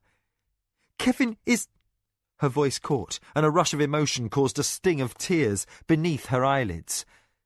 Forcing her grief and pain behind rigid control, she ran a damp hand over her face. "Kevin was right. We are a murderous race, and we waste ourselves in killing one another." The Bantana howled, shaking the screen and sending chill drafts across the room. Mara repressed a shiver and did not at first notice Sarek's request to speak. When she saw and signalled her acquiescence, he questioned her condemnation with a buried hint of impatience. "Mistress, the answer is plain. It does not matter if Minwanabi is not defeated, so long as the Emperor wins, yes?" Mara's eyes opened wide. "Explain this?"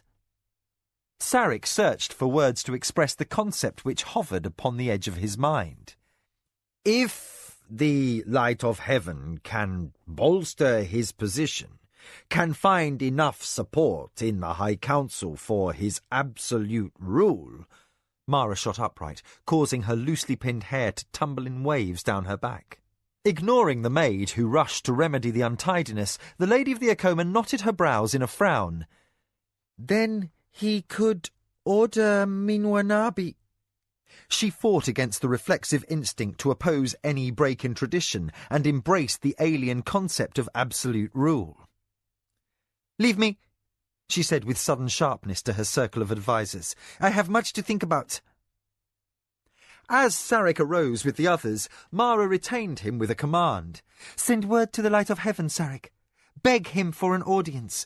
Swear upon whatever honour our name holds that the safety of the Empire depends upon this meeting." The young adviser repressed curiosity. "When, mistress?" Over the incessant noise of the Butana, Mara called, "As soon as he is able, but no later than 1 hour before noon today." Her voice ceased sounding whipped as her mind weighed options, discarding those that were based on unfounded hope rather than sound possibility. For inspiration had arrived at a moment nearly too late. "If Tasayo's ambition is to be thwarted, I will need every minute of time." Chapter 26. Resolution. The Emperor listened. In his grand audience hall, a chamber large enough to house 20 companies of warriors, Ichindar, 91st in an unbroken line, sat atop his ceremonial throne. The imposing chair was ancient wood, overlaid with gold and topaz, with massive rubies, emeralds and onyx stones faced into the sides and back. It rested on a raised pyramidal dais, with a course of steps upon each side.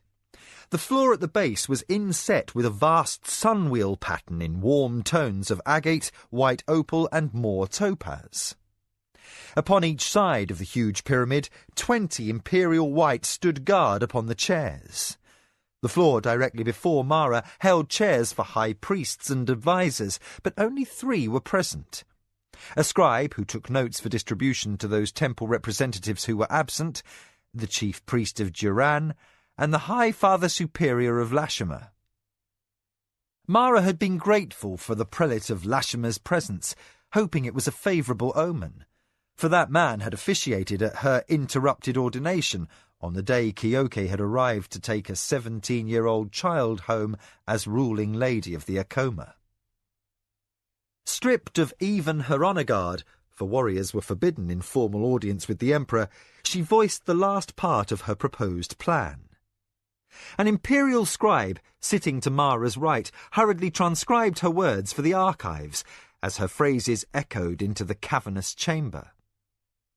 With the hall's vast domed skylights, gold and crystal-framed windows, and polished marble floors, the sound of her voice made her feel physically diminished. At the close of her last phrase, she bowed deeply and stood as protocol dictated, her hands crossed in salute at her breast, behind the low railing beyond which no petitioner might approach. Trembling despite her best efforts, she awaited the Light of Heaven's reaction. As the minutes passed and the silence became prolonged, she dared not even raise her eyes, for fear she might find disapproval on the youthful countenance atop the dais. "Much of what you propose rests upon speculation, lady," the Emperor said on a note of unquestioned authority. Her eyes still locked upon the elaborately patterned floor, Mara said, "Majesty, it is our only hope." "What you suggest is unprecedented." That Ichindar considered tradition ahead of his own personal safety suggested much. This slender, solemn-faced young ruler was not greedy for absolute power, neither was he too timid to embrace bold concepts in the light of pending crisis. Admiring the maturity and courage apparent in one so physically slight, Mara said, "Much of what you have done, Majesty, is also unprecedented." Ichindar inclined his head, the long golden plumes of his headdress swaying as he nodded a stately acquiescence.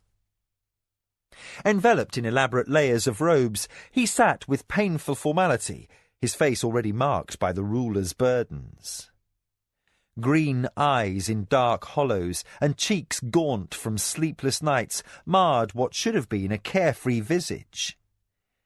Beneath the jewels and pomp, Mara perceived a spirit beaten down with worry. Young he might be, but the light of heaven was aware that he stood upon ground more perilous than quicksand. He held no delusions. His strength stemmed from the incalculable reverence the Surani people held for his office, but although deep-seated, such sentiment was far from limitless. Although uncommon among Ichindar's 90 predecessors, regicide was not unheard of. The emperor's death was considered proof unto itself that the gods had already withdrawn their blessing from the empire. Circumstances must already be disastrous for any but the most ambitious of lords to attempt such a deed. Yet Mara knew Tasayo harboured just such ambition. And there were those this day who considered abolishment of the warlord's office a dire enough offence against tradition to justify such an act. Aware of the perils she invited by encouraging a course that departed further from the familiar, Mara raised her eyes to the enthroned figure on the dais. "Majesty, I offer only hope. I can stem Minwanabi's ambition alone, but only at great cost. Tasayo would have to be granted the warlord's title. A peaceful succession to the white and gold might send these armies outside Kentasani home in peace. I submit to you this is an easy choice. Take it, and you may retire from the great game. Return to the High Council its license to act, and retire to your divine contemplations. But all personal feuds and differences aside, I submit that this course would only buy time. A Minwanabi on the warlord's throne would lead to a future of strife. I believe the chance exists here and now for permanent change, an end perhaps to the needless bloodshed that riddles our concept of politics. I believe that honour need not be rooted in killing for supremacy. Our moment to instill a more compassionate governance may never come again in our lifetimes. Humbly, I implore you, think what that could mean." The emperor's green eyes regarded her piercingly, even from his place high upon his dais. When he did not offer opinion, the priest of Duran the Just arose from his seat. A flick of one thin hand from the enthroned figure allowed him permission to speak. "Mara of the Akuma, does it occur to you that your words might not be pleasing to heaven? Yours is an old and esteemed name, and yet you appear to have laid aside your family honour. You pledge one thing to Tasayo of the Minwanabi, but even now you seek to forswear a most sacred vow." Mara knew a terrible, invasive shadow of fear. The perils of inciting accusation of heresy were not far from her mind, so she directed her reply solely to the light of heaven. "If I have laid aside the blessing of my ancestors, I say this is my own affair. I have transgressed no laws nor offended heaven. In all that I have done, through all that I implore you to consider, I act for the good of the empire." She shifted her regard to the priest as she added, "Even if I should dishonour my family's name, this I would willingly do to serve the empire." A stillness greeted this statement, and then a stir of murmurs from the handful of advisers and priests. The representative from Duran's temple sat down with a look distinctly shaken. The light of heaven turned wide, intelligent eyes upon the lady who stood in erect defiance at the foot of his throne. After an interval of unhurried thought, he gestured to his priests. "Let none present impute disgrace to the lady. She does no shame to her house and name, but honours the empire with her courage and service. For who else among our thousands of ruling lords has dared to approach us with this truth?" He paused, reached up with his own finely drawn hands, and removed his ceremonial headdress. A servant rushed in from the sidelines, knelt and relieved him of its burden. With the high feathered crown gone from his head, Ichindar seemed to shed his formality. He ran a hand through tousled brown hair and turned reflective. When I first embarked upon my course within the great game, it was because I saw my uncle Almecho manipulate the empire for the sole purpose of keeping himself in power as warlord. The result brought suffering to many. His ambition was a threat to the nation and myself, he added ruefully. In working with Lord Kamatsu and others to end the bloodshed, I came to question the manner in which we live our lives. And I believe I understand something of the necessity that moves you. Ichindar stood. He waved away the guards who would close at his shoulders and descended the steps from his dais. Let me share something with you, Mara of the Akoma. Something only a handful of men know. The Emperor's manner was sure, but behind the mask of a ruler born, Mara saw a boy who was still vulnerably young and as human as she under the enveloping weight of his state finery. He crossed the floor in measured steps. The priests watched, the one from Duran's temple rapt as a carrion bird, and the High Father Superior of Lashima's order faintly smiling as the light of heaven reached across the rail and took her hand from its position of salute. Since such unexpected familiarity appeared to disconcert Lady Mara, he looked directly into her eyes. Originally, I tried to force peace upon the nations, for I saw great danger to us as a people if conquest were our only goal. But after Milimba returned, my reasons changed. You may have heard rumours of a great conflict upon the world of Midkemia. I confide to you now that the foe confronted there was the being our legends name the enemy. Mindful of a past discussion with Arakasi, Mara was unsurprised to hear this confirmed. She had reread the ancient tales of some unknown horror called the Enemy, which had destroyed her ancestors' homeworld, sending them across a mystic golden bridge into refuge on Kellowan. Although most of her peers had no cause to believe the old tales were anything other than myth, her quiet, earnest manner held no hint of scorn or disbelief. This was not lost on the Emperor. Warming still more, Ichindar said, "Their menace from before the dawn of our history existed, and was more terrible in fact than in story. The assembly of magicians stood with me in my desire that should such an evil conquer our former enemies in the kingdom and turn their wrath upon us, we as a nation must stand united to face them. For this I suspended the High Council, that the machinations of the great game not be allowed to weaken us against such awesome threat. At my command, 10 great ones and 3,000 soldiers of the Kanazawai clan, led by Hokanu of the Shinzawai." "Hokanu has been upon the other world?" Mara blurted. Then, realizing her rudeness before the Emperor, she added, "I beg my sovereign's forgiveness." Ichindar smiled. "You hold the young man in some regard, I see.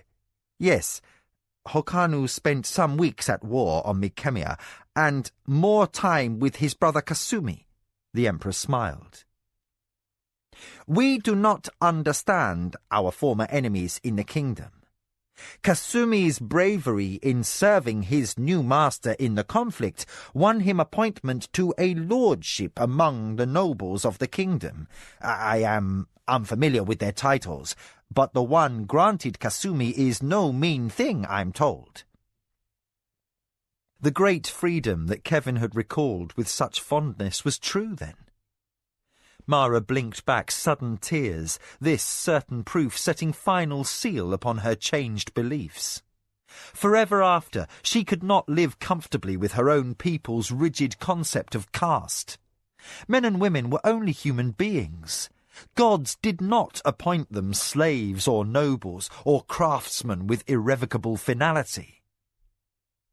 That in her culture a son might be born and live in exemplary honour and yet never be awarded the rank deserving of his deeds was injustice and waste of the first order. "It is to our shame," she murmured unthinkingly loud, "that a captive might gain freedom and begin a noble house that might some day rise to greatness among his former enemies, those we call barbarians. And yet many equally worthy sons taken prisoner into our empire could become no more than slaves. I fear we are the barbarians and not the Midkemians." Taken aback by this concept, which previously had only been aired with Kamatsu of the Shinzawai, the Emperor of Suarunuani regarded the woman across the rail. "So I thought also. Perhaps you will appreciate the fine point that all slaves returned across the rift will be free men on their home soil. Their king Liam swore such to me, and though the first peacemaking was a disastrous mishap, I now know him for an honourable ruler." Torn by memories of Kevin, Mara could only nod. "I am loath to relinquish control of the empire back to the High Council," Ichindar resumed, returned to the subject that had brought her. He lowered his voice so the priests and the scribe would not hear. "I also have come to understand that the chance arises to begin afresh." He released Mara's hand with a half-smile of chagrin that oddly reminded her of Hapara. Then, gesturing for his servant to return his formal headdress to his brow, he swept back up the stair to his lofty throne. Once again seated in state, he framed his official answer. "Whatever will occur on the morrow, the empire will be forever changed. The magicians have held council on this issue, but they are reluctant to intervene further in politics since the risk of the enemy is past. Many of my allies against that threat have withdrawn," he indicated the empty chairs upon the pyramid steps, "some as a result of my condemnation of Aksantuka." Ichindar studied Mara a long and final time. "I think your plan has merit, but the risks you court are equal to, if not greater than, others you wish to avoid." The point did not have to be stated that more than lords might fall if Mara's proposal went awry. The empire itself might be plunged into bloody ruin. "I shall send word in the morning of my decision," Ichindar allowed. "Tasayo has already requested a meeting with all ruling lords in attendance. It's just this side of a demand I appear before the High Council to answer charges, I think."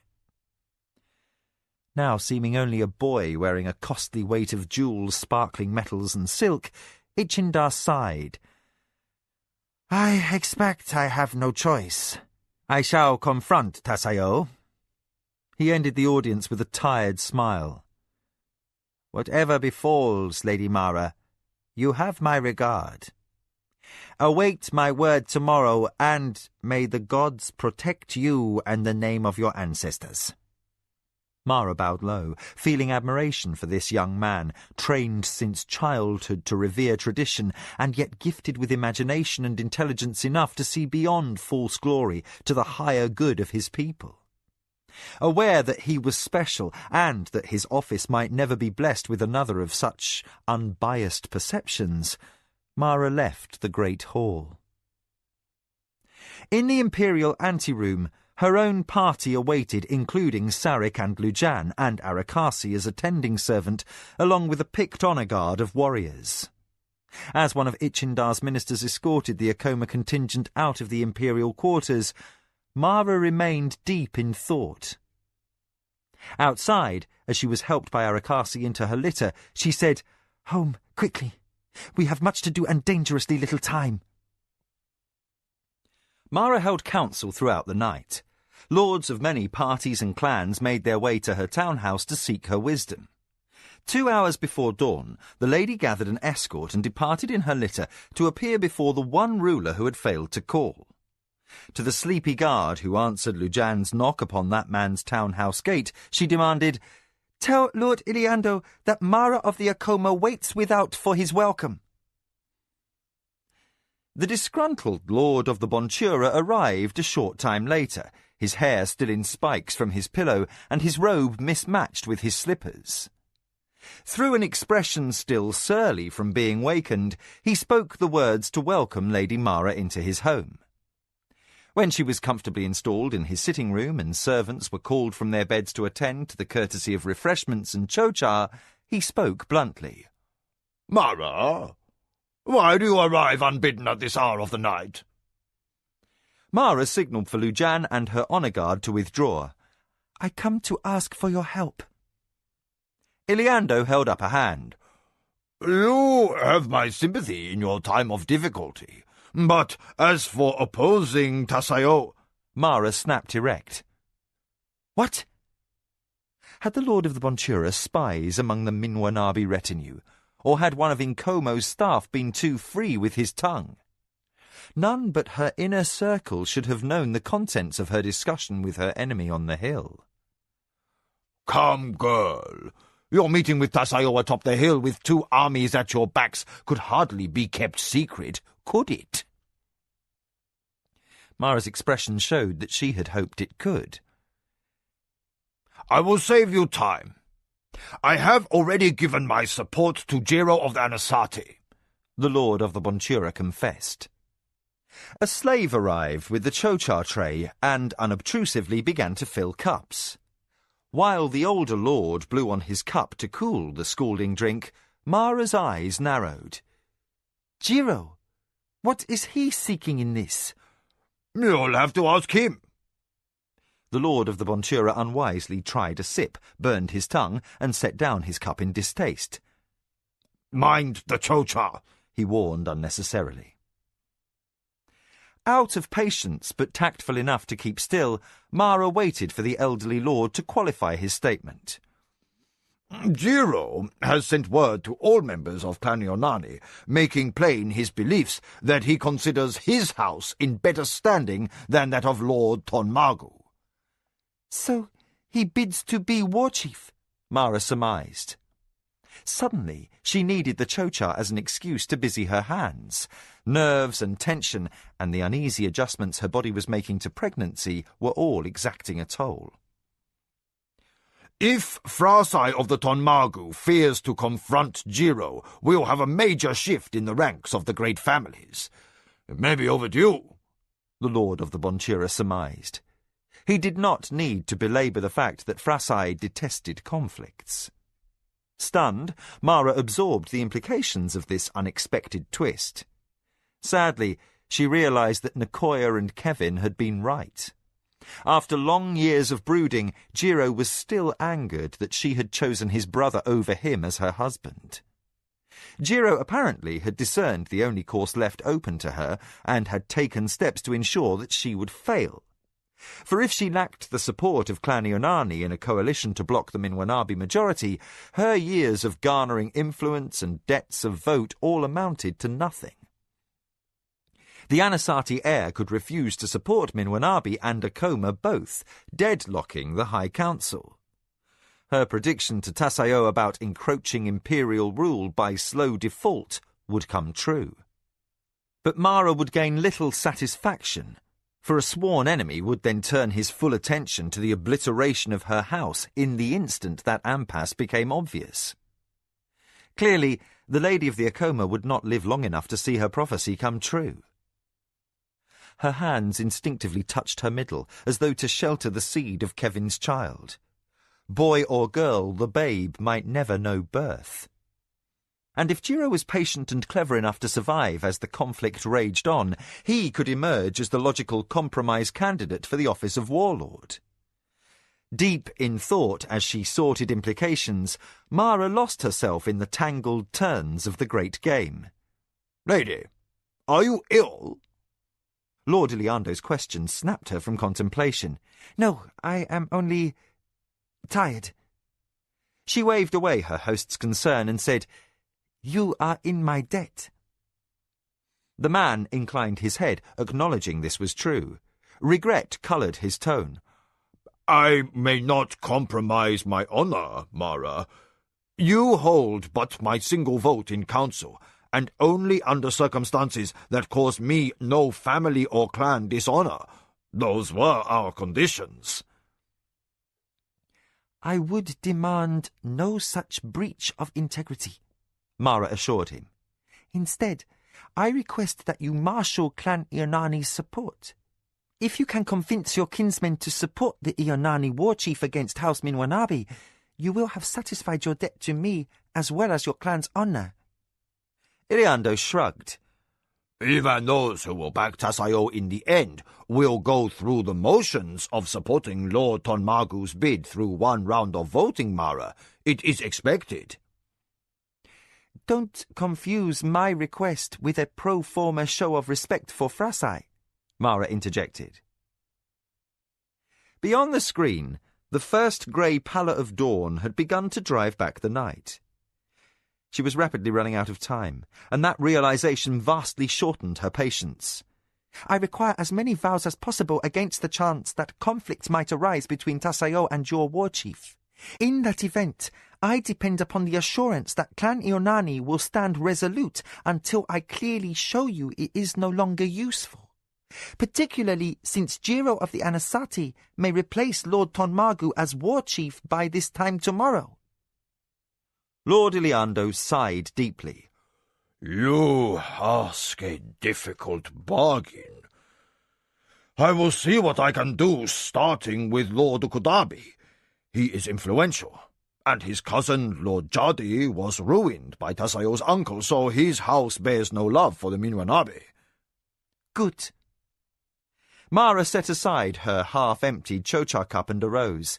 I will see the Lord of the Tonmagu myself. As her host saw her through to his outer door, she concluded, This is more than a matter of feud between myself and Tasayo, my Lord Iliando. The Empire has been plunged into change, and it is up to you and me and others like us to decide whether the result is good or ill. Remember this, no matter what else you may think, I serve the Empire. Once she was outside, Mara's need for haste took over. She gave rapid instructions to Lujan, climbed into her litter, and endured a jostling ride as her bearers trotted through the city. The streets at that hour were deserted but for vegetable sellers driving laden Nidra wagons and priests chanting daybreak devotions. Too fraught with nerves to feel sleepy, Mara closed stinging eyes until she arrived at her destination, an unobtrusive but beautifully appointed villa in the old city with guards in blue armour at the gates. Even as her bearers bent to set down her litter, Mara pulled aside the curtain and called, "Mara of the Akoma!" The officer on duty approached and offered a salute. My lady, what service? Announce to your lord that I wish to see him at once. The plumed officer returned a bow of impeccable politeness and strode inside the gates. Despite the early hour, Kamatsu of the Shinzawai was not in bed. Already finished with breakfast, he sent word that Mara be escorted inside to the comfortable study off his garden. In a secluded chamber surrounded by flowers and greenery, Mara found the Lord of the Shinzawai in conference with another figure in the black robe of a magician. Caught off guard, Mara hesitated, then bowed low. Great One, I crave pardon for my intrusion. The cowled figure turned. Mara recognized Fumita as enigmatic dark eyes swept across her. You do not interrupt, Mara of the Akoma. You merely find two old men reminiscing. His statement was kindly meant, but even the casual scrutiny of a member of the assembly was disquieting in Mara's state of barely contained agitation. "I would return later," she apologized, "but time is limited, and I have need to speak with Lord Kamatsu." The war chief of Clan Kanazawa waved the lady toward a sumptuous pile of cushions. Have you eaten, Lady Mara? If not, my servants might bring you refreshment. Mara accepted the seat gratefully, but the thought of any food caused her stomach to feel queasy. "A little tesh will be sufficient for my needs." As one of the Shinzawai servants departed unobtrusively for the kitchen, she glanced around the room. "Where is Hokanu?" The elder lord of the Shinzawai smiled in a warmth of indulgence. He will be distressed to learn that he missed your visit, Lady Mara. But as acting force commander of the house and sub-commander to Lord Kedda, he is needed in the hills with the army. Sadness touched his expression as he added, Like every clan in the empire, the Kanazawai make ready for war. Then, presuming she called to learn what had become of her contract of marriage proposal, Kamatsu sighed. As if a weight bore down upon his shoulders, he gestured to his visitor in appeal. Mara, in other, calmer times, nothing would please me better than to bind my house to one as honoured as the Akoma.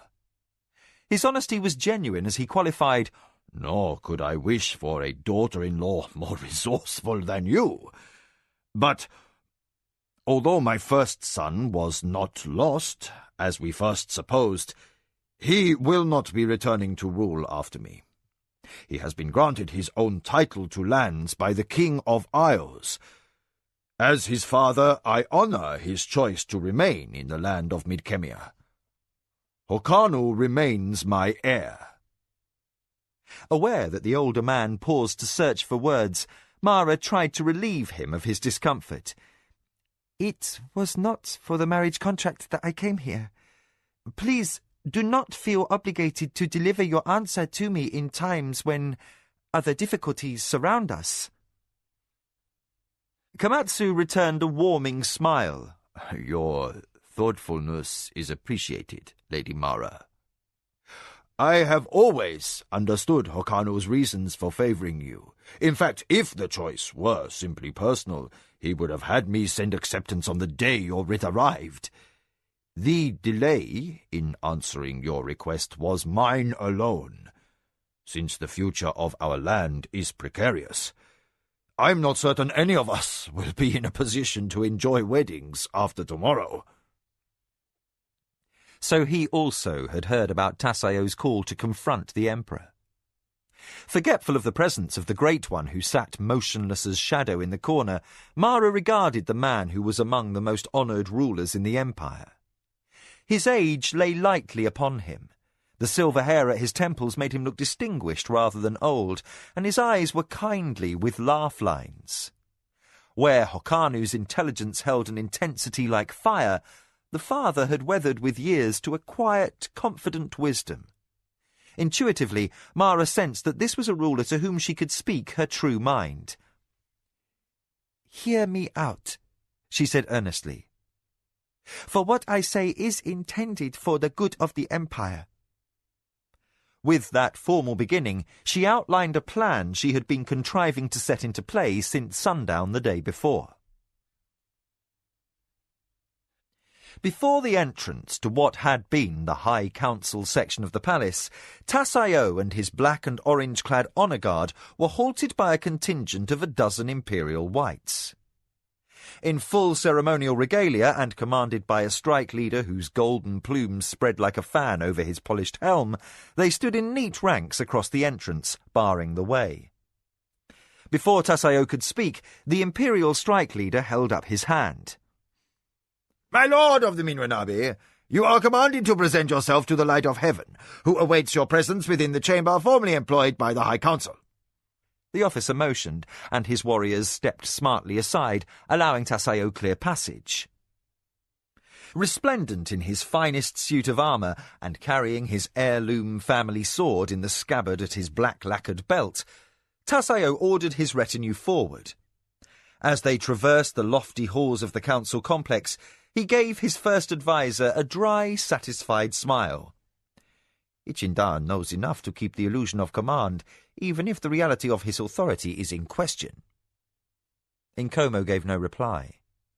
Hot in his ceremonial clothing and too breathless from brisk walking for even a pretence of dignity, he barely maintained the correct distance behind his master as he attempted to ascertain what might go wrong during the coming confrontation. As they reached the entry to the council hall, Nkomo was caught by surprise as Tasayo stopped suddenly on the threshold of the main portal. The elderly adviser barely avoided a collision. Yanked from his preoccupation over possible disasters, Nkomo peered over his master's shoulder to see what caused the delay. The chamber was filled with ruling lords, not unexpectedly, since the lowest ranks took their seats first, and, as the current most powerful family in the empire, Tasayo was privileged to assume his place last. That this was no ordinary council stood confirmed by the fact that even the highest tiers of galleries were packed. The least significant lords in the empire had seen fit to attend this gathering, surest indicator of a time of crisis. Nkomo squinted near-sighted eyes to better make out the central dais. In the dazzle of sunlight from the dome, he made out a figure in shining white overrobes and armour of precious polished gold. Ichindar, 91 times emperor, stood at the top of the central dais. Through the flash of jewels and metal, Nkomo took a moment to notice what had changed. When he did, the reason behind Tasayo's precipitous stop became plain. The ivory and gold throne that had seated generations of previous warlords was no longer in place upon the dais. "Curse the name of her ancestors," Tasayo hissed under his breath. After the absence of the gold and white throne, he had spotted Mara, clad in shimmering green silk, and standing below the dais at the feet of the light of heaven. "My lord Tasayo," addressed Ichindar in the awkward interval while Tasayo was still not recovered from surprise. The lord of the Minwanabi had plainly intended to enter the chamber and, before the entire High Council and the Emperor himself, presumed to mount the dais and take the warlord's seat. Mara had arranged to have the chair removed to rob him of such theatrics. As all eyes turned, catching the Minwanabi lord in his moment of furious embarrassment, the light of heaven continued. "You sought my attendance at a meeting with the lords of the Empire. I have come." Tasayo recovered his poise with a reflex as swift as a sword stroke. As if he intended to speak all along from his position in the central doorway, he looked loftily over the hall. "Your Majesty! My lords!" He glanced at Mara. "Lady!" Entering the chamber to a hushed audience, he slowly descended the stairs. "We come to demand an end to this interruption of the traditional course of governance in the Empire." Without pause to make a bow, he said, "Majesty, I say it is time for the High Council to reconvene for the appointment of a new warlord." Quiet for only a moment, as Tasayo reached the wide concourse above the lowest floor, the glittering figure on the dais inclined his head. "I agree." Taken aback a second time in moments, Tasayo stopped. He realized that to descend the stairs further would put him below the Emperor. So he remained where he was, looking at Ichindar at eye level. Yet he hesitated. Of all the answers he had anticipated, this was the last he expected to hear. "You agree, Majesty?" Ichindar raised his jewelled rod of office. "Before this day is ended, we must arrive at a clear consensus. The High Council must ratify my decisions of the last year, or the old order must be re-established." He glanced down at Mara. "I am in debt to the Lady of Akoma for lending me understanding. I now perceive that a single dictate is not the way to gain support for the changes necessary to ensure our future. If our empire is to survive, the time has arrived for us all to rethink our needs. Other worlds and cultures are now open to us through the rift gates. In our first experience, we have learned to our sorrow that the old ways of conquest and war are poor coin to treat with the peoples of other realms. Not only have our former enemies shown themselves to be honorable men, continued the Emperor, they have generously kept us apprised of their struggles against the ancient horror known in our history as the enemy. A buzz of talk greeted this, yet Ichindar raised his voice above it. To deal with the Midgemians and others who may come after them, we need to change our ways. Tassayo cried out in heartfelt appeal to the council lords. To deal with foreign powers, we must be strong. We suffered shame because Almecho lacked the courage to forge 1,000,000 swords into one weapon wielded by a single strong hand. Looking in scorn upon the young emperor in his many layers of finery, then down at the diminutive lady at his feet, the lord of the Minwanabi gestured in outright scorn. It is time. Mara returned his hard look without flinching. Before all, she said, I gave my vow that I would see no other upon the throne of white and gold before you, Tassayo. Behold, the ivory and gold seat has been removed. By this you will see that I keep my sworn word of honor. No one shall sit upon that throne before you, Tassayo. A murmur swept the packed galleries, and Tassayo's lips twisted with rage. Yet, before he could manage rejoinder, a voice near the front ranks called out, I will let my choice be known. All eyes turned to observe as Jiro of the Anasati arose from his seat and crossed to a point midway between the Emperor on the dais and the figure in orange armour on the stair. After a moment of dramatic confrontation, he moved to stand beside the Lord of the Minwanabi. From there, he directed a triumphant sneer at Mara. Lady, this settles an old debt between us. Perhaps my brother's shade will find rest in the knowledge his murderer has been punished. Mara suddenly felt every hour of missed sleep and the ache of every dashed hope. The error she had made was now past all chance of remedy. Again, she had underestimated Jiro's thirst for revenge and placed too much stock in his ambition. Still, like her father, she faced defeat with a fighting spirit. You think to support Tassayo now? She called, with a derision that carried to the uppermost tier of the galleries. Is it your intent to catch him weakened after he spent himself destroying me? The conjecture was preposterous, given the current Minwanabi ascendance. Jiro simply smiled and looked at Tassayo. I stand with the new warlord, for order must be restored to the Empire. The words touched off a wave of motion as a score of lords joined Jiro's bid to re-establish the old ways. They rose in a rustle of robes to array themselves behind Tassayo until the stairway where he stood became packed and then overflowed into the adjacent ranks of seats.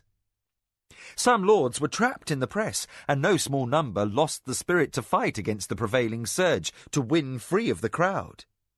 Their numbers added to those of the truly dedicated, forming a formidable wedge of support behind the Minwanabi lord. Yet Mara persisted, against reason. My lord Zacatecas? Hopara of the Zacatecas stood and crossed to stand with her beneath the emperor. A score of loyal Clan Zacala nobles joined him, their features grimly determined. Lord Iliando of the Bontura came to Mara's side. Then members of the Clan Kanazawai entered the field, ringing the central dais. Still, these gains were rendered impotent at a stroke, as most of the Clan Ianani moved to stand with Tassayo. The few members of the Ametchen who had attended divided evenly. When all the lords in attendance had taken sides, the majority backed Tassayo. Lounging at ease against a railing, his expression suavely assured, he turned languid eyes to his enemy. Well, Mara, is this the best you can do? less showy, but every bit as commanding in presence, Mara squared her shoulders. "Lord Jiddu of the Tuscarora, you have sworn allegiance to me." The recalcitrant vassal, who had thought to hide himself to the rear of the Minwanabi faction, shamefacedly removed himself from the stair. Compelled to apologize profusely as he squeezed his corpulent body through the press, he arrived at Mara's camp red-faced and sweating with embarrassment. Mara paid his discomfort no heed. "Lord Randala," she cried, "you have sworn me a vote in council. I now call that debt." A major lord in Clan Zakala, and a potential rival to the young lord of the Zacatecas for the office of war chief, the sandy-haired ruler of the Zosai removed himself from Tasayo's side of the hall. 2 other Zakala lords abandoned other allies and followed. After them came another man from the upper galleries, armoured in scarlet and brown. "Let all know that Tasayo of the Minwanabi used the honourable name of the Hankar in an attempt to ruin the Akoma. I take offence at such presumption, and cast my lot with the lady." Accorded unexpected satisfaction from the disastrous past ambush in the glen, Mara advanced onto the lowest stair of the dais. To all present she announced, "Never again will a noble of the Empire wear the office of warlord." As a stir threatened to drown out her words, she looked pointedly to 5 others who stood with her family's blood enemy. "My lords, all of you have committed one vote of my choosing. I call in the debt at this time." Reluctantly, the rulers in question vacated their chosen position. As they and a trickle of their vassals and allies swelled the crowd gathered behind Mara, others reacted to the shift of power in the room. More and more supporters left Tasayo's ranks and added to the throng around Mara.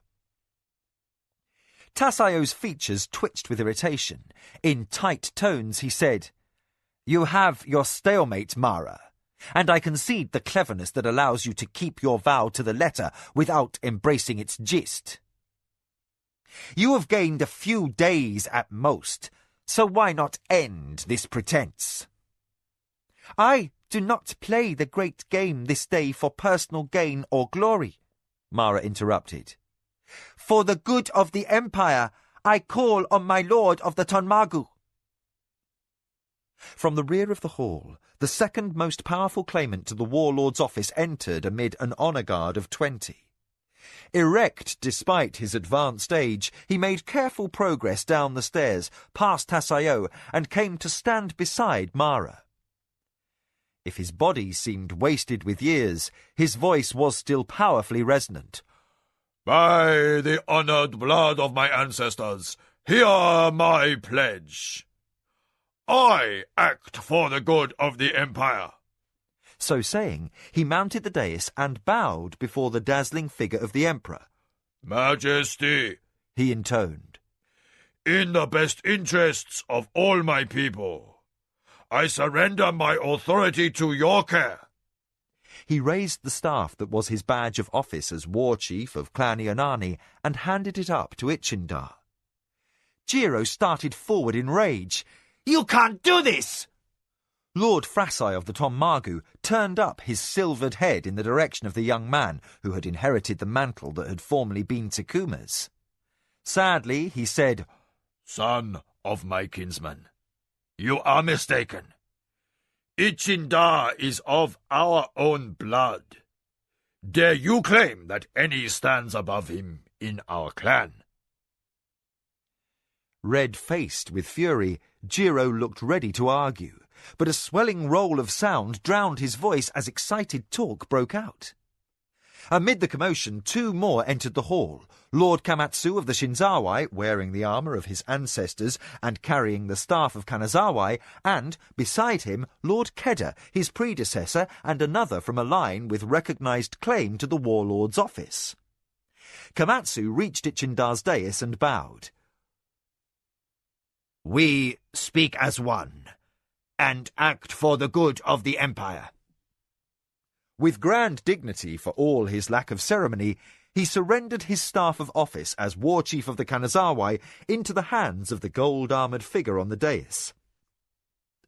Over a cresting murmur of surprise, Tasayo shouted, "This is a violation of tradition, Kamatsu!" The Lord of the Shinzawai called this accusation down in rebuke. "My family is as noble as any in the Empire. We can trace our line back to the 24th Emperor, and are related by blood to the light of heaven. Tradition says that anyone of clan lineage may hold the office of war chief." He ended on a note of ringing challenge. "Dare you deny the blood claim of Ichindar?" Mara said, "Tasayo, you may be a brilliant commander in war, but your grasp of history is deficient. Has it never occurred to you why only 5 families have traditionally been allowed to claim the office of warlord, first noble of the empire after the light of heaven?" At a loss, Tasayo returned a Surani shrug. "Those first 5 houses, including your own, are the most directly related to the empire's founders." Mara regarded her sworn enemy with contempt.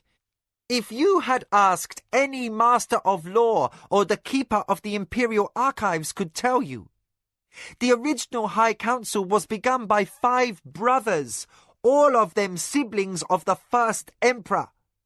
With a sweep of her hand, Mara concluded, "We all stem from the same origins, Tasayo. Trace back far enough, and one way or another, all the major families in the great clans are related." Lord Zacatecas spoke from Mara's side. "I act for the good of the Empire."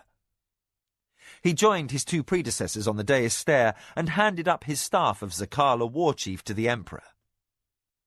Gold armour flashed as Ichindar held up his hands, and all present took note that he held not 3 staves but 4. Into the rising uproar the light of heaven called out, "I received the staff of the Omechan clan this morning, Tasayo. Take note and beware. In my province are 4 claims to the throne of white and gold." Jiro of the Anasati turned a look of naked anger upon Mara before he bowed to necessity. "Tasayo, fate has decreed this. I am sorry." So saying, the second most bitter enemy of the Akoma abandoned his position at the Lord of the Minwanabi's side. His desertion precipitated the withdrawal of the remaining Inani nobles, leaving Tasayo alone with a handful of vassals and cowed followers. One of these abruptly turned away. As he stepped down the stair toward the gathering around the dais, Tasayo gave way to rage. "Bruli of the Kautara!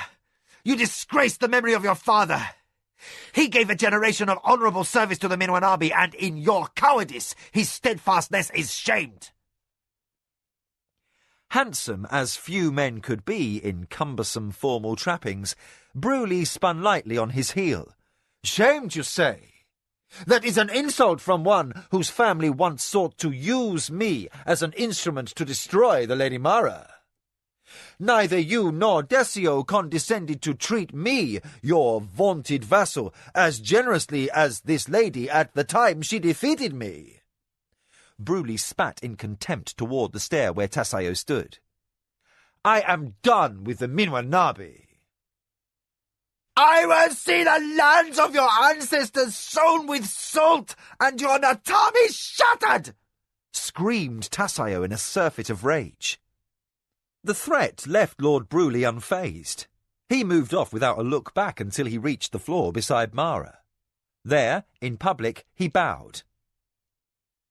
"Some may say you have deserted family honour this day, Lady Mara." Then he smiled. "I think not. Despite our past differences, I believe in my heart that you truly do serve the Empire, lady. May peace hold between us from this day forward." Mara smiled in return. "Before the High Council, I acknowledge friendship between the Kehotara and the Akoma. Tassaio's eyes blazed with frustration. You may have played into Ichindar's hands, Mara, but this is not the end. I have given my word that you may return safely to your home, but the moment my scouts bring news that you have set foot upon Akoma soil, then shall I unleash the might of the Minwanabi upon you. More! He spun in command upon those still behind him and cried, I call upon Clan Honor! The Akoma have disgraced the Empire and Clan Shonshoni. Let war come to Clan Hadama! Ichindar said, I forbid this! Tassaio's smile twisted with overweening malice. I have 50,000 soldiers ready to march at my command. Although the bearing of blades was deplored within the great hall, he flouted custom and drew his sword for emphasis. The rare metal blade caught the light like fire, while an uproar swept across the hall. Over the clamour, in his commander's shout, Tassaio cried, If you seek to make an end to this Ichindar, let us do so on the field of war. Will your supporters stand with you then? Demanded Tassaio, his face flushed in challenge. Mara felt a chill pierce her being. Before her stood a madman who would see his civilization reduced to ashes rather than suffer a rival to claim victory. Numbed by the sight of her worst nightmare made real, and stabbed through by recognition that her hope had been ground down by the caprice of the gods, she closed her eyes to hide her anguish. Because of her pride and her ill-founded attempt to wrest the course of the future into a new mould, more than the Akoma would fall. With her she dragged down the best among the mighty, and in that most terrible recognition came the personal grief that Ayaki would die before manhood, and Kevin's unborn child might never know the chance to draw breath. Mara felt withered by responsibility, for in cold truth this impasse had happened because of her. Her acts had brought her nation to civil war. Numbly, she heard Ichindar murmur words of apologetic consternation. Too devastated to speak, she turned to bow to his better grace. Seeing the young man standing without sign of fear, Mara forced herself to speak. The Akoma are yours to command, my emperor. At once many lords pledged support or made a display of putting distance between themselves and their neighbours. Bloody chaos was too close at hand not to make it clear where one stood. Those who wished no part in the coming clash sought to escape being swept along. That instant, a voice from the edge of the chamber rang out in absolute command. There shall be no conflict! The uproar died. Mara snapped her eyes open to find silence as the nobles surrounding her looked upward in disbelief. Dozens of black-robed figures descended into the hall in a ring through every entrance and side door. Eerily silent and contested by none, the great ones of the assembly advanced down the steps to the lowest floor of the High Council. The whim of the magicians was as law, even above the might of armies. Mindful of the havoc unleashed by just one man trained to the black in the arena, no lord present was fool enough to stand against the will of the assembly. Tassaio stood frozen in abject fury, fully aware that he had lost. The last colour drained from his features as he resheathed his sword in disgrace. 50 magicians closed in a ring around the lords who surrounded the emperor. Their spokesman gave a formal nod to the lady of the Akoma. With a faint start, Mara recognised Fumita. In a giddy rush of fear, she recalled that he had been present throughout her entire discussion with Kamatsu. At his side were 2 others she did not know, a short, very stout magician and a thin one with angular features. Confronted by their stern, impassive gazes, unknowingly steeped in power, Mara knew an instant of terror. Surely they came to take her, to punish her unpardonable boldness. For if Tassaio was greedy with ambition, she was as much at fault for her presumptuous attempt to shatter tradition. Yet the Great One did not speak to berate her. Taking a stance between her and the sworn enemy of her family, Fumita addressed the gathering at large. "We speak for the assembly. Our council has met and determined that Mara of the Akoma has acted for the good of the Empire. She has jeopardized herself in selfless honor to prevent strife, and her life in this moment is sacrosanct."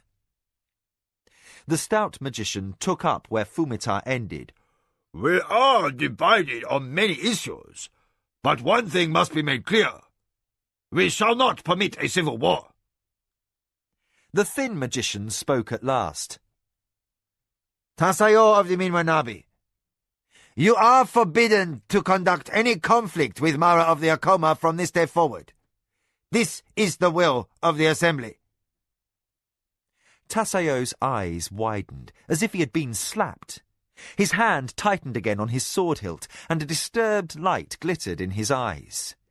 In a hoarse whisper he said, "Great One, my family has sworn blood oath to Turakamu." "Forbidden," repeated the slender magician. White to the lips, Tasayo bowed. "Your will, Great One." He unbuckled his sword, an heirloom of steel with an elaborately carved bone handle. Reluctance stiffened every line of his bearing as he descended the stair and surrendered the weapon to Mara. "To the victor." His hands shook from closely contained rage. Mara accepted the trophy with hands that openly trembled. "It was a close thing." Tasayo loosed a bitter laugh. "I think not. You have been touched by the gods, Mara." He glanced around the room. "Had you never been born, or had your family not died to make your inheritance possible, I have no doubt that change might have come. But this—" He gestured in white rage at the assemblage of lords, magicians, and emperor. "Nothing so momentously conclusive would ever have come to pass. I think I prefer facing the Red God to seeing the great game of our ancestors reduced to a paltry charade, and our lords cast away pride and honor for subservience to the light of heaven." His hard, topaz eyes roved one last time over the council he had dreamed he might rule. "Gods pity you all, and the empire you surrender into disgrace. Be silent!" Fumita snapped.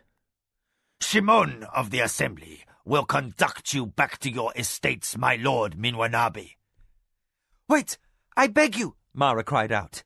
"Desio vowed to the Red God on the blood of the Minwanabi line. By the terms of his oath, none who claim kinship with Tasayo may survive if the Akoma are not sacrificed." Hard as stone, Fumita faced the Lady of the Akoma. "Foolish is the lord who presumes that the gods take such a particular interest in his enemies. Desio transgressed prudent limits to make such a pledge. The gods do not suffer recanting such vows. His kin must suffer the consequences." But Mara felt as if Kevin stood at her shoulder, and his irrepressibly foreign beliefs left a clamour in her mind that not even the great ones might still. "What of Tasayo's innocent wife and 2 children?" she appealed. "Should their lives be wasted for honor?" Desperate to see her point through, she spun and faced her enemy, only pity in her eyes. "Release your children from fealty to the Minwanabi Natami, and I will adopt them into House Akoma. I beg you, spare them their lives." Tasayo looked at her, aware that her concern sprang very near to the heart. Only to deny her, expressly to hurt, he cruelly shook his head. "Let their blood be on your conscience, Mara." So saying, he tugged the war chief's staff of Clan Shonshoni from his belt. "My lord of the Sejayo," he called to a thick-necked man on the sidelines, "this is now your trust." As the staff of office was removed from his hand, he gave one last glance around the halls of power. Then, with a flat look of mockery at Mara and the Emperor, he turned with all his grace and arrogance to the slender magician beside Fumita. "I am ready, Great One." The magician took a metal device out of his robe, and a faint buzzing sounded through the hall. As he placed his hand upon Tassaio's shoulder, both of them vanished without warning, the only sign of their passing a faint inrush of air into the space that they had occupied. The Lord of the Sajayo regarded the war chief's staff he now held, and reluctantly came to stand before the Emperor. Majesty, I do not know if I act for the good of the Empire or not. He glanced at the other lords who clustered unanimously around Mara and Fumita. But it is said that in the great game, the gods favour the winners. I surrender to you the office of the war chief of the Shonshoni. Ichindar accepted the last of the 5 staves of office. Clearly, in words of newly unquestioned authority, he pronounced, "The office of warlord is no more." Without further ceremony, he snapped each staff in 2 halves and cast the fragments on the floor.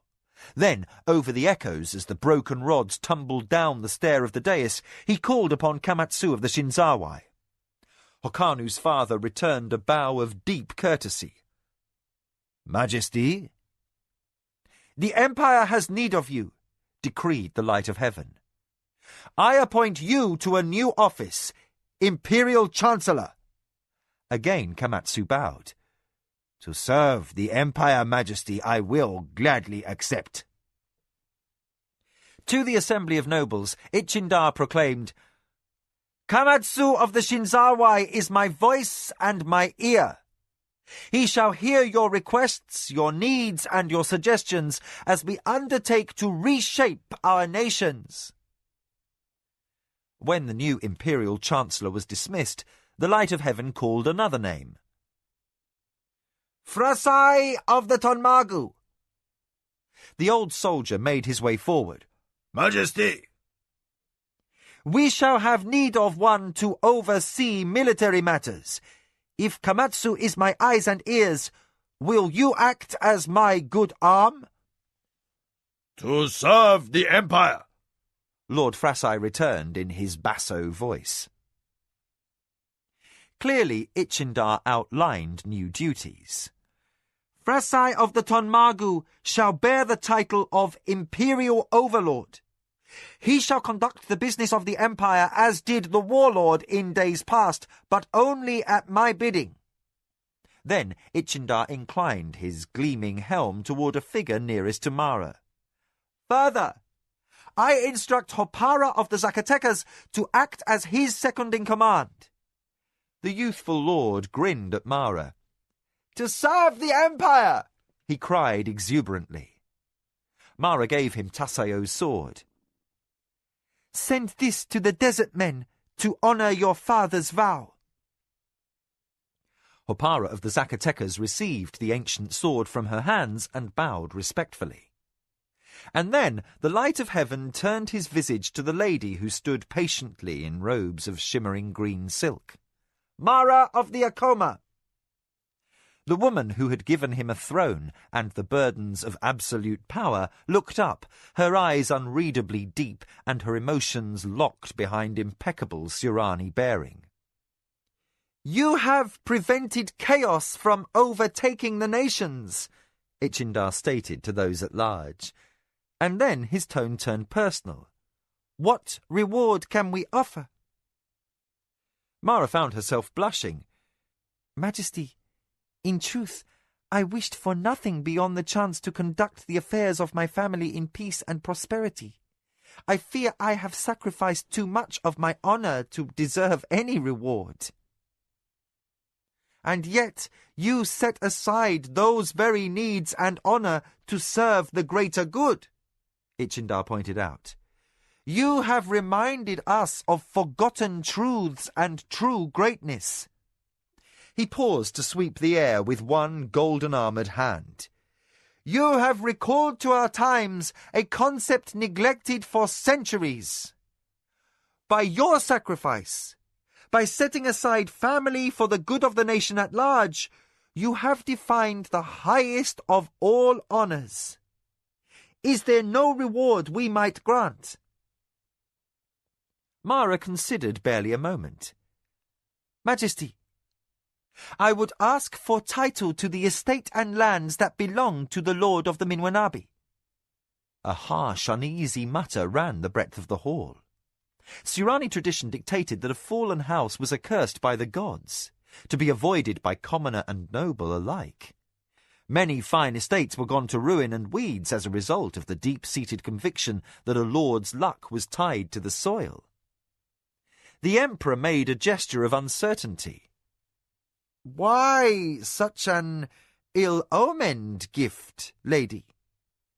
Majesty, she said gravely, we gather today to embrace change. To my mind, it is the greater offence against heaven to allow a dwelling of such magnificence to be abandoned to waste and decay. I hold no fear of ill luck. Allow me, and I shall send to the Red God's temple and seek clear notice that Desio's blood vow stands fulfilled. Then may the priests of Chochokan bless the property, every foot if need be. And on the day when the restless spirits of the Minwanabi are banished in peace, I will make my home there. Struggling to hide tears of relief, Mara continued, Too many good men and women have died, Majesty. Others are slaves, their talents denied, their potential ignored. Poignantly struck by the memory of Kevin, she fought her voice level and continued, I work for a future of change, and for that I ask to be first to break a profitless tradition. To her startling request, Itchindar nodded acquiescence, and, into a stillness grown profound, as each lord present examined his land and his people in a new light, Mara called out in appeal, This waste must end! Now! To all who have stood against me in the past, I make this vow. Come to me with peace in your heart, and I will put an end to old conflicts. She glanced at Jiro of the Anasati, but he returned no flicker of feeling. His face under his red and yellow helm remained unreadably remote. On the dais, the Emperor watched the exchange and the wonder in the expressions of many of the nobles who were gathered. He sensed something of Mara's emotions, and yet he understood but a fraction of what motivated this deep and complex woman. Profoundly moved by her vision of a forgiving victory, he said, Lady Mara, lands are insufficient compensation for the gift of enlightened thought you have brought into this council. You have wealth and power, influence and prestige. At this moment, none stands above you in influence and greatness in this hall. He smiled in sudden wry humour. I would offer to make you my 10th wife if I thought you would accept. At Mara's blush of confusion, a wave of gentle laughter filled the hall. Over the general mirth, the Emperor raised his final command of the day. You have chosen to serve others ahead of your own self-interest. Therefore, you shall be recognized throughout life and all of history. In past ages, when the Empire was yet young, when a citizen came forward to undertake extraordinary service at risk of life and honor, my forebears bestowed on them a title that all in the land might recognize them with highest acclaim. Mara of the Akoma, I give to you the ancient title, Servant of the Empire. Stunned, speechless, Mara clung to the tatters of her bearing. Servant of the Empire? No man or woman in living memory had received such a lofty accolade. Only a score of times in 2,000 years had the title been awarded. Those 20 names were recited for luck and memorized by children as they learned the history of their people. The rank also brought formal adoption into the imperial household. Reeling mentally at her unanticipated rise in status, Mara realized that she and Ayaki could choose to retire to the palace and live upon imperial largesse for the remainder of her days. You overwhelm me, Majesty, she managed at last. And she bowed to his presence like the humblest of his servants. Then Lord Hapara of the Zacatecas let out a battle cry, and the High Council Hall erupted in cheers. Mara stood at the centre of a circle of admirers, giddy with the recognition that she had won, and more, she had ensured that her family was forever safe from the machinations of House Minwanabi. Chapter 27. Beginnings. Hokanu stood motionless. Then, in the wash of golden light that fell through the western window, the son of the Shinzawai rested his hands upon the sill. His back to Mara, and his gaze directed outward into the colours of a brilliant sunset, he remained in silent contemplation.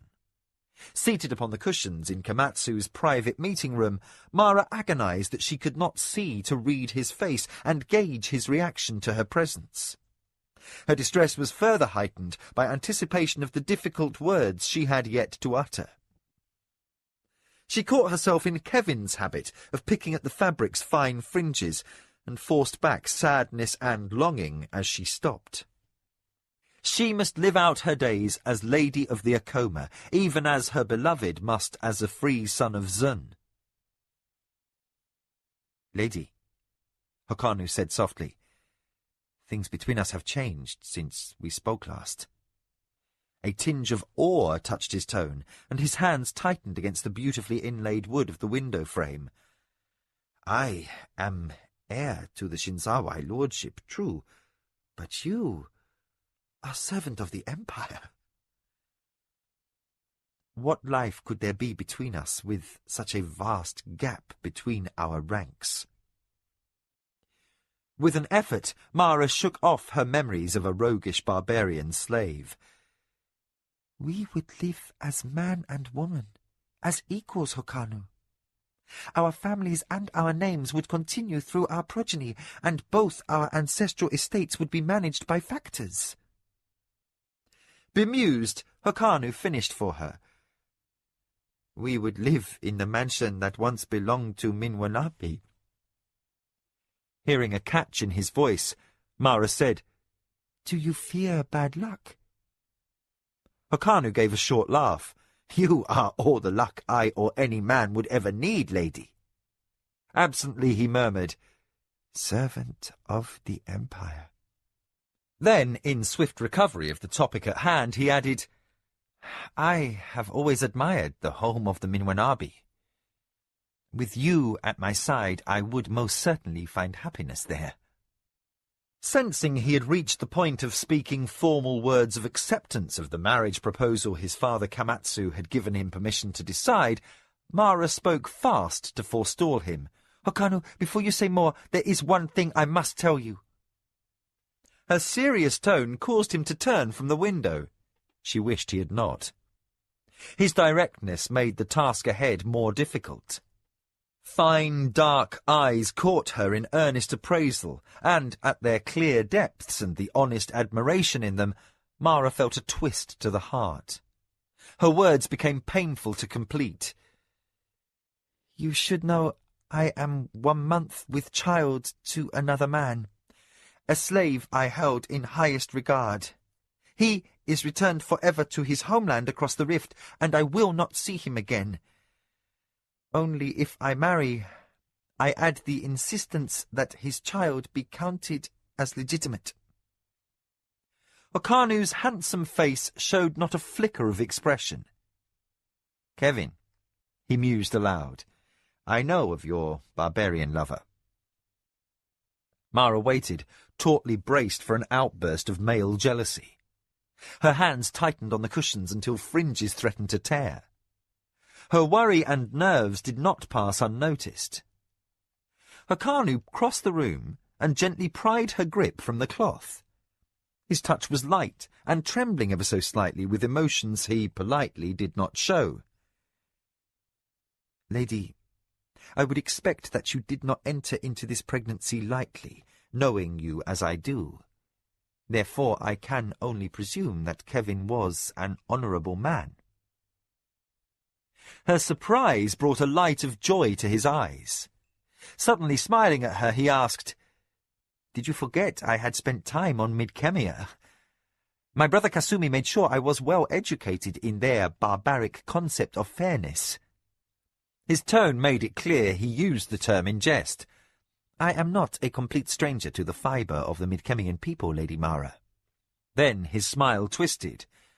"I was the one who chose to bring the barbarian Great One Pug to my father, sensing in him something rare."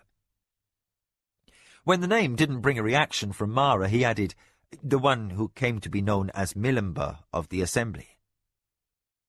Mara couldn't contain a giddy rush as she saw the ironic humour. As she laughed lightly, he said, "In my own meagre way, I played some small part in the tremendous events we have known." The Lady of the Akoma looked up into Hokanu's face, and there read a rare understanding. She might not bring the fire of passion to any union with House Shinzawai, but this was a man whom she could honour, one with whom she could share her new vision of the future. Together they might shape a greater empire. He crossed to stand before her, then began to kneel. "You could care for 2 boys, not your own?" she asked as he knelt before her. Hokanu regarded her tenderly. "More. I could love them." He smiled at her profound astonishment. "Mara, did you forget? I am the foster son of Komatsu. Though we do not share the blood tie of father to son, he taught me the value of a strong and loving family. Ayaki's merits are apparent. Kevin's child we will shape as his father would have desired." Overwhelmed suddenly by emotion, Mara ducked her head to hide tears. As Hokanu's arms closed in comfort around her, she gave way to a flood of relief. She had hoped for nothing beyond having her child by Kevin accepted. The gift of Hokanu's complete support was more than her wildest expectations, certainly more than her wayward, headstrong decision had deserved. Almost she could hear Nakoya's voice carping that the man who held her was special and deserving of regard. Softly she said, "The gods have chosen wisely, Hokanu. For no man born of this world could better understand and respect my needs." "I accept your proposal of marriage, lady, servant of the Empire." Hokanu murmured formally into her hair. Then he kissed her in a manner different from Kevin's. Mara tried, but her body could not warm to the sudden change immediately. His touch was not unpleasant, simply different. In his uncanny manner, Hokanu seemed to sense that she needed time to become used to him. He drew back, still holding her strongly, and a light of humour touched his eyes. "How in the name of the good gods can you know that the child you're carrying is a boy?" Mara's last apprehension dissolved in a rush of pleased laughter. "Because," she said, for once a woman rather than a ruler, "I would have it so." "Then, my strong-willed future wife," announced Hokanu, drawing her to her feet, "it must be so. We had best go out and inform my foster father that he will need to spare time from the Emperor's duties to be attending a wedding." Mara signalled, and the company halted. The priest of Turakamu turned his red-masked face in her direction in unspoken formal inquiry. He stood in full-dress attire, which meant more paint than clothing. His nude flesh was stained red, and a feather-and-bone cape over his shoulders mantled his necklace of baby skulls. Yet he came in regalia only, without any acolytes in attendance to conduct ceremony. His purpose to oversee the relocation of the prayer gate off Minwanabi property. Mara arose from her litter to treat with him. "My lady," he greeted formally, "your generous offerings to the temple have been looked upon with favour." Mara indicated a bonfire some distance up the road where several large timbers lay burning. "What is that?" Desio's ill-omened gate that was never finished. The temple has decreed, by their fall from power, the Minwenabi have demonstrated beyond doubt that their cause found no favour with the Red God. Therefore, the gate is neither consecrated nor blessed, and may be destroyed without fear of divine retribution. He indicated a pair of large Nidra wagons drawn off to one side, awaiting the dismantled timbers of a second gate. This structure will be sent to the site you provided. That soil will be reconsecrated. From behind the grim skull mask, the priest sounded almost conversational. It was something of an odd request, this relocation of a prayer gate, Mara, but upon discussion, no blasphemy or sacrilege was seen. Given the association of this gate and the vow that was made, it was understandable why you might wish to have it removed once you hold this land. The priest gave a Surani shrug. Now that the High Council is an advisory body only, the temples may again take a more active role in the well-being of the Empire. Your part counted for much, and the servants of the gods are grateful. He motioned aside to a worker who approached the west post with a shovel.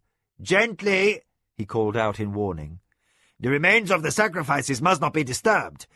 Be sure there is ample soil around their graves." The overseer to the workers acknowledged the priest's instruction. Satisfied the matter was in hand, the servant of Turakamu reminisced in friendly fashion with Mara. "We who serve the Red God are often misunderstood, lady. Death is part of life, and all come to Turakamu's hall eventually. We are not in a hurry to gather their spirits. Remember that in the future, should you ever have need of our counsel."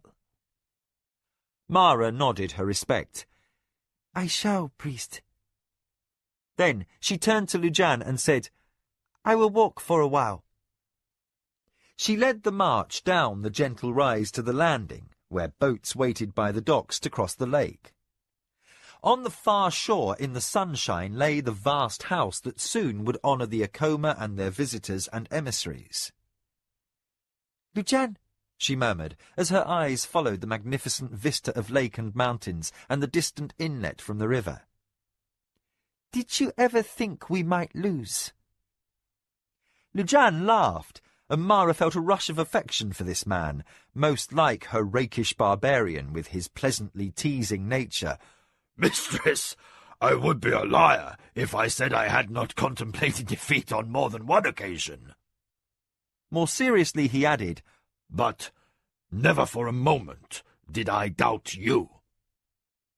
Mara impulsively took his hand. "For that I humbly thank you, my friend." Together, lady and force commander made their way to the docks where boatmen waited to take them across the beautiful lake. Lujan, Sarek and Kyoke assumed seats in the vessel with Mara, while her two force leaders directed the other Akoma soldiers into craft to follow after. Soon the water was crowded with the flotilla of her army. Mara glanced back to where Kyoke sat, holding a bundle in his lap as if it were fragile and precious. Under a mantle of green cloth beaded with jewels rested the Akoma Natami. Mara's advisor for war had drilled endlessly with an old wooden coffer to perfect the handling of both burden and crutch. He counted this trust as the highest honour ever awarded him, even over accolades won in battle. The boats floated swiftly across the water. Wishing poignantly that Kevin could have been at her side, Mara was surprised out of her reverie to see a magician waiting for her upon the docks outside the great house. Behind him stood priests of Chochokan, who had been overseeing the blessing of the new Akoma estate, in preparation for Mara's coming union with Hokanu of the Shinzawai. The first guests would arrive within the week. Mara had been relieved, for by her estimation Kevin's child would be born slightly less than 8 months after the wedding, close enough to raise only eyebrows, and not giving incontrovertible evidence that the father was other than her pledged husband. The lead boat reached the landing. Helped to the dock by Lujan, Mara bowed to the magician. "Great One, you do us honour." The Great One waved a pudgy hand. "No, I remain only to inform you that my colleague conducted Tasayo here, then witnessed the ceremony as the former Minwanabi lord made ready to honourably end the feud and take his own life. Mara was joined by her advisers as the Great One added sadly, "Please come with me." The Akoma party followed him down spacious paths on the opposite side of the great house. There, more than 10,000 people waited in silent ranks. Before them stood a large bier fronted with red bunting. Mara raised her eyes to the 4 shrouded figures that lay in their final rest. Tears flooded her eyes as she saw that 2 were children. Servants had tried to make them look presentable, but their fresh wounds could not be hidden. Tasayo had cut their young throats. Sickened by the thought that the boy might have been her own Ayaki, Mara felt Lujan reach out and steady her arm. "I would have spared them," she murmured numbly. The Great One regarded her with sorrow. "The Minwanabi line is ended, Lady Mara. The assembly officially stood as witness. Now that my charge is complete, I will excuse myself. Live in a long life and a happy one, great lady." Hotchapepper reached into his pocket, where he kept his talisman of transport. A buzzing sounded upon the air, and he was gone. Mara was left at a loss before the host of former Minwanabi retainers who still survived. The first 6 rows of people had all donned grey robes of slavery. Behind were ranks of soldiers with weapons and helms stacked at their feet, and heads bowed in defeat. An ancient man, garbed as a slave but aristocratic in bearing, stepped forward and prostrated himself before Mara. "My lady," he intoned respectfully. "Speak," the lady bade him. "I am Inkomo, former first adviser to Lord Minwanabi. I present myself to assist you in whatever dispensation you decree for all of us who served that unlucky house." "Their fates are not mine to dispense," Mara whispered, still shaken by the bodies of the dead children. Inkomo looked up, emptiness in his dark eyes. "Lady, my former lord commanded all blood relatives to their ancestral home. He ordered and saw each kinsman kill his own wives and children, then fall upon his sword in turn. But he waited until an hour ago, when he heard you had set foot upon Minwanabi soil, before he took the lives of his own family. Only when they were dead did he fall upon his sword." Trembling in abject fear, Inkomo performed his last duty to his master. "Lord Tasayo bade me tell you that he would rather see his children in death's hall at his side than live in an Akoma house." Mara felt a stab of horror. "That murderous animal! His own children!" Blind rage shook through her, then dwindled to grief as she again regarded the small forms of that little boy and girl upon the bier. "Grant them full honours," she said softly. "A great name ends this day." Inkomo bowed. "I am your slave, mistress, for I have failed my master. But I beg you, have mercy, for I am old and ill-suited for labour. Grant me the boon of honourable death." Mara almost snarled in her outrage as she said, "No!" Her eyes bored into the startled man as she cried, "Stand up!" Stunned by her unseemly emotion, Inkomo was taken aback. Mara could not bear the sight of his subservient attitude an instant longer. Taking his arm in a surprisingly strong grip, she pulled the elderly adviser to his feet. "You were never sold into slavery by Tasayo, were you?" Nkomo couldn't speak. He was so taken off guard. "You were never ordered into slavery by an imperial court, were you?" "No, lady, but—" "Who calls you a slave?" Her disgust was palpable as she half-dragged the old man to where her own advisers stood. To Sarek, wearing an adviser's formal robes, she said, "Your training under Nakoya was sorrowfully cut short.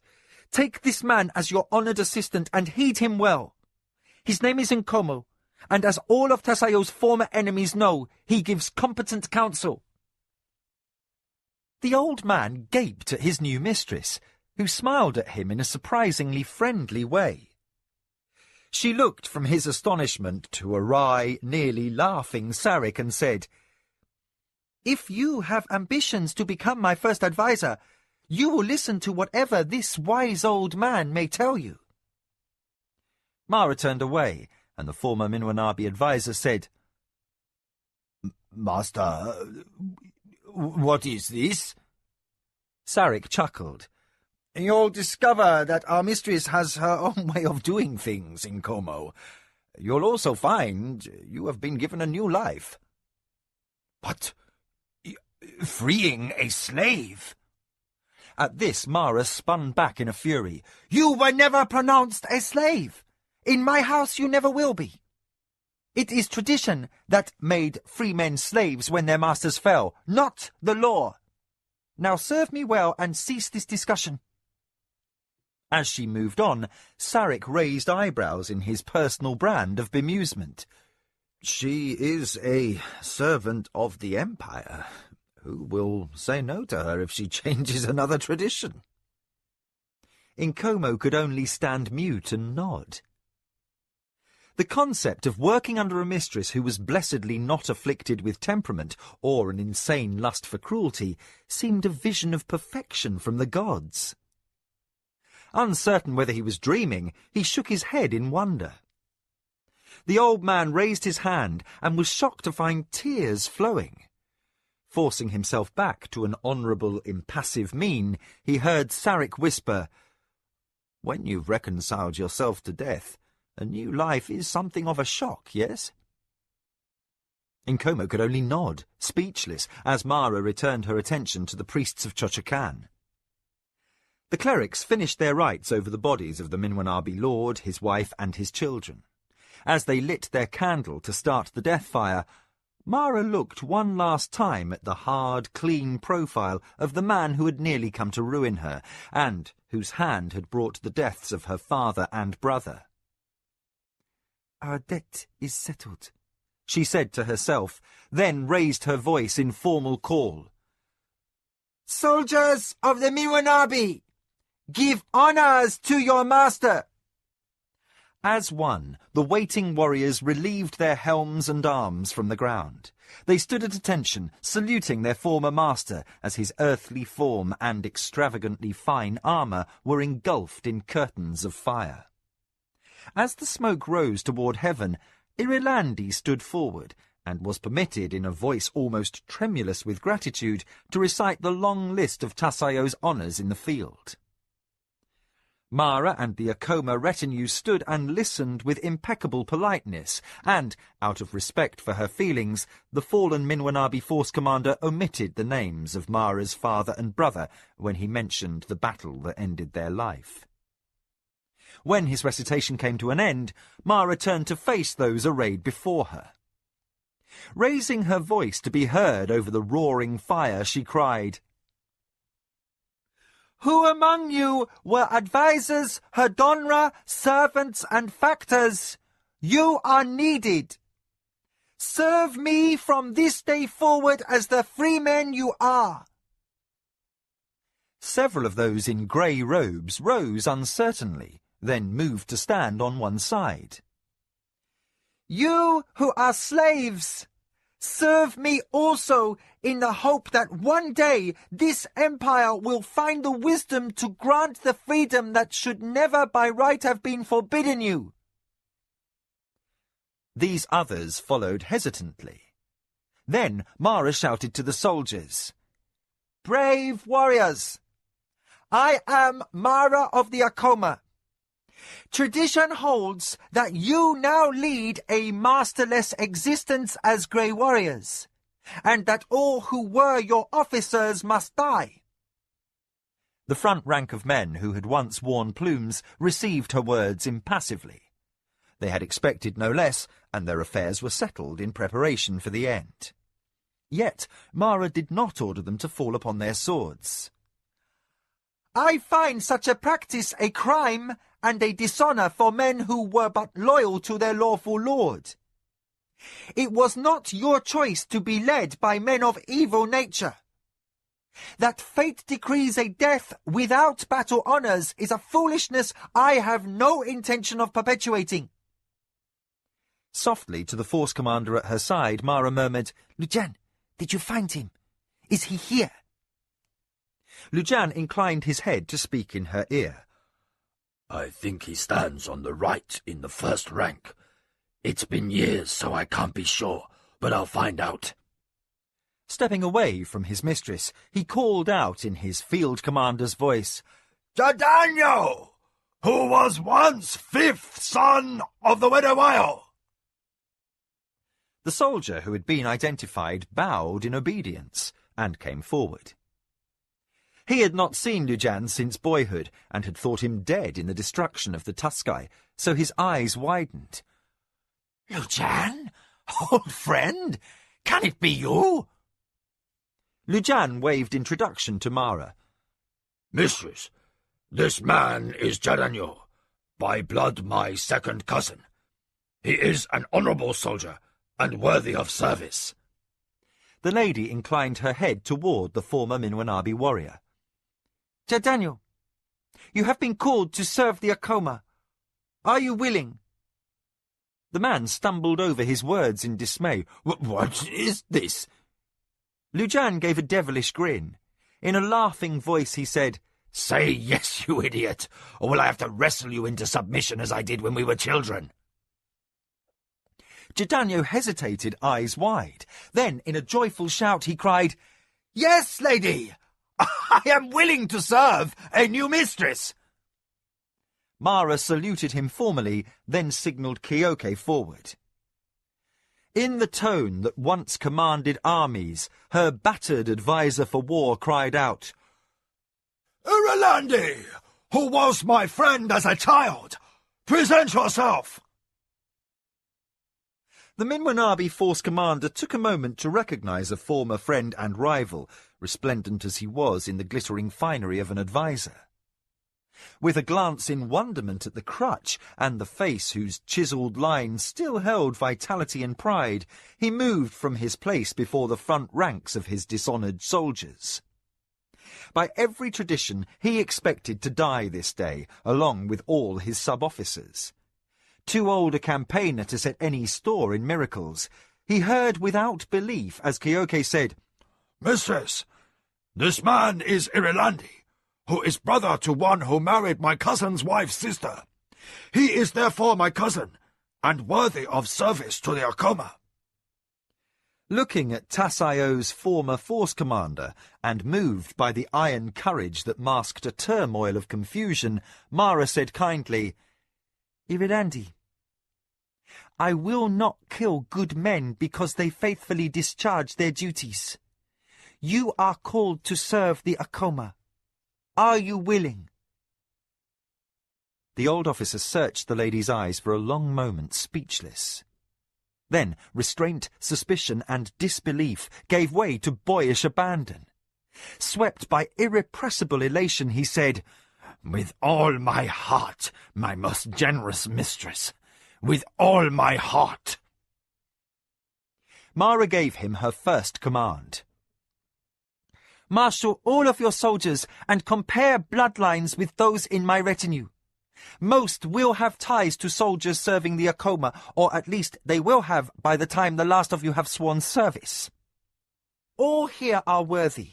Therefore, let the forms be observed that all may be lawfully committed to duty.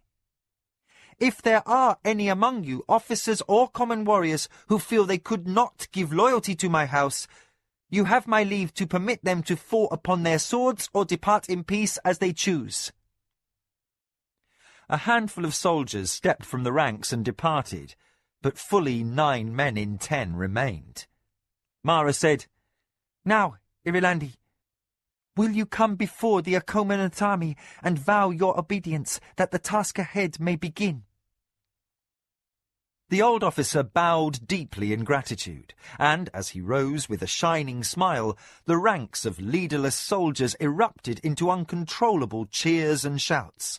The name Akoma! Akoma! rang in the morning air until Mara was nearly deafened by the clamour.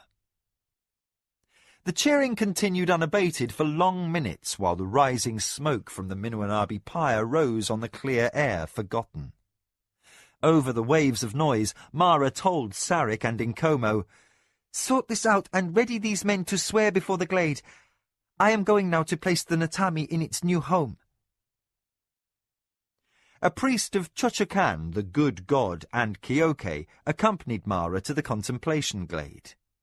Waiting outside with a shovel in hand was the gardener who was the traditional keeper of the grounds. He expected the Minwanabi Natami to be buried face down forever in the time-worn custom of a house fallen to conquerors. The moment came at last, and Kyoke surrendered the burden of the Akoma Natami to Mara. Her escort halted outside the entrance while the priest and gardener accompanied her inside.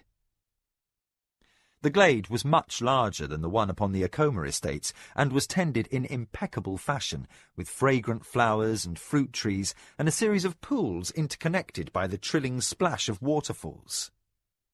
Mara gazed in wonder upon a beauty that stopped her breath. Half dazed, she said to the gardener, "What is your name?"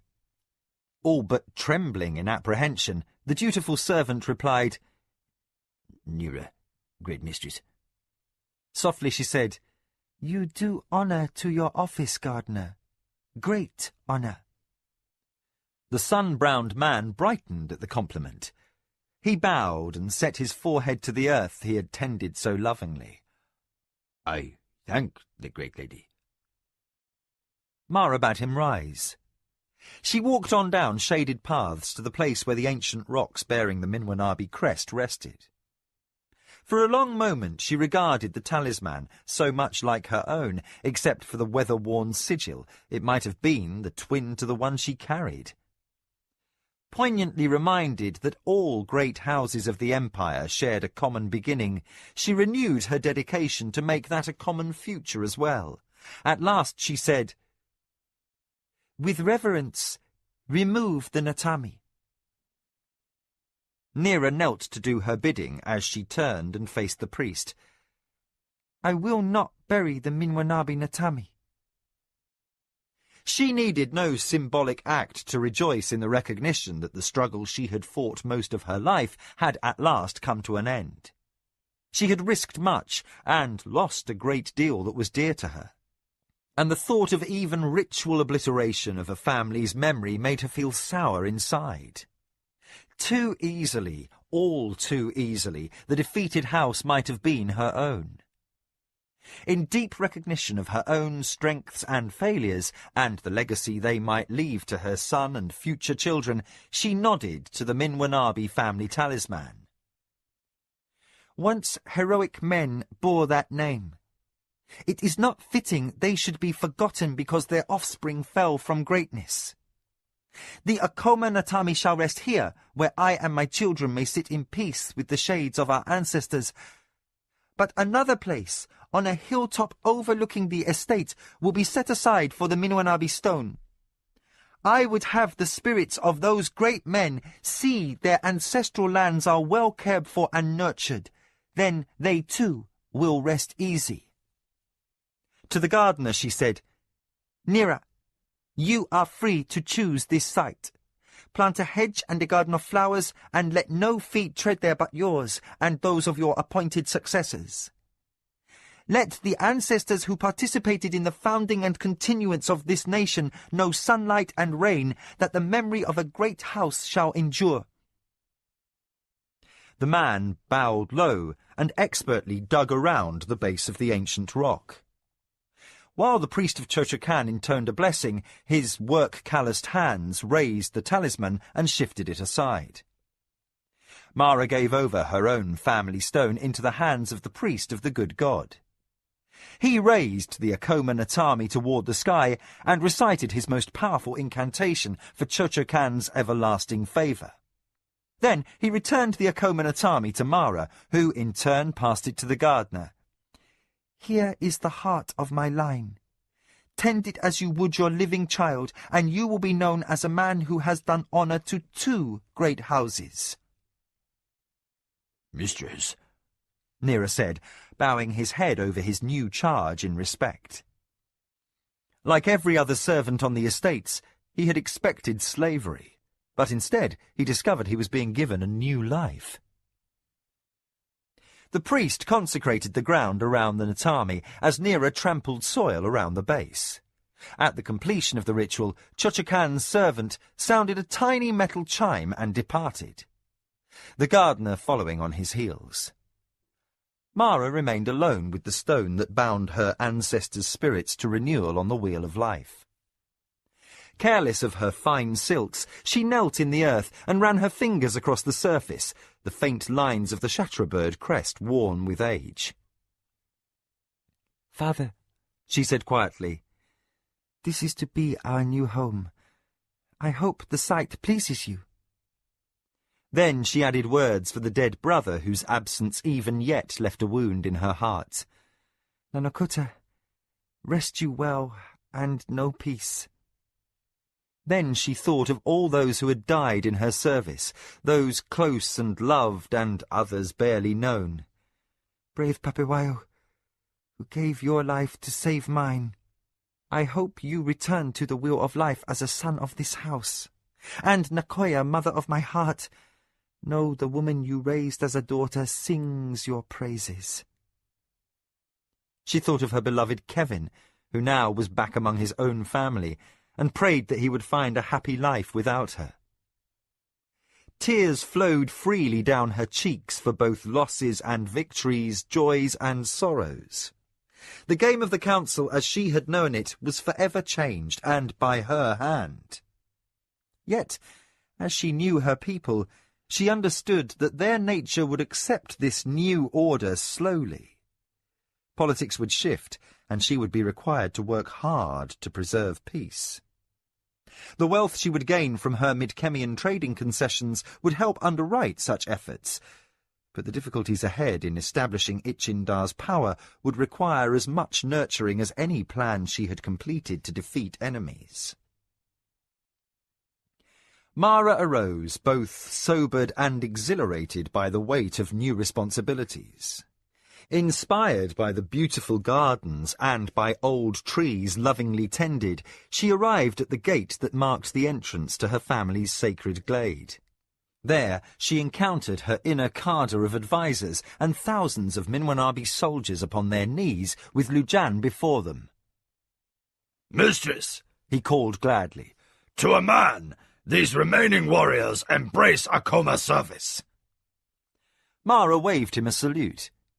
Even as she had restored hope and honour to a band of houseless outlaws as a girl green to the ways of power, she said, "Swear them to honourable service, Force Commander Lujan." Proud in his plumes, the Akoma Force Commander led them in the short vow that he had undertaken those same years before, when he had been among the first soldiers in the Empire to receive the grace of a second chance at honourable life. As he finished and marshalled the warriors newly dedicated to the Akoma Natami, Mara's eyes lifted to the distant shores of the lake. A flash of movement there snagged her attention, and her spirit soared with emotion. Setting a hand upon Kyoke's shoulder, she said, "Look!" Her weathered adviser for war turned his gaze where she indicated. My eyes are not young, mistress. What do you see? "Shatterbirds," came Mara's awed reply. "By the grace of divine favour, they come to nest in the marshes on our shores." From his place beside the youthful Sarek, Inkomo said, The gods seem pleased with your generous heart, mistress. We can only hope, Inkomo. To her circle of advisers she said, Come, let us make our new home ready. My husband-to-be shall arrive soon in the company of my son and heir. Mara led old ministers and new toward the house she had so long admired, now to be home to her family, and a roof to join two great houses dedicated to the betterment of the empire. Mara of the Acoma passed the ranks of her newly sworn soldiers, men who but days before had been confirmed enemies, zealous in their duty to bring ruinous ending to her house. That she could work miracles was now firmly believed by most who watched her. For not only had she defeated 3 lords of the most powerful house in the empire, she had forgiven their servants and embraced them as if they had never done her harm. Such generosity and wisdom would shelter them and make them prosperous. And she bore the most ancient and honourable title ever bestowed, Servant of the Empire. That's the end of Servant of the Empire by Raymond E. Feist and Janny Wirtz.